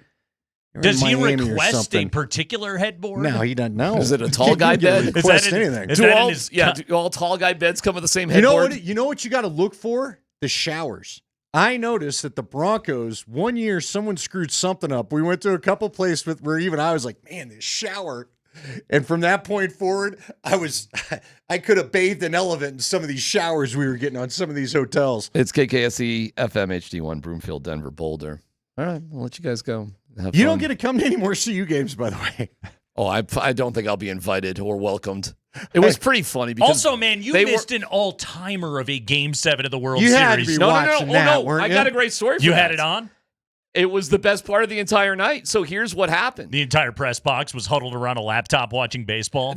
Well, have you ever been to a Prime press conference after the game's over? No. All right, so it's quite a journey to get there. Like you got to go in is it Dow Ward Center? Champion Center Center was the Dow Ward. So all kind of the same it's thing. like elevator and hallways and whatever, and you get into this particular room. Everybody turned the game on. Sure. Like we have our TVs and laptops, so the game's on. Here comes Prime. He does the thing, dog or cat, okay, meow, whatever, and he leaves. We all just stayed there. We stayed there for like 40 minutes after the press conference, all of us. It was actually really fun. Sure. Like there's, a bunch of muggles hanging out, watching the World Series. We're all flipping out. It came to the point that they kept going to extra innings. We had to leave. So they actually had to force us out. Oh, we Get had outta guys here, running up to losers. the press box because we were standing. At one point, that game was so bad. Mark Johnson comes back, says the score, and he goes, I don't even know why you're listening to us. There's a hell of a World Series game going on. Why don't you give that a listen? Nate, I watched every single pitch of the World Series while at the CU game. While watching the Buffs get And then bludgeoned. this is pretty funny. I'm walking, and I got the Fubo on my phone, so I'm walking to my car, and The FUPA and the FUBO. I may have watched the game on my 1 mile drive to my son's apartment on Marine Street, and I might have walked in a haze-filled room to watch the final out of the double play. So I kind of in a weird way in this wonderful world we live in. Yeah. I saw every pitch of That's the World amazing. Series while covering CU. That's great. While confronting Prime if he knows what he's doing in his job. Cats and while dogs. be asking about dogs and cats. DMac walked in the apartment. Can we get a fan on? I can't see the TV. I need you to clear a little bit of the cloud. And all I can say about homecoming weekend, now that my kid's been a student there, loose terms, for the past 3 months, why would anybody want to leave college? Like, seriously, why would you want to leave that Well, the life? bill comes due. And you're I guess. 22. Sometimes and mom and dad go, hey, it's your bill now. Yeah. And then they're like, well. No, I but will- of life. Nobody How is- wants to. How is that not the best form of life? Dude, I didn't even go to a good college. I went to Metro. That's like a job. We drove there, we drove back. That was it. I still had a ton of fun. I lived with 4 guys in the city. We were renting a house. One time we had a guy come over to our house. His wife had to send him over to tell us to shut up. He ended up staying there 3 hours. Real quick, so I call my son and I go, hey, should we meet at halftime? I'm covering one game. He goes, I went home. You went home? Yeah, if I'm going to go out tonight, I need a nap. He chose a nap over watching CU play football. My buddy's kid told me that there were a ton of Halloween parties. I was sitting with him Halloween night. Said We're it was all in the insane. driveway, and he Yeah. said, he goes, the students already got it figured out. If it sucks at halftime, we're leaving. And sure enough, you know what? I give the students credit. They tried to hang in for part of the third quarter, and I think the first Utah score, they were like, now we're done. The only students to stay were the ones doing that vibe wave, swinging their shirts and getting frostbite. It feels like it's crazy to think of that Baylor game, the Hail Mary, all the excitement, the packed house, which must be amazing there, and to see the ghost town that it was at the end of the game. I've never had an easier drive home. Guys, let's just be real about this. It's turned back into Colorado football. Yeah, sadly. It Well, has. we've known it in this decade, yes. Since In the last 2020s. 3 decades. I Yeah, mean, fair like, enough. This well, is, I mean, yeah, you know what? You're right, because McIntyre gave him a season. Hawk gave him 1 season. yeah, like the end Dion's of the... not giving him a couple seasons. The Jerry era was good, but did you ever think did you ever think though in the prime era it would seriously would be like this? Yeah, That it's not like it's just terrible football, which it is, but the enthusiasm for actually watching it is like back to exactly where it was before he got because you're here. looking at a fan base and a fan base that was so thirsty for a winner, and they got it there for a minute, and they got a Heisman Trophy winner and Shador putting up Star Wars numbers, and it was so good. And now you got an entire fan base of people that are just going like, "Oh yeah, this is Colorado football." By the way, it's back behind the scenes. I'm not talking 1 or 2 people. I must have talked to 30 people, ticket takers, students, other media people. They all rip Prime. And it's not ripping Pat Shurmur and Livingston. It's ripping Prime right now. At least that was my experience when I was up there. But, oh, boy, here he comes. Here he comes, and nobody's ripping Prime to his face. And I wonder, who's a truth teller up there, guys? A friend of mine texted me today and asked, how much longer does Prime make it? And I responded, he's there till he quits. Because with what's the buyout? $34 million, $35 million, whatever Something it like is. that, yes. They're not paying that. There's you can't justify He's that. got one too. I'm told it went both ways. Here's an His idea. is 12 His if is he 12 wants if he out. wants out. Yeah. But I'm talking about firing 33. Deion Sanders. I think it's 33. 33, okay. Well, where are you going to go? What are you going to do otherwise? I got to tell you. You're stuck. If you can, but see again. Also, he's better for business than anything. Again, anything you've had. I got news for you. The coaching has not really changed too much. He's been what he's been. They've just they had Shador and Travis Hunter. They had difference makers that they showed don't up with have Gucci. anymore. And Or Louis, excuse me. But you need the right coordinators. And these guys, Livingston, I don't know what's happened because he was the right coordinator last year. But again, you don't have Travis Hunter anymore. They had a couple good players. That defense needs some guys. You know what they don't do? Gary Barnett harps on this all the time. They don't tackle. They don't tackle. They don't tackle well. That's half the problem. It's not the guys don't know what they're doing. They don't get guys down. Very first play of the game, I was telling Nate this in the car yesterday. We have a little show conversation. And I was telling him, Barnett in our pregame said, watch out, Arizona's wide receivers are great at taking short passes, breaking a tackle, and going long. What happened on the third play of the game? Tafik Bard, who has basically a club on his hand, misses a tackle to the house. They've not tackled all year long. They've got to get that fixed. But again, when you're constantly flipping a roster, and look, it's not just Colorado. This is college football. I've asked Chad this, just in building a team, period. Nobody's stacking high school classes unless you're Ohio State or you're Alabama or you're Georgia, and they just have the coffers to pay everybody to stay. So we don't have teams. Like, here's what sucks about this. Next year, when Utah comes up, who's going to be left from this team to want to get back at them? Like, are you going to remember this? Hell, when we were getting into the BYU game, I'm trying to think, who can I even ask right now that was here last year to deal with the bowl game? But Andy, like, this is why it's such a failure on the part of Deion is, like, he should be able to win at this game. This is a game where selling himself, selling the Deion Sanders experience, he should be able to win at, and he's not. He's just flat out not.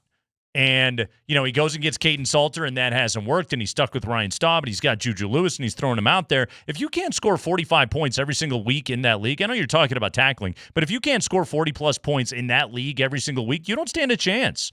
That's what the Big 12 has been for a very, very long time. But that's what's so disappointing about this is this current era of college football. He should be able to win in this world, and he did for a minute.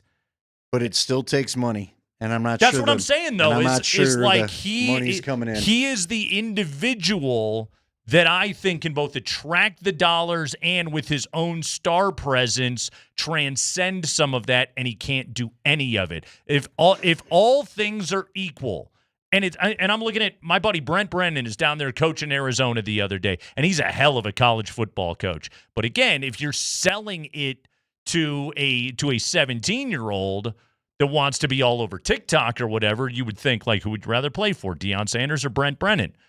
Seems like a pretty obvious choice, right?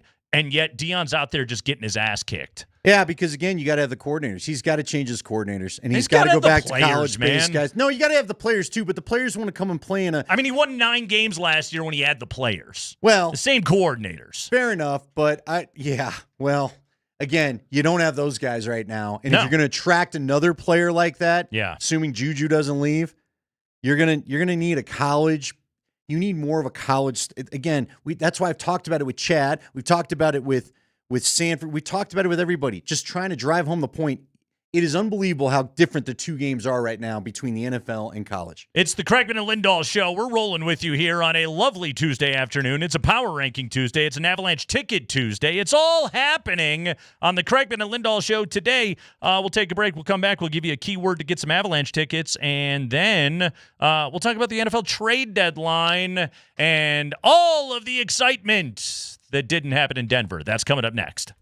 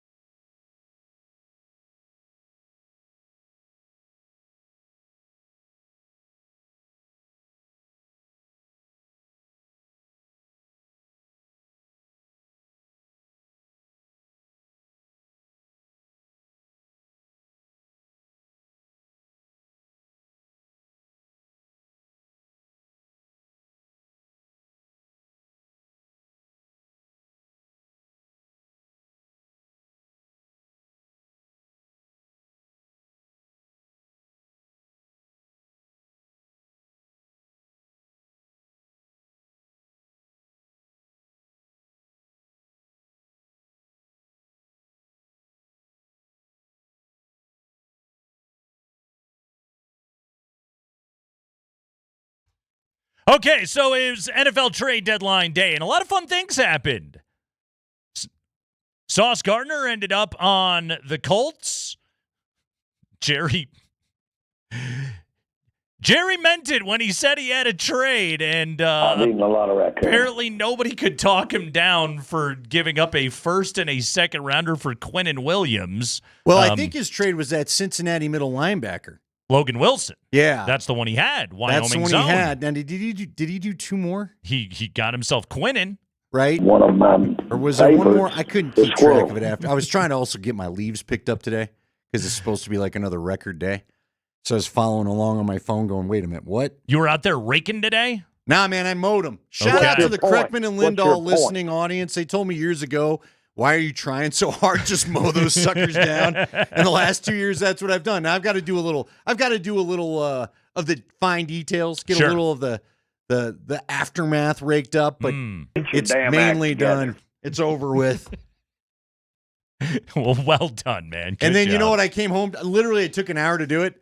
Came back to 55 Twitter notifications because every insider's got to give you the same information. Nine times. Nine times.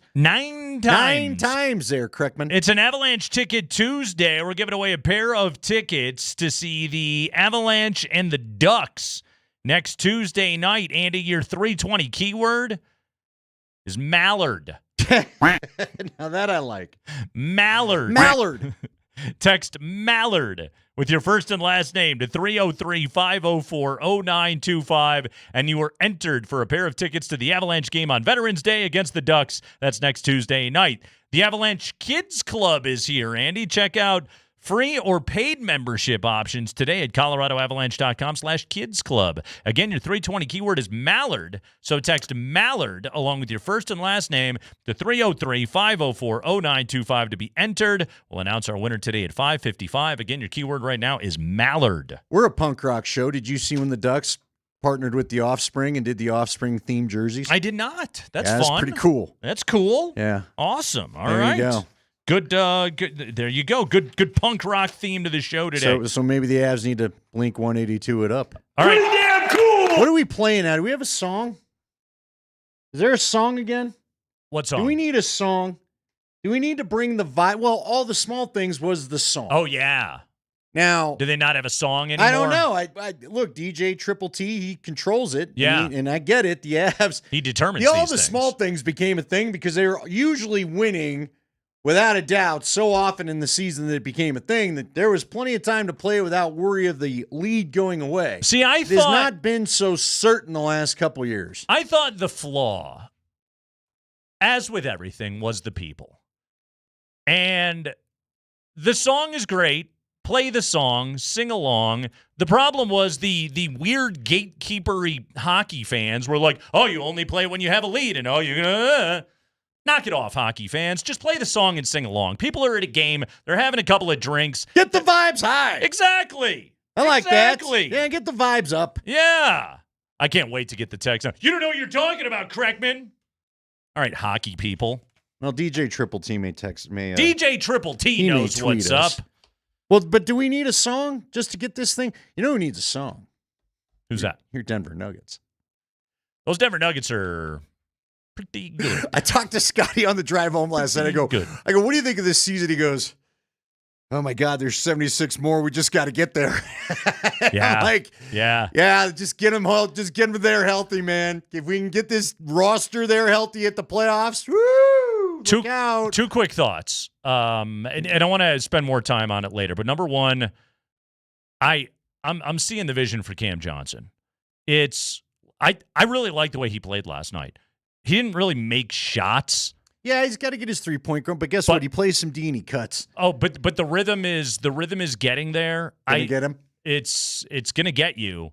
But you saw it last night. They were running some of that dribble handoff stuff. He was getting to a good spot for a pull-up jumper. I thought he was rushing the shot a little bit. I also think that he is a guy that's just playing a little bit tentative right now. I think he's trying really hard to not mess up the flow of a very established offense. Again, I said December 1st. But I see where it's going, number one. Number two is, and this is something I think that Adelman's going to have to battle kind of all year long, is I wonder if sometimes if the defensive effort is relaxed because they know they can just score at will.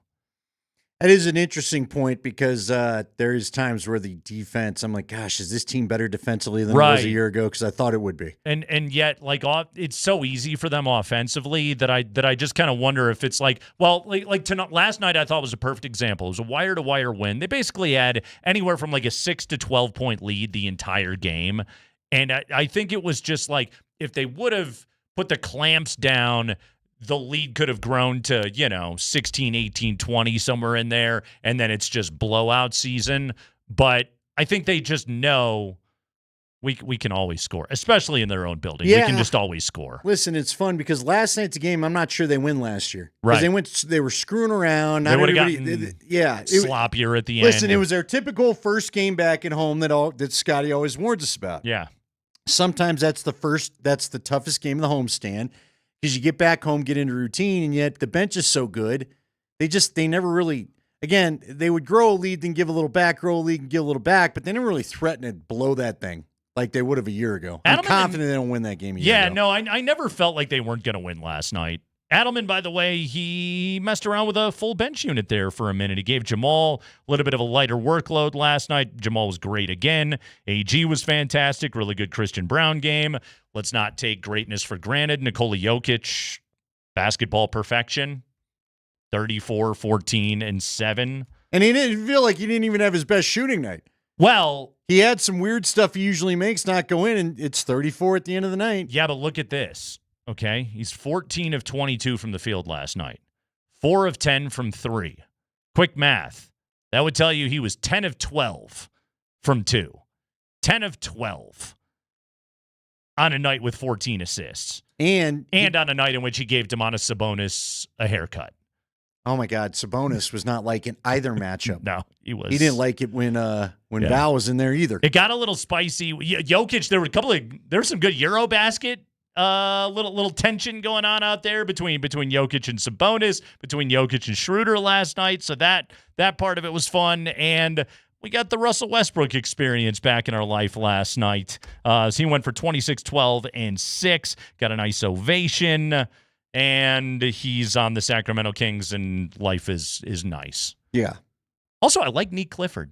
I do like Neek Clifford. Neek he had played a good well night last night. He had a pretty sick putback dunk. I know. Last I was night. like, who let him in? Oh, that's Neek. Never mind. Yeah, it was good for you, Neek. That was cool. He looks fun. He looks like he's gonna be a fun NBA player. He looked just comfortable. I thought he looked comfortable on an NBA floor last night. So fun to see him out there.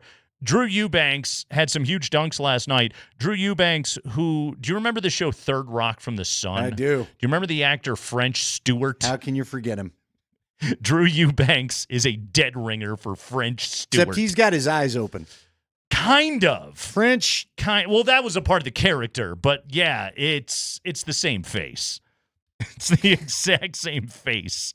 I don't know how you did the whole show that way. I can't unsee it. Yeah. Sean Payton today. Is he as spicy today? He didn't make any trades. Let's find out, Sean. Why didn't you make any trades? Yeah, I mean, George and I each day talked about different things, and that's just how it turned out. It's just how it turned out, Andy. Were any trades close to materializing? No, I think we discussed a few things, but all good. According to Jordan Schultz, and this is a tweet that came down late, they did call about Waddle. Sean Payton on the wide receiver rumors and not trading for one. Yeah, I saw a lot of that. We've invested in, we like this group and where we're going. You haven't invested that much in them. You paid Cortland, everyone else. You've invested premium draft picks into the group. Yeah, I think they've coached him up too. I'm not completely upset. I would have liked Jalen Waddle. How much you think that cost you? I would have gone for that. Yeah, it would have been pricey. But also, you're 7-2. This is the time to do it, man. You're 7-2 and you're not paying your quarterback. You're in the window. This is the time to do it. They didn't do it. If it was a first rounder, I could see why you don't want to do that. First rounder. Yeah. But again, I don't think you're paying Quinnen Williams or, Sauce Gardner prices. When everybody else, when Miami in particular, saw the picks that the team in its own division was getting, were they like, all right, we're getting a couple. And everybody's like, no, you're not. Right. We're out. Right. Apparently, Denver was. Rashid Shaheed did get moved. He went to Seattle, which good move for them. Like, obviously, Smith and Jigba's kind of like the best receiver in football right now. And Torrey Horton is awesome. A lot of fun. But Cooper Kupp is banged up, and you need somebody in the slot. And so they go and get Shaheed and let Sam Darnold chuck it to him. And you just made a good offense better, and they only gave up a 4th and a 5th in order to be able to acquire the services of Rashid Shaheed. That's a good move by Seattle. That's another team that's 6-2 and just saying, hey, we're going for it. Yeah, now see, that's the move I wouldn't mind, and that's the price I wouldn't have cared that you paid. Yeah, 4th you know and what 5th. I mean? Yeah. That's more the neighborhood I thought they should be checking in. Because, again, you're still, you're ahead of schedule on where this team's supposed to be at. Sure. Let's be honest about it. And you've paid a lot of guys in the last 12 months. You probably are going to need some draft dudes to take some places of people when, again, we've talked about it. Are you going to be able to ultimately afford a Riley Moss? Are you going to have to do something with a Ben Powers and a Mike McGlinchey in the next couple years because they're going to be due for new contracts? Or do you got to get young guys? So I'm not angry they're not trading away high picks. Now, listen, I think for anybody that doesn't value Pat Surtain, and I think there's plenty in this market that do, just look at what the Colts did to get that guy that can lock down a 1 so that you can rush differently. I think you see with these some of these teams would like to be a little more like Denver, that when Surtain's healthy, they can say, yeah, we're not worrying about wide receiver 1. Yeah. You had the great numbers last week of all the number 1s that have not scored against the Broncos. Now, it's been a team effort, to be fair. You can still have to have a quality number 2. But to give up 2 1s for a corner, I feel like the value of the position's changing a little bit. Oh, without a doubt. And this is the time of year where you have to overpay. And so good on the Jets for saying, all right, we spent a bunch of money on Sauce Gardner. Like, that's just it. Like, the Colts gave up 2 pretty premium picks in addition to they're going to have to pay that guy an awful lot of money. Now, if you've been pining after a number 1 corner and Shavarius Ward is banged up and you need the dude, then by all means, go and get it. That's the one thing that I will say with Denver is you're only going to have the greatest pass rush potentially in NFL history once. And if there was a year to take a big swing, this one is probably it. Fair enough, but again, we don't know what the Dolphins were asking for Waddle. Sure. And listen, I've seen enough. How many times have we seen I think of Amari Cooper right off the top of my head. Remember, he's been traded twice at the deadline. Yeah. Remember, where did the Raiders send him to the Cowboys, and then he was pretty good for the Cowboys. Cowboys sent him to the Browns, and he was fine. Then he was in Buffalo. And he wasn't that good. Like, absolutely nothing materialized out of that. Jalen Waddle is also like much more in his prime. No, I get that, but sometimes it doesn't always work out. Sometimes everything doesn't click. Well, sure. So yeah. And you're going to give up a couple picks, then you don't have those again. I don't know. I'm not angry about it. Their team is what their team is. So what's that mean? I would have liked. I think Bo's having a good season. Uh-huh. I just think I don't know that Bo's in his Josh Allen era yet. So am I worried about getting the fastest, longest, what was Waddle going to all of a sudden usurp Cortland as the number 1 and become the top? See, I think Bo's still looking for Cortland. Yeah. And we've seen enough overthrows that, how long does Bo need to get used to the guy? It's a great point. There's an onboarding process that you have got to go through, but that's why you make this trade on November 4th and you hope that by January 4th you're clicking and you're going. It would have been an enticing move. Now, here's where I can look at, and I'm playing a little devil's advocate here because, to your point, if the asking price was higher than like a second, then I got to kind of consider it like as being an overpay. But also, what if there's a world where just you wanted to decide to lean into your run game? Yeah, I like that idea. I do wonder, and the weird thing about it is Sean has gotten numerous reminders over the course of this season that his run game is his offense's greatest strength. and he somehow keeps forgetting he has it. Now, the good news is, and this is where I'll give Sean a little bit of credit, he didn't completely forget it on Sunday against Houston because in the winning drive, it was the run game that got it done. Now, there was a 25-yard scramble by Bo, but there was also, I think there was 10 rushing yards from J.K. Dobbins on that drive. There was a design run to Bo Nix that picked up 10 yards that made it essentially a chip shot field goal for Will Lutz at the end of that game. Like, he doesn't completely forget that he has it, but it's just, could you give yourself some fewer headaches if you just did it earlier? See, to your point, it's funny because, again, while I was doing the leaves, I was thinking about this, and I was like, what? I feel like Sean only uses it when he feels like he has to. I feel like he tries, and I think last week's the perfect example. Yeah. Second and third quarter, he's trying not to be so run heavy because he wants to get his pass game cranked up and going, and it's not happening. And then ultimately he knows it's there if I need it, and then he goes back to it, which credit him, he's not stubborn all the way through the game. Yeah. And I think even when he knows, okay, this might be slipping away or they've had a couple too many field goals, we got to get back to the run game, and then he goes back to it. But to your point, if he would just stick with it all the way through, I think Bo's passing numbers would go up, quite honestly. Yeah. Because I think it would give Bo more balanced looks defensively. It's you're forcing zone defenders up closer to the line of scrimmage and making them think about that, and then you're opening things up for Bo Nix. And when an opposing defense, and Houston showed it again the other day, just as numerous teams have done it this year, when opposing defenses can sit back and watch Bo Nix, he's going to struggle. He's just going to have a hard time, and that is the greatest weakness in this football team. And it's why I was screaming last week to please run the ball, and yet they didn't, and they ended up with a game where the degree of difficulty, I think, was just – it was higher than it needed to be, especially considering you had Davis Mills out there for 75% of the game. Yeah, you're absolutely right. It should have been easier than it was. And you're not going to face a Davis Mills a lot of the time in the upcoming weeks here. It's an Avalanche Ticket Tuesday. Your keyword is Mallard. If you want tickets to the Avs-Ducks game next Tuesday night, your keyword is Mallard. Text Mallard along with your first and last name to 303-504-0925 to be entered. We'll announce our winner at 5:55. But again, right now your keyword is Mallard. M-A-L-L-A-R-D.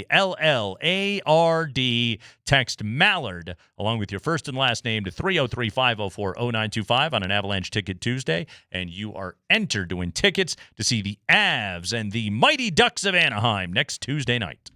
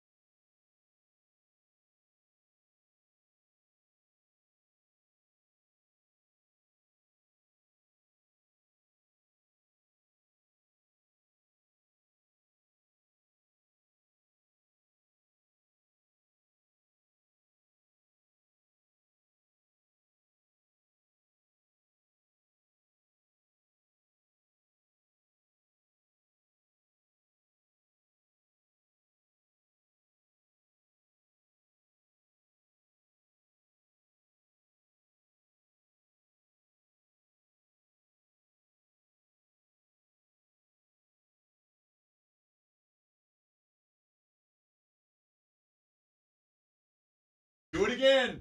Your next keyword is today at 20 minutes after 4 o'clock. We'll do that just ahead of power rankings today for the 7-2 Denver Broncos on NFL trade deadline day. All right, Andy. The Broncos and their special teams woes. Yeah. They've got some serious woes. So the Riz man is apparently, like Sean Payton will go to the ends of the earth to defend Darren Rizzi. Yeah, I give Sean this, man. He's more loyal than Dick Montfort. Oh, I got something on that guy today, by the way. Wow, the way you said that. On that guy. That guy owes me money. He owes all of us money for the time in our life that we have lost watching his baseball team. But the Riz man is apparently not the problem. This is a year in which they gave up, and shout out to Parker Gabriel, who had a pretty exhaustive list of the Broncos special teams failures this year. 71-yard kick return in week 1, set up a field goal for Tennessee. Week 2, leverage penalty. Heard of it? Week 3, you gave up a 33-yard punt return. Week 6, you gave up a 72-yard punt return in London. Week 8, the Mims concussion, after you were trying to substitute him out of the game and then apparently didn't communicate it properly and he stayed on the field. And then the litany of problems that they had last week. They had a muffed punt. They had a blocked large field goal, punt return, a blocked field goal. You had Fraboni with a late hit out of bounds. You had a hold on J.L. Skinner. Oh, the Fraboni one, too. It was as plain as day right there on your screen. The moment he did it, it was just like, what are you doing? Come on, guy. Come on, dude. You're Fraboni. Literally, all you do is special teams. Yeah. You should know better than this. You have the shortest meetings of the group. Exactly. Throw the ball to the guy who you can see between your legs. Andy, the Broncos special teams issues, and you can't clean it up with personnel. They brought in that JT Gray guy. He's hurt. He's got a hamstring now. You can't clean it up with any personnel. There's nobody else that they can play out there. This team right now is playing really solid complementary football between offense and defense. And I'll even include Crawshaw and Lutz in this as well.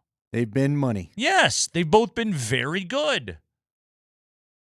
It's just their coverage sucks. And apparently so does their backup punt return situation when Marvin Mims isn't on the field. But their coverage is just absolutely atrocious. And for a team that is going to be winning a lot of games on the margins. And, we talked about it yesterday. What are they now? 5-2 in the one-score games so far this season. You're going to win a lot of games on the margins. That's, if you're looking for stupid hiccups and reasons why you can lose games, it's because of stuff like that. It's teams getting really good field position and being a first down away from an easy field goal because you just did something brain dead in coverage. And yet Sean Payton has made it very clear this is a player issue and not a coaching issue. Well, let's not forget, did you mention the R.J. Harvey fielding that ball? Remember that kick that he should have just let go? They'd have got it at the 40. Instead, he grabs it and steps out of bounds. Oh, cost some massive field position in that game. Yeah. And again, whether you like it or not, how your players play, Deion's dealing with it up there in Boulder. How your players play is on the coaching. People are going to blame the coaching. So you can say you're coaching it right. Well, and I'm going to go find the guys that know how to do it. Well, how are you going to do that? Because guess what? Your special teams is made up of a bunch of backup people. Yeah, when it's bad discipline. Yeah. And you've got – I got to tell you, of all the things that have gone on, and a lot of it has been pretty amazing, it still blows my mind about how you sub in for the wrong guy. And I guess a lot of that can be on the player, but how have you not said 3 times, go get him? Right. Go get Mims. Get Mims off now. How do you go and sub the wrong guy? And again, then how do you not notice he subbed the wrong guy? And also, he got blown up earlier in the game and then dropped a pass right after it and was probably, let's be honest, concussed before whatever happened on that kickoff. That was probably the time to say, well, and again, that's also on the spotter. I don't know, the spotter didn't pick that up Get either. him off the field. What are we doing right here? The blocked field goal, Peyton even made it clear earlier in the week. Danico Autry, this is what this guy does. He's it was his 14th block kick of his football life out there. that he had. He's got a bunch of field goal blocks and PAT blocks and punt blocks in his career. He's elite at it. And the thing that's, again, wild about that play is the guys that blew that play were Quinn Miners and Mike McGlinchey. That's like two of the most dependable players on your team. And those are the guys that blew that one. So, again, it's like, I can't blame the personnel. You had the right guys there. That's a coaching issue. Yeah, man, it's got to get changed. I understand Sean backing his guy, and we don't know. Maybe he's all over Rizzy in the meetings, and maybe this is just his public front. I have to hope he is. Yeah, you really do hope so, Yeah. because again, it's going to start to fall on deaf ears for other people if you can keep backing up the guy whose units keep causing you a problem. And you jettisoned Kotwika to get him out of there in order to be able to get this dude. By the way, he's with the Jets now, and the Jets have pretty good special teams. Yeah, it turns out. Uh-huh. Maybe he wasn't the problem all along, but this is a part of the NFL Old Boys Club where you got to hire your buds. By the way, you brought up the Jets, and I meant to mention this last segment when we were breaking down all the trades. When you saw Quinnen Williams was traded, could you not help but think back to Hard Knocks when Woody Johnson was hacked off? He had to pay Quinnen Williams so much money. Isn't it kind of funny that he gets with the other guy that hates to pay people money, Jerry Jones, and they make a trade? Yeah. Yeah. The Jets, okay, this is what's funny about this is...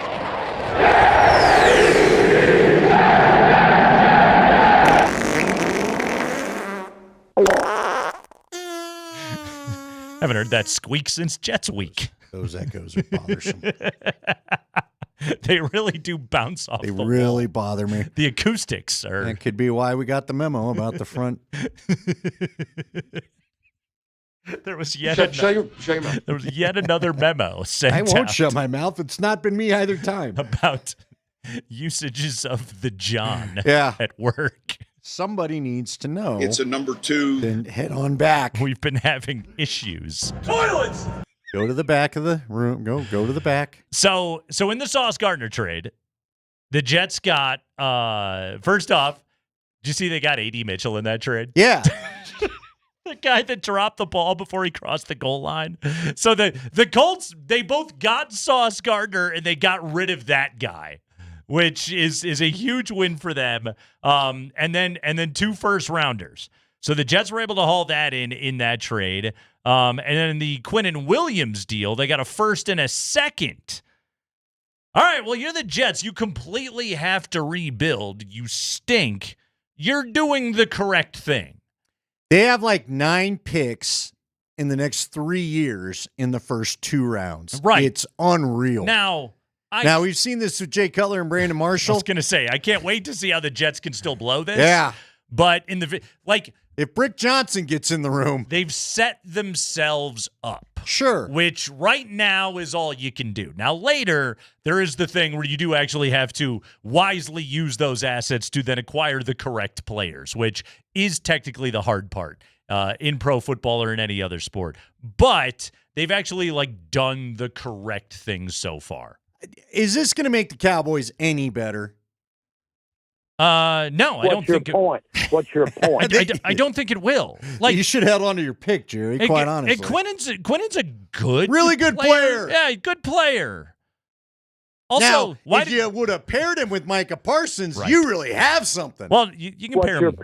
What's your point? You can pair him with Kenny Clark. Can you? They can sit there next to each other and. By the way, did you watch the Cardinals run all over that team last night? I did. What's your point? What's your point? First half of the Nuggets game was giving me epileptic seizures, so I had to flip over and watch some Monday Night Football for a while last night. I had a casual watching interest in what I was viewing, but also. Troy Aikman even said it during the game of just Jerry said earlier today he's got a trade. He might want to rethink that one. Yeah. He didn't. Nope, he did. Yeah. Nope. He shipped off a first and a second. And again, this is a guy that's got a lot of really expensive players on his payroll. He probably needs some underpriced talent, but instead now he has to pay Quinnen Williams. Yeah, who Woody Johnson couldn't wait to quit paying, apparently. You and he got a good payback for it. Just had Micah Parsons the whole time. You could have. You really just could have. Now Michael again, Parsons. Maybe we'll talk a little bit more about it later. the Broncos, this is now the second time they beat the Eagles. The Eagles go and have a stinker. They beat the Cowboys. None of us thought the Cowboys defense was any good, but to watch the Cardinals run all over them. Yeah. By the way, did you see the truth bomb dropped by Jonathan Gannon today? What was that? Kyler Murray, even if healthy, wasn't going to start. He's going with Jacoby Brissett. I think he should be. I think his offense, I think Brissett runs the offense. Yeah, they Marvin Harrison Jr. gets to catch some passes. He was in a good mood last night. He was pretty good last night. You kind of found something. Chad Brown coming up here in just a moment. We'll talk to him about the Broncos' inactivity at the trade deadline. We'll talk about looking ahead to Thursday night against the Raiders, as well as, what's happening there in Boulder. That's with Chad Brown, and it's next on the Kreckman and Lindahl radio show.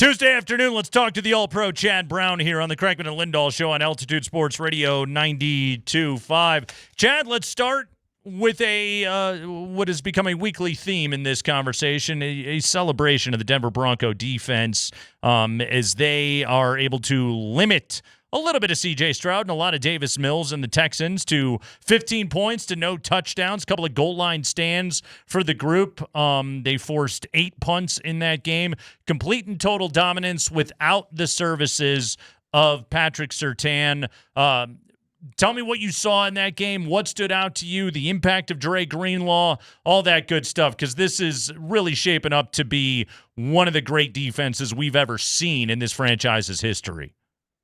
Well, there's all kind of metrics people use to measure a defense. And, sometimes the splashy ones get put out front, and that's the sack numbers, because those are fun. As a fan, we love to see the opposing quarterback go down and go down hard. So that's always good stuff. But the red zone efficiency on the defense, to limit teams to field goals and not touchdowns, to be able to, folks can move the ball. They're professional football teams. They got talented players. But once it gets to a certain point on the field, I've been in those defensive huddles on these kind of defensive teams where somebody says, huddle, that's it. They don't score. They are not scoring here. And I get a great sense that that's what's happening in that Denver Broncos huddle. Yeah, not that we're trying to concede any yards in the middle of the field. No one's playing any softer, but there is a internal backbone to this defense that, yes, you get near the 25, you get near the 20, we are going to find a way to make a stand, and you will be kicking field goals, my friend. You will not be scoring touchdowns, because I think they know the fourth quarter heroics from Bo Nix are likely to come. At the same time, they also recognize they can't give the opponent any early leads, because that always is going to change the scope and the complexion of a game and how it's called. We talk about the pass rush a lot in these conversations. We talk about the guys that played your positions. But a guy like Talanoa Hufanga and his versatility, what does that do for VJ? And what is Hufanga's presence and his full skill set allow VJ to do with his defense? When you have a guy who can play safety, but also play in the box as essentially an extra linebacker, yes, to your point, Nate, it gives you tremendous versatility as a defensive play caller, because we can go with quote unquote nickel personnel where the opponent says, okay, they've got nickel in, we should run the ball here. But then Hufanga slides up into the box, and now you've got essentially another linebacker in the box, but a linebacker who can cover your back out of the backfield, who can cover your tight end on a seam route. So that position versatility then creates play call versatility. And the more play call and versatility you have on either the offensive side or the defensive side, you can respond so well to the opponent's play call or their personnel or their intent on this particular play. So Hufanga gives them that ability to, sure, we go nickel. You go 3 wide receivers, but you keep a running back and a tight end on the field, and this is how you like to run. Yeah. Great. You go 3 wides. We still can go with nickel, but we still got a guy in the box who's not afraid to get his nose dirty, who's not afraid to take on offensive linemen. But if you decide to pass, he's more than capable of covering your backs or tight ends or one of your extra receivers. All right, you may not be able to explain this. I certainly don't know that I can, but why does Bo Nix magic keep happening? You referenced that in the first answer. What happens in your eyes that it continues to happen in the fourth quarter? I think Bo Nix benefits from the moment. And I have been, whenever I've coached players, I would always try to put them into the moment in a practice situation. And you see it all the time during training camp with NFL teams.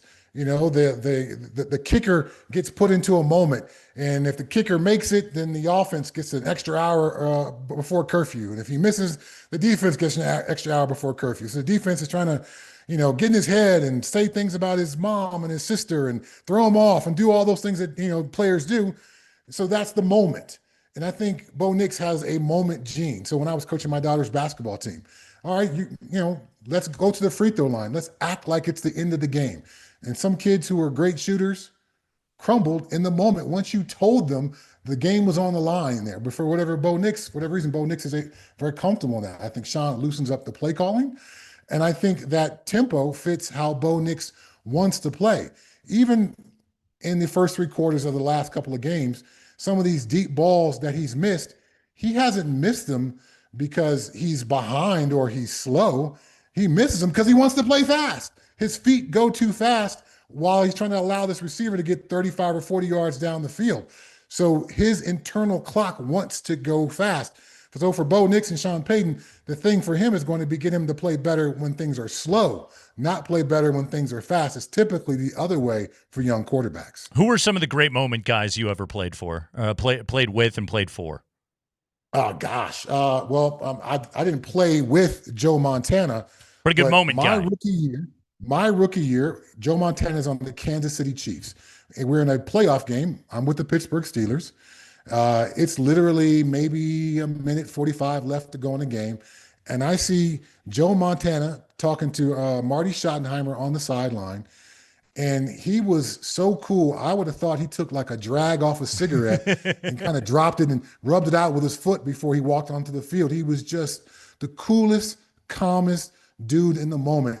And I literally said to LaVon Kirkland in the huddle, I didn't say, oh, crap. I said more than that. I was like, that dude is too cool. Of course, he led them down, got a scoring drive. They ended up winning the game.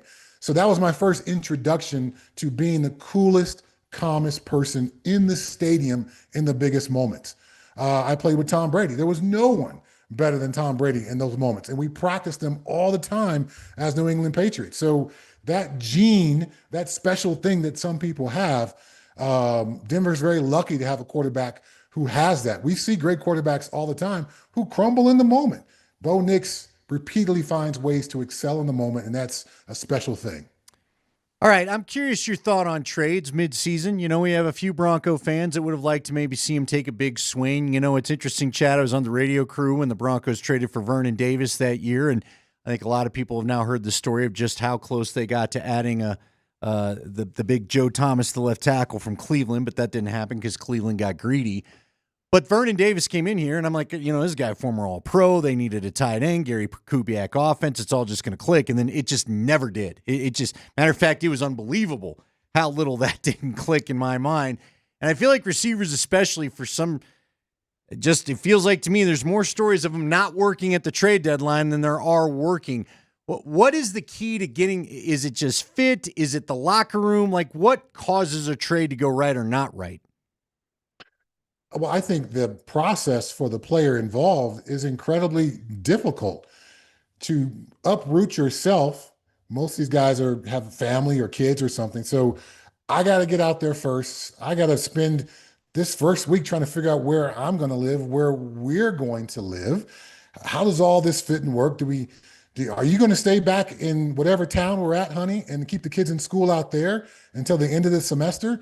Do we bring them out here? How do we do all of this? So there's all those distractions that come with the trade. Plus, you're trying to integrate yourself into a new locker room. You're trying to instantly learn a new language. I have yet to be on an NFL team. I was on 3 different NFL teams. When I was with the Seattle Seahawks, we had 6 different defensive coordinators in 8 years. So to try to learn a new language during the course of the spring, summer, and early season is difficult. Try doing that in the middle of the season when everyone else is in mid-season form with that language. And so often NFL language may mean one thing here, but it may mean something different someplace else. So instantly you're in the huddle, they said the huddle call, and you got to pause if you're a receiver, jogging out to your slot outside the numbers. Okay, he said blue. Blue with the team I was just on meant a slant route, but here it means I'm going to do a post. So you're constantly having to translate instantly the language, which then slows you down. Then you can't play as fast. You can't play as natural. So I think coaches understand that this is always going to be a difficult process, and I think they're more so planning for depth and impact down the road, December, January, maybe in the playoffs, but some kind of immediate impact outside of a pass rusher who can just pin his ears back and go for the quarterback. Anybody who's got get to be integrated into the game plan, into the language and terminology, that's weeks and weeks of learning that has to happen first. Yeah. So what's to that point then? What are your expectations for the onboarding process for Sauce Gardner going to Indianapolis and playing in Lou Anarumo's defense? How tricky is that transition as a corner? Okay, corner is another one. I There wouldn't you say go. it's as simple as pass rusher. Cover the guy. Yeah. Play man. Yeah. You know, am I playing inside leverage? Am I playing outside leverage? Got it. And as a defensive back, you can always turn to the safety and go, what are we doing? What do we got? And he can give you the signal. So that's a pretty easy one. But again, tight ends have to learn the run game. Tight ends have to learn the pass game. So there's so much for them to learn versus pass rusher, cornerback, maybe running back. So I know the Broncos were talking about depth on the interior of the offensive line, maybe a tight end, something like that. Those would be players that could provide you with some emergency need for maybe the next month, but you couldn't expect anything major for them until much further down the road. Well, you bring up inside leverage, outside leverage, fits, communication. I watched a CU team where I swear 2 of the touchdowns that were long ones, nobody even touched the guy. On a third play, on a long run near the end of the fourth quarter, the back got drilled at the 10-yard line, and that was probably the first contact he had with the defender from where I saw it. What are they going to do up there, Chad? I just big picture. I don't even need you to have watched that crap game. What do you do up there? Because, again, the feelings don't feel great. And now Coach Prime I admire him for this. He's trying to take all the arrows and not let you go after anybody else. But it feels like there's multiple problems that need a look at up there now. I admire Coach Prime doing that as well. But at the same time, accountability is a part of football. Accountability to your brothers in the locker room is a part of football. As a coach, you got some accountability to the guys who are on the field who are risking injury to be able to execute your call. So I see it charitably as him trying to shield them. But the other part of me is like, no, accountability is important. You need people to understand that they are not getting it done, and to baby them and take cover for them. I'm not sure if that's the best tactic to take. Obviously, this is a lost season for the Buffs. With Coach Prime and the surgery and the cancer and all that, I just think he's lost a handle on this football team. And it's difficult to regain that mid-season. So he's alluding to coaching changes, but not necessarily saying what they're going to be. Sounds like Juju Lewis is going to start this week. So I think for most Buff fans, this feels like a month, if not more than that, too late. And then defensively, we're still struggling with the leverage issue, which was kind of the beginning of your question, Andy. Where's the understanding of the defense? Who do I knock this ball to? Who do I direct this ball carrier to so we can prevent this big play? Yeah, the opponent's good. They're going to run the ball. But if we understand leverage, then we can know I can drive this to my middle linebacker. Maybe he can drive it to the strong safety. So between the three of us as a cornerback, middle linebacker, strong safety, we can triangle this thing and make a tackle for 10 yards instead of let it go for 70. But we are at the point of the season where no more help is going to come. There's no trade deadline in college football. Although that's probably coming soon, Chad, let's be honest.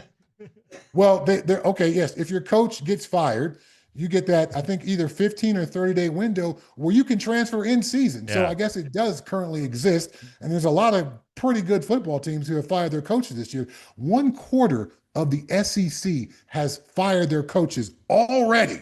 So, yeah, I guess there are players who could help you if Coach Prime wants them. But the Buffs, it just feels like it's not going to be any better anytime soon. All right, I had a serious question, but I'm going to go with a fun one because, quite honestly, the way they tackle, I could save it for next week and probably ask it again because I don't think anything's going to change.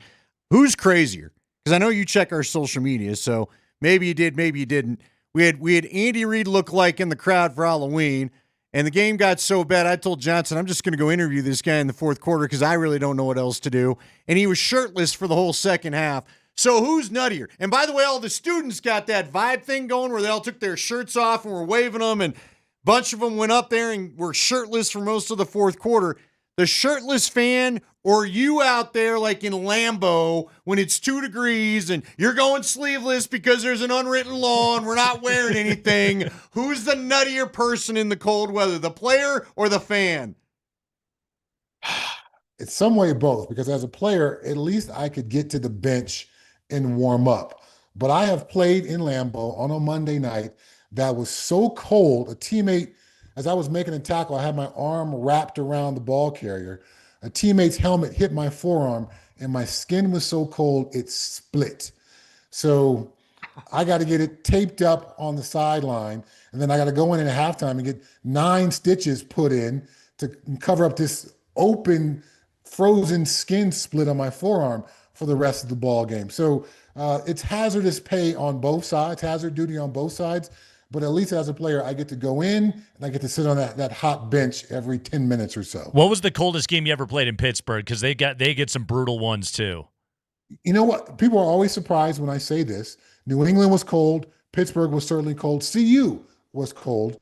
But the coldest I've ever been was as a Seattle Seahawk, because that rain would drench you to your bones, and then that wind would go whipping through there, particularly when we played at Husky Stadium before the new stadium was built. I have never been colder. I went into halftime, and I changed every part of my uniform except my shoulder pads and helmet. New gloves, new undershirt, new jock, new pants, new socks, new shoes, trying to put something dry on because everything was soaked to the bone. Plus, you're freezing cold and you're in a hurry and you're trying to change your clothes. It all just sounds miserable. Yeah, that game sucked. That sounds like a terrible time. Chad Brown, everybody. Chad, what game do you got this weekend? I got a game that had much more shine on it about a month ago. I got LSU at Alabama. But just to talk about something, I guess, a more positive game, I just did the Rams-Saints game. And hey, you got to watch Matt Stafford go out and throw 5 touchdowns. Should he be getting more noise for MVP the way that he's playing right now? It's building, and it's appropriate that it's building. He did not have a single bad play. Now, the Saints defense isn't very good, but not one single bad play. He had some incompletions. He got a ball batted down, but he didn't make a poor decision. He didn't misread the defense. He didn't go to his progression too early. Not one single bad play. The Rams are going to make some noise. I know that NFC West is going to be a very competitive division with Seattle, and we'll see what 49ers have as well. But man, he is balling out, no doubt about it. 9 touchdowns last 2 games, 21-2 touchdown to interception right now for Stafford. It's so funny because coming into the year too, it was just like, this back injury situation, and it looks like the Rams are going to miss this window. And he's like, I don't know if he's been the best quarterback in the NFL this year, but I know you can't play the position better than the way he's playing it right now, Chad. He's unbelievable. I think he's probably the hottest quarterback right now. Now he's not going to wow you like Josh Allen with the athleticism. Sure. But he's going to be Tom Brady. He's going to be Peyton Manning at their prime, in the pocket, wheeling and dealing. They're always going to be in the right play. Yeah. And he's not going to make a mental mistake, and particularly not in a critical moment. You got Puka back. That touchdown that he threw to Puka Nacua, I mean, like, you can't. Oh, my goodness. That was a dime. Yeah. That was a dime. And he's in the kind of the Silver Fox era of his career. And he's as good as he has ever been. The guy's incredible. Chad Brown, everybody. We talk to him every Tuesday here on the Kreckman and Lindahl Show. Chad, excellent work, man. Thank you. Well, thanks for having me on. And the Walton Penner Group, they got an uphill climb to top SoFi Stadium. I'm looking forward to seeing what they do because they got big money. But SoFi is a palace out there in L.A. You know they're going to try, though. You know they're going to try. They got to try. Billionaires versus billionaires. Who can make it nicer? We'll see what they're made of, but it's hard to top the best owners in professional sports, Kroenke Sports Enterprises. Yeah. Chad Brown, everybody. Well done. It's an Avalanche Ticket Tuesday. We're giving away a pair of tickets for you to see the Avalanche and the Ducks on Tuesday night. Andy, your 420 keyword is pintail. Pintail? Pintail. Help me out. It's a kind of duck. A pintail duck. Okay. I had no idea. It's just kind of a brown duck. It's probably most ducks you see are probably You don't pintails. seek out a pintail? It's a nice pintail. Tickets are still available if you want to join the Avs in their Veterans Day Military Appreciation Night at coloradoavalanche.com/tickets. That's next Tuesday against Anaheim. But again, your 420 keyword is pintail. So text pintail along with your first and last name to 303-504-0925, 303-504-0925, pintail, like pin and then tail, to 303-504-0925, along with your first and last name, and you're entered to win tickets on an Avalanche Ticket Tuesday. It's also a Power Ranking Tuesday. We rank the power, and Andy, I got a funny feeling about these power rankings this week. I think they about to get crunk. That's next.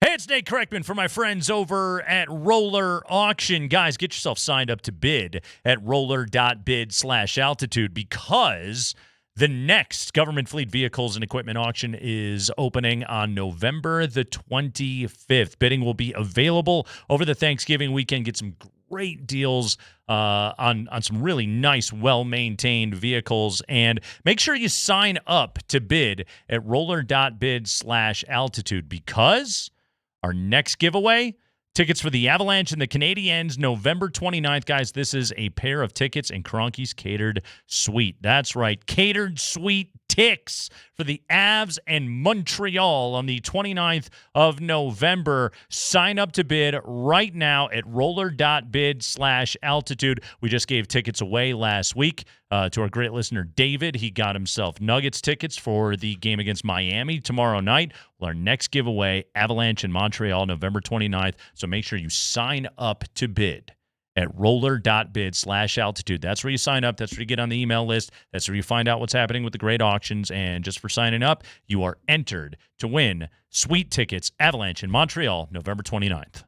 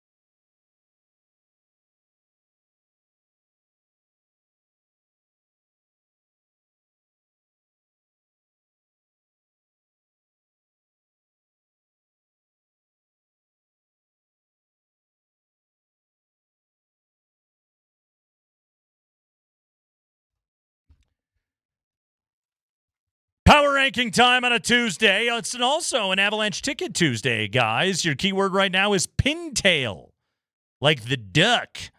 Text pintail to 303-504-0925, and that enters you to win a pair of tickets to see the Avalanche and the Mighty Ducks of Anaheim next Tuesday night.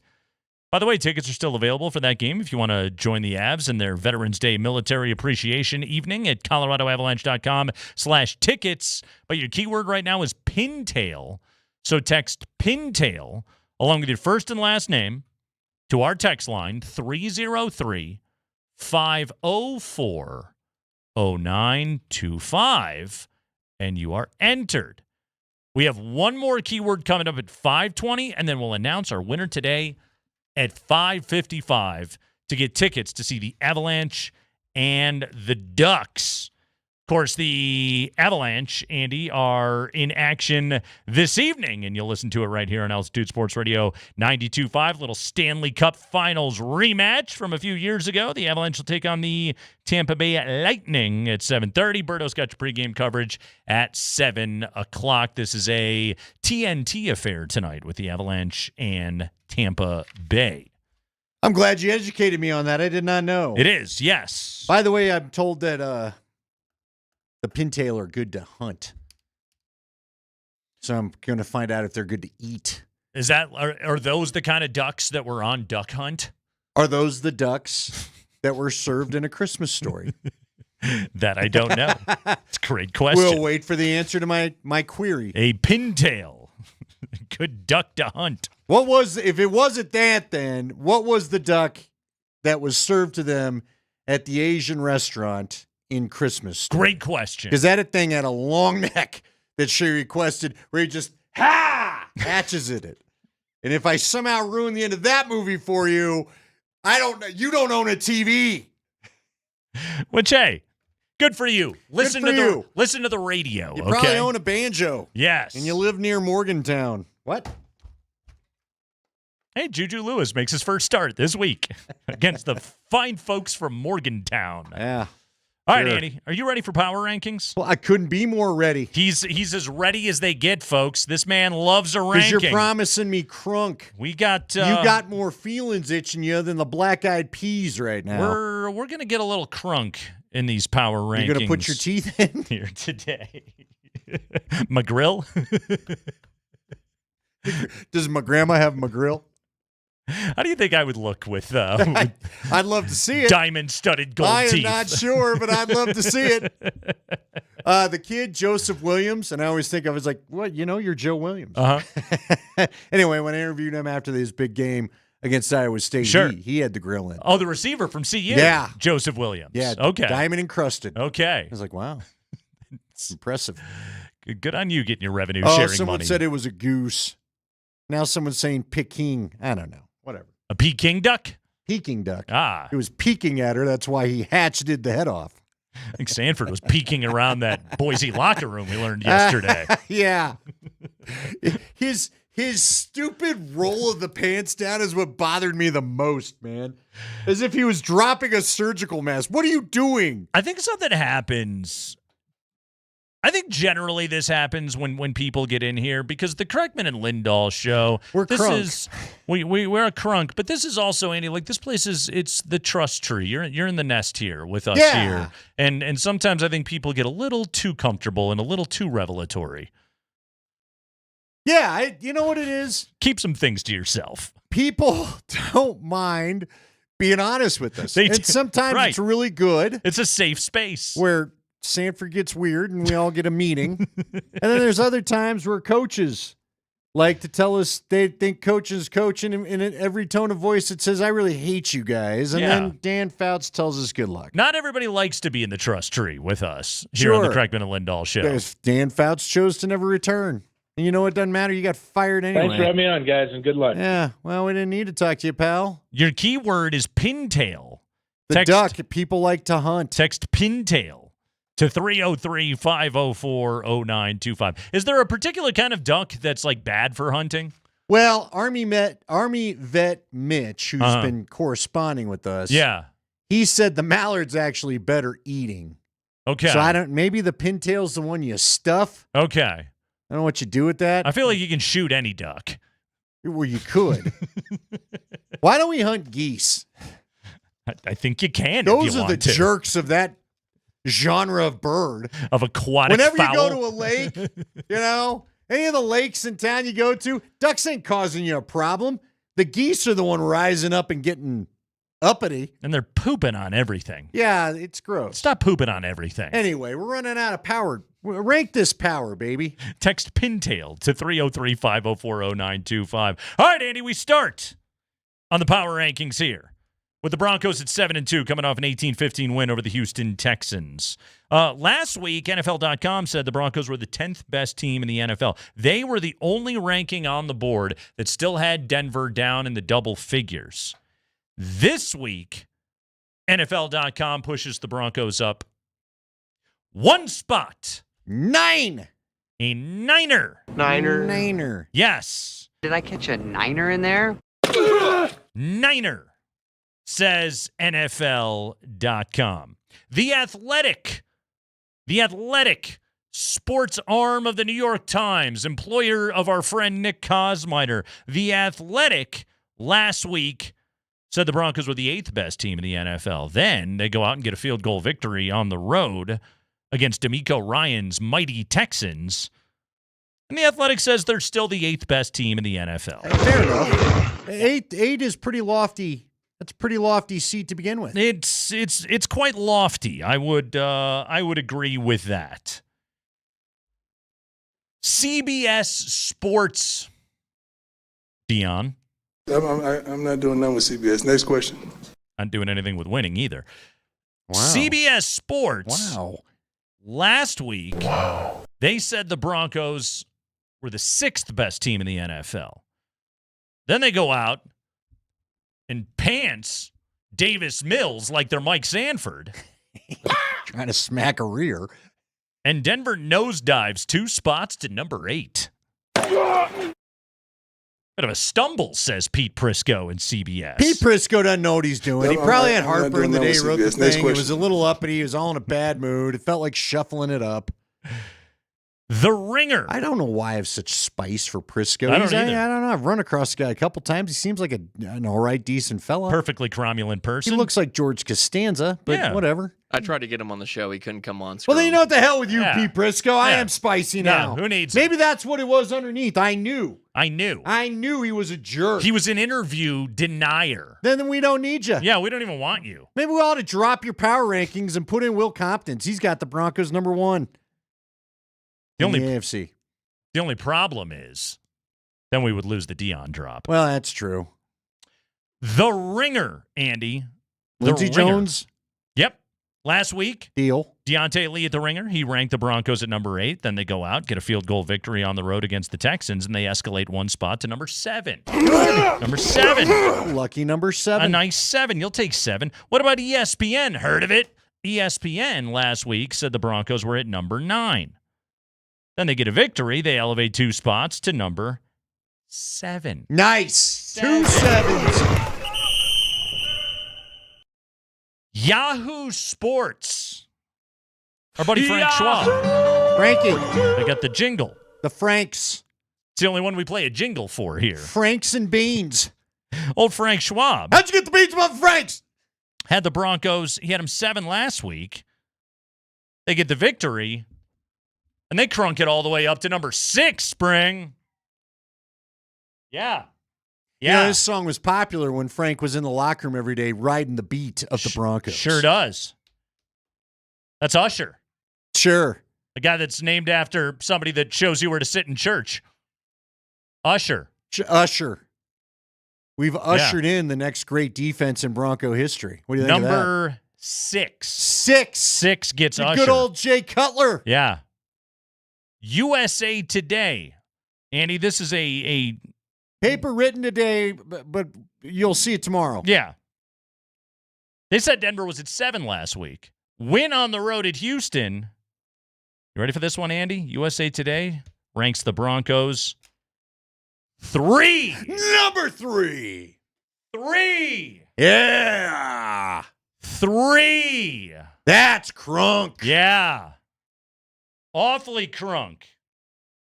However, I think we can out-crunk all this because Pro Football Talk, a website designed to talk about football in which owned by a lawyer, people are compensated to play.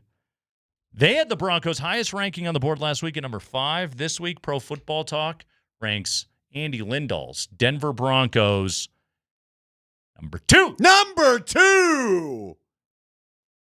Number 2! By the way, a bunch of guys just noticed that they're both ranked 6 and 7. We 6-7.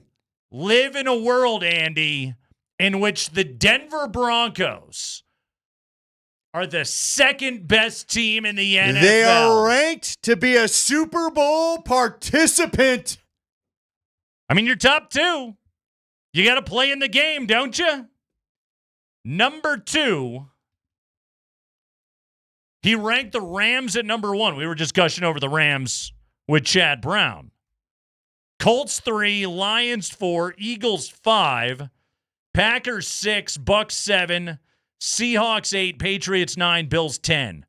Fraudulent Chiefs all the way down at number 14, says Florio. I was going to suggest Joseph Ramos, a lawyer and a doctor, start his own website and number 2, Andy. With Pro Football Talk, but if they're going to rank him 2, then maybe not. Number 2. Number 2. Yeah. Yeah. Guess we got to lay off Florio's hair a bit. It's got good hair. Hey, when he drops him, though, we're coming. It's really good hair. Coming for you, Florio. You've set the bar. Number you better 2. not chicken out now. Oh, you beat the Raiders on Thursday. You got to be number 1, right? Boom! You got to be number 1. Kapow! By the way, people let us know that geese are federally protected. There's Big Goose apparently out there making sure you don't hurt any of them. Well, on your walk in the park. Government shutdown, so good luck, Free geese. for all, hey, that's right. It's the binge or what, the purge. It's the other. It's the purge of geese. The government shutdown. Go do your thing. High ranking on the board, Pro Football Talk at number 2. Low ranking on the board, NFL.com at number 9. How far we've come. Biggest mover on the board, USA Today moved him up 4 spots to number 3. The only drop on the board, Pete Prisco and CBS dropped the Broncos 2 spots. What happened to get you like this? From 6 to 8. That's the only drop on the board. That is your Week 10 power rankings. Average ranking 6.25 for the Denver Broncos, up a full spot from a week ago. Number 2. Number 2. Number 2. How does Sean Yahtzee. Payton feel about that? Duh. He wants a 1. I thought he was going to say it's a number 2. Anyway, there you go, everybody. He's got a lot of Sean to cycle I already through. played that one. Did you? Yeah. Play it again. It's a number 2. How does Kevin Harlan feel about him? What a smooth deuce right there. Yeah, sure baby. does. Your keyword is pintail. Text pintail to 303-504-0925. Pintail. That's your keyword right now. Pintail to 303-504-0925. That gets you entered on an Avalanche Ticket Tuesday. Kreckman and Lindahl. Keep it here.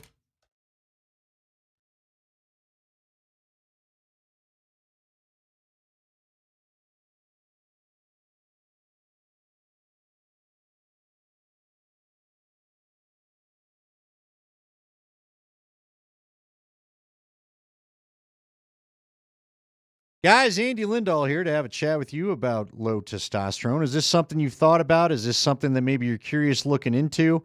If you are, let me make it real simple for you. You got to stop on by the Rocky Mountain Men's Clinic. They've got experts that can help you with your low T situation. It is the fall, and I did a little of the leaf raking again today, although I did get lazy and just mowed them down. But you know what? You got to have energy for the project no matter what. If you feel like your energy is low, maybe your energy is low because your sleep stinks. Maybe you feel like you're walking around in brain fog. Your workouts aren't the same. Maybe there's those sexual side effects. There's a lot of things that could show you that you have low T. And if you feel like you're dealing with it, it's time to go get the T levels tested at the Rocky Mountain Men's Clinic. Low testosterone can cause all sorts of problems. I just listed some. If you'd like to see what some of the others are, go take their quiz at RockyMountainMen'sClinic.com. It's a 10-question quiz with yes or no answers, and it'll take you 2 minutes. Schedule your consult today at the Rocky Mountain Men's Clinic. They'll draw your blood on your first visit, have your results within 30 minutes. You'll talk to a Colorado licensed medical provider about those results, and you could talk about the decision and whether you start on testosterone or not. Cost of that appointment's $99. It includes a medical consult, TMPSA test, but if you start on that testosterone the day of your visit, then that visit is free. Go to the Rocky Mountain Men's Clinic because they've served the Front Range of Colorado for nearly a decade, and they've successfully treated tens of thousands of men. Don't wait any longer. There's no need to wait. Some guys tend to put off, then they wonder why. 5 locations throughout Colorado to serve you, including Fort Collins and the Springs, but they have a great new revamped location in Castle Rock they're very proud of. Check that one out if it's close to you. 720-440-7900 or RockyMountainMen'sClinic.com.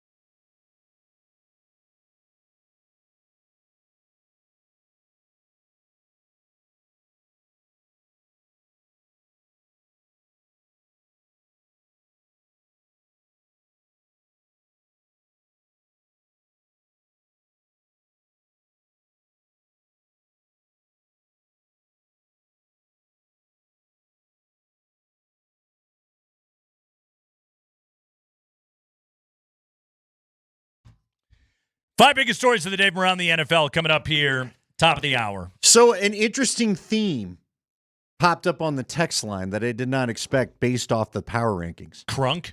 No, a lot of people have weighed in. They love the power rankings, yet they don't know why. The exact sentiment.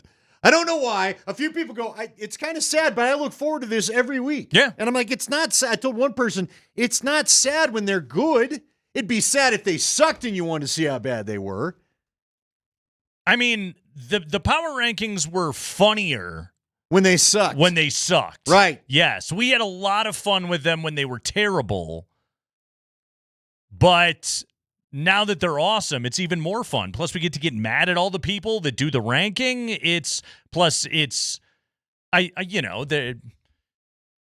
All of the audio to it. People like football hits. Sure. It's good. It's well done, well produced sports radio, folks. It's ear candy, the power rankings. That's why you like them. Can the Avs see again? I never found a good hockey power ranking. I see some NBA ones from time to time. Sure. Will that 2 be a top ranking? Will the Nuggets or Avs find a way to get to 1 in either of their sports and top out the 2 the Broncos accomplished this week? The Athletic power ranking that I clicked on today in the NBA had the Nuggets at 4. Interesting. Yeah. Maybe we just monitor that. They went Thunder 1, Rockets 2, Lakers 3, Nuggets 4. Now, there are some people that also chimed in and said, like one Gary and Meade said, I'm not sure I'm ready to call this a Super Bowl team. I'm not even sure they're a playoff team. I'll tell you this. Oh, I know they're a playoff a playoff team, too. There's no way they're not at least getting a wild card. I guess I can't say no way because we've seen crazy things before. It could be a slew of injuries, whatever, but I don't think it's going to happen. This defense is too good. Guys, this is on pace to be the greatest pass rush in the history of the sport. Okay? Like, can you win a Super Bowl that way? Yes. The New York Giants did it twice. Yeah. Okay, like it's been done. Hell, the 2015 Broncos did it. They had an excellent secondary as well, but guess what? So does this team. This defense and what it's doing right now is Super Bowl good. Is the offense? No, not really, but you don't have to be. Bo Nix is a good complement to the defense that this team plays because he doesn't take a bunch of sacks. He doesn't throw a bunch of bad interceptions. He doesn't make a ton of negative plays. Is this team perfect? God, no. But you don't have to be. You almost can't be in salary cap football. And I'll tell you one thing that's really big about this team, okay? And while I would have liked to have seen Denver be more aggressive today at the trade deadline, the part where, like, Andy, to the point where we were debating, like, okay, guard, receiver, tight end, like what's something they could go after and get. And, like, there was no definitive, like, no, this is the weakness with this team, and it absolutely has to get addressed. Like, the Chargers traded for a tackle today. They had to. They've lost Slater and Alt. Massive weakness. I don't think that's going to fix their problems, but, like, they had to do something, right? That's what that team had to do. We saw the Colts, and I know the Colts have had kind of pass rush issues, but their secondary was pretty bad last week against Pittsburgh. They instantly go out and address it, and they go and get Sauce Gardner because that was not a complete and finished football team. The Eagles needed pass rush help. That's why they go and get Jalen Phillips. Like, you could identify those areas on those teams. Denver, like, their offense, I don't think is ever going to be great this year. But it's good enough to complement what this defense does, and they don't make the kind of dumb mistakes that are going to blow football games for this defense, which is exactly how they have to play. No, this team is absolutely playoff good. Can they go to the Super Bowl? I don't know, Andy. Legwald pointed it out the other day. In order to do that, you're going to have to probably beat a Mahomes, beat a Josh Allen, beat a Lamar Jackson. Allen? Maybe all three. That's you might have to beat a Justin Herbert. That's tough to do at that time of year, to run through the gauntlet of elite quarterbacks in that way. That's tough. We all get that part of it. But can they do it? God, yes. They've got the defense to be able to get it done. Especially if you get them at home, and right now they are in the catbird seat to get a home game. All right, I just pulled up their schedule. And look, I would also say this. I know a lot of fans out there, you love the name Jalen Waddle. We all love a big splash play, that, the other. I also love his name. Yeah, you do love the name, and especially on a day. Waddle could have been our last keyword had they actually done it. And I love the football Ducks player. Waddle. But here's the thing. After talking to Chad Brown, the guy that I'm a little more disappointed they couldn't figure out was Rashid Shaheed, because he knows the Sean Payton offensive language. He knows the route tree. Chad, if you missed it at 4 o'clock, he's always great. He gave us insight into how much thinking goes on when you're on the field and you're trying to, convert to the new language and all that kind of stuff. And all they did was give up a 4th and a 5th for him. That's the price I would have paid. You know why Seattle wanted him, right? Well, there's some with Clint Kubiak I saw. Clint Kubiak, offensive coordinator. He was there last year, New Orleans. He is now the offensive coordinator in Seattle. See, that's funny. Well, which means he knows his language too. Plug and play with Rashid Shaheed. Good move. And that's why Vic Fangio wanted Jalen Phillips. Yep. By the way, did you find it interesting at all that in 2 stops Fangio had with Chubb, he did not want him back on the Eagles. He wanted him to go get Phillips. Yeah, he wanted Jalen Phillips. He wanted a guy that he knew he could, again, plug in immediately and get contribution out of. Yeah, that's the good point right there. That's pretty telling. But yeah, that's kind of what you're looking for this time of year, is that kind of familiarity. All right, real quick. Here are the offenses you're facing the rest of the year. Man, it's amazing how the NFL season changes. The Raiders Thursday, then the Chiefs, then the Commanders, who are now without Jaden Daniels. Yeah.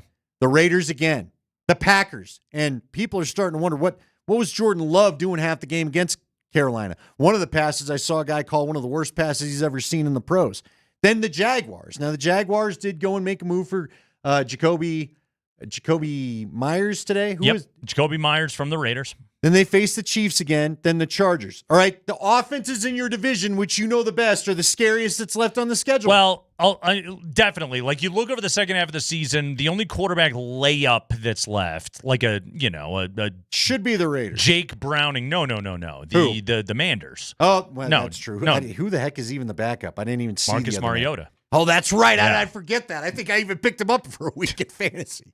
Yeah, like I got to tell you, there's little things about this Raiders game that I'm not in love with. I'm side-eyeing a little bit. Yeah, I know. And the part where Geno threw 4 touchdowns last week and 3 of them were to Brock Bowers. Now, losing Jacoby Myers certainly helps, but Legwald pointed this out. Crosby always plays well against Denver.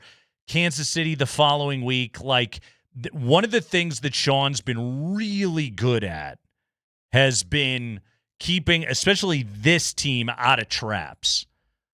But this game it's got trap qualities, trap-ish qualities. You're a 10-point favorite at home against the Raiders, and they stink. You should beat these guys. Don't pull a Tennessee beginning of the year. Exactly. Don't go into this game trailing in the fourth quarter or something stupid like that. I'm with you. Yeah. Skip that this week. The part where Brock Bowers has gotten cooking a little bit kind of has made me looking at this game a little bit differently. The good news is I think the potential best offense you could face is the Packers, and you get them at home. Chiefs is the best. Like, by the advanced stuff, Chiefs, I think, are the best left, probably then Green Bay. And again, Green Bay, like, their superpower is going over the top, which it's not easy to do that against this Denver defense. Well, and I forget they don't have Tucker Kraft anymore. I got to remind myself they're living in a craftless world. Done for they're a the Velveeta year. family now. Well done. It's the Kreckman and Lindahl show.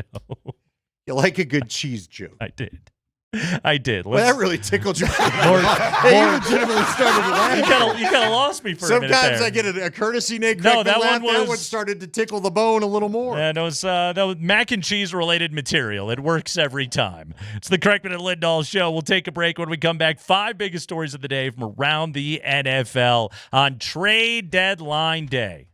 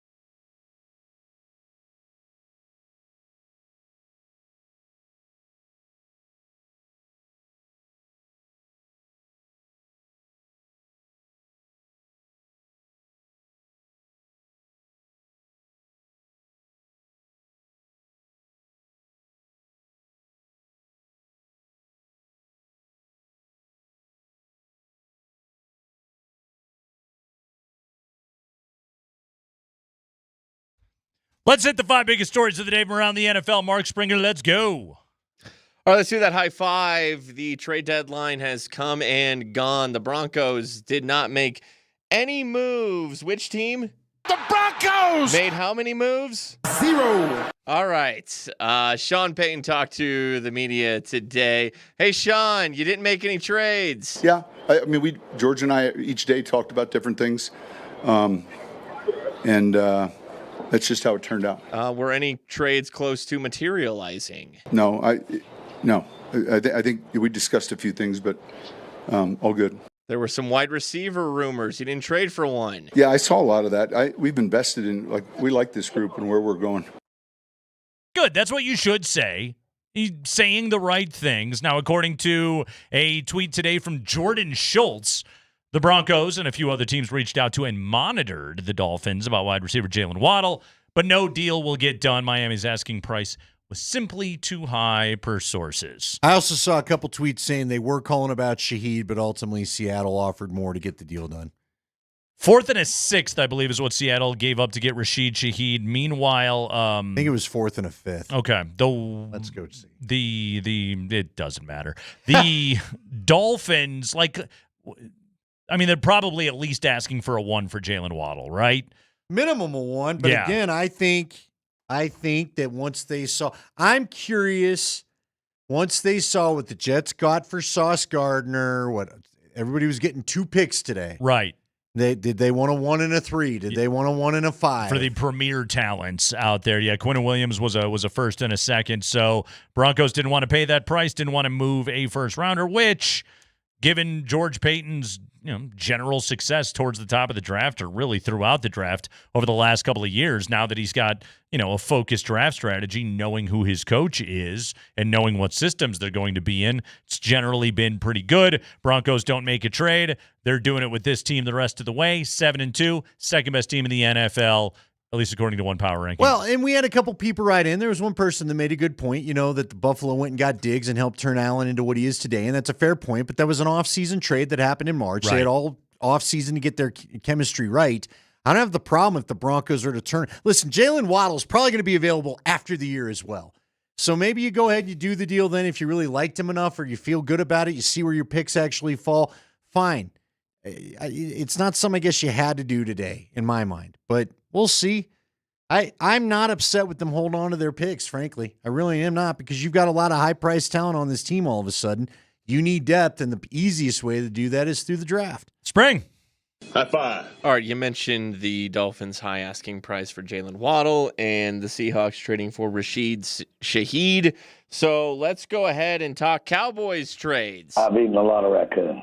The first trade that they made today, they acquired linebacker Logan Wilson, former University of Wyoming Cowboy, who had fallen out of favor with the Bengals defense. That's not a good sign, because that defense sucks. Yeah, really. And anybody wanted to trade for the guy that was apparently out of favor on the Bengals defense and can't stop a nosebleed? That guy's got to be so happy he got traded. Yeah. Maybe why. Maybe he wanted to fall out of favor. Yeah, I think he was probably looking around going, what are we doing? Listen, all here? 3 of these guys that switched teams today probably are the happiest dudes going. Very much so. He goes to Dallas for a 7th-round pick, and the Cowboys acquired defensive tackle Quinnen Williams from the Jets for a 2027 first-round pick and a 2nd-round pick in the upcoming draft, along with defensive tackle Mozzie Smith.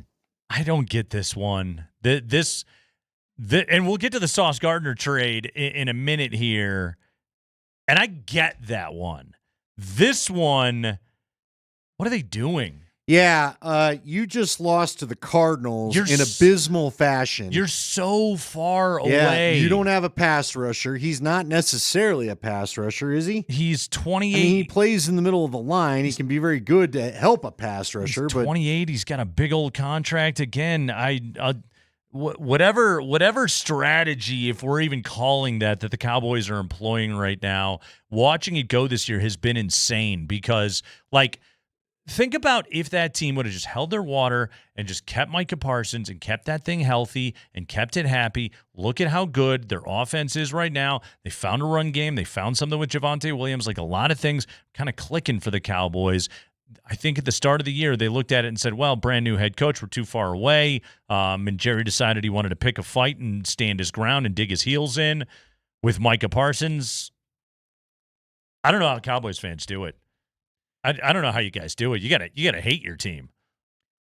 That's just painful. Yeah, there's an interesting stat about Dak and the Cowboys. They're like 0-10 when they're down at the half with him. It's I don't know, man. It's a weird offense. It's a weird team. You're right. Maybe the pass rusher changes some things. And for those that forgot, Micah Parsons admitted before the start of the year he was going to knuckle under and he was going to go play and he was just going to try to, do well and get out of there next year. So to your point, you could have just held on to him. Now, I don't know that he would have been thrilled, but you still would have had the best pass rusher in the game. Although Nick Benito wants a conversation. It felt like a real dumb ego trade, a real dumb ego play by Jerry Jones, and it cost his football team victories. I don't disagree, but did he pull that again? Did he pull that again today? Because everybody was like, is he going to make a trade? Is he going to make a trade? This defense stinks. He can't make a trade. You know what this trade is? This trade is moving Nolan Arenado and then giving Chris Bryant $182 million. Good call. Great comp. This is I got to do something. I can't just have everybody laughing at me. I got to go do something. Oh, Quinnen Williams, that guy's been an all-pro. I got to go and get that guy. It's not the same, man. It is just there's nothing that Quinnen Williams can do that is as game-wrecking as what Micah Parsons does. An edge pass rusher. Right. You found one great defensive tackle. You had a generational talent, he man. was in the Von Miller pick your guy. Yeah. Who's the guy out of Buffalo that has played for the Chargers a couple times? Khalil Mack. He's one that of those kind of guy. dudes. He's one of and now you don't have him. By the way, that record, 1-18 in the last 5 years with Dak when trailing by 10 or more points at the half. That's pretty bad. How does that happen? High five. All right, Jets trade Quinnen Williams. They also traded their star cornerback, Sauce Gardner, to the Colts for the Colts' first-round pick in 2026 and their first-round pick in 2027, plus wide receiver Adonai Mitchell, who dropped the ball before the end zone earlier this year. He sure did. Shane Steichen couldn't look at him anymore. Look, is 2 first-rounders pricey? There's no doubt about it. But also, Sauce is one of those guys, and you desperately needed that on your defense. You're 7-2. You're in a weak division. Daniel Jones has turned out to be a brilliant move. Jonathan Taylor looks like he's the offensive player of the year in the NFL. Generally, Indianapolis has been risk-averse when it comes to trade in recent years. This is a good move. Go get it. Go get it when you're 7-2. You got to go get it right now. Yeah, it clearly tells you how they feel about Daniel Jones as their future. It doesn't look like they'll be taking a high round quarterback in the next couple of years. And again, a lockdown corner, a guy as special as a Sauce Gardner, a Patrick Surtain, the kid that we just saw in Houston, Derek Stingley. They let you rush different. You got to rush the passer differently when you got one of those who just takes the top receiver away. And finally, Spring. High five. Okay, and finally, hey, Tom Brady. He's a guy. He sure is. Dude, this is a weird story, man, and I'm a dog lover. He revealed that his current dog, Junie, is a clone of his late dog, Lua, who died in December of 2023. The dogs were cloned by Colosso Biosciences, a biotech company that Brady is an investor in, using blood collected prior to Lua's death. Yeah, so basically he went Jurassic Park with his dog. And it just is, and I've had our last guy, Tom, the most recent one to leave us. That was heartbreaking. Yeah. Got to be weird to have Tom 2 running around the house. What are we doing?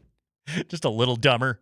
Do you name it a different? You can't name it a different name. Just walking into doors. You cloned it. It doesn't get a different name. Well, Junie is got a different name. Junie is a clone of Lua. I think it's weird, man. And you brought up a great. Okay. The name. Again, this was done by a company. Tell me how evil this sounds.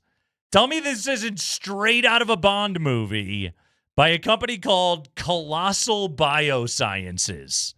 Yeah, it really, yeah. Colossal Biosciences. It feels like the next Mission Impossible needs to get inside their headquarters. Right. To figure out why Something bad is happening. Why is Colossal Biosciences poisoning all the frogs? We need to know. Tom Cruise is going to bungee into the middle of it and then hang above the sensors. A venture capital-backed biotech startup made an acquisition of another animal cloning firm, Viagen Pets and Equine. Viagen merged with Colossal Biosciences. Tom Brady is becoming a cartoon villain. There's no doubt with the hair. That's a good call. The chin. Who is the guy that you like from the Bond movie we talked about the other? Where's the one where he walks out into the middle of that sandy arena that's all destroyed and takes his lady? That's all of them.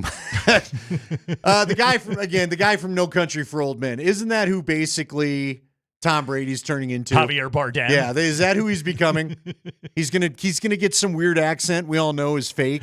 I still love, by the way, and I saw the commercial 8 dozen times during the World Series, that Fox pays Tom Brady $375 million, and they still have to use valuable ad time to run commercials to tell us that Tom Brady's good at his job. Yeah. Uh-huh. Tom Brady knows football. You sure? Are you sure? Well, he knows dog cloning. Colossal, which aims to, Andy, listen to this, quote, fix extinction, among other goals, is said to be valued at $10 billion, and this is its first major acquisition, that being Viagen Pets and Equine. See, now I feel like Malcolm from Jurassic Park, where dinosaurs had their run. They got their chance. It didn't work out. Life finds a way. We're going to throw the dogs and the people back into the mix together. Who knows how this will work? In late 2024, Colossal said it used cloning and gene editing to birth 3 different dire wolf pups. The dire wolf was previously extinct.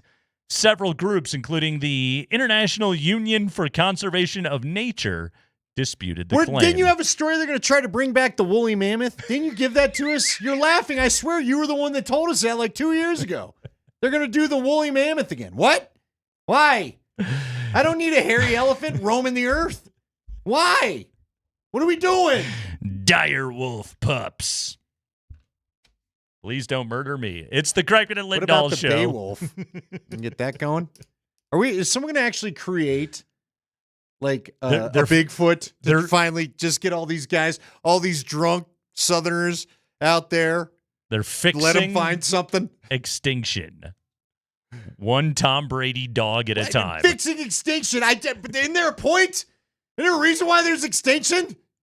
We don't need like everything that's ever walked the earth all thrown in together. Tom Brady's dog went extinct, and he brought it back. How's that fixing anything? The guy, you fixed it for one guy? One rich guy at a time? Is that what the real saying is? Also, can't we bring back Herb Street's dog? Everybody loved Herb Street's dog. Yeah. Bring back that dog. Yeah. Yeah. What about Black Beauty? What about Old Yeller? What about Old Yeller? Rabies immune, Old Yeller. Now I'm impressed. Your next keyword. What about the seal at the zoo that used to pick the games? With Soysher. Yes. Did Drew Soysher block you on Twitter? No, you never had a problem with me. You never had a problem with me either. I got blocked by him. Maybe I am. I can't tell you I looked it up too often. Maybe I've been this whole time. Can't say I've heard from the guy. I remember I was making fun of an old coworker for getting blocked by Drew Soysher. And he blocked you too? And then I was making fun of him, and then I looked at it, and I was like, wait a minute, I'm blocked by him too. What did I ever do? Well, now I'll go look. There he is. I'm following him.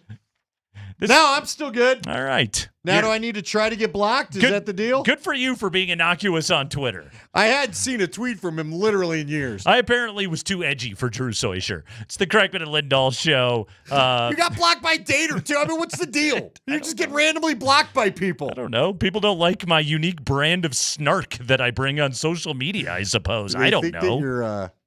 Do you think that you're like legit in some of what you say? Guy's a real jerk. I don't know. Anyway, I don't tweet seriously. I know. People that listen to the show know. I don't think anybody else does. Also, people that tweet seriously are dorks. So Stop doing that on social media. Remember when it just used to be fun? Not really. It's been a long time. It was really, really long time Do we ago. just need to? I mean, we got a keyword. The 18-inning baseball game. Yeah? Did you upset anybody that night? No, that night was fun on Twitter. Because there was only like 7 people in the country still awake watching Stayed awake? it. Not judging by the ratings. So it was a good time. Somebody wants OG Seabiscuit back. I'll tell you what, we got a minute. Text in who you need cloned if we're going to clone this thing. 303-504-0925. Air Bud. If we're cloning animals, what about which version of Air Bud? The basketball one or Air Bud 2 Golden Receiver? Hey, what about Mufasa? That was a hell of a thing when Mufasa died. By his brother. Spoiler alert. It would have saved Sinbad or a lot of trouble. His hairy. Sinbad. Sinbad. Yeah. Sinbad. Sinbad. Now that's the Lion King remake I want. Mufasa and his kids Sinbad and Urkel. Yeah. Bambi's mom comes back. See, you got no Disney movies if we start cloning all these animals again. All the Disney movies are done. Disney kills off someone of importance all the time. Disney's caused more murder in their movies than anybody. Hey, you're not invested in the character. Wham! Bambi's mom's dead. How you feel about the deer now, pal? Here's my question. Can you clone Harambe? They want Harambe back. Can you clone a duck? Clone a duck? Your keyword this Feels like hour. the geese are doing it. Now there's all sorts of fighting on the text line if geese are protected or not. They said that hunting season for geese starts next week, so the dumb geese know it. Hey, listen, hunters, can we be smarter? They're all at the parks. Hey, can't shoot us in the parks. Let's all go to Clement. Yeah, go down. I'm going to fly to Berkeley. Go down to any playground my kids are at right now. There's goose poop everywhere. Yeah, and they think it's theirs. They're chasing your kid. On second thought, don't bring your guns to my kid's park. I would appreciate that. That's why they're going to the park. They know. Big geese have got it all figured out. They've been talking to Colossal Biosciences. Your keyword is teal. Hey, what about that dog from The Neverending Story? Can you clone it back? What, or the horse? Atreyu? The horse. No, it was the horse that died. What about the big flying dog? Now, the dog was fine. The horse got stuck in quicksand, which again, I'm 51 and have never encountered. What was the horse's name? Dead. Glue. Your 520 keyword is teal. Would you like text teal with your first and last name to 303-504-0925. I can't wait to listen back to this segment. Should we have done Embiid? 303-504-0925. No, your favorite duck is Embiid? No, because our keywords were written by a Sixers fan. Hey! Yeah, doesn't want to face his own shame, huh? Everybody wants the dolphin from Ace Ventura now. Snowflake. Did a favorite pet die in Seinfeld? In Seinfeld, they had no pets. Did someone shoot a dog? Elaine. And everybody walked in and was like, Kramer, oh, no, it was the owls in Dumb and Dumber. This party really died when Kramer he hit it with the and champagne. Newman abducted a dog that was barking outside Elaine's house. Oh, that's right. Yeah. By the way, if anyone wants to do that to my neighbor's dog, your 520 keyword is teal.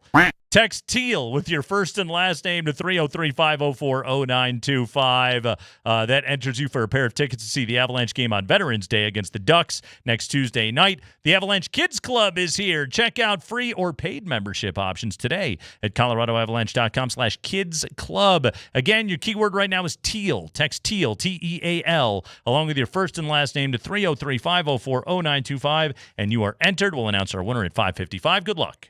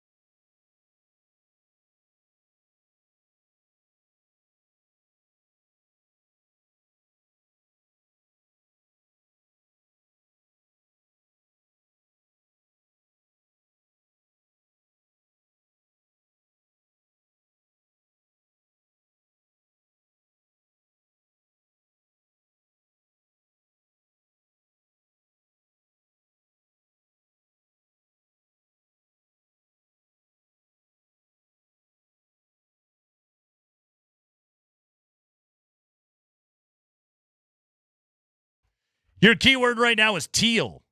Text teal along with your first and last name to 303-504-0925 to enter for a pair of tickets to the Avalanche game on Veterans Day against the Ducks. That's next Tuesday night.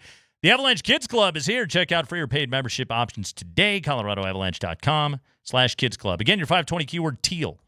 Text teal with your first and last name to 303-504-0925. Andy, that's named after either the green winged teal or the Eurasian teal. You like a teal jersey like your guys from the Sharks? Charlotte Hornets back in the day. I like that teal. That was a big, like the San Jose Sharks, the Charlotte Hornets, the original Diamondbacks, the original Marlins. That was a big era. The early 90s They liked them some teal. They were big for teal for new teams and uniforms. Maybe this former Bronco will go find a team in teal, but this did break about 20 minutes ago. I saw it. I meant to bring it up. But per the wire, the Broncos released special teamer J.T. Gray with an injury waiver. Hamstring they just injury. Picked him up the other day. Yeah, he got hurt quick. Like a week or two ago, and Rizzy was all about him, and that was their guy, and didn't really work short-lived. out. Yeah, so he's hamstring injury, and he is out the door. Let's talk about Russell Westbrook, who came back and played last night against the Nuggets. So Russ, by the way, played well last night. Good Westbrook game. Went for 26, 12, and 6 on a nice Monday night. They played the tribute video for him. He got a good ovation. Fans came to their feet to cheer Russ last night. I also laughed at for Dario Saric. They put his picture up on the Jumbotron, and I believe, as it was described by Bennett Durando in the Post, he received a smattering of applause. Yeah, how many people didn't even know that dude was on the team? Unless you do sports radio like us, or you're just a fantasy basketball nerd or whatever. Valanciunas trade. There There was literally no playing time for Dario Saric for you to even know he was a Nugget at one point, right? Yeah, they tried to play him at the start, and he was really bad, and then it was just over. Yeah, they decided we're not going to try that. Yeah, I know Jokic liked him. That's pretty much what they had were going pals. last night. Did you just feel obligated at that point to do it? I mean, part of me is like, do you think he doesn't want the picture? I think all could have just left that alone. You know what I mean? Just forget it even happened. Yeah, because now you set the precedent that anybody that literally pulled on the jersey needs a thank you. So DJ was here. He got the thank you. And sure, why not? He got into games. He actually played. Also, how bad are the Pelicans when DeAndre Jordan is starting in 2025 on your team? I'll let you know. Oh, by the way, did you see Zion's got the bad hammy? He's out 7 to 10 days now. Doesn't surprise me. That allegedly team is a disaster. Also, you can't even accuse them of tanking because they traded next year's first-round pick in order to move up to get Derek Queen from Maryland. Yeah. That's a real thing that they did. Yeah. And it looks like they're going to lose about 55 to 60 games this year. That could be the top pick. Yeah. AJ DeBonsa, you don't get to draft him. That guard from Kansas, that kid is awesome. My God. Yeah. Boozer's kid playing for Duke right now, you don't get to draft any of those guys because you wanted Derek Queen that badly. So last night, good win for the Nuggets. But the Russell Westbrook return, it happened last night. So Spring, do we got Russ from last night? Let's listen to, this was post-game, this was Russell Westbrook in the locker room talking to reporters after the game about his time here in Denver. What you contributed to a playoff series win, to a game 7 win. Well, how do you kind of look at your year here? That was great. Yeah. I guess other people didn't. I do think there was a reporter, a speculation that they had sort of...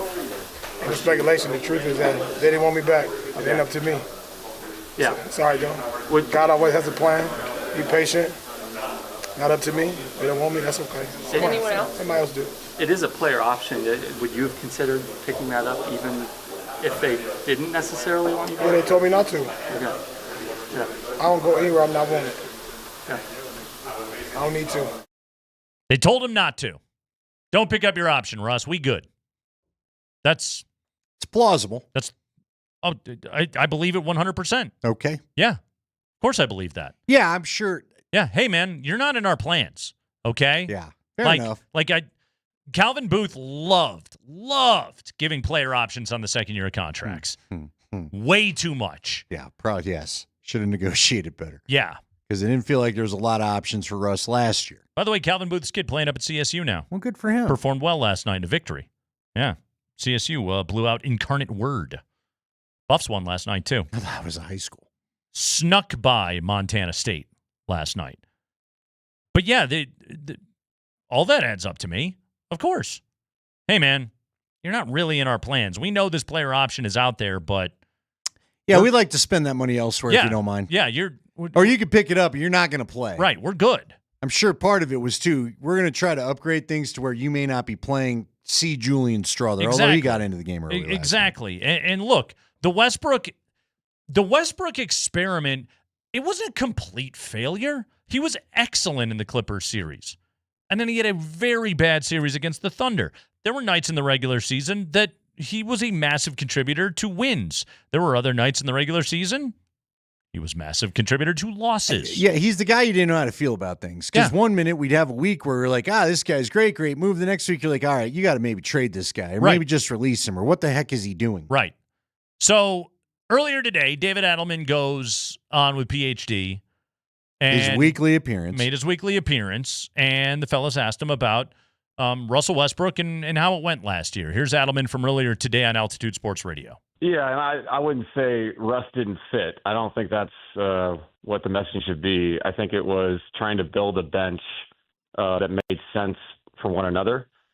And I think what Russ is doing in Sacramento is great. It's what they needed. With us, I think it was more just about whatever was going on with the conversation over there. It was, okay, if this is going to happen, we're moving on from different pieces, not just for us, other people as well. What's the best combination of people we can put together? And by the way, that's still a work in progress. So it's, I don't know. I imagine some people do fit, better in situations. We were a cut and moving team. I thought Russ was really good with Nicole last year, as most guys are. But I found that Bruce and Tim and, Cam and just the way that they play and our body movement kind of, offense has fit those guys. So it was cool to see Russ last night, though. He's Russ. Great game last night. Yeah, he's Russ. Great game. What is it, game 6 or whatever? I said it after the game. The guy just approaches every game the same way, just in attack mode. So he's fun to watch. That thing that he said right there, his energy was very appreciated with the Nuggets. It was a big part of the benefit of Russell Westbrook. And I like what Adelman said right there. He was a great fit with Jokic. Whether it was nights where Jamal was out or in the minutes that he shared the floor with him. In fact, Andy, we were tracking the numbers last year, the offensive rating of the Westbrook-Jokic combination for a good chunk of last year was better than Murray and Jokic last year. That part of it absolutely did work. The problem was that you wanted Russell Westbrook to captain a second unit that, oh, by the way, was also loaded with a bunch of young guys getting big minutes last season. And Russell Westbrook is not a guy that's going to elevate a second unit right now. He just isn't. A player like Bruce Brown, a player like Tim Hardaway, is massively better suited to doing that kind of job. The Nuggets knew they had to overhaul their bench unit, and they did so, and that included dispatching Russell Westbrook, who was not going to play in a fashion that fit with what Tenzer and Wallace knew this team needed to build. Agreed. And it's, look, he still likes his shots. Yeah. Again, a Valanciunas, I don't know. Russ and Valanciunas might have been a little bit fun, but listen, we all will take Bruce Brown. Bruce just gets it. It's a different energy. Russ was a wild Bruce, thing. by the way, played really well last night. Yeah, Bruce looks like the Bruce Brown that we remember the first time around, probably because it's the same kind of role, and he just fits it. It's and this is one thing I'll say about all of this, and I get it, sports radio, and we're trying to build something into. I don't buy that. There's no villains here. No, there isn't. And listen, Russ fit last year. He's not lying. I understand what they were trying to do last year. It didn't work. Now, why didn't it work? Because the entire team was flawed. Well, and also they had no money for the option. He was the best option for what little money they had to spend because of the aprons and whatnot. This year, they moved Michael Porter Jr., and Adelman just kind of alluded to that in his answer. We freed up money so we could go get other people, so we could have 4 or 5 players. Yeah. Again, Russ would be lucky to find minutes, and you can't tell me that's what Russ wanted to do. Right. His playing time would not even have been the same as a year ago. He wouldn't have been happy. He probably would have asked for his release at some point. Yep. One other note I want to make really quickly, and it struck me last night in particular. And I've noticed some grumbling about the play of Cam Johnson to start the season. Well, you and I both know it's based in the fact he's not exactly brought his 3-ball yet. Yeah, he's not shooting well yet. He hadn't, and he's had some bad games in the Nuggets uniform so far. But also, like, he's on a brand new team, and he's right now he's onboarding at the moment. It's going to happen, but there's been some complaints coming from corners of Nuggets Nation about the play of Cam Johnson, which, okay, fine, you're a fan. You're looking at him and saying he's not shooting well. That's disappointing. I thought he was going to be better than this. I mean, you're fair to say that, absolutely. I believe his shot is going to come around and he's going to be really good on this team. But what about this is just kind of a bit of a dichotomy, okay? Right now, Cam Johnson is, I would say, playing tentative. I'm actually fine that he took 5 threes last night. They were good shots. I think they'll go in for him eventually. But he's played tentative, and I think he's even kind of made comments to, I'm trying not to mess this thing up right now. Well, there is another way you can be when you get to a brand new team, and you can be Russell Westbrook. Yeah. And you can come in and say, there's no shot I don't like. There is no pull-up in the middle of the flow of the offense that I'm not afraid to go brick right now. There's kind of 2 different ways to do it, and a lot of people complained about the way Westbrook came on like gangbusters last year, and now people are complaining about Cam Johnson coming in and having a bit of a quieter start to it. I kind of like the way that Cam's doing it. I think ultimately he'll be a better fit with what the Nuggets are trying to do rather than Westbrook, who, for good or bad, for whatever you want to call it, Andy, he's always going to be Russell Westbrook. Yeah, and again, Cam Johnson, I relate it, and I told you I could see it going this way back in the offseason before we even saw this team get together. It feels a little like when Aaron Gordon got here, and he's trying to figure out what role are they asking you to play. Yeah. Because he's not even the 3rd option at times. Right. Sometimes he's the 4th option. And look, he's got more pressure than Hardaway and Brown because he's replacing a core player and he's playing like a guy that's very aware of that. Right. Okay. He's got a very low usage rate right now. It's much lower than Porter's was at this time last year or at any time, really. He's finding his way in what this offense is, but I can see where it's going to develop. I think this thing's going to work really, really well. I like the shots he's taking. I just don't think he's in a good rhythm yet. I think he will get there.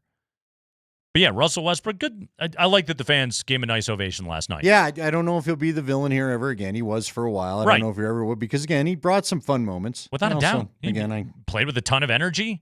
Like Andy, isn't that kind of all we ask out of our pro athletes to just go out and bust it every single night? Russell Westbrook did. Yeah. And again, complain about him being Russell Westbrook, but that's also on a front office that, I don't know, acquired Russell Westbrook.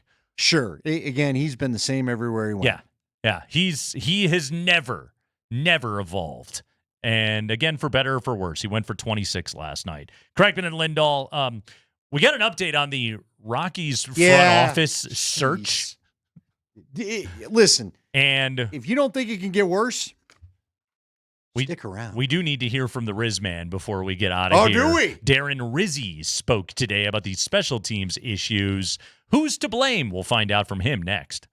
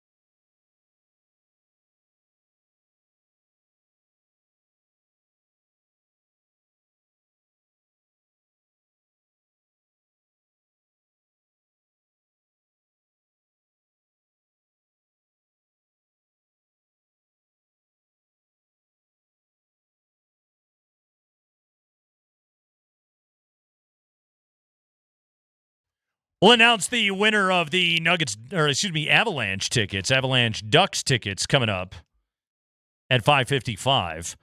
Nuggets ticket Thursday coming up this week. We'll give away Nuggets tickets on Thursday. We do Avalanche tickets on Tuesday. We give away tickets to our lucky listeners here on Altitude Sports Radio 92.5. Latest Broncos injury report, Andy. Nate Adkins did not practice. Pat Surtain did not practice. Will Lutz did not practice due to illness. Uh-oh. Yeah. Maybe he had a little Palczewski was dealing with. He was drinking out of the water bottle. I don't know. Brandon Jones was limited with a foot injury. Marvin Mims was limited with concussion. We'll keep an eye on that. And Riley Moss listed as limited with an ankle. We should note they're not really practicing this week. There was going to be a walkthrough today, and that was kind of it for the week. They go light on these quick ones, especially when it's a divisional opponent. We're going to hear from the Broncos coming up here in just a moment. But first, we got to update everybody as to what is going on in the Rockies' pursuit of somebody to run their front office. Hiring from outside the organization. Not going well, Bob. Andy, I'm not sure they're going to hire from outside the organization because that would entail them hiring anybody. Yeah. Which right now, they don't appear to be doing that. So here's the updates, all right? We told you yesterday that the two reported finalists, Emil Saadai and Matt Foreman, are now both out of the running. Saadai from Arizona, Foreman from the Cleveland Guardians. They're both out. Okay. According to John Heyman in a tweet today, he said, "Heard about the two reported original finalists, Emil Saadai and Matt Foreman. One declined an offer, the other dropped out." Adding, "New ideas welcome." One declined an offer, the other dropped out. Yeah, which is declining maybe an offer. Or not liking the salary to begin with, or not the power, or who knows. I mean, but something, the person didn't like something, so they said, "I'm going to go ahead and withdraw." These are finalists that were interviewing for the job. Presumably, they were originally interested. They were pursuing the job, and then once they got in there and talked to them, one of them was like, "Nah, I'm good," and the other one was like, "That's the offer. Nah, I'm good." By the way, these are two guys, Andy, neither of whom have been major league general managers. Would have been the big move up. This is the big move up, and both of them were like, "Nah, we good." You get that big office, you tend to run in the circles. You're smart sports fans. You know how this works. Once you get the first job, even if it doesn't go well, chances are you'll get a second chance. They said, "Nope, I guess we'll wait for another opportunity," of which may never come. Joel Sherman tweets this. This is Joel Sherman of the New York Post. Adam Ottavino, who pitched early in the 2025 season for the Yankees, did indeed speak to Rockies owner Dick Monfort about being head of baseball ops. The conversation was 2 weeks ago. The two have stayed in touch. So as of right now, Adam Ottavino is the only name we know. No front office experience, we should add. Yeah, man. I don't love it. I like Adam Ottavino. He went to Northeastern. Very, very intelligent individual. I've spoken to him many times. Can we get him, Yeah, a warm it up job. Yeah. How about that? Just working his way up. Also, I read this paragraph today in Patrick Saunders' piece in the Denver Post. Okay. Tell me what these two sentences mean to you. Okay. Executive Vice President Walker Monfort, the son of owner Dick Monfort, is leading the Rockies search. Dick Monfort has also been involved in the interviews. Yeah, he's the one determining the number, the money, and the power. Let's be honest about it. He's not completely out of this thing then. I read that as, so Dick Monfort's making the call. Sure. That's what I read. He's gonna let Walker wear this one a little bit, but he's still heavily involved, and so there you go. There's no planet in which Dick Monfort sitting in those interviews isn't going to ultimately get what he wants. There's no world. Yeah, he's still the final say. Yeah. Guy. Come on, what are we doing here? Still his checking account. Nothing has changed. No. Nothing. Walker's using his dad's debit card. That's all that is. Well said. Let's hear from Darren Rizzi. He is the Broncos' special teams coordinator. Special teams have been problematic. Have not been very coordinated. Today, Darren Rizzi was asked, why is there so much disconnect right now on special teams? Disconnect. What's the deal with the disconnect? Here we go. Here's the Riz man. I think it's on all of us. I think it starts with me. I'm the special teams coordinator. So, and I appreciate the compliment, but I've had rough patches before in my career. I've been doing this for a long time. This is 17 years in the NFL for me and 16 in college. And so 30 plus years special teams, you're going to have, some peaks and valleys. I think one thing we have to do is we have to accentuate the positives. I know it may not look like that, but there's actually a lot of things that we're doing well. But we've got to help the cause more. We cannot, be the reason that we're losing field position and things like that. But listen, it starts with me. Always starts with me as a coordinator, and it trickles down to the players. So I certainly take full responsibility on getting it cleaned up. I'm going to tell you right now that through my experience, I'm certainly confident in myself and my ability, and we'll get it cleaned up. And listen, the players are 100% bought in. There's absolutely no doubt about that. We've had some issues here or there, but along the way we've had a lot of positive too. So we got to keep doing the positive things, but we've got to help the team more in these situations for sure. Accentuate the positive, eliminate the negative, and they're all bought in. But we all got. But again, saying it starts with me, but then saying we all got to get it figured out. I mean, it's everybody. It just that feels like a touch of blame. If you're telling me that everybody's bought in, then coach them better. Yeah. If they're so bought in. I know not everybody's in love with Coach Prime right now, but at least Coach Prime's